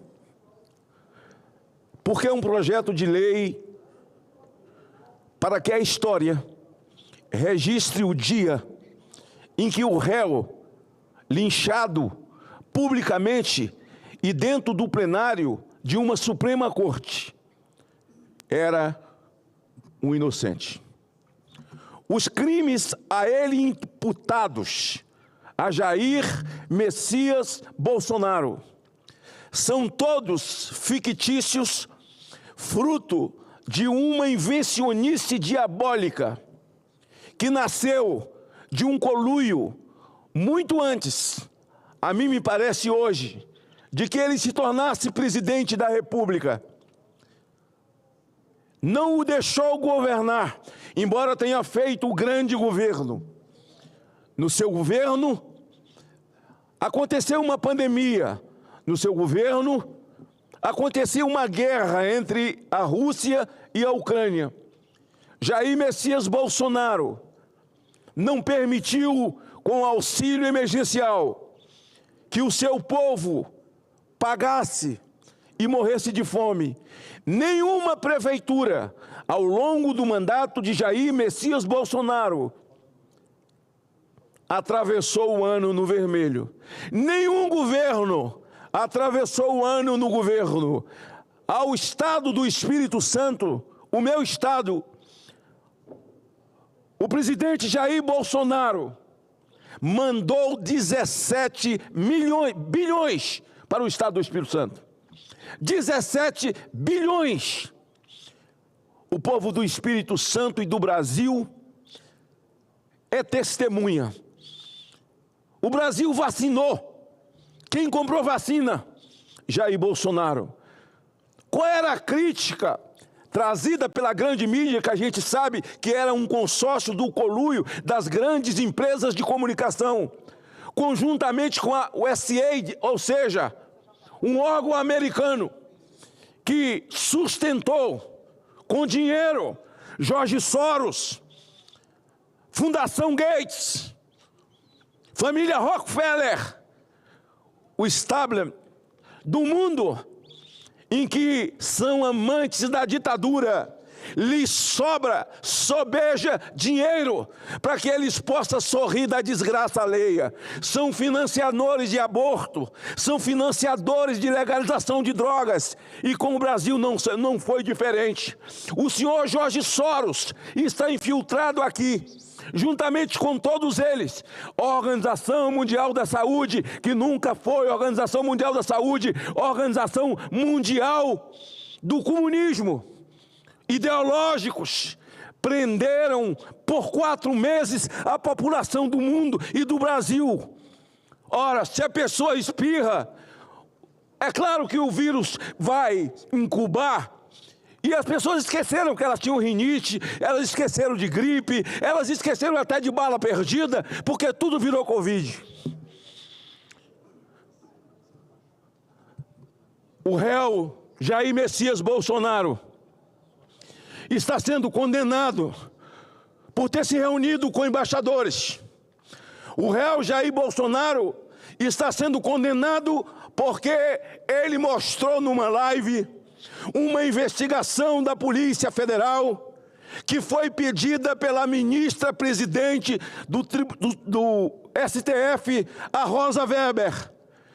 E ali mostrava que o hacker tinha ficado dentro do sistema por 9 meses, exatamente dentro do período eleitoral. E, imediatamente, quando foi mostrado por Jair Bolsonaro, colocaram sob segredo de justiça. Da USAID, eles receberam ordens do governo Biden, que o governo do Brasil, a exemplo dos outros, os embaixadores tinham que reconhecer o resultado das eleições imediatamente. Jair Bolsonaro não cometeu um crime contra essa nação. defendeu seus valores e seus princípios. Um indivíduo que ao longo da sua vida pública, senador Jaime Bagatoli, defendeu a vida. Como eu e como o senhor, nós somos fruto do nascituro. Eu só estou nessa tribuna porque nasci. Se abortado fosse, quem sabe, de fato aqui eu não estaria. O que aconteceu, senador Jaime Bagatoli? Jair Bolsonaro defendeu escola sem partido. Jair Bolsonaro defendeu o ativismo gay no Brasil. Eu não tenho nada contra ninguém. A vida pessoal de cada um responda por si. Nós precisamos respeitar essas pessoas à medida que elas nos respeitam, porque respeito produz respeito. Qual foi o crime de Jair Bolsonaro? Reuniu com os embaixadores. A mesma coisa que o Fachin fez como presidente da Suprema Corte? Nenhum. No dia 2, o mundo assiste um linchamento. Um linchamento de um crime cometido por um homem, mas não sozinho. Uma corte que deu a esse homem poderes para falar no nome de quase todos eles. Eu acabei de ler, e quero que fique gravado, se não havia chegado,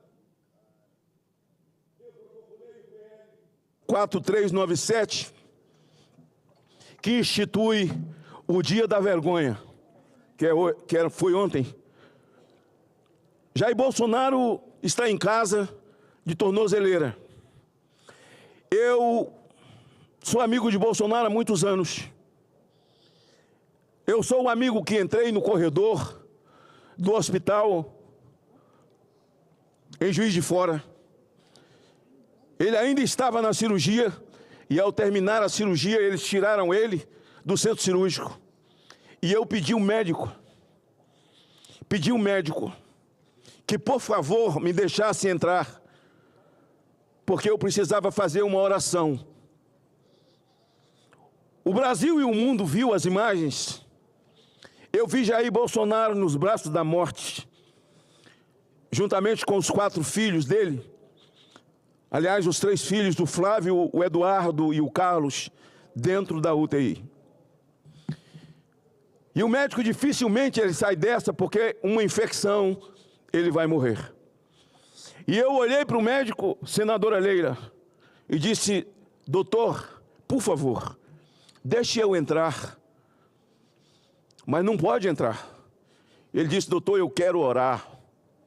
Porque eu oro com esse cidadão que aí está esfaqueado por o Adélio, um ex-filiado do PSOL, a pessoa mais glamourizada, o homem mais importante do Brasil, que ninguém pode mexer no telefone de Adélio, não tem uma mensagem publicada do Adélio, ninguém pode falar e tocar nos advogados de Adélio, no telefone dos advogados de Adélio. Adélio é a pessoa mais importante do Brasil. Esfaqueou Jair Bolsonaro.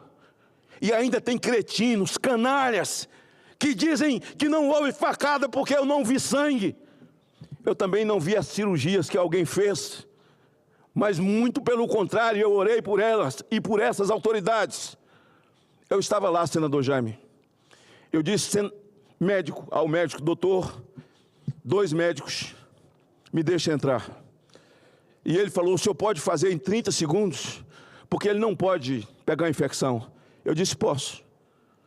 Eu entrei e disse: Deus, eu vim aqui impor as mãos sobre ele e mandar embora o espírito da morte.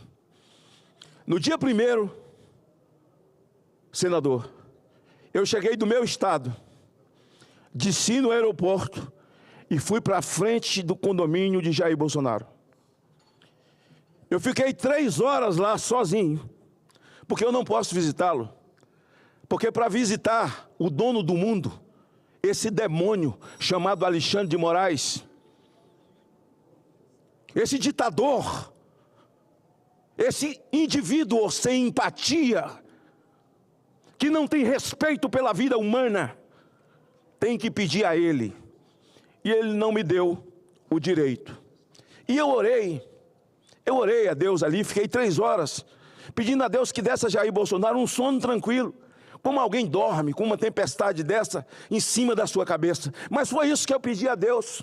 Quando eu desci no avião, senadora Leila, eu sei que Vossa Excelência é empática. E por que eu sei disso?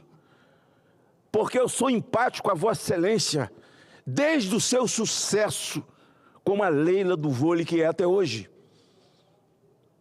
E aprove Deus que a gente ia se encontrar aqui, nesse lugar, para que Vossa Excelência conheça um pouco a minha história.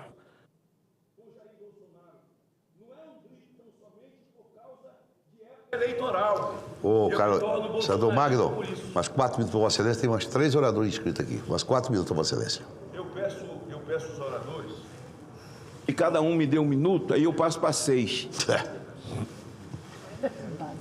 E Vossa Excelência não sabia que eu, de madrugada, assistia jogo de vôlei feminino, quando o vôlei foi tomando conta do mundo.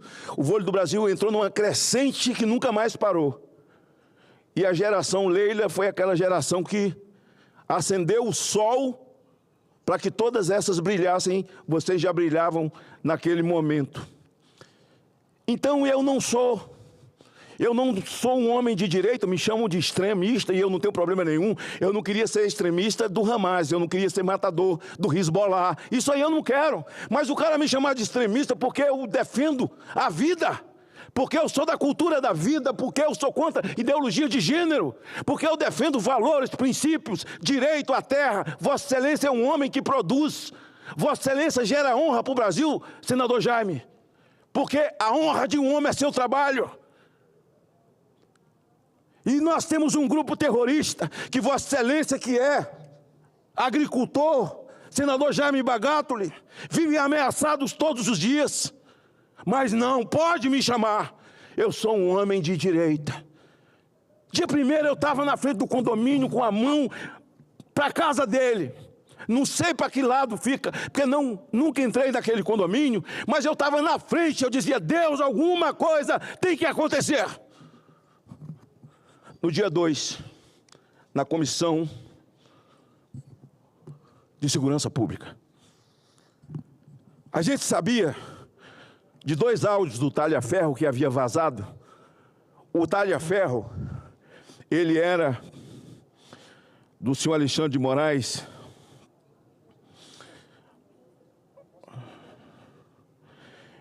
Ele era, aqui são áudios cabulosos dos assessores de Moraes com ele. AED, Assessoria Especial de Enfrentamento à Desinformação. Um órgão dentro do TSE criado para poder monitorar a desinformação. Se Vossa Excelência, senadora Leila, lê os grupos do TSE, os grupos de empresários, grupos de influência, grupos dos próprios funcionários dos dedo duro, aliás, grupo dos funcionários e grupo de pessoas que agia clandestinamente em nome do TSE e com autorização. Quero resumir o que eu pedi a Deus que acontecesse ontem e que a CNN Nacional não quis dar, depois de ter visto tudo e ter provado, ter feito perícia de tudo da legalidade da documentação do Talhaferro. Nós concluímos, porque essa documentação, que aqui está o espelho de toda essa documentação, aqui eu tenho o espelho de tudo, da falcatrua. Esse julgamento tem que ser parado imediatamente mediante a essa falcatrua. O Talhaferro guardou tudo. E nós estamos preparando uma documentação. Eu gostaria muito, e quero fazer no dia de amanhã, entregar a documentação pronta na mão do presidente do Senado. Com isso aqui, se ele não agir, estará cometendo crime de responsabilidade. A Comissão de Segurança Pública vai levar isso ao Barroso, presidente da Corte. Vai levar o próprio Alexandre de Moraes para ele ver que nós sabemos da safadeza, da molecagem fora do contexto legal, fora de amparo constitucional, senador Jaime. Vamos levar a OEA novamente. Falta 2 minutos. Vamos levar as autoridades americanas. Vamos levar o parlamento europeu. Vamos levar onde for. Porque não tem o menor sentido que um ex-presidente da República seja julgado por uma turma e turma de inimigos que tiraram ele para inimizade pessoal. O senhor Zanin, advogado do Lula. O senhor Flávio Dino, que passou a vida atacando Jair Bolsonaro. Ele disse que o Bolsonaro está mais próximo de Satanás do que de Deus. Eu nem sabia que comunista acredita em Deus. Bom, se não tem Deus, não tem diabo. Quem é seguidor e discípulo de Lênin é ele. E ele diz que segue o decálogo de Lênin. Lênin fez uma coisa no mundo: matou, matou, matou e matou. Eles, Alexandre de Moraes, a vítima, o Ministério Público, ele é o juiz e relator. Quero ler os pontos para ir para o encerramento, porque Vossa Excelência disse que o Wellington tentou ultrapassar Leonel Brizola no discurso. Não, eu não vou ultrapassar nem o Wellington. Primeiro, monitoramento ilegal das comunicações privadas sem ordem judicial. Produção retroativa de documentos para simular fundamentos jurídicos. Uso de laudos inconclusivos para embasar medidas invasivas. Usurpação da função pública, manipulação de processos físicos fora do sistema judicial eletrônico, desvio de finalidade administrativa, assédio institucional a servidores públicos, perseguição política e seletiva e penal, conluio com o Ministério Público. Sabe... Senador Magno Malta, mais dois minutos para Vossa Excelência. Temos oradores inscritos também ainda. Obrigado. Vossa Excelência, além de ter me dado 2 minutos, a mais, já me deu 300 horas e que certamente, quem sabe, um dia na vida eu vou usar. Tá bem, né, amigo? Né? Para o Brasil saber que, quando a Lava Jato encerrou e que eles fizeram o vazamento da fala de Moro, trocando mensagens com Dallagnol, foi o fim do mundo. Gilmar Mendes se insurgiu assim, o mesmo Gilmar Mendes que tinha dito que o Brasil era governado por uma cleptocracia. Aí ele ficou nervoso. Isso é imoralidade, uma prostituição jurídica. O juiz falando com o Ministério Público. E por isso eles começaram a destruir a Lava Jato. Só que Dallagnol e o Moro estavam tratando de questões que envolviam bandidos, ladrões, surupiadores, corruptos, que levou Lula à cadeia. E aqui, o Alexandre, o PGR, o senhor Gunê, cara de pau. Cara de pau. Sabia que eu recebi esse sujeito no meu gabinete, a pedido de Marco Rogério? Eu vou chamar de excelência. Não tem como chamar um cara de pau desse de excelência. O senhor Gunê, trocando mensagens para criar narrativa e fazer inocente de bandido. Entenda, senador Jaime, tinha pessoas do seu estado presas e sem saber por que estavam presas. Agora eu vou explicar para você porque as pessoas que estão presas de tornozeleira, a maioria não sabe o porquê. Sabe por quê? Porque era assim, ó. Entrava na rede social da pessoa, se tivesse uma bandeira, a pessoa com a camisa amarela fazendo assim, eles já mandavam para esse grupo criava a narrativa e a pessoa já entrava na lista da prisão. Ora,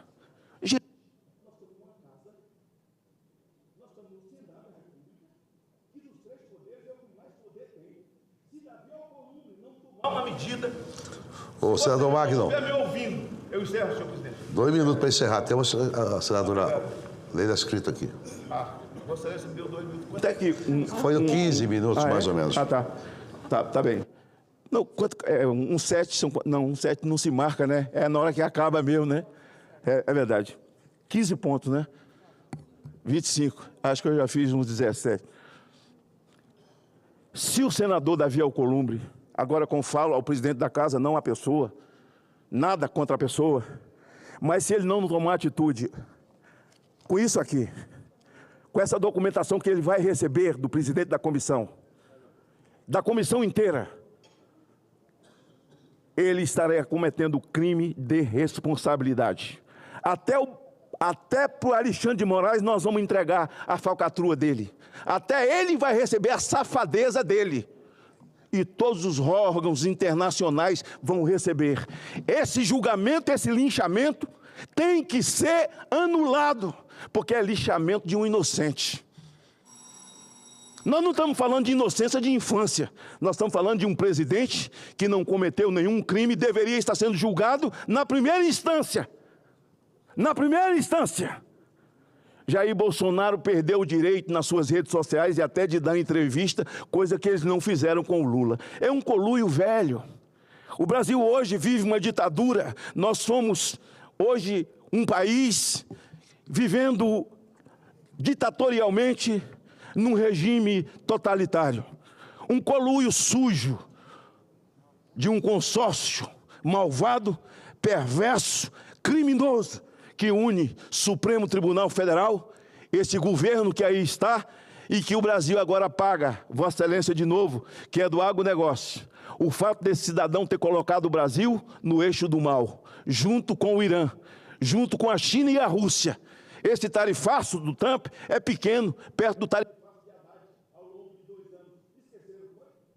Eu quero encerrar o meu discurso dizendo a Vossa Excelência muito obrigado pelo tempo que me deu, fazendo o registro de que o dia da vergonha está registrado e será votado nessa casa, para que a história, porque os nossos filhos e netos saibam desse dia infame feito no Brasil por aqueles que foram sabatinados nessa casa e aqui foram mandados para o Supremo para serem guardiões da Constituição e não para criar uma nova Constituição deletéria, imoral, e hoje eles fazem striptease imoral em praça pública. De mim não arredarei um passo, porque medo eu conheço de ouvir falar, nunca fui apresentado.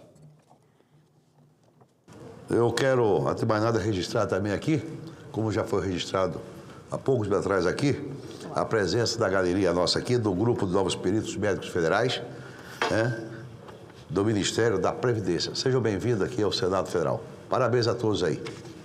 Espero que façam um bom trabalho pelo nosso povo, sobretudo, muito pelo interior do Brasil, e é muito importante a presença dos senhores. Eu reconheço o valor que cada um dos senhores terão junto à sociedade mato-grossense, particularmente, e à sociedade brasileira. Faço votos que sejam felizes nessa nova missão de bem servir a população deste país. Anuncio a palavra à ilustre senadora da República, amiga senadora Leila. Vossa Excelência tem 10 minutos. Obrigada, senador Jaime Campos. Fique à vontade. Presidente dessa sessão, cumprimentar também os nossos peritos que estão aí na galeria, né, do nosso plenário, sejam bem-vindos, e também faço coro ao nosso presidente aqui da sessão, desejo muito sucesso, né, no trabalho desenvolvido por vocês, viu? Em nome da casa, em nome de todo o povo brasileiro. Parabéns. Senhor presidente, vamos para um tema mais leve. Acho que a gente anda num período muito difícil da nossa história. Eu digo em todos os aspectos, seja político, seja social, econômico. E de vez em quando é importante, e eu gosto muito de reforçar isso, trazer temas que também são importantes, são redundantes e que a gente deveria, enquanto legisladores, também nos debruçarmos. E eu acho que a gente está pecando nesse sentido de tratar de pautas que verdadeiramente são importantes para a população brasileira. Então, eu cumprimento o senhor, todos os senadores e senadoras. Com grande satisfação, senador Jaime Campos, eu venho à tribuna tratar mais uma vez de um tema que representa muito a minha vida. E eu tenho muito orgulho dessa trajetória e que, felizmente, essa semana eu tive a oportunidade de debater de forma muito qualificada. Nessa segunda-feira passada, nós realizamos no plenário uma sessão especial em homenagem ao profissional de educação física. E eu vou dizer por quê da relevância, que foi fruto de um requerimento de minha autoria. Foi um momento de reconhecimento, valorização de uma categoria que exerce um papel fundamental, não apenas para a prática de atividades físicas e esportivas, mas também para a promoção da saúde. do bem-estar e do desenvolvimento humano e, é claro, do esporte do nosso país de um modo geral. Esses profissionais, eles estão na linha de frente da luta contra o sedentarismo, que de forma muito contundente também impacta na saúde, na questão social, né? Luta contra o sedentarismo, a obesidade, as doenças crônicas e tantos outros desafios da nossa saúde pública. Eles são agentes transformadores que contribuem tanto na formação esportiva quanto na qualidade de vida da população brasileira.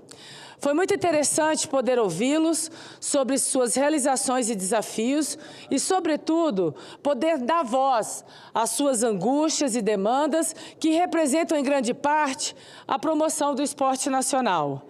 Ainda nessa semana, outra importante atividade no âmbito da Comissão de Esporte do Senado Federal, perdão,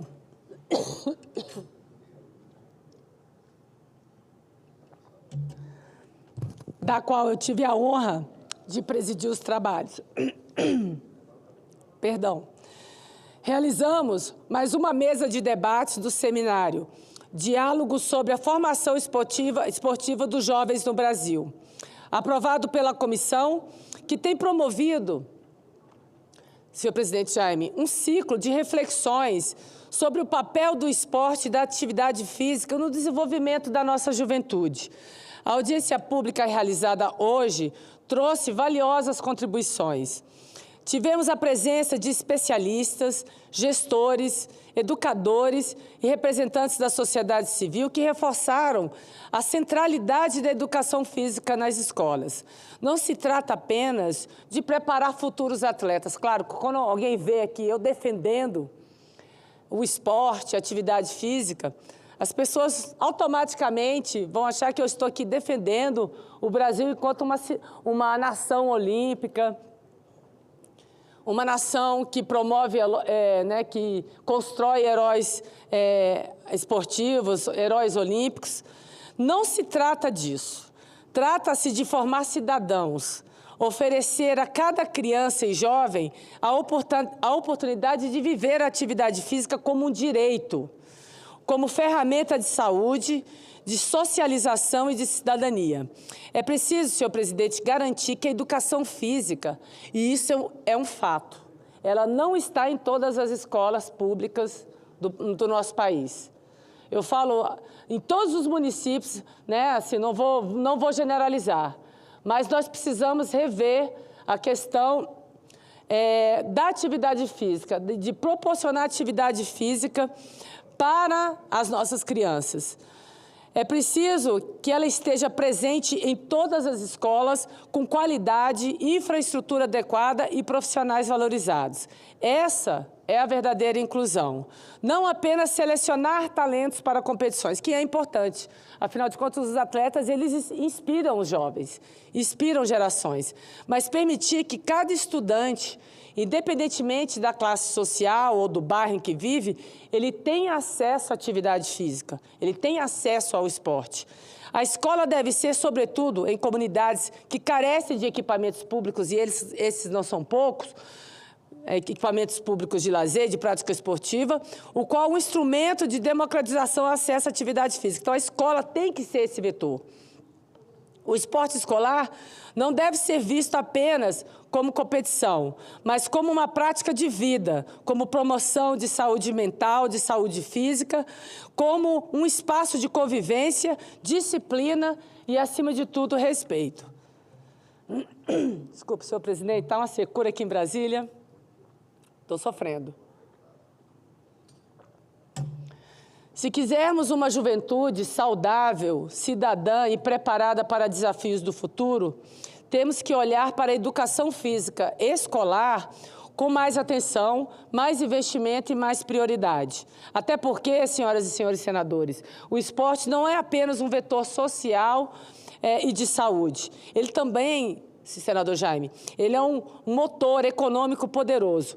Segundo os dados do relatório PIB do esporte brasileiro, um relatório nacional da economia do esporte, desenvolvido pela organização Sou do Esporte, mostram, pasmem, que em 2023 a indústria do esporte movimentou 183,4 bilhões, o equivalente a 1,69% do PIB nacional, superando, inclusive, o setor da cultura, que corresponde hoje a 1,55%. Esse setor, senhor presidente, gera impactos expressivos. A cada real investido no setor privado no esporte, gera um retorno de R$ 23,36. E no setor público, cada real investido, o retorno é de R$ 12, mais de R$ 12, 12,83 centavos, R$ 12,83.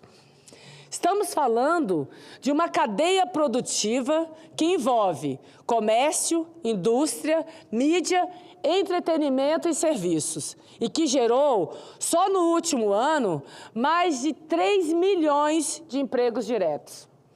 Vale lembrar que o Brasil é hoje o segundo maior mercado de academias do mundo, com cerca de 75 mil estabelecimentos registrados, quase alcançando os Estados Unidos, que tem 82 mil academias para uma população bem maior. Realidade que reforça a relevância do profissional de educação física e a força desse mercado na vida cotidiana de todos os brasileiros. Mas, senhor presidente, senhoras e senhores senadoras, ao lado desses números expressivos, também enfrentamos desafios. Segundo o Atlas Mundial da Obesidade, 1 em cada 3 brasileiros é obeso. O impacto disso na saúde pública, senhor presidente, ele é gigantesco. Está aí porque, nesse momento da minha fala, eu insisto com a questão da educação física na escola. Porque é através dos pequenos que a gente vai conseguir implementar uma cultura esportiva, uma cultura de qualidade de vida. Eu não quero que o jovem na escola ele tenha acesso à educação física para ser um atleta, porque 1 em 1 milhão vai ser um atleta olímpico. Mas mais do que isso, nós queremos uma sociedade saudável, em que as gerações, a gente não tenha tantos problemas como hoje enfrentamos na saúde pública, por causa da questão de obesidade, saúde das doenças cardiovasculares. Então, isso eleva o custo do SUS e compromete a qualidade de vida de milhões de pessoas. A atividade física regular, conduzida por profissionais capacitados, é uma das estratégias mais eficazes para reverter o cenário. Outro ponto de atenção, que eu quero chamar a atenção aqui, é o envelhecimento da nossa população. Projeções do IBGE indicam que até 2050, nós teremos no nosso país, gente, pasmem, mais idosos do que... senhor presidente, estou finalizando. Promover o envelhecimento saudável, com qualidade de vida, passa necessariamente pela prática regular de atividade física. Portanto, senhoras e senhores, o esporte deve ser visto como uma política de Estado, não apenas como competição, mas como instrumento de transformação social, de saúde pública, de inclusão e também com os números que eu apresentei aqui do PIB do esporte, de crescimento econômico. Eu finalizo, senhor presidente, destacando que seja na escola, nas comunidades, nas academias ou nos grandes eventos esportivos, nós precisamos de mais investimento, mais planejamento e mais valorização dos profissionais e daqueles que atuam diretamente na promoção da atividade física no nosso país, daqueles que atuam nesse setor. O esporte, claro, nós temos vários heróis olímpicos, heróis do esporte. É um patrimônio do povo brasileiro. Uma ferramenta estratégica para construir um país mais saudável, mais justo e mais desenvolvido. Mas esta casa, senhor presidente, já estou há 7 anos aqui nessa luta. Aquela questão da água mole e pedra dura, diariamente eu reforço a importância de que tratemos o esporte, a atividade física, como uma política, de fato, de Estado para todos os brasileiros, que ele seja acessível a todos os brasileiros de todos os pontos desse país. Muito obrigada, senhor presidente. Cumprimento a ilustre senadora Leila, quero me associar à sua fala, realmente tem toda a razão. Eu acho que o Brasil investe muito na área esportiva, e é uma pena. Vossa Excelência, que está aqui na capital federal nossa, Brasília, tem deficiência, você imagina o interior do Brasil. Mato Grosso, particularmente, que é um estado de dimensão continental, o acesso à área do esporte, que é saúde, esporte nada mais do que saúde. Não é só talento que se descobre do esporte. Infelizmente, é muito carente. O país é muito rico, muito bom, uma potência, a oitava potência do mundo, mas a área do esporte também é fundamental para o desenvolvimento, sobretudo aqueles jovens, né? Crescer com saudável, tem que ter, mas é pouco. Acho que uma grande parte das escolas públicas desse Brasil, aqui em Santo Magno do Malta, não tem ainda a oportunidade de ter uma quadra coberta. Por incrível que pareça, eu tive dias atrás num bairro da cidade de Cuiabá, lá tem um colégio com 1.100 alunos, não tinha uma quadra coberta. As crianças fazendo prática de esporte, ou seja, lá, num sol de 40 graus, você imagina. Fiquei tão sensibilizado que a emenda minha já foi para lá, para o Filho Cuiabá, para construir, ou seja, cobrir a quadra lá. O básico do básico, dá uma quadra coberta para as nossas crianças. É uma pena, né? Vocês têm toda a razão. Claro. É só reforçar com os colegas, aproveitar o senador Magno Malta aqui. Assim, o esporte, ele é uma ferramenta de prevenção. Prevenção, quando a gente fala dos impactos no SUS, quando a gente fala desse número de falta de orçamento, de um certo cuidado, principalmente com o esporte desenvolvido, atividade física na escola, é porque é uma preocupação com os futuros brasileiros, né? Nós não queremos uma geração com inúmeros problemas, seja cardiovasculares, enfim, são situações que a gente pode debater na casa. E só reforçando isso, senador Jaime, porque o senhor é uma liderança, assim, aqui, assim como o senador Jaime, o senador Magno Malta. Nós precisamos nos debruçar com relação ao orçamento, às escolas públicas, a garantia da atividade. Pois não, senador Magno. Eu tenho um pouco mais de 43 anos que tiro drogado da rua. Acho que ela saiu aqui. A minha primogênita estava comigo aqui. E desde que ela nasceu,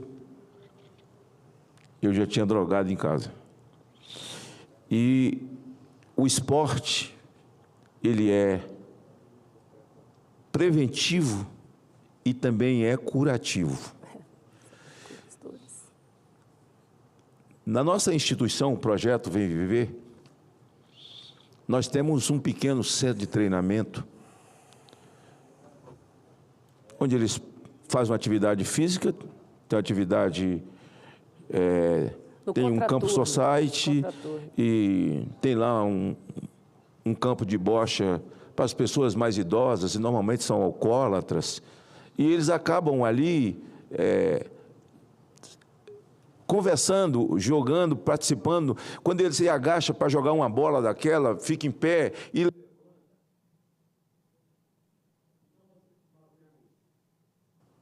uma atividade de academia, e nós temos um ringue, nós temos uma academia de boxe.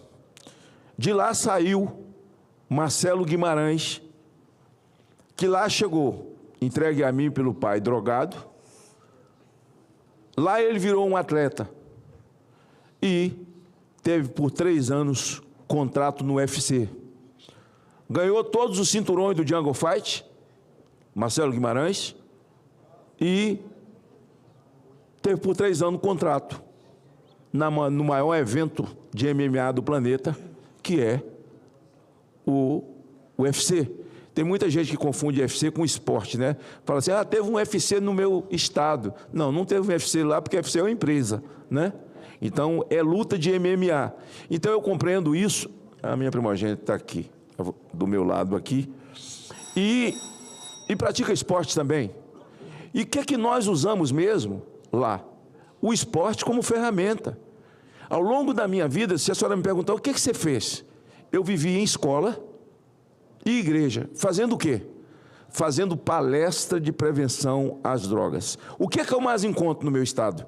Adultos com famílias, dizendo assim, o senhor se lembra? Quando o senhor fez uma palestra no Polivalente, eu tinha 14 anos, eu tinha 16 anos, olha a minha família. Eu estava começando a usar droga, o outro disse, o senhor me preveniu, eu não entrei.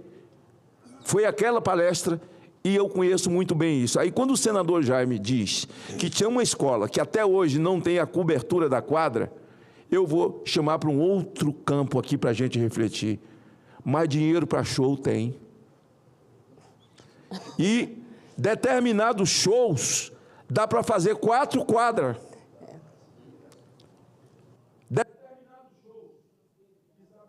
Senadora Lívia, porque eles descobriram uma maneira fácil de botar emenda para os municípios, para a Secretaria de Cultura ou de Turismo, e isso gera rendimentos para fazer show. Mas para colocar especificamente para o esporte, para a Secretaria de Esporte, e a gente tinha que trabalhar para, na Comissão de Orçamento, a gente mudar, senador Jaime, uma nomenclatura para especificar, por exemplo, isso aqui é para construir uma quadra coberta. E esses são as ferramentas que deve ter nessa quadra, porque construir uma quadra e deixar ela sem nada também não vale nada. Não vai ter uso, ela tem que ter múltiplo uso, porque são múltiplos os esportes. E Vossa Excelência tem autoridade para isso. E eu posso encampar essa luta com Vossa Excelência, com o senador Jaime, e que a gente faça essa proposta na CMO, para que o dinheiro seja específico para a área do esporte, especificando, para que as crianças tenham diversidade. Você vê, quando um prefeito inaugura uma praça, que ele põe lá aqueles equipamentos equipamentos comunitário.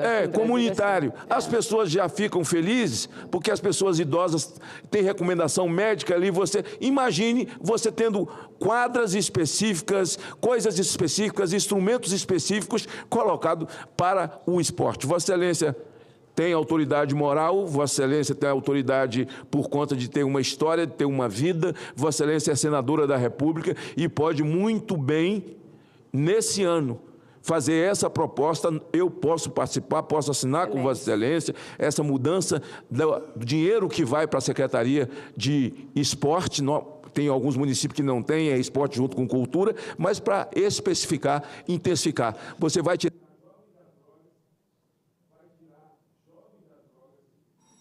E vai evitar que eles entrem nas drogas. O esporte que Vossa Excelência praticou a vida inteira, e o esporte de alto rendimento, o esporte de contato, como o boxe, como jiu-jitsu, ele tira do jovem o que é mais importante, ele cansa.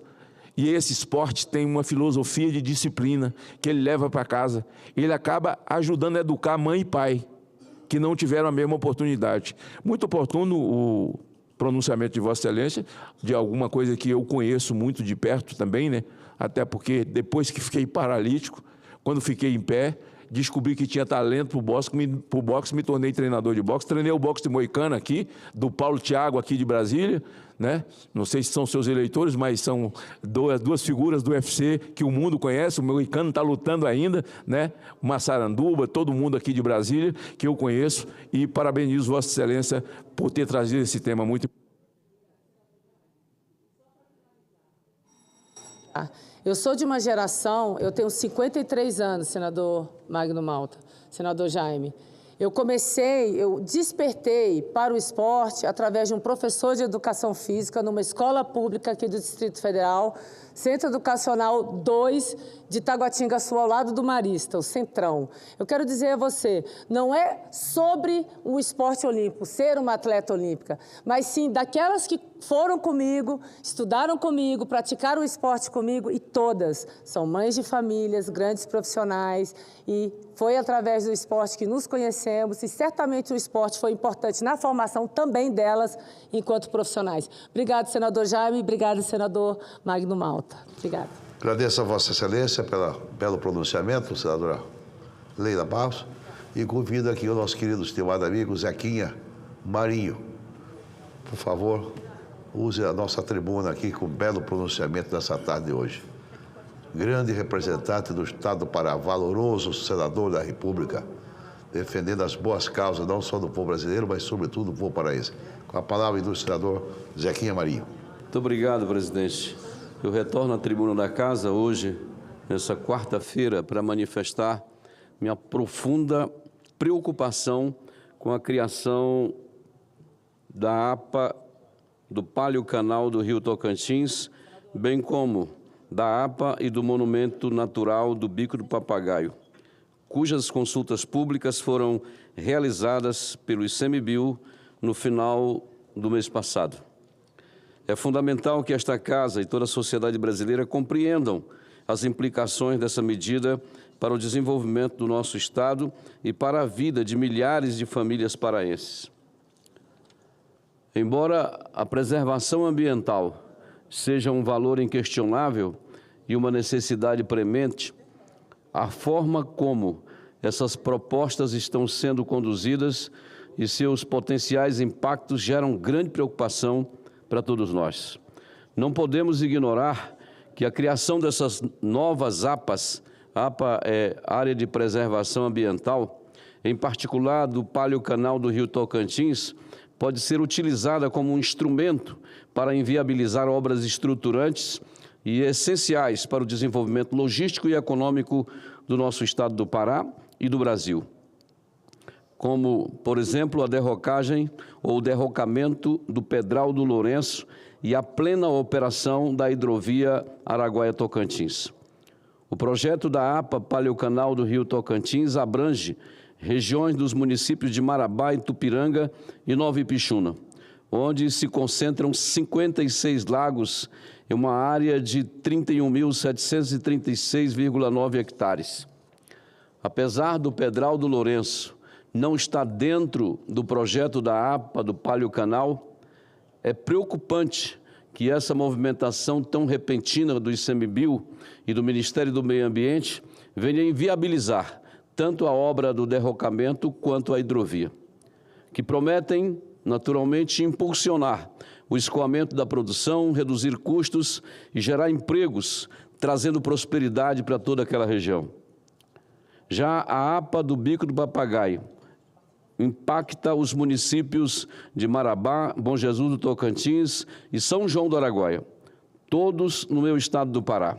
Além deles, serão afetados as cidades tocantinenses de Esperantina, São Sebastião do Tocantins e Buriti do Tocantins, e as cidades maranhenses de São Pedro da Água Branca e Vila Nova dos Martírios. Nós estamos falando aí de uma área de 96.724,92 hectares. É crucial, senhor presidente, desmistificar a ideia de que a criação dessas APAs, embora no papel pareça compatível com propriedades privadas e atividades agropecuárias, na prática traz uma série de problemas e inseguranças para quem vive e produz na região há décadas. Primeiro, por exemplo, insegurança fundiária. Muitas famílias que ocupam e produzem nessas áreas há gerações não possuem documento definitivo de suas terras. A criação de uma APA sem o processo prévio e eficaz de regularização fundiária agrava essa insegurança, deixando milhares de produtores à mercê de interpretações e restrições que podem levá-los à perda de suas áreas, isto é, das suas terras. O que mais nos preocupa também são as restrições produtivas. Todas essas APAs, elas são demarcadas as áreas que podem ser de produção, assim como aquelas que devem permanecer intactas.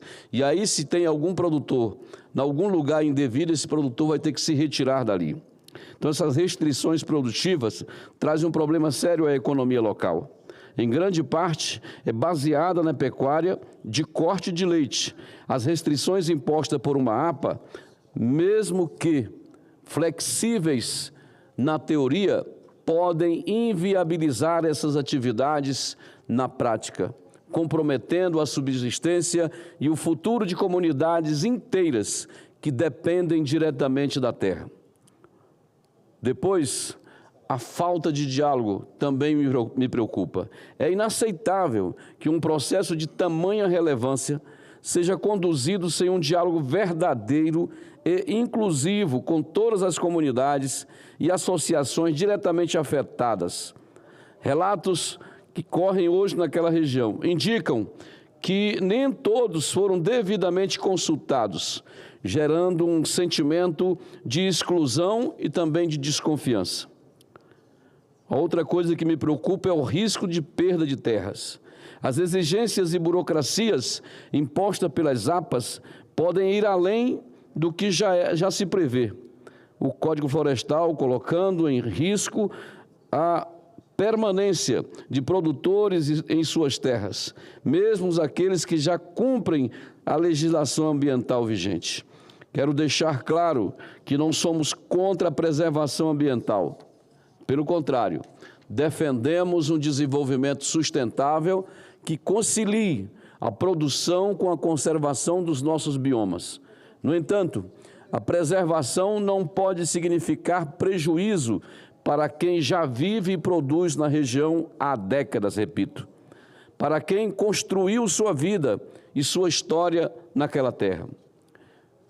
O que falta nesse processo é transparência e diálogo verdadeiro com as comunidades.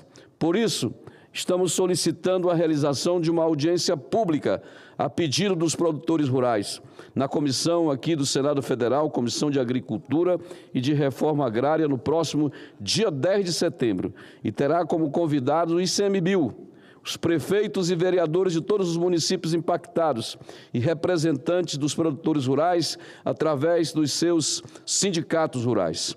Recentemente, lá em Marabá, quando os produtores chegaram, o que estava presente lá não tinha nada a ver com o produtor rural. Tínhamos muitos pescadores, muita gente extrativista, menos produtor rural. Produtor rural é quem trabalha, quem produz, quem gera a economia, e esses estão sendo esquecidos de serem consultados. Por isso estão vindo aqui a Brasília, pelo menos a sua representação, para dizer o que sentem, não é, com relação à criação dessas áreas de preservação ambiental. É preciso ouvir, compreender realidades locais e construir soluções que garantam a proteção ambiental sem penalizar o produtor rural e sem imobilizar ou inviabilizar o desenvolvimento econômico. Não podemos permitir que a burocracia e a falta de sensibilidade social se sobreponham à vida e ao futuro de tanta gente, gente boa, gente que trabalha, gente que produz, gente do bem. Nós já estamos, digamos assim, preocupados com a questão FUNAI, que impacta essa região de forma muito profunda. Estamos tentando trabalhar para evitar essa tragédia com a FUNAI. De repente, somos surpreendidos com a criação de área de preservação ambiental em região que é região exclusiva de produtores rurais. A questão da área de preservação tem que ter floresta para ser preservada. Não se preserva capim, não se preserva, como diz lá no meu interior, braquiarão. A gente precisa fazer isso, mas fazer com muito critério para evitar as aberrações que a gente vive no estado do Pará com relação a essas criações, digamos, repentinas, muito românticas com relação à questão ambiental. Todos nós precisamos trabalhar com o senso da responsabilidade, da sustentabilidade. Mas isso não pode inviabilizar a vida, o alimento e a permanência na terra. Muito obrigado, presidente. Muito obrigado, senador Zequinha, Marinho. O senador Irajá está presente? Ah, tá. Senador Irajá, com a palavra, Vossa Excelência tem 10 minutos para apresentar seu belíssimo discurso sobre o nosso Tocantins querido, ou sobre outros assuntos aí que Vossa Excelência tem. Obrigado, boa sorte.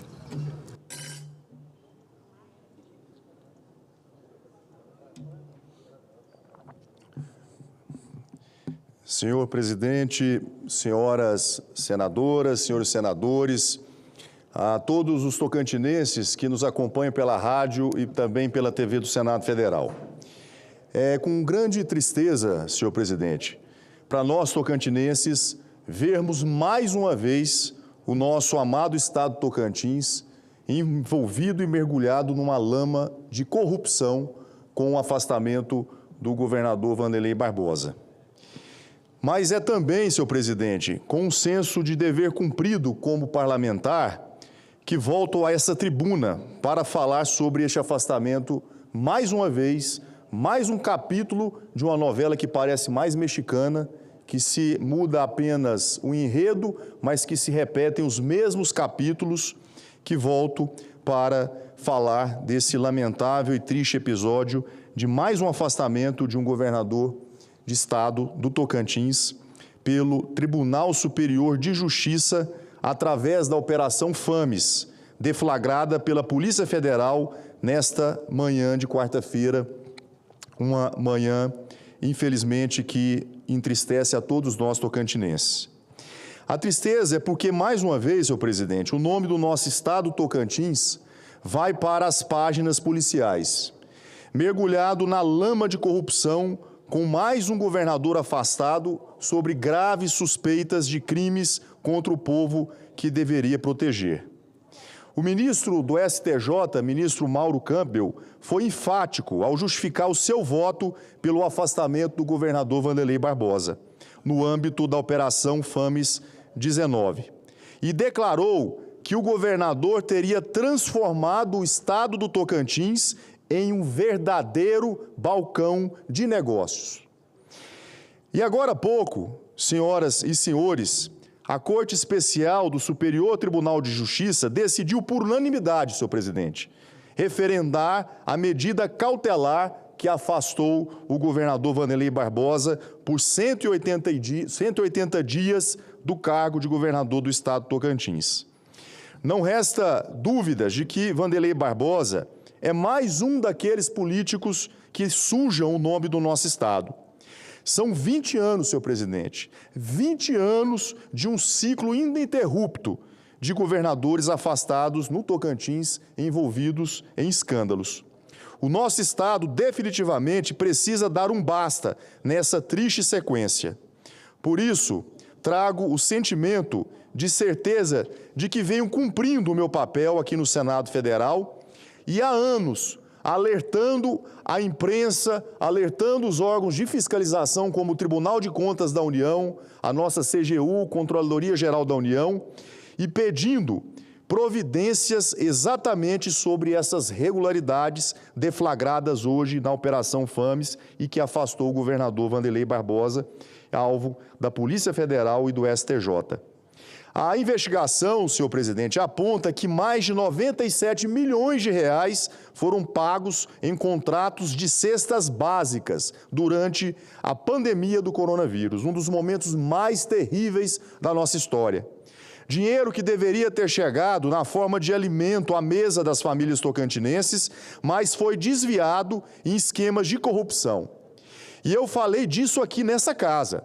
Alertei sobre essas compras, sobre os preços superfaturados, sobre a farra com que o sofrimento do povo estava sendo tratada em plena crise sanitária.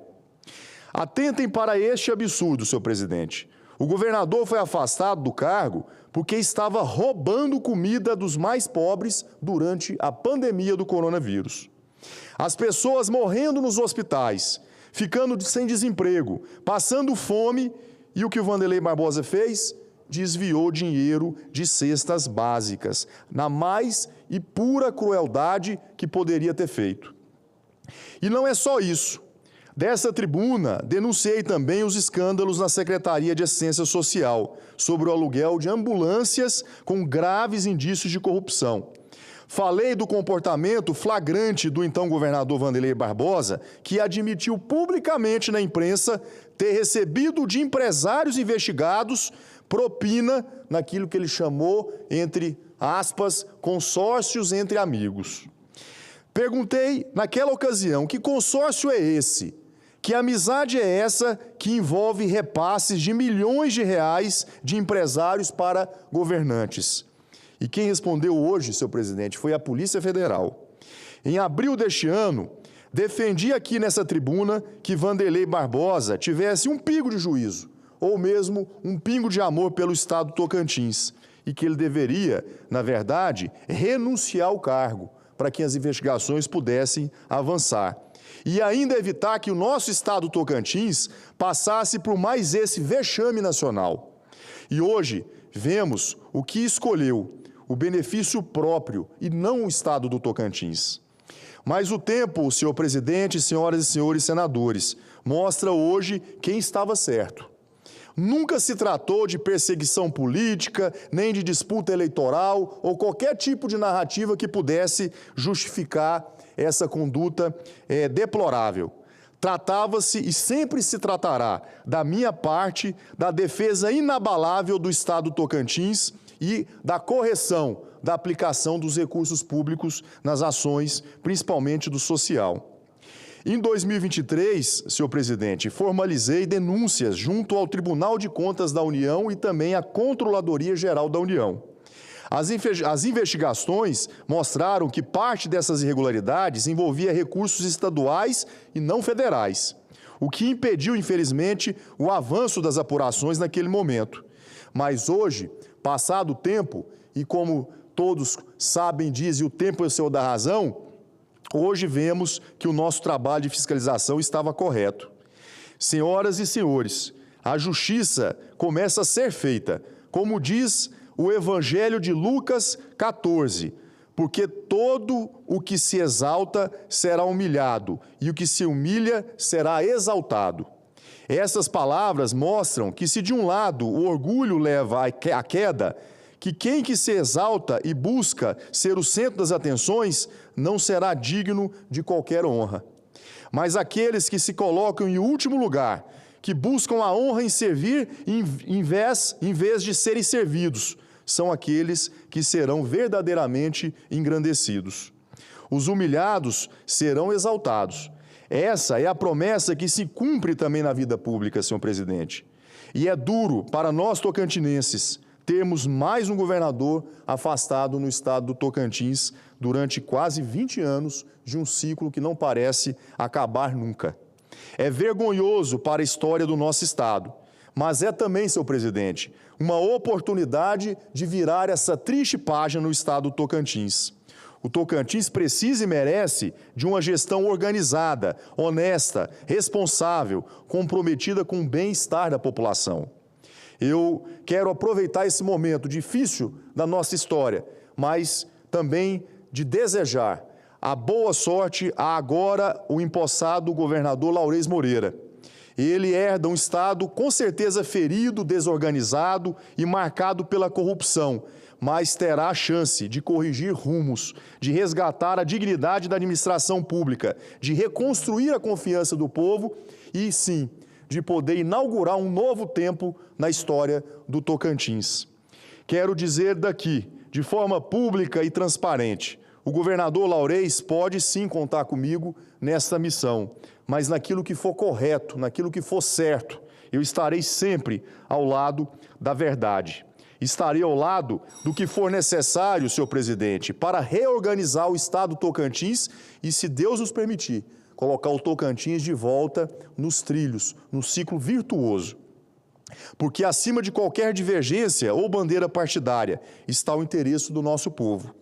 Contem comigo para melhorar a saúde do Tocantins, que hoje vive em meio a um caos, de norte até o sul do Tocantins. Contem comigo para melhorar as estradas que estão esburacadas ou com obras que se arrastam há anos. Contem comigo para buscar investimentos federais que serão necessários para o desenvolvimento do nosso estado. Contem comigo para cobrar rapidez na construção da ponte Juscelino Kubitschek em Aguiernópolis, na divisa com o estado do Maranhão.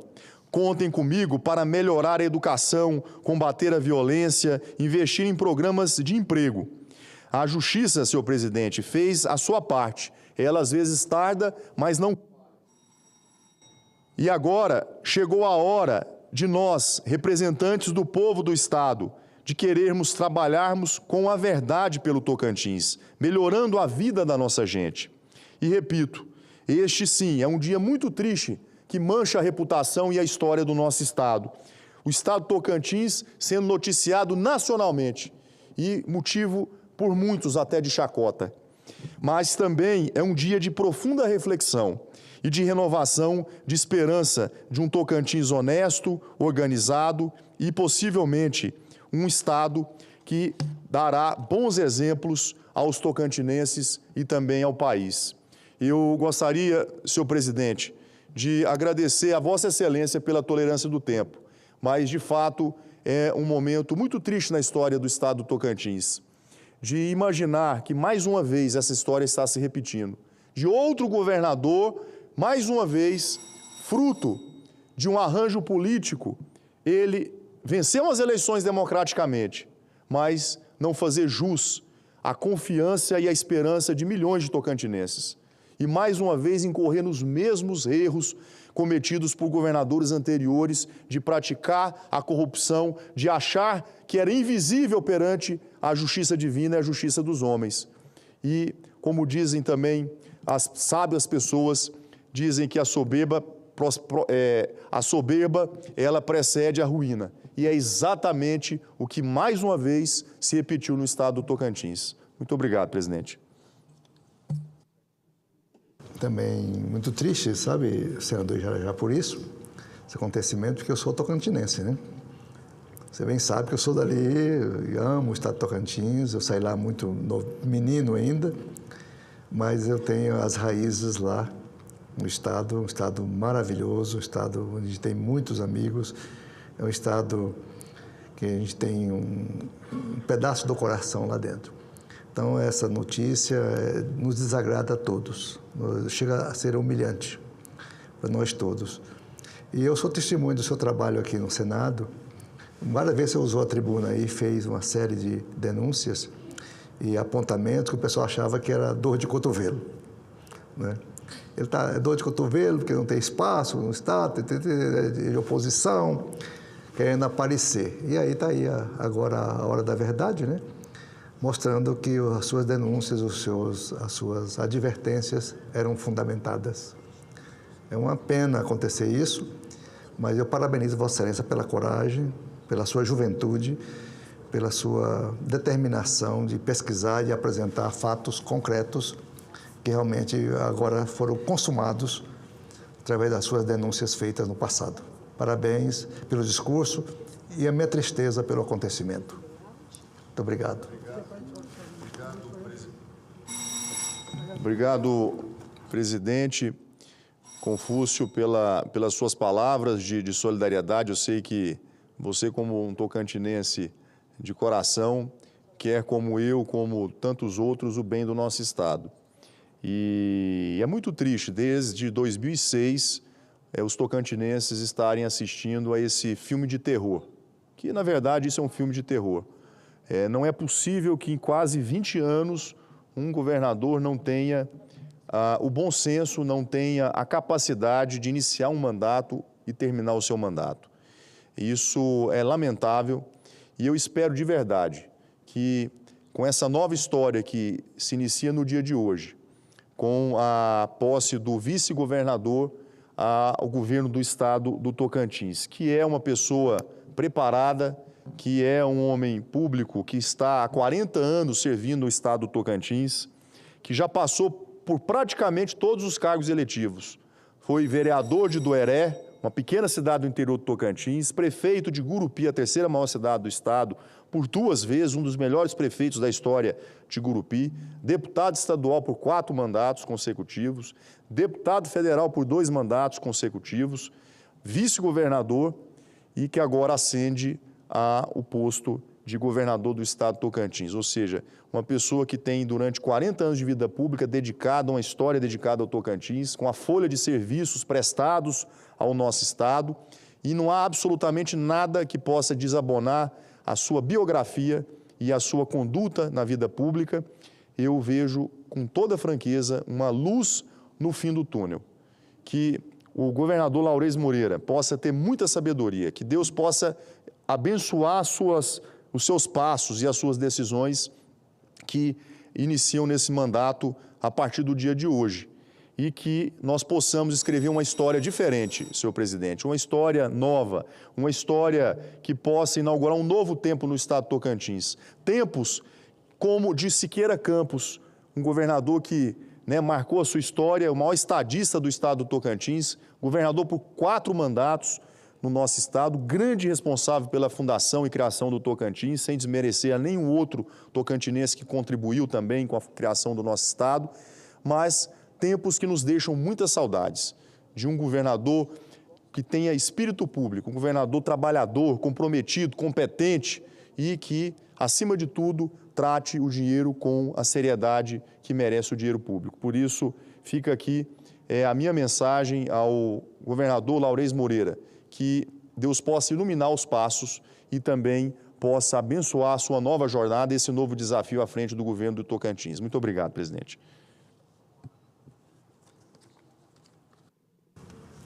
Muito bem. Cumprida a finalidade dessa sessão deliberativa ordinária semipresencial do Senado Federal, a presidência declara o seu encerramento. Uma boa tarde a todos, ou boa noite, e vamos para casa.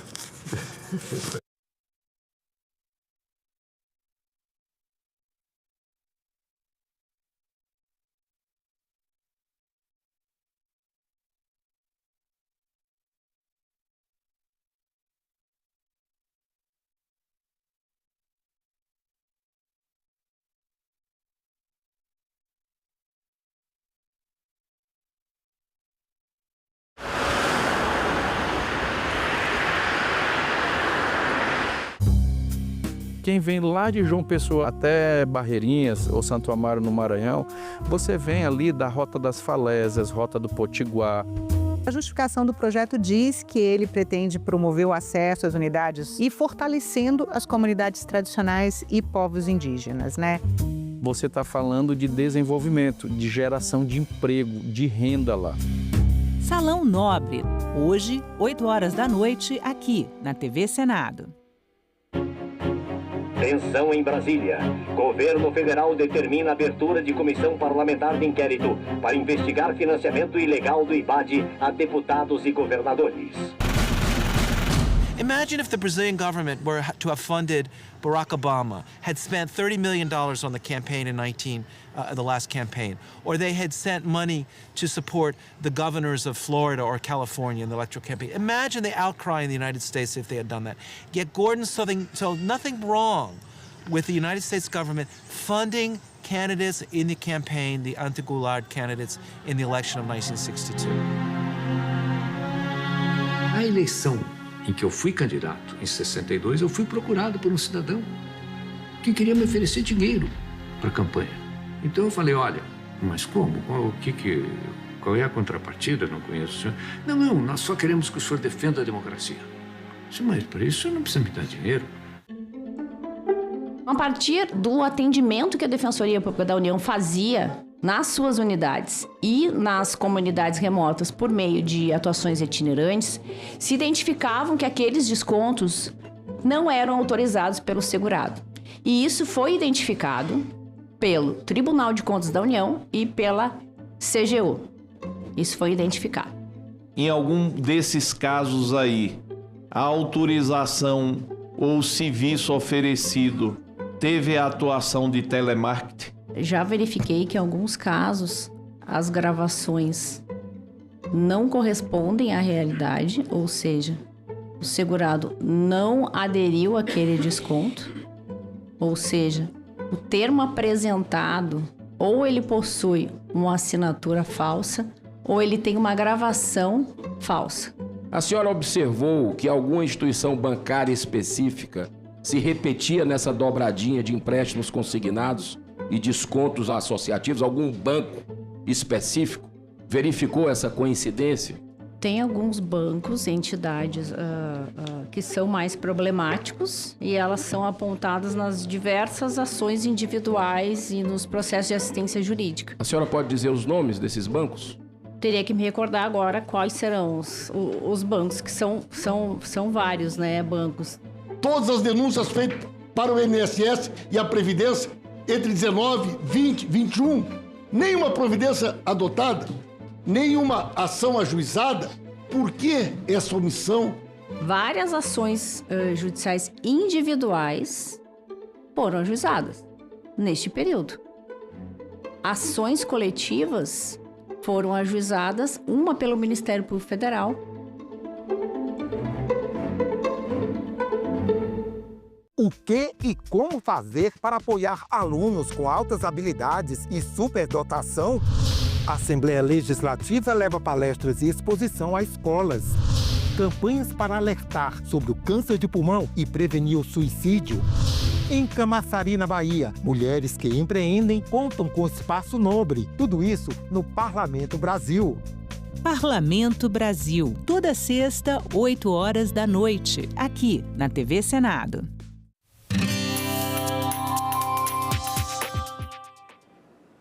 Olá, eu sou a Carla Benevides e nesta edição do programa Argumento nós vamos falar sobre a criação da Frente Parlamentar Mista das Ferrovias Autorizadas, a FRENFER.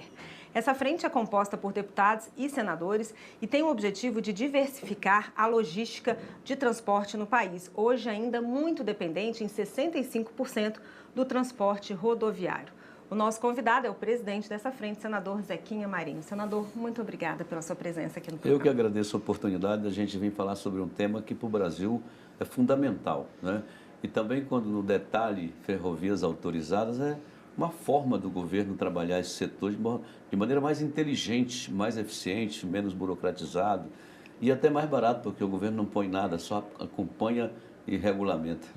Senador, a gente tem um dado aqui do Plano Nacional de Logística de 2025, que diz que o Brasil tem hoje praticamente a mesma extensão de trilhos ferroviários que possuía em 1922, que são 29 mil quilômetros, mas apenas 7 mil estão em plena operação. Queria que o senhor falasse para a gente o que impede, né, quais são as dificuldades, os obstáculos do avanço desse modal. Lá atrás o Brasil fez uma opção, do meu ponto de vista, uma opção errada, porque os dois modais poderiam conviver com tranquilidade. Qual é a opção? De trazer o caminhão para poder industrializar, produzir, gerar mais emprego, gerar isso, gerar aquilo. Então, abandonou-se os trilhos, né? E abandonou e abraçou um novo modal, que é o rodoviário. Os caminhões deveriam, então, avançar. Então, nessa escolha, um em detrimento do outro, em vez de, não, eu vou fazer as duas coisas ao mesmo tempo, porque eu preciso disso, né? O Brasil fez a opção errada, no meu ponto de vista. Aí você chega hoje, um país de 200 e tantos milhões de habitantes, uma economia significativa, de tamanho ou dimensão continental, com essa questão aí, que foi abandonada lá atrás, poucos quilômetros em relação ao que nós temos estão sendo usados efetivamente, e você tem o transporte mais caro do mundo, mais poluente do mundo, né? Porque caminhão tocado a combustível fóssil, não é verdade? Digamos, lá no meu estado, o estado do Pará, consumíamos arroz, tio Jorge, tio João, todo mundo do Rio Grande do Sul, né? Que tal uma matéria-prima básica da alimentação, o arroz consumido no Pará, em Belém, região, mais no interior, vindo do Rio Grande do Sul sobre caminhão. O preço que chega esse produto lá no final para o consumo e para uma população de baixa renda como é a nossa lá. Então isso não é nada inteligente. Quem governa, do meu ponto de vista, tem que prestar atenção nessas coisas, não é? Por isso, estamos aí com essa questão da logística beirando ao caos. Você tem a logística mais cara do mundo, né? Portos a distâncias enormes, né? Precisando escoar essa produção, somente na área do agronegócio, da mineração e de outros, né? De outros insumos importantes, e tem que procurar um porto. E esse porto está sempre a uma longa distância da onde se produz. E para isso, tem que usar o caminhão, em vez de usar o trem, que levaria muito mais carga, com pouco consumo, com pouca contaminação do ambiente e assim sucessivamente. Então, estamos pagando caro, muito caro, por causa dessa opção feita lá no passado. Senador, em 2021 foi aprovada a Lei das Ferrovias, né, o novo Marco Legal das Ferrovias, que ele traz o regime de autorização, sai do modelo de concessão para o de autorização, que deveria ser mais benéfico. Como é que está essa... Houve avanços de lá para cá?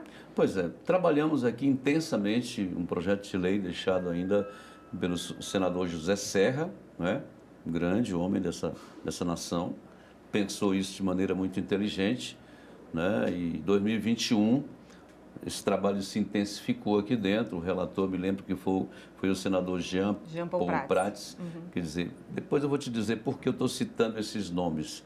Porque hoje, quando o governo atual olha para esse marco legal das ferrovias no Brasil, às vezes não quer abraçar porque isso foi sancionado num outro governo. né? Quer dizer, o que um governo faz não pode servir para o outro. Essa brincadeira, né? Que não deve ser assim a coisa. Então, presta atenção. Estou falando aqui de José Serra, né? Que é um centro-esquerda, pensou isso, né? Trouxe para o papel, foi relatado pelo senador Jean Paul Prats, que era membro do PT, uma figura conhecida no Brasil todo, muito bom, né? Quer dizer, José Serra, depois Jean Paul. Não teve ninguém da bancada do Bolsonaro, por exemplo, que fez isso aí. Foi feito exatamente dentro do mesmo segmento ideológico que hoje comanda o país. Então não tem porquê, né, o governo atual não ver a forma de autorização como algo que seja, digamos, pertencente a A ou B. É mais pertencente, digamos, ao segmento ideológico da esquerda do que qualquer um outro, porque foram pessoas que trabalharam isso. Só que trabalharam de forma desapaixonada a questão ideológica. Trabalharam para o Brasil, que é isso que precisa acontecer.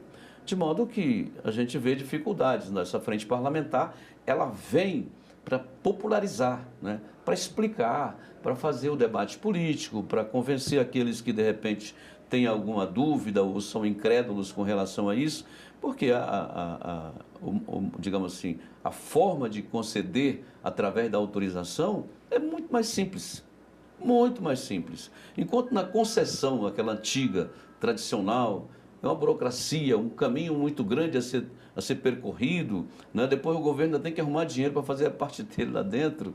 Aqui, o empresário vai numa ponta e na outra, vê tudo, olha e solicita, requer ao governo aquela autorização. O governo autoriza, aí ele começa a trabalhar, vai fazer o projeto e vai submeter tudo aqui à agência, né? A NTT, que é responsável por isso, até que a NTT enquadre isso tudo dentro do processo legal, vai para o Ministério proceder com a parte dele. Mas não põe dinheiro, não perde tempo fazendo projeto, não é por conta e risco do setor privado, do grupo que está interessado em viabilizar essa ferrovia. Pois é, o setor privado, ele afirma aí que já há milhares de quilômetros de novos projetos em fase de licenciamento e desapropriação. Queria que o senhor falasse para a gente se tem notícia de como que estão esses projetos e também se há a intenção dessa frente em conversar com a NTT e também com o Ministério para tentar diversificar investimentos nesse novo modal. As duas formas, tanto a concedida quanto a autorizada, elas podem conviver harmonicamente a vida toda. Depende muito de quem está pensando aquele trajeto. Né? O governo, por exemplo, estou pensando esse trajeto aqui e eu quero fazer no modelo de concessão. Vai lá e faz. O setor privado olha um ponto e o outro, senhor, aqui precisa, então vai lá, olha, apresenta o requerimento, é autorizado, ele vai correr atrás do projeto. Digamos assim, o modelo de autorizadas, hoje nós já temos 41 requerimentos, certo? 41 requerimentos já deferidos pelo governo, para que os interessados, né, os empresários ou o grupo empresarial que queira fazer, possa correr atrás, buscar condições. Tudo isso hoje está dentro do IBAMA. O que tem a ver com a questão do licenciamento? É um processo muito lento, não é? Muito burocrático. O IBAMA está com reduzida capacidade para fazer isso, né? Pouca gente, pouco servidor lá dentro para fazer isso. Demora muito. E realmente o que foi dito é verdade. Nós temos aí milhares e milhares de quilômetros de ferrovias no modelo autorizado para serem construídas. Muitas vezes se questiona, mas cadê o dinheiro? Claro, ninguém vai botar um dinheiro num projeto antes do seu devido licenciamento para ele existir. Porque é exatamente aí onde o governo diz para o empreendedor, pode, entra em campo. Né? Primeiro eu autorizei a ideia do projeto, o modelo e tal. Agora estou dizendo, pode fazer. Né? Tanto é que você vê lá nas licenças, a licença final é a licença de operação já, né? A licença prévia, a licença operacional e a licença de instalação, né? A LO, que é a licença de operação, a final. Dá tudo. Na hora que dá a final, o dinheiro vai aparecer. Eu conheço alguns grupos que estão só esperando isso para que eles possam startar os recursos para começarem as obras. Nesse processo todo, Carla, você tem o perímetro por onde vai passar a ferrovia, né? O grupo empresarial vai fazer o contato com o estudo, via de regra eles vão pedir, né, que a gente chama no modelo aí que aquela terra, aquela área seja desapropriada por interesse social, não é? Que não seja tão cara para o investidor, porque uma distância, por exemplo, nós temos uma rodovia aí que está nascendo lá no Espírito Santo, né? Num dos portos do Espírito Santo, e que vai chegar a Mara Rosa aqui na Norte-Sul. Então são 2.000 e tantos quilômetros de ferrovia para chegar até lá. Toda essa distância toda, parece que uns 100 metros de largura, está sendo desapropriado, contactado com os donos, né, para poder construir dentro disso. Isso leva um tempão e gasta muito dinheiro para fazer isso, né? Junto com isso, você tem que discutir outras questões sociais, o que está levando junto com aquele projeto. Por exemplo, hoje, na questão de TI, a comunicação, né?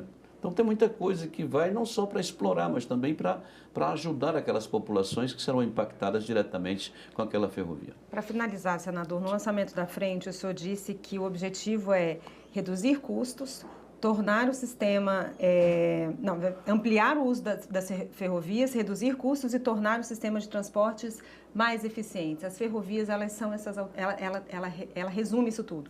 Com certeza. Um país desse tamanho não pode viver sem ferrovia, né? Principalmente quando você tem um país das características do Brasil, onde o centro brasileiro é a grande produção hoje do agro, não é verdade? O minério, essas cargas com pouco valor agregado, né? Que é muito volume, mas economicamente representam pouco recurso, pouco dinheiro. Elas viajam para o seu destino final, elas serão processadas. Então o Brasil precisa urgentemente de repensar e fazer aquilo que está no papel já.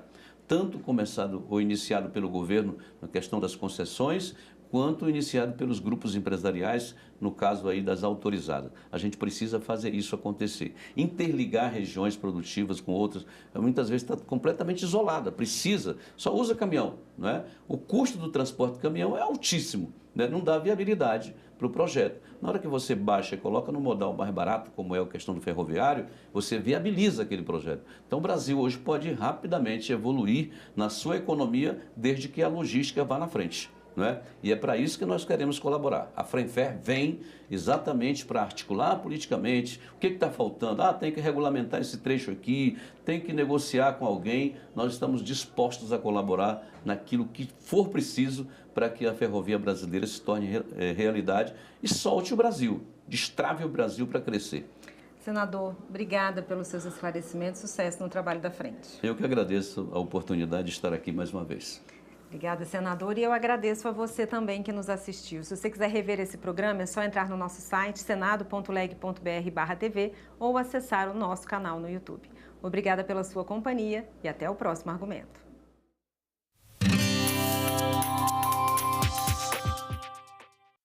Quando você não tem emprego, você não tem para onde ir, você é obrigado a se manter na violência, que é o que acontece com muita gente.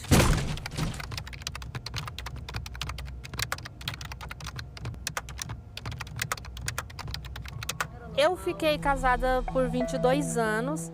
Quando aconteceu de eu denunciar a Maria da Penha, foi quando ele me pegou pelo cabelo, que ele nunca tinha encostado a mão em mim. Assim, tinha tido empurrões, né? Que ele me empurrou uma vez, eu estava grávida da minha filha quando ele me empurrou. Meu ex-marido me acusou de ter um caso com o marido da minha irmã.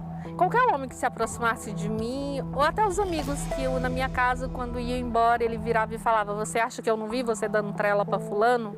Que você acaba se afastando dos amigos, da família, você acaba se isolando. A gente se assusta muitas vezes com o feminicídio, mas o feminicídio ele nasce daí. Ele nasce dessas pequenas coisas que vão tomando uma proporção maior.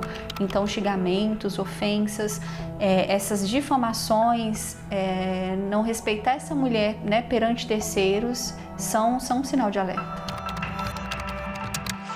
Depois que eu passei, que eu fiz o acompanhamento pelos psicólogos e tudo, você acaba entendendo e vendo que se a pessoa não tiver uma ajuda, ela não consegue sair da violência, ela não consegue se libertar. Hoje eu posso falar que a minha vida está maravilhosa, apesar dos altos e baixos, eu tenho paz.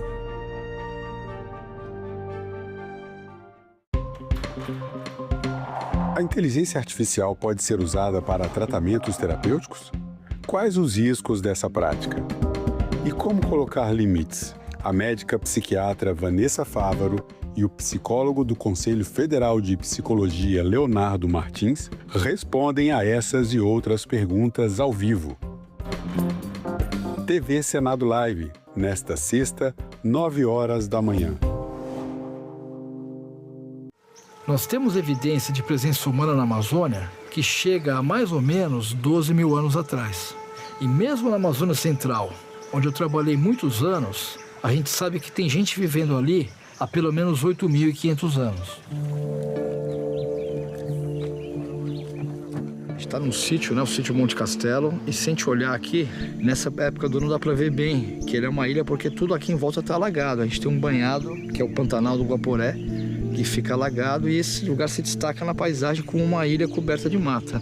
Só que essa ilha não é uma ilha natural, ela é um sambaqui. Os sambaquis quer dizer amontoado de conchas. Essas conchas têm materiais químicos, os carbonatos, que quase que neutralizam o pH do solo e favorecem muito a preservação de material orgânico. Nossa principal questão nesse projeto aqui é entender como os povos indígenas foram transformando e manejando a Amazônia ao longo do tempo. Vai votar? Passou no concurso público? Vai tirar o passaporte? Então você precisa ter o título de eleitor. Ainda não tem o seu? Calma, vem comigo no passo a passo. Você vai acessar o site do TSE. Depois vai clicar na aba Autoatendimento Eleitoral. Na sequência, em Título Eleitoral. E no final, tire seu título eleitoral. Nessa próxima etapa, muita atenção. Você vai preencher com seus dados, enviar os documentos pedidos, escolher o local de votação e informar endereço e telefone para contato. Prontinho. Depois, você recebe o número de protocolo para acompanhar a solicitação.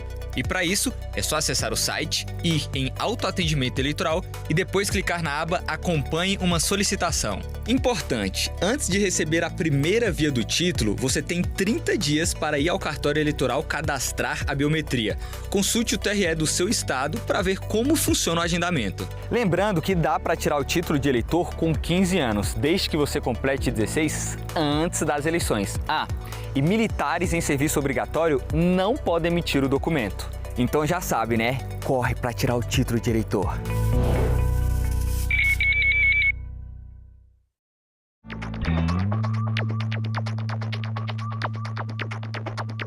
A gente também fala tupi.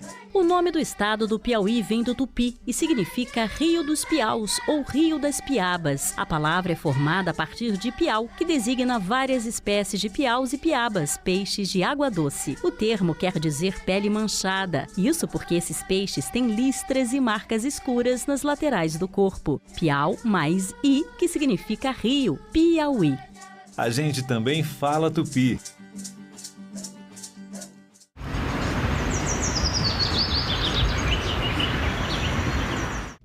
O programa a seguir é livre para todos os públicos.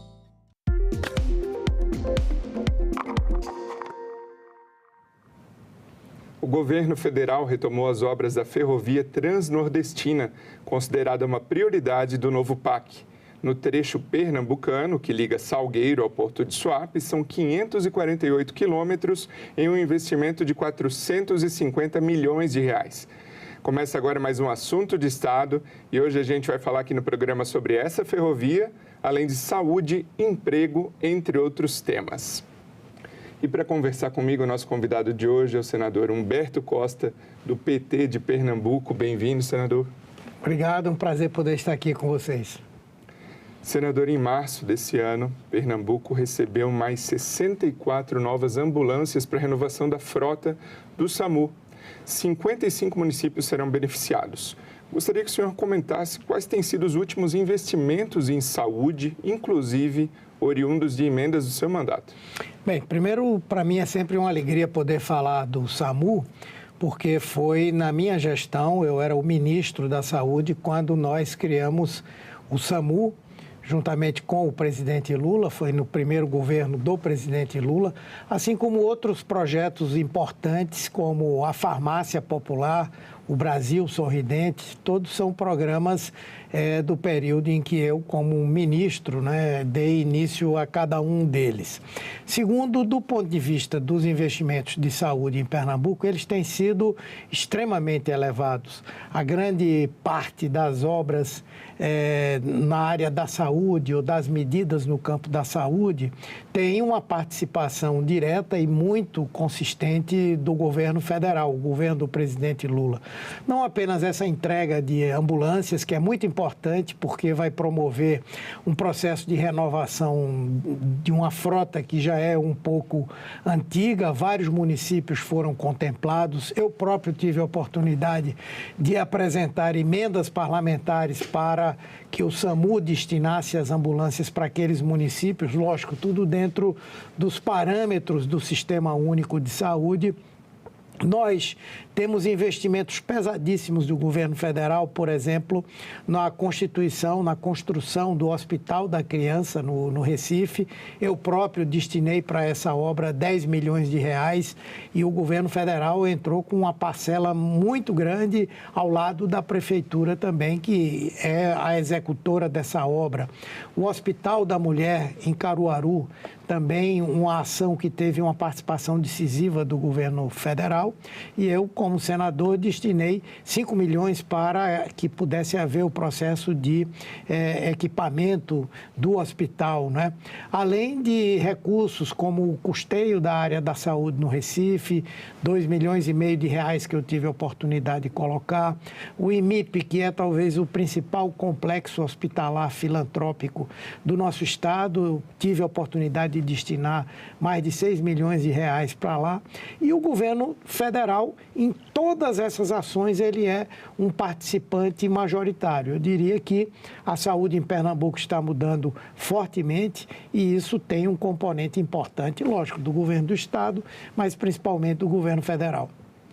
O senhor mencionou alguns programas e foi noticiada também a ampliação do programa Mais Médicos no Brasil e também a implementação do Agora Tem Especialistas. Queria que o senhor comentasse como esses dois programas podem mudar o dia a dia da qualidade da saúde do povo pernambucano. Bom, o Mais Médicos destinou para o nosso estado mais 122 vagas para pessoas que vão, para médicos que vão atender a população nas comunidades periféricas das grandes cidades, em cidades do interior, em aldeias indígenas. Essas 122 vagas vão permitir que nós tenhamos uma cobertura de praticamente 100% na área da atenção básica, da atenção primária no estado de Pernambuco. Da mesma forma, o Mais Especialidades, que é hoje o grande carro-chefe do governo do presidente Lula, que busca enfrentar um gargalo que existe na área da saúde hoje. Hoje, o Sistema Único de Saúde, por exemplo, ele tem uma estruturação em que a área do atendimento básico, da atenção primária, essa ação que vai para as periferias, as comunidades, enfim, ela é hoje universalizada. Praticamente todos os municípios do Brasil têm a presença da política do saúde e da família e isso faz com que nós possamos dizer que temos uma cobertura universal no atendimento mais elementar. Do mesmo jeito, no atendimento de alta complexidade, ou seja, aqueles tratamentos, atendimentos, exames extremamente sofisticados, medicamentos de altíssimo custo, ações como a política de transplantes, a política de enfrentamento à insuficiência renal, são também modelares. É uma referência, o SUS é uma referência nessa área para o mundo inteiro. Onde é que estão os nossos problemas? Os nossos problemas estão no atendimento emergencial, atendimento de emergência hospitalar, porque o atendimento pré-hospitalar foi resolvido com a criação do SAMU. E o outro gargalo é o atendimento especializado. Ou seja, o tempo que uma pessoa leva para ter o diagnóstico, por exemplo, de um câncer, ele tem sido um tempo longo. entre o diagnóstico, a realização dos exames e o início do tratamento é um tempo muito longo também, o que faz com que, às vezes, o tratamento começa quando o câncer já está mais avançado. Isso vale para as doenças cardíacas, isso vale para outros problemas na área da endocrinologia, da pneumologia, da ginecologia.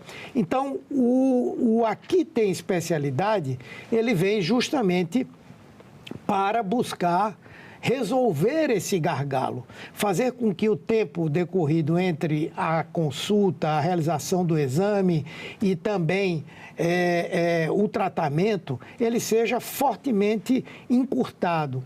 O que é que o governo está fazendo para que isso aconteça? Ele está ampliando os serviços que presta por meio dos estados e dos municípios, ele está contratando serviços privados de diagnóstico, de tratamento, para também ampliar essa possibilidade de acesso das pessoas. E Pernambuco será, sem dúvida, um estado onde nós vamos obter uma resposta muito forte e muito rápida para essas demandas. Na semana passada, nos últimos dias, nós tivemos já a inauguração de um serviço que vai oferecer ao SUS o seu atendimento. O Hospital de Santo Amaro, um hospital da Santa Casa de Misericórdia, vai oferecer vários atendimentos nessa área especializada para as pessoas que são do Sistema Único de Saúde. E assim vai acontecer em vários lugares. Nesses dias, por exemplo, o Hospital Universitário da Universidade Federal de Pernambuco, o Hospital das Clínicas, vai também inaugurar novos serviços de atendimento nessa área especializada. Então, eu acredito que Pernambuco tende a ter resultados assim, muito positivos de acesso da população a esse programa. Agora, senador, falando de investimentos gerais em Pernambuco, a gente preparou uma arte aqui sobre o novo PAC. O que o novo PAC prevê e já está executando no seu estado? Vamos à tela. Então, 44,5% do valor já foram executados, da ordem de 15 bilhões de reais já executados em Pernambuco. Mais 8,7 bilhões estão previstos para o Estado, num total de investimentos do novo PAC de 44,2 bilhões, 1.444 empreendimentos, sendo 219 já concluídos até 2024. E os destaques nas áreas educação, saúde, moradia, esporte. Em moradia, são mais de 71 mil unidades do Minha Casa Minha Vida. Gostaria que o senhor comentasse como o senhor pode atuar, e vem atuando aqui no Senado Federal, para a concretização desses projetos, desses investimentos. Pois é, realmente Pernambuco ele foi muito bem aquinhoado pelo PAC, não é? O governo federal determinou um investimento global para Pernambuco de 92 bilhões de reais. E boa parte desses investimentos são em obras extremamente estruturadoras, e a gente vai falar um pouco delas, não é? E nós aqui, o que é que temos feito? Buscado garantir os recursos quando do debate sobre o orçamento da União, participamos da discussão toda que permitiu que esse desenho do PAC fosse retomado. Nós temos também atuado junto aos ministérios no sentido de que não haja qualquer tipo de contingenciamento para esses recursos. Obviamente que falando de Pernambuco, né?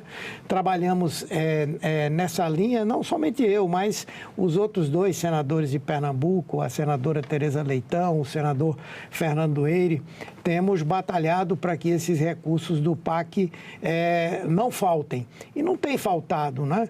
Um investimento global de 92 bilhões de reais até o final do próximo ano, já tem quase que metade executados, né? E boa parte dessas ações, especialmente obras, ou elas estão em execução, ou elas estão em fase de contratação ou licitação, ou elas já estão todas planejadas com os projetos executivos já plenamente concluídos, né?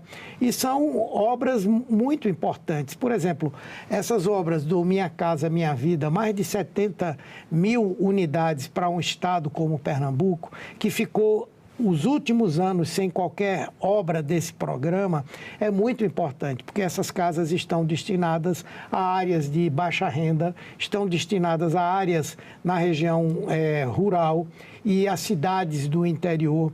Isso tem sido muito importante para que nós possamos reduzir de uma forma consistente o déficit habitacional.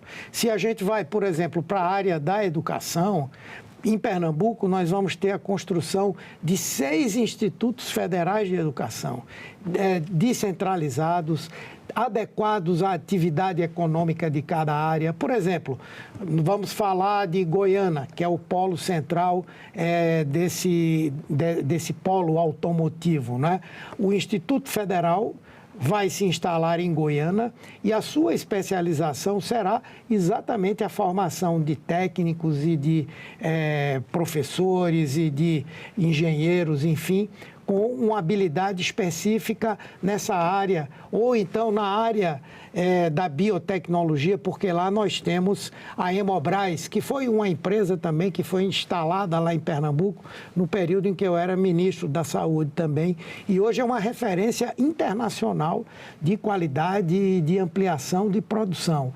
Aí a gente vai, por exemplo, para Santa Cruz do Capibaribe. O governo federal vai instalar lá um Instituto Federal, cuja especialização maior será justamente na área de confecção, porque Santa Cruz do Capibaribe representa um dos principais polos têxteis e polos de confecção do Brasil, inclusive envolvendo uma quantidade enorme de municípios que ficam na proximidade desses polos. Então, esses institutos federais vão ter um papel muito importante em termos de formação de mão de obra, em termos de qualificação profissional. Então, são exemplos assim de como o PAC ele foi feito de uma maneira muito bem planejada. Quando a gente fala de infraestrutura, Pernambuco hoje tem um grande polo econômico que existe no Porto de Suape, que é um porto considerado um dos melhores do Brasil, e fica no litoral sul do estado, e no litoral norte nós temos esse outro grande polo, que é exatamente o polo automotivo. Provavelmente em breve nós vamos ter outra indústria automobilística na região. Tem o polo de tem a área de produção de vidros. A maior fábrica de produção de vidros da América Latina está lá, a própria Hemobras, as empresas que se agregam a esses empreendimentos e, no entanto, hoje nós temos um gargalo importante no acesso desse polo localizado no litoral norte ao polo localizado no litoral sul. O que é que está sendo feito? Está sendo iniciada a obra que é como chama, meu Deus? O polo é o arco metropolitano, que vai ligar essa região ao Porto de Suape. Então, isso vai reduzir custos, isso vai garantir uma diminuição do tempo para que esses produtos sejam escoados. Então, eu acho que Pernambuco tem ganhado muito com o governo Lula. E falando em infraestrutura, escoamento de produção, o governo retomou as obras da ferrovia transnordestina, como eu falei na abertura do programa, que é uma demanda antiga da população, né, senador? Qual é a expectativa do senhor em termos de evolução para o seu estado e para o Nordeste no geral? Veja, esse, inclusive, é um grande problema que nós temos. Não somente o problema de termos um porto extremamente estruturado, organizado, e não termos uma via, não é, para o escoamento de produção do interior para o Porto de Suape e também de Suape para o restante do estado e até para outros estados também. E tivemos um problema sério porque o governo Bolsonaro, no final da sua gestão, e o ministro dessa área é o hoje governador de São Paulo, Tarcísio de Freitas, e que ele excluiu Pernambuco do processo da constituição da Transnordestina. Porque, como é do conhecimento de todo mundo, a Transnordestina tem 2 braços. Um braço que conduz o escoamento de produção para o porto do Pecém, no Ceará, e um outro braço que escoa a produção, inclusive de vários estados, para a Suape. E houve uma decisão do governo passado de só investir nesse braço que vai para o Ceará. E nós pressionamos o governo Lula, assim que ele assumiu, para que as obras de Pernambuco também viessem a ser retomadas, né? E o governo atendeu essa demanda. Como as obras estão prestes a serem iniciadas, houve já contratação de projetos executivos e o governo federal vai começar a obra. Obviamente que nós temos um problema, que é o fato de que uma obra como essa o governo federal não vai fazer sozinho e nem ele vai fazer a administração posterior desse empreendimento. Então, nós temos pressionado o governo para que rapidamente ele desenhe uma modelagem que permita que um sócio privado possa não só investir, como posteriormente operar. Então, é provável que essa obra, por conta dessa decisão do governo passado, ela não chegue no momento que todos nós gostaríamos. Mas nós temos hoje a certeza de que ela vai avançar, que ela vai ser retomada, é algo muito importante para Pernambuco. Agora a gente tem uma pergunta que vem lá da Assembleia da TV Alep de Pernambuco. Vamos à tela. Olá, senador. A minha pergunta é referente à questão de mobilidade urbana na região metropolitana do Recife. Eu quero saber como o seu mandato lida e quais são suas propostas em relação à grande precarização e superlotação dos ônibus, em relação a vias públicas deterioradas e grandes engarrafamentos. E ainda adiciono a questão de grandes alagamentos em épocas de chuva. Veja, esses temas todos já têm sido tratados por nós aqui, não é? Por exemplo, o tema do metrô. O metrô hoje é um problema extremamente complexo em Pernambuco. Ele foi absurdamente sucateado durante o governo passado. Os custos para a recuperação do metrô são extremamente elevados, os riscos para a população são grandes e nós temos trabalhado no sentido de cobrar que o Ministério dos Transportes, que o Ministério das Cidades tenham uma participação concreta na recuperação do metrô e na definição, inclusive, da modelagem definitiva para o metrô, com garantia de recursos a serem aplicados nesse processo de recuperação do metrô. Tenho participado da luta também, que me parece que vai tomar uma dimensão maior num futuro próximo, que é o debate sobre a tarifa zero nesses grandes centros urbanos. Em algumas cidades brasileiras, por exemplo, ela já tem sido adotada. Em regiões metropolitanas há discussões sobre isso. E nós acreditamos que em Pernambuco, até porque o governo do estado ele entra com uma parcela importante de subsídios para esse sistema, dentro de um novo desenho que tenha um metrô recuperado e que tenha uma divisão efetiva dos recursos para o subsídio a esse sistema, eu acredito que nós poderemos ter melhorias consideráveis nessa questão do sistema de transporte. Sobre o problema da drenagem nas cidades de Pernambuco, especialmente na capital e na região metropolitana, o governo federal, eu falo muito no governo federal porque sou do PT, sou da base do governo Lula, sou defensor do governo Lula e o nosso trabalho como senadores, obviamente, é pressionar para que o governo faça as ações e as obras. Veja, se nós pegarmos em Olinda, agora o processo de finalização do canal do Fragoso praticamente vai eliminar definitivamente um processo de alagamento terrível, de enchentes que acontecem naquela área e o governo Lula está aportando os recursos juntamente com o governo do estado, para que essa obra seja concluída em breve. várias obras de drenagem, inclusive que durante anos não puderam ser feitas por falta de recursos, estão sendo feitas agora no Recife, por exemplo, pela parceria da Prefeitura Municipal com o governo federal, não é? Outras obras importantes, construção de pontes, drenagem em regiões subnormais, digamos assim, também tem tido uma atenção especial do governo federal.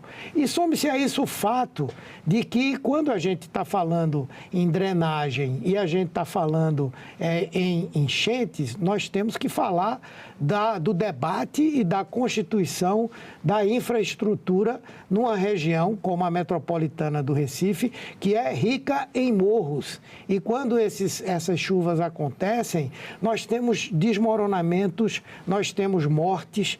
E eu tive a oportunidade, por exemplo, no caso de São Lourenço da Mata, nós conseguimos, junto ao Ministério das Cidades, recuperar uma emenda parlamentar de 2016 para obras de contenção de encostas em São Lourenço da Mata. Quase 20 milhões de reais, que pode ser um número pequeno, mas para a importância do problema na região é muito grande. Da mesma forma, nós atuamos para liberar recursos de obras de contenção de encostas e habitação na cidade do Cabo, em Jaboatão também. Então, esse trabalho tem que levar em consideração todos esses componentes da infraestrutura. O transporte é essencial, é fundamental, mas tem que ter um conjunto de ações, não é? Que é por essa razão que o Ministério é das cidades, não é? Não é Ministério da Habitação, do Transporte, enfim, é esse o desenho.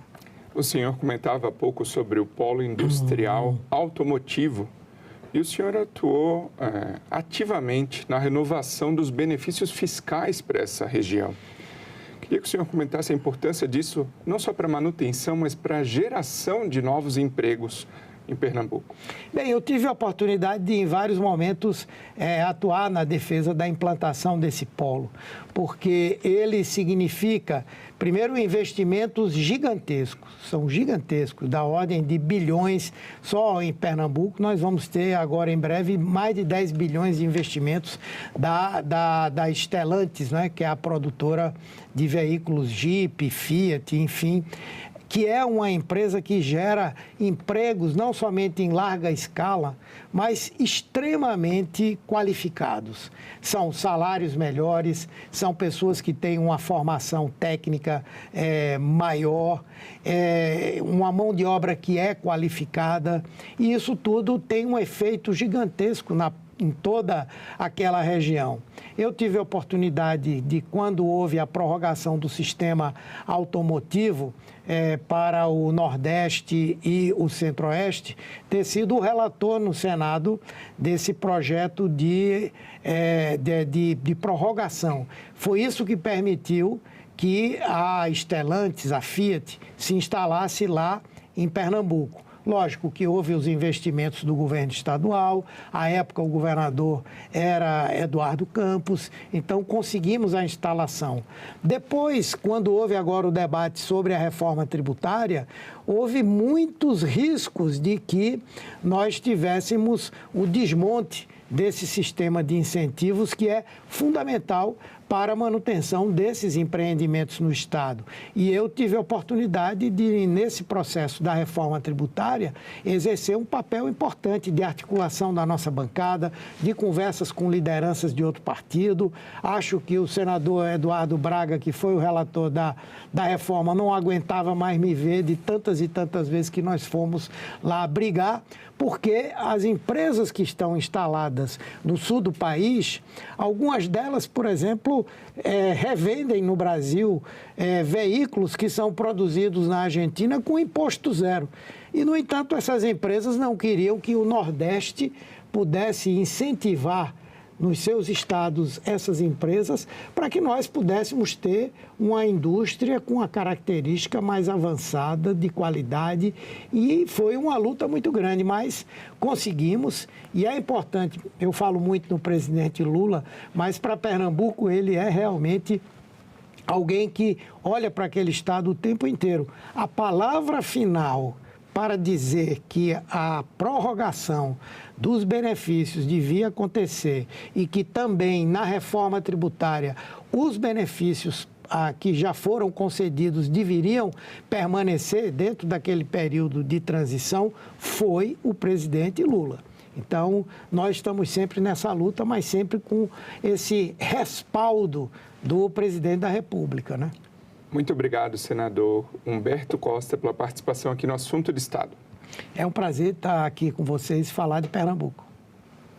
E muito obrigado a você também que nos prestigia com a sua audiência. Essa entrevista já está disponível para você rever ou compartilhar no nosso site senado.leg.br/tv, também no nosso canal no YouTube. Aproveita e se inscreve lá.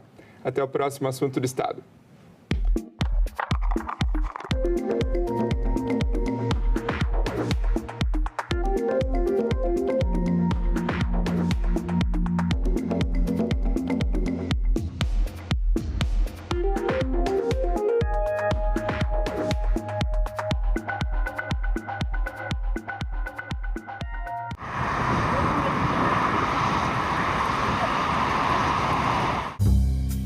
Quem vem lá de João Pessoa até Barreirinhas ou Santo Amaro no Maranhão, você vem ali da Rota das Falésias, Rota do Potiguar. A justificação do projeto diz que ele pretende promover o acesso às unidades e fortalecendo as comunidades tradicionais e povos indígenas, né? Você está falando de desenvolvimento, de geração de emprego, de renda lá. Salão Nobre, hoje, 8 horas da noite, aqui na TV Senado. O que é inédito nessa escavação é a gente encontrar esse fragmento cerâmico. E essa cerâmica ela sai quase a 6 metros de profundidade, ou seja, ela está lá na base do sambaqui, está lá naquele momento inicial de construção do sambaqui. Então esse fragmento ele pode estar entre as cerâmicas mais antigas da América. Até o momento, todas as pesquisas que o Eurico Miller fez, ele não tinha encontrado essa cerâmica aí. Ela é uma cerâmica super elaborada, ela é muito bem queimada. Ela tem datas que chegam até mais de 4.000 anos, que são datas relativamente antigas para a cerâmica. Em outros lugares, aqui nas Américas, na Mesoamérica, por exemplo, a gente quase não tem cerâmica dessa idade, nem no Peru. Então são cerâmicas muito antigas para o contexto aqui da América do Sul.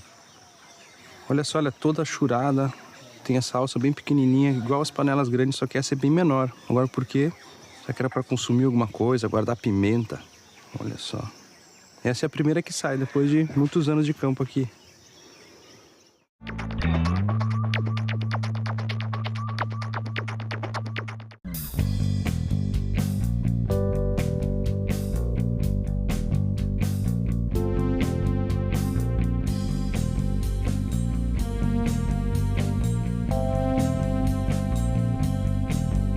Eu sou Luísa, eu nasci em 1985.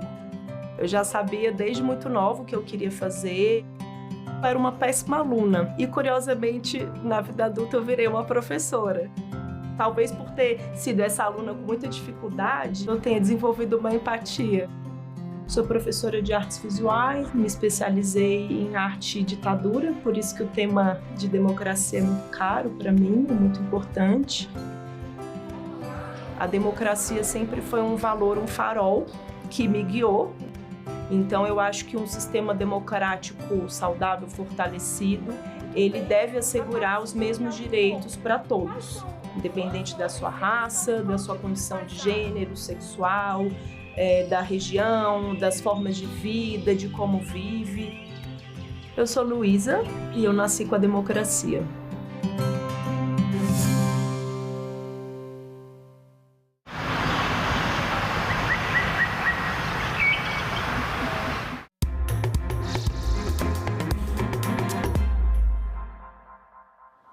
Boa noite, hoje é quarta-feira, 3 de setembro e o Senado Notícias está no ar. A CPMI do INSS vai ouvir amanhã o depoimento de Eliane Viegas, diretora de Auditoria de Previdência e Benefícios da Controladoria Geral da União.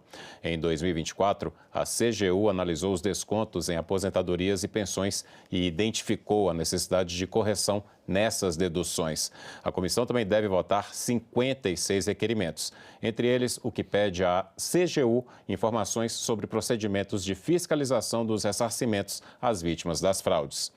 Sobre as expectativas para essa reunião da CPMI, o vice-líder da oposição no Senado, Marcos Rogério, e o líder do governo no Congresso Nacional, Randolfo Rodrigues, conversaram com a nossa equipe. O depoimento de amanhã é de uma conceituada membro da Controladoria Geral da União, por onde iniciaram no nosso governo as investigações que desbarataram um esquema de corrupção montado no governo anterior no INSS.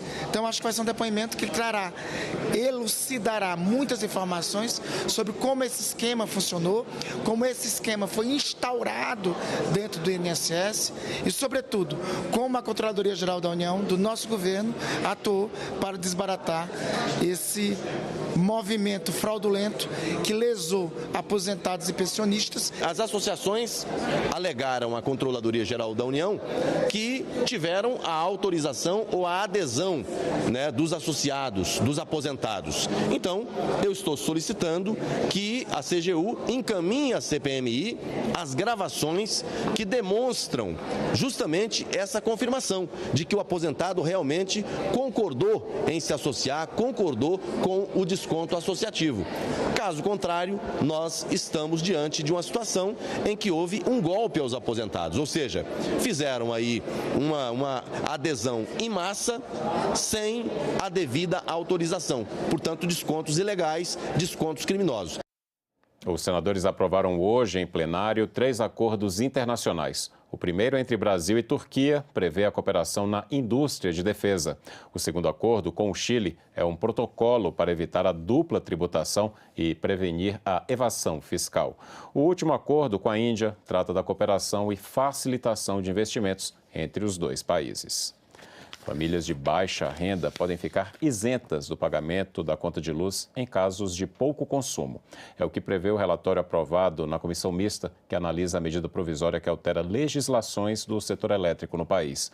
A medida ainda será votada nos plenários da Câmara dos Deputados e do Senado.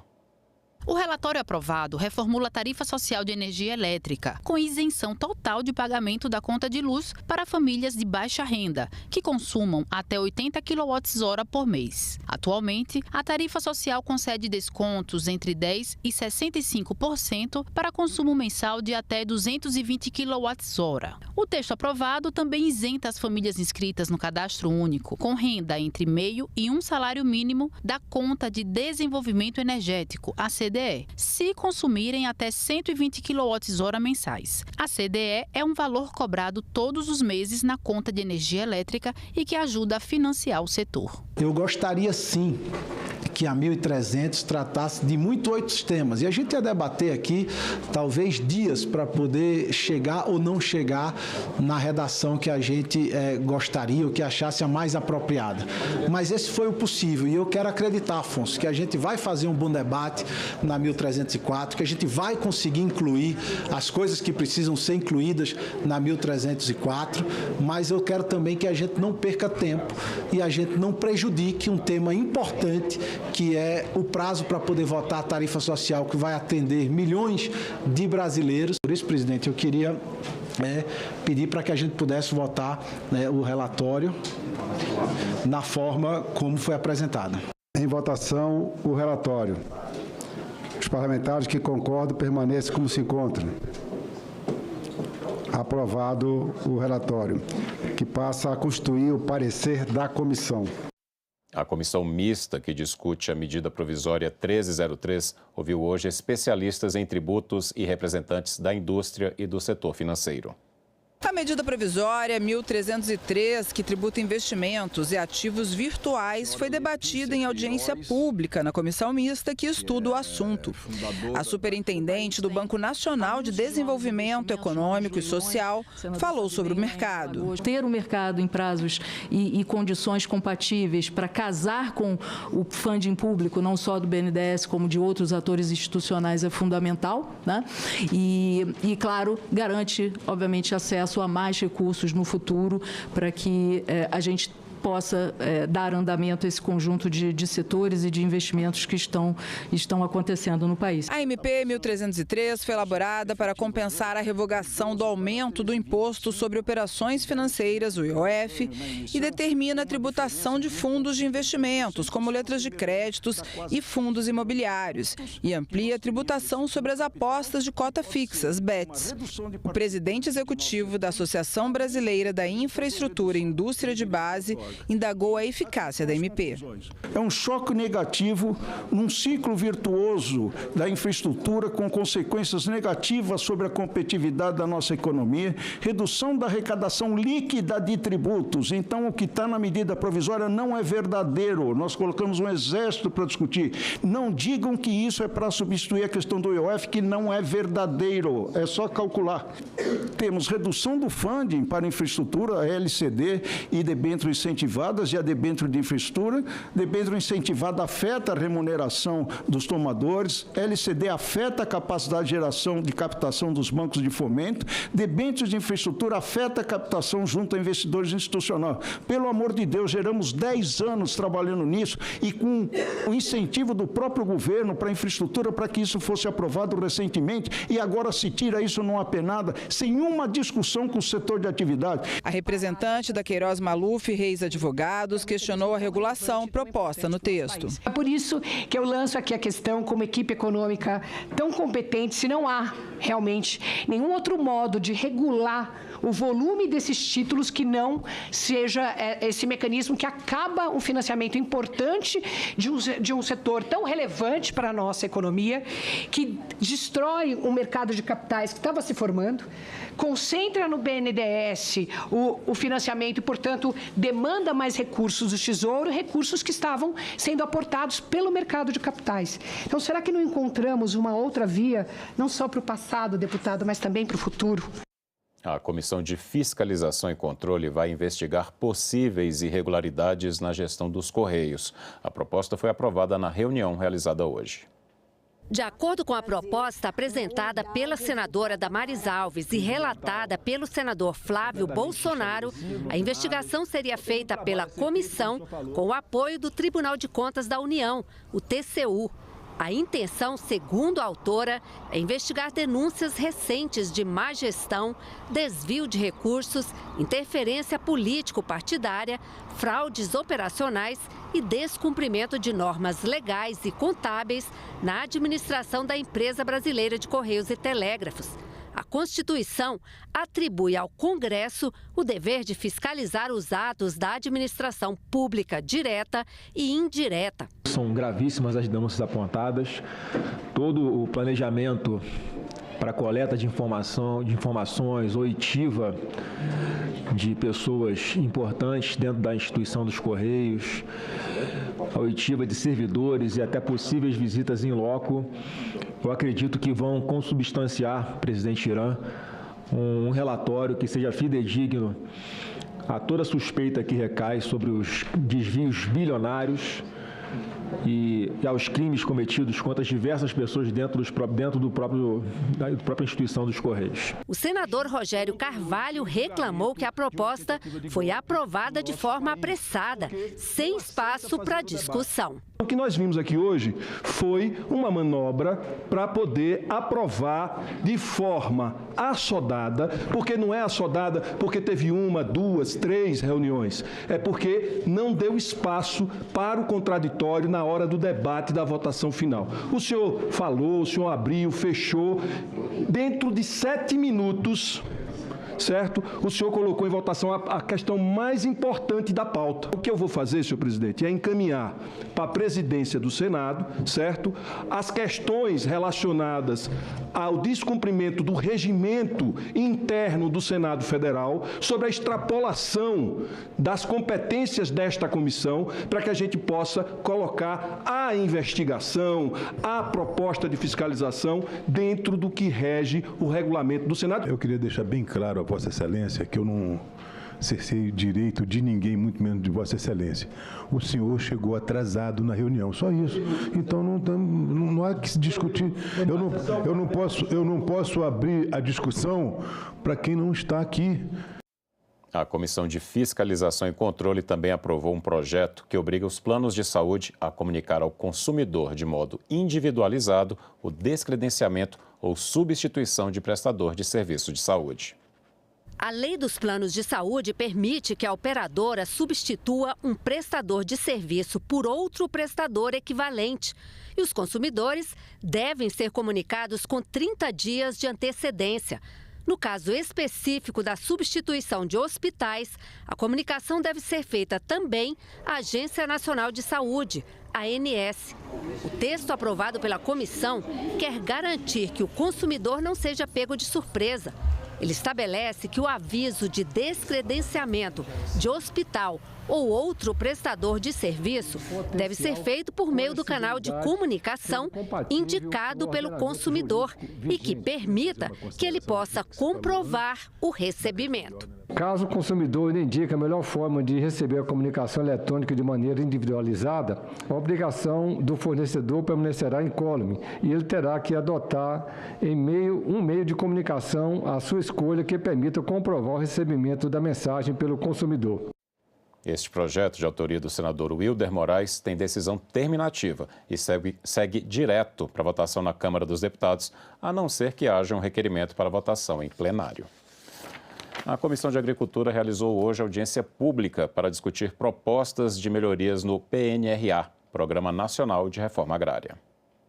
O foco da audiência na Comissão de Agricultura foi trazer ao conhecimento público dados e informações acerca do PNRA, Programa Nacional de Reforma Agrária, avaliando se estão de acordo com os objetivos do programa, como a melhor distribuição de terras, justiça social e fixação de famílias no campo. A gente tem mais, pelo Censo Agro, a gente tem mais de 2 milhões de minifundiários nesse Brasil. Então a gente não tinha que estar falando em reforma agrária para 120 mil famílias. Se a gente quisesse levar a sério os comandos constitucionais e legais desse país, a gente tinha que estar falando em reforma agrária para 2 milhões e meio de famílias. Nós precisamos encontrar uma saída para essas pessoas.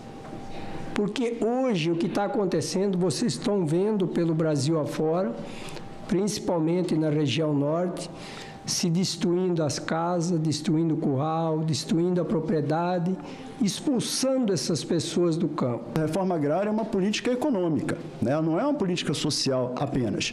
O mais importante é que ela é uma política econômica para a produção de alimentos e para trazer as terras que não estejam produzindo para a produção, principalmente de alimentos, né? A agricultura familiar é a chave para a gente tirar, esmagar essa peste que ronda um país maravilhoso como esse, que é a pobreza, né, e a miséria.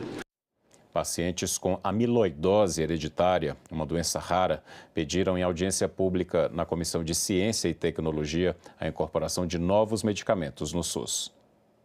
O debate reuniu representantes do Ministério da Saúde, especialistas, pacientes e associações. A amiloidose hereditária por transtirretina é uma doença genética rara, em que a proteína TTR se acumula em órgãos como nervos e coração. Ela causa dor, fraqueza, problemas cardíacos e digestivos. A chefe do Centro de Referência da Doença no Brasil disse que a amiloidose é fatal, mas existem medicamentos capazes de controlar o mal. Existem esses silenciadores, aqueles moléculas que vão lá no interior do fígado e causam o que a gente chama de knockdown, cessam a produção da transtirretina. Já existem silenciadores de primeira geração e segunda geração, e é importante que a gente faça alguma coisa, que incorpore alguma coisa para atender essas necessidades não atendidas, que são aqueles pacientes que não respondem à droga distribuída atualmente pelo SUS ou aqueles que estão numa fase mais avançada. É preocupante saber que mais de 40% dos pacientes em estágio 1 da doença podem não responder ao tratamento disponível no SUS. Além disso, muitos pacientes enfrentam o diagnóstico tardio, o que os leva a procurar tratamento apenas quando já estão em estágio 2. condenando-os a uma falta de opções terapêuticas. A doença impossibilita o trabalho e, em muitos casos, familiares precisam se dedicar aos cuidados. Participantes fizeram um apelo pela incorporação de tratamentos e medicamentos no Sistema Único de Saúde. Reconheço que é um medicamento muito caro. As pessoas normais não têm condição de pegar e comprar o medicamento. O valor é bastante alto, mas é o tal negócio. Qual é o valor que se tem da vida? Eu hoje me sinto capaz de trabalhar, mas não consigo trabalhar, porque eu não consigo. Meu serviço eu era inspetor de pintura, trabalhava em plataformas da Petrobras, em navios da Petrobras, fazendo inspeção para controle de corrosão e tudo. E hoje em dia eu não consigo subir uma escada direito, eu não consigo entrar num tanque de navio para fazer uma inspeção. Eu divido o meu dia com os cuidados, os muitos cuidados que eu tenho que ter com a minha mãe, que já nem anda mais, depende de mim para tudo. Se eu não ficasse por conta dela, a gente teria que contratar uma pessoa. E esse é o cenário de todos esses pacientes, né? Então, nós viemos aqui hoje pedir essa incorporação, nós acompanhamos as indústrias, a gente consegue ver a evolução dos medicamentos, que hoje tem tratamento para esses pacientes. A representante da Comissão Nacional de Incorporação de Tecnologias no SUS destacou as dificuldades para aprovar novos tratamentos devido aos altos custos e reforçou a necessidade de ampliar o orçamento do Ministério da Saúde. A gente viu uma tentativa da empresa em conceder um desconto para a compra, mas esse desconto ainda é insuficiente para os padrões, né, que o SUS, com o Ministério da Saúde, precisaria para tornar essa tecnologia custo-efetiva. Então, a gente precisaria talvez de uma mobilização maior junto à empresa em relação a uma oferta de um desconto, né, maior, capaz de viabilizar essa incorporação de dessas tecnologias, né, para o tratamento dessas condições clínicas. E também a gente percebe uma necessidade de aumentar, né, o orçamento do Ministério da Saúde para que essas e outras tecnologias possam ser viabilizadas. No Setembro Amarelo, mês dedicado à conscientização e prevenção ao suicídio, a Comissão de Direitos Humanos dá destaque ao tema. Hoje foram aprovados 2 projetos. O PL 5.195 de 2020, que altera a política de prevenção da automutilação e do suicídio, vai direto ao plenário. Dados do Ministério da Saúde apontam que entre 2015 e 2022, o número de tentativas de suicídio entre as pessoas com deficiência cresceu 30%, sendo as mais atingidas pessoas com deficiência intelectual e autistas. Estudos nacionais e internacionais indicam que pessoas com deficiências estão expostas a riscos significativamente mais altos de sofrimento psíquico, automutilação e suicídio. Segundo a Organização Mundial de Saúde, fatores como isolamento social, discriminação, falta de acesso adequado à educação e saúde e exposição recorrente a situações de violência, inclusive institucional, contribuem para o agravamento de quadros depressivos e ansiosos entre esse público. Outro projeto aprovado e que segue agora para a Comissão de Constituição e Justiça cria a Política Nacional de Combate ao Suicídio de Crianças e Adolescentes. As taxas do Ministério da Saúde na faixa etária entre 15 e 19 anos são alarmantes. Cresceram 49% entre 2016 e 2021. A Política Nacional deve atuar na prevenção e nos cuidados pós-suicídio, oferecendo auxílio às famílias. Além disso, prevê suporte às crianças e adolescentes que sobreviverem a uma tentativa de suicídio. Sugerimos o acréscimo de dispositivo para prever que as ações estabelecidas no PL 1773 de 2022 deverão adotar estratégias culturalmente adequadas às crianças e aos adolescentes pertencentes a povos e comunidades tradicionais, como os povos indígenas e quilombolas. Isso porque a proporção de suicídios entre indígenas é 2,7 vezes maior do que na população geral. A Comissão de Esporte debateu hoje o fortalecimento da formação esportiva de jovens. A senadora Leila Barros, presidente da comissão, acredita que o caminho passa pela educação física escolar.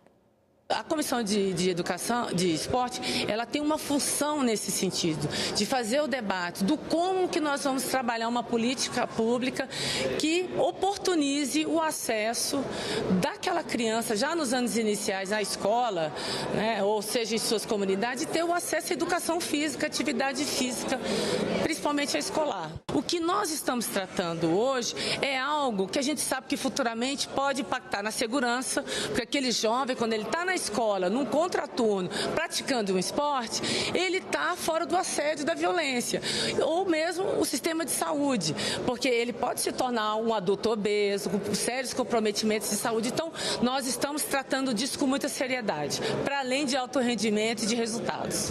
A Comissão Temporária de Relações Comerciais com os Estados Unidos vai realizar no dia 24 de setembro uma audiência pública com empresários e representantes do governo brasileiro para debater possíveis sanções comerciais dos Estados Unidos ao Brasil, um dispositivo chamado de Seção 301.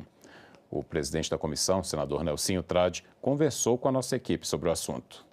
Eles entraram com o processo, assim denominado Seção 301. Isso precisa ser esclarecido. Pouca gente sabe o que isso significa, qual o impacto que isso vai ter na economia brasileira. E nada melhor do que trazer especialistas aqui para dentro do Senado para que eles possam elucidar dúvidas e possíveis encaminhamentos em função de situações novas que podem vir de lá para cá. O Brasil sempre precisa andar com planejamento e estratégia, para não falar que foi pego de surpresa. Então, essa audiência pública tem essa finalidade. Perfeito. Então, passado esse tempo, já que o senhor voltou com a comitiva, o senhor considera que já houve avanços nesse sentido? Alguns setores já estão mais esperançosos ou a negociação está parada?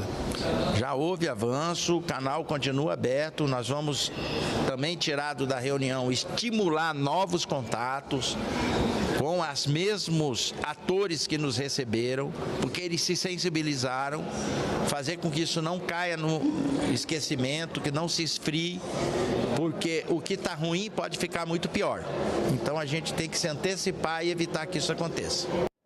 Ficamos por aqui. Você pode rever as reportagens desta edição na nossa página na internet, senado.leg.br/TV. Muito obrigado pela companhia. Continue sintonizado aqui na TV Senado.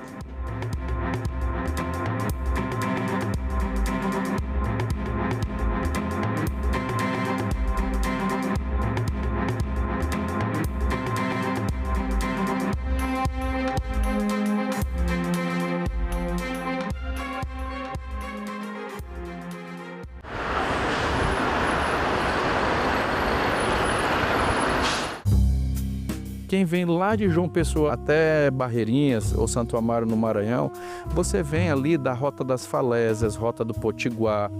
A justificação do projeto diz que ele pretende promover o acesso às unidades e fortalecendo as comunidades tradicionais e povos indígenas, né? Você está falando de desenvolvimento, de geração de emprego, de renda lá. Salão Nobre, hoje, 8 horas da noite, aqui na TV Senado. O IPES tinha a função de criar propaganda política para que a população aceitasse o golpe de 64. Esses filmes passavam nas sessões de cinema, eram veiculados nas empresas na hora do almoço para o operariado e eles eram levados para o interior, para pracinhas do interior do Nordeste, interior de Minas Gerais.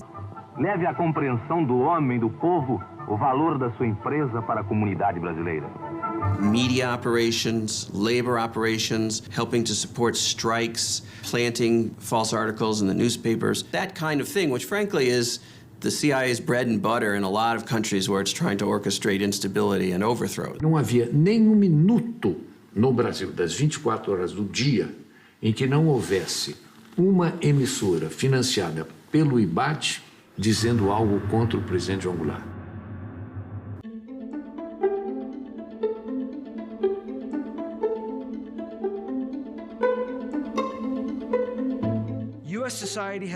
A sociedade americana não tem memória coletiva de autoritarismo. A gente nunca perdeu a nossa democracia. A gente não tem experiência com autoritarismo. A maioria dos americanos, até pessoas educadas, a nossa elite, a maioria dos americanos não entendem a ameaça que nós estamos enfrentando agora. Eles ainda acreditam que autoritarismo não pode acontecer nos Estados Unidos de jeito nenhum. E eu espero que a gente possa ter, de um lado, um aprofundamento sobre isso, do que é o significado dessa situação, mas também que nos traga um pouco de esperança de que a democracia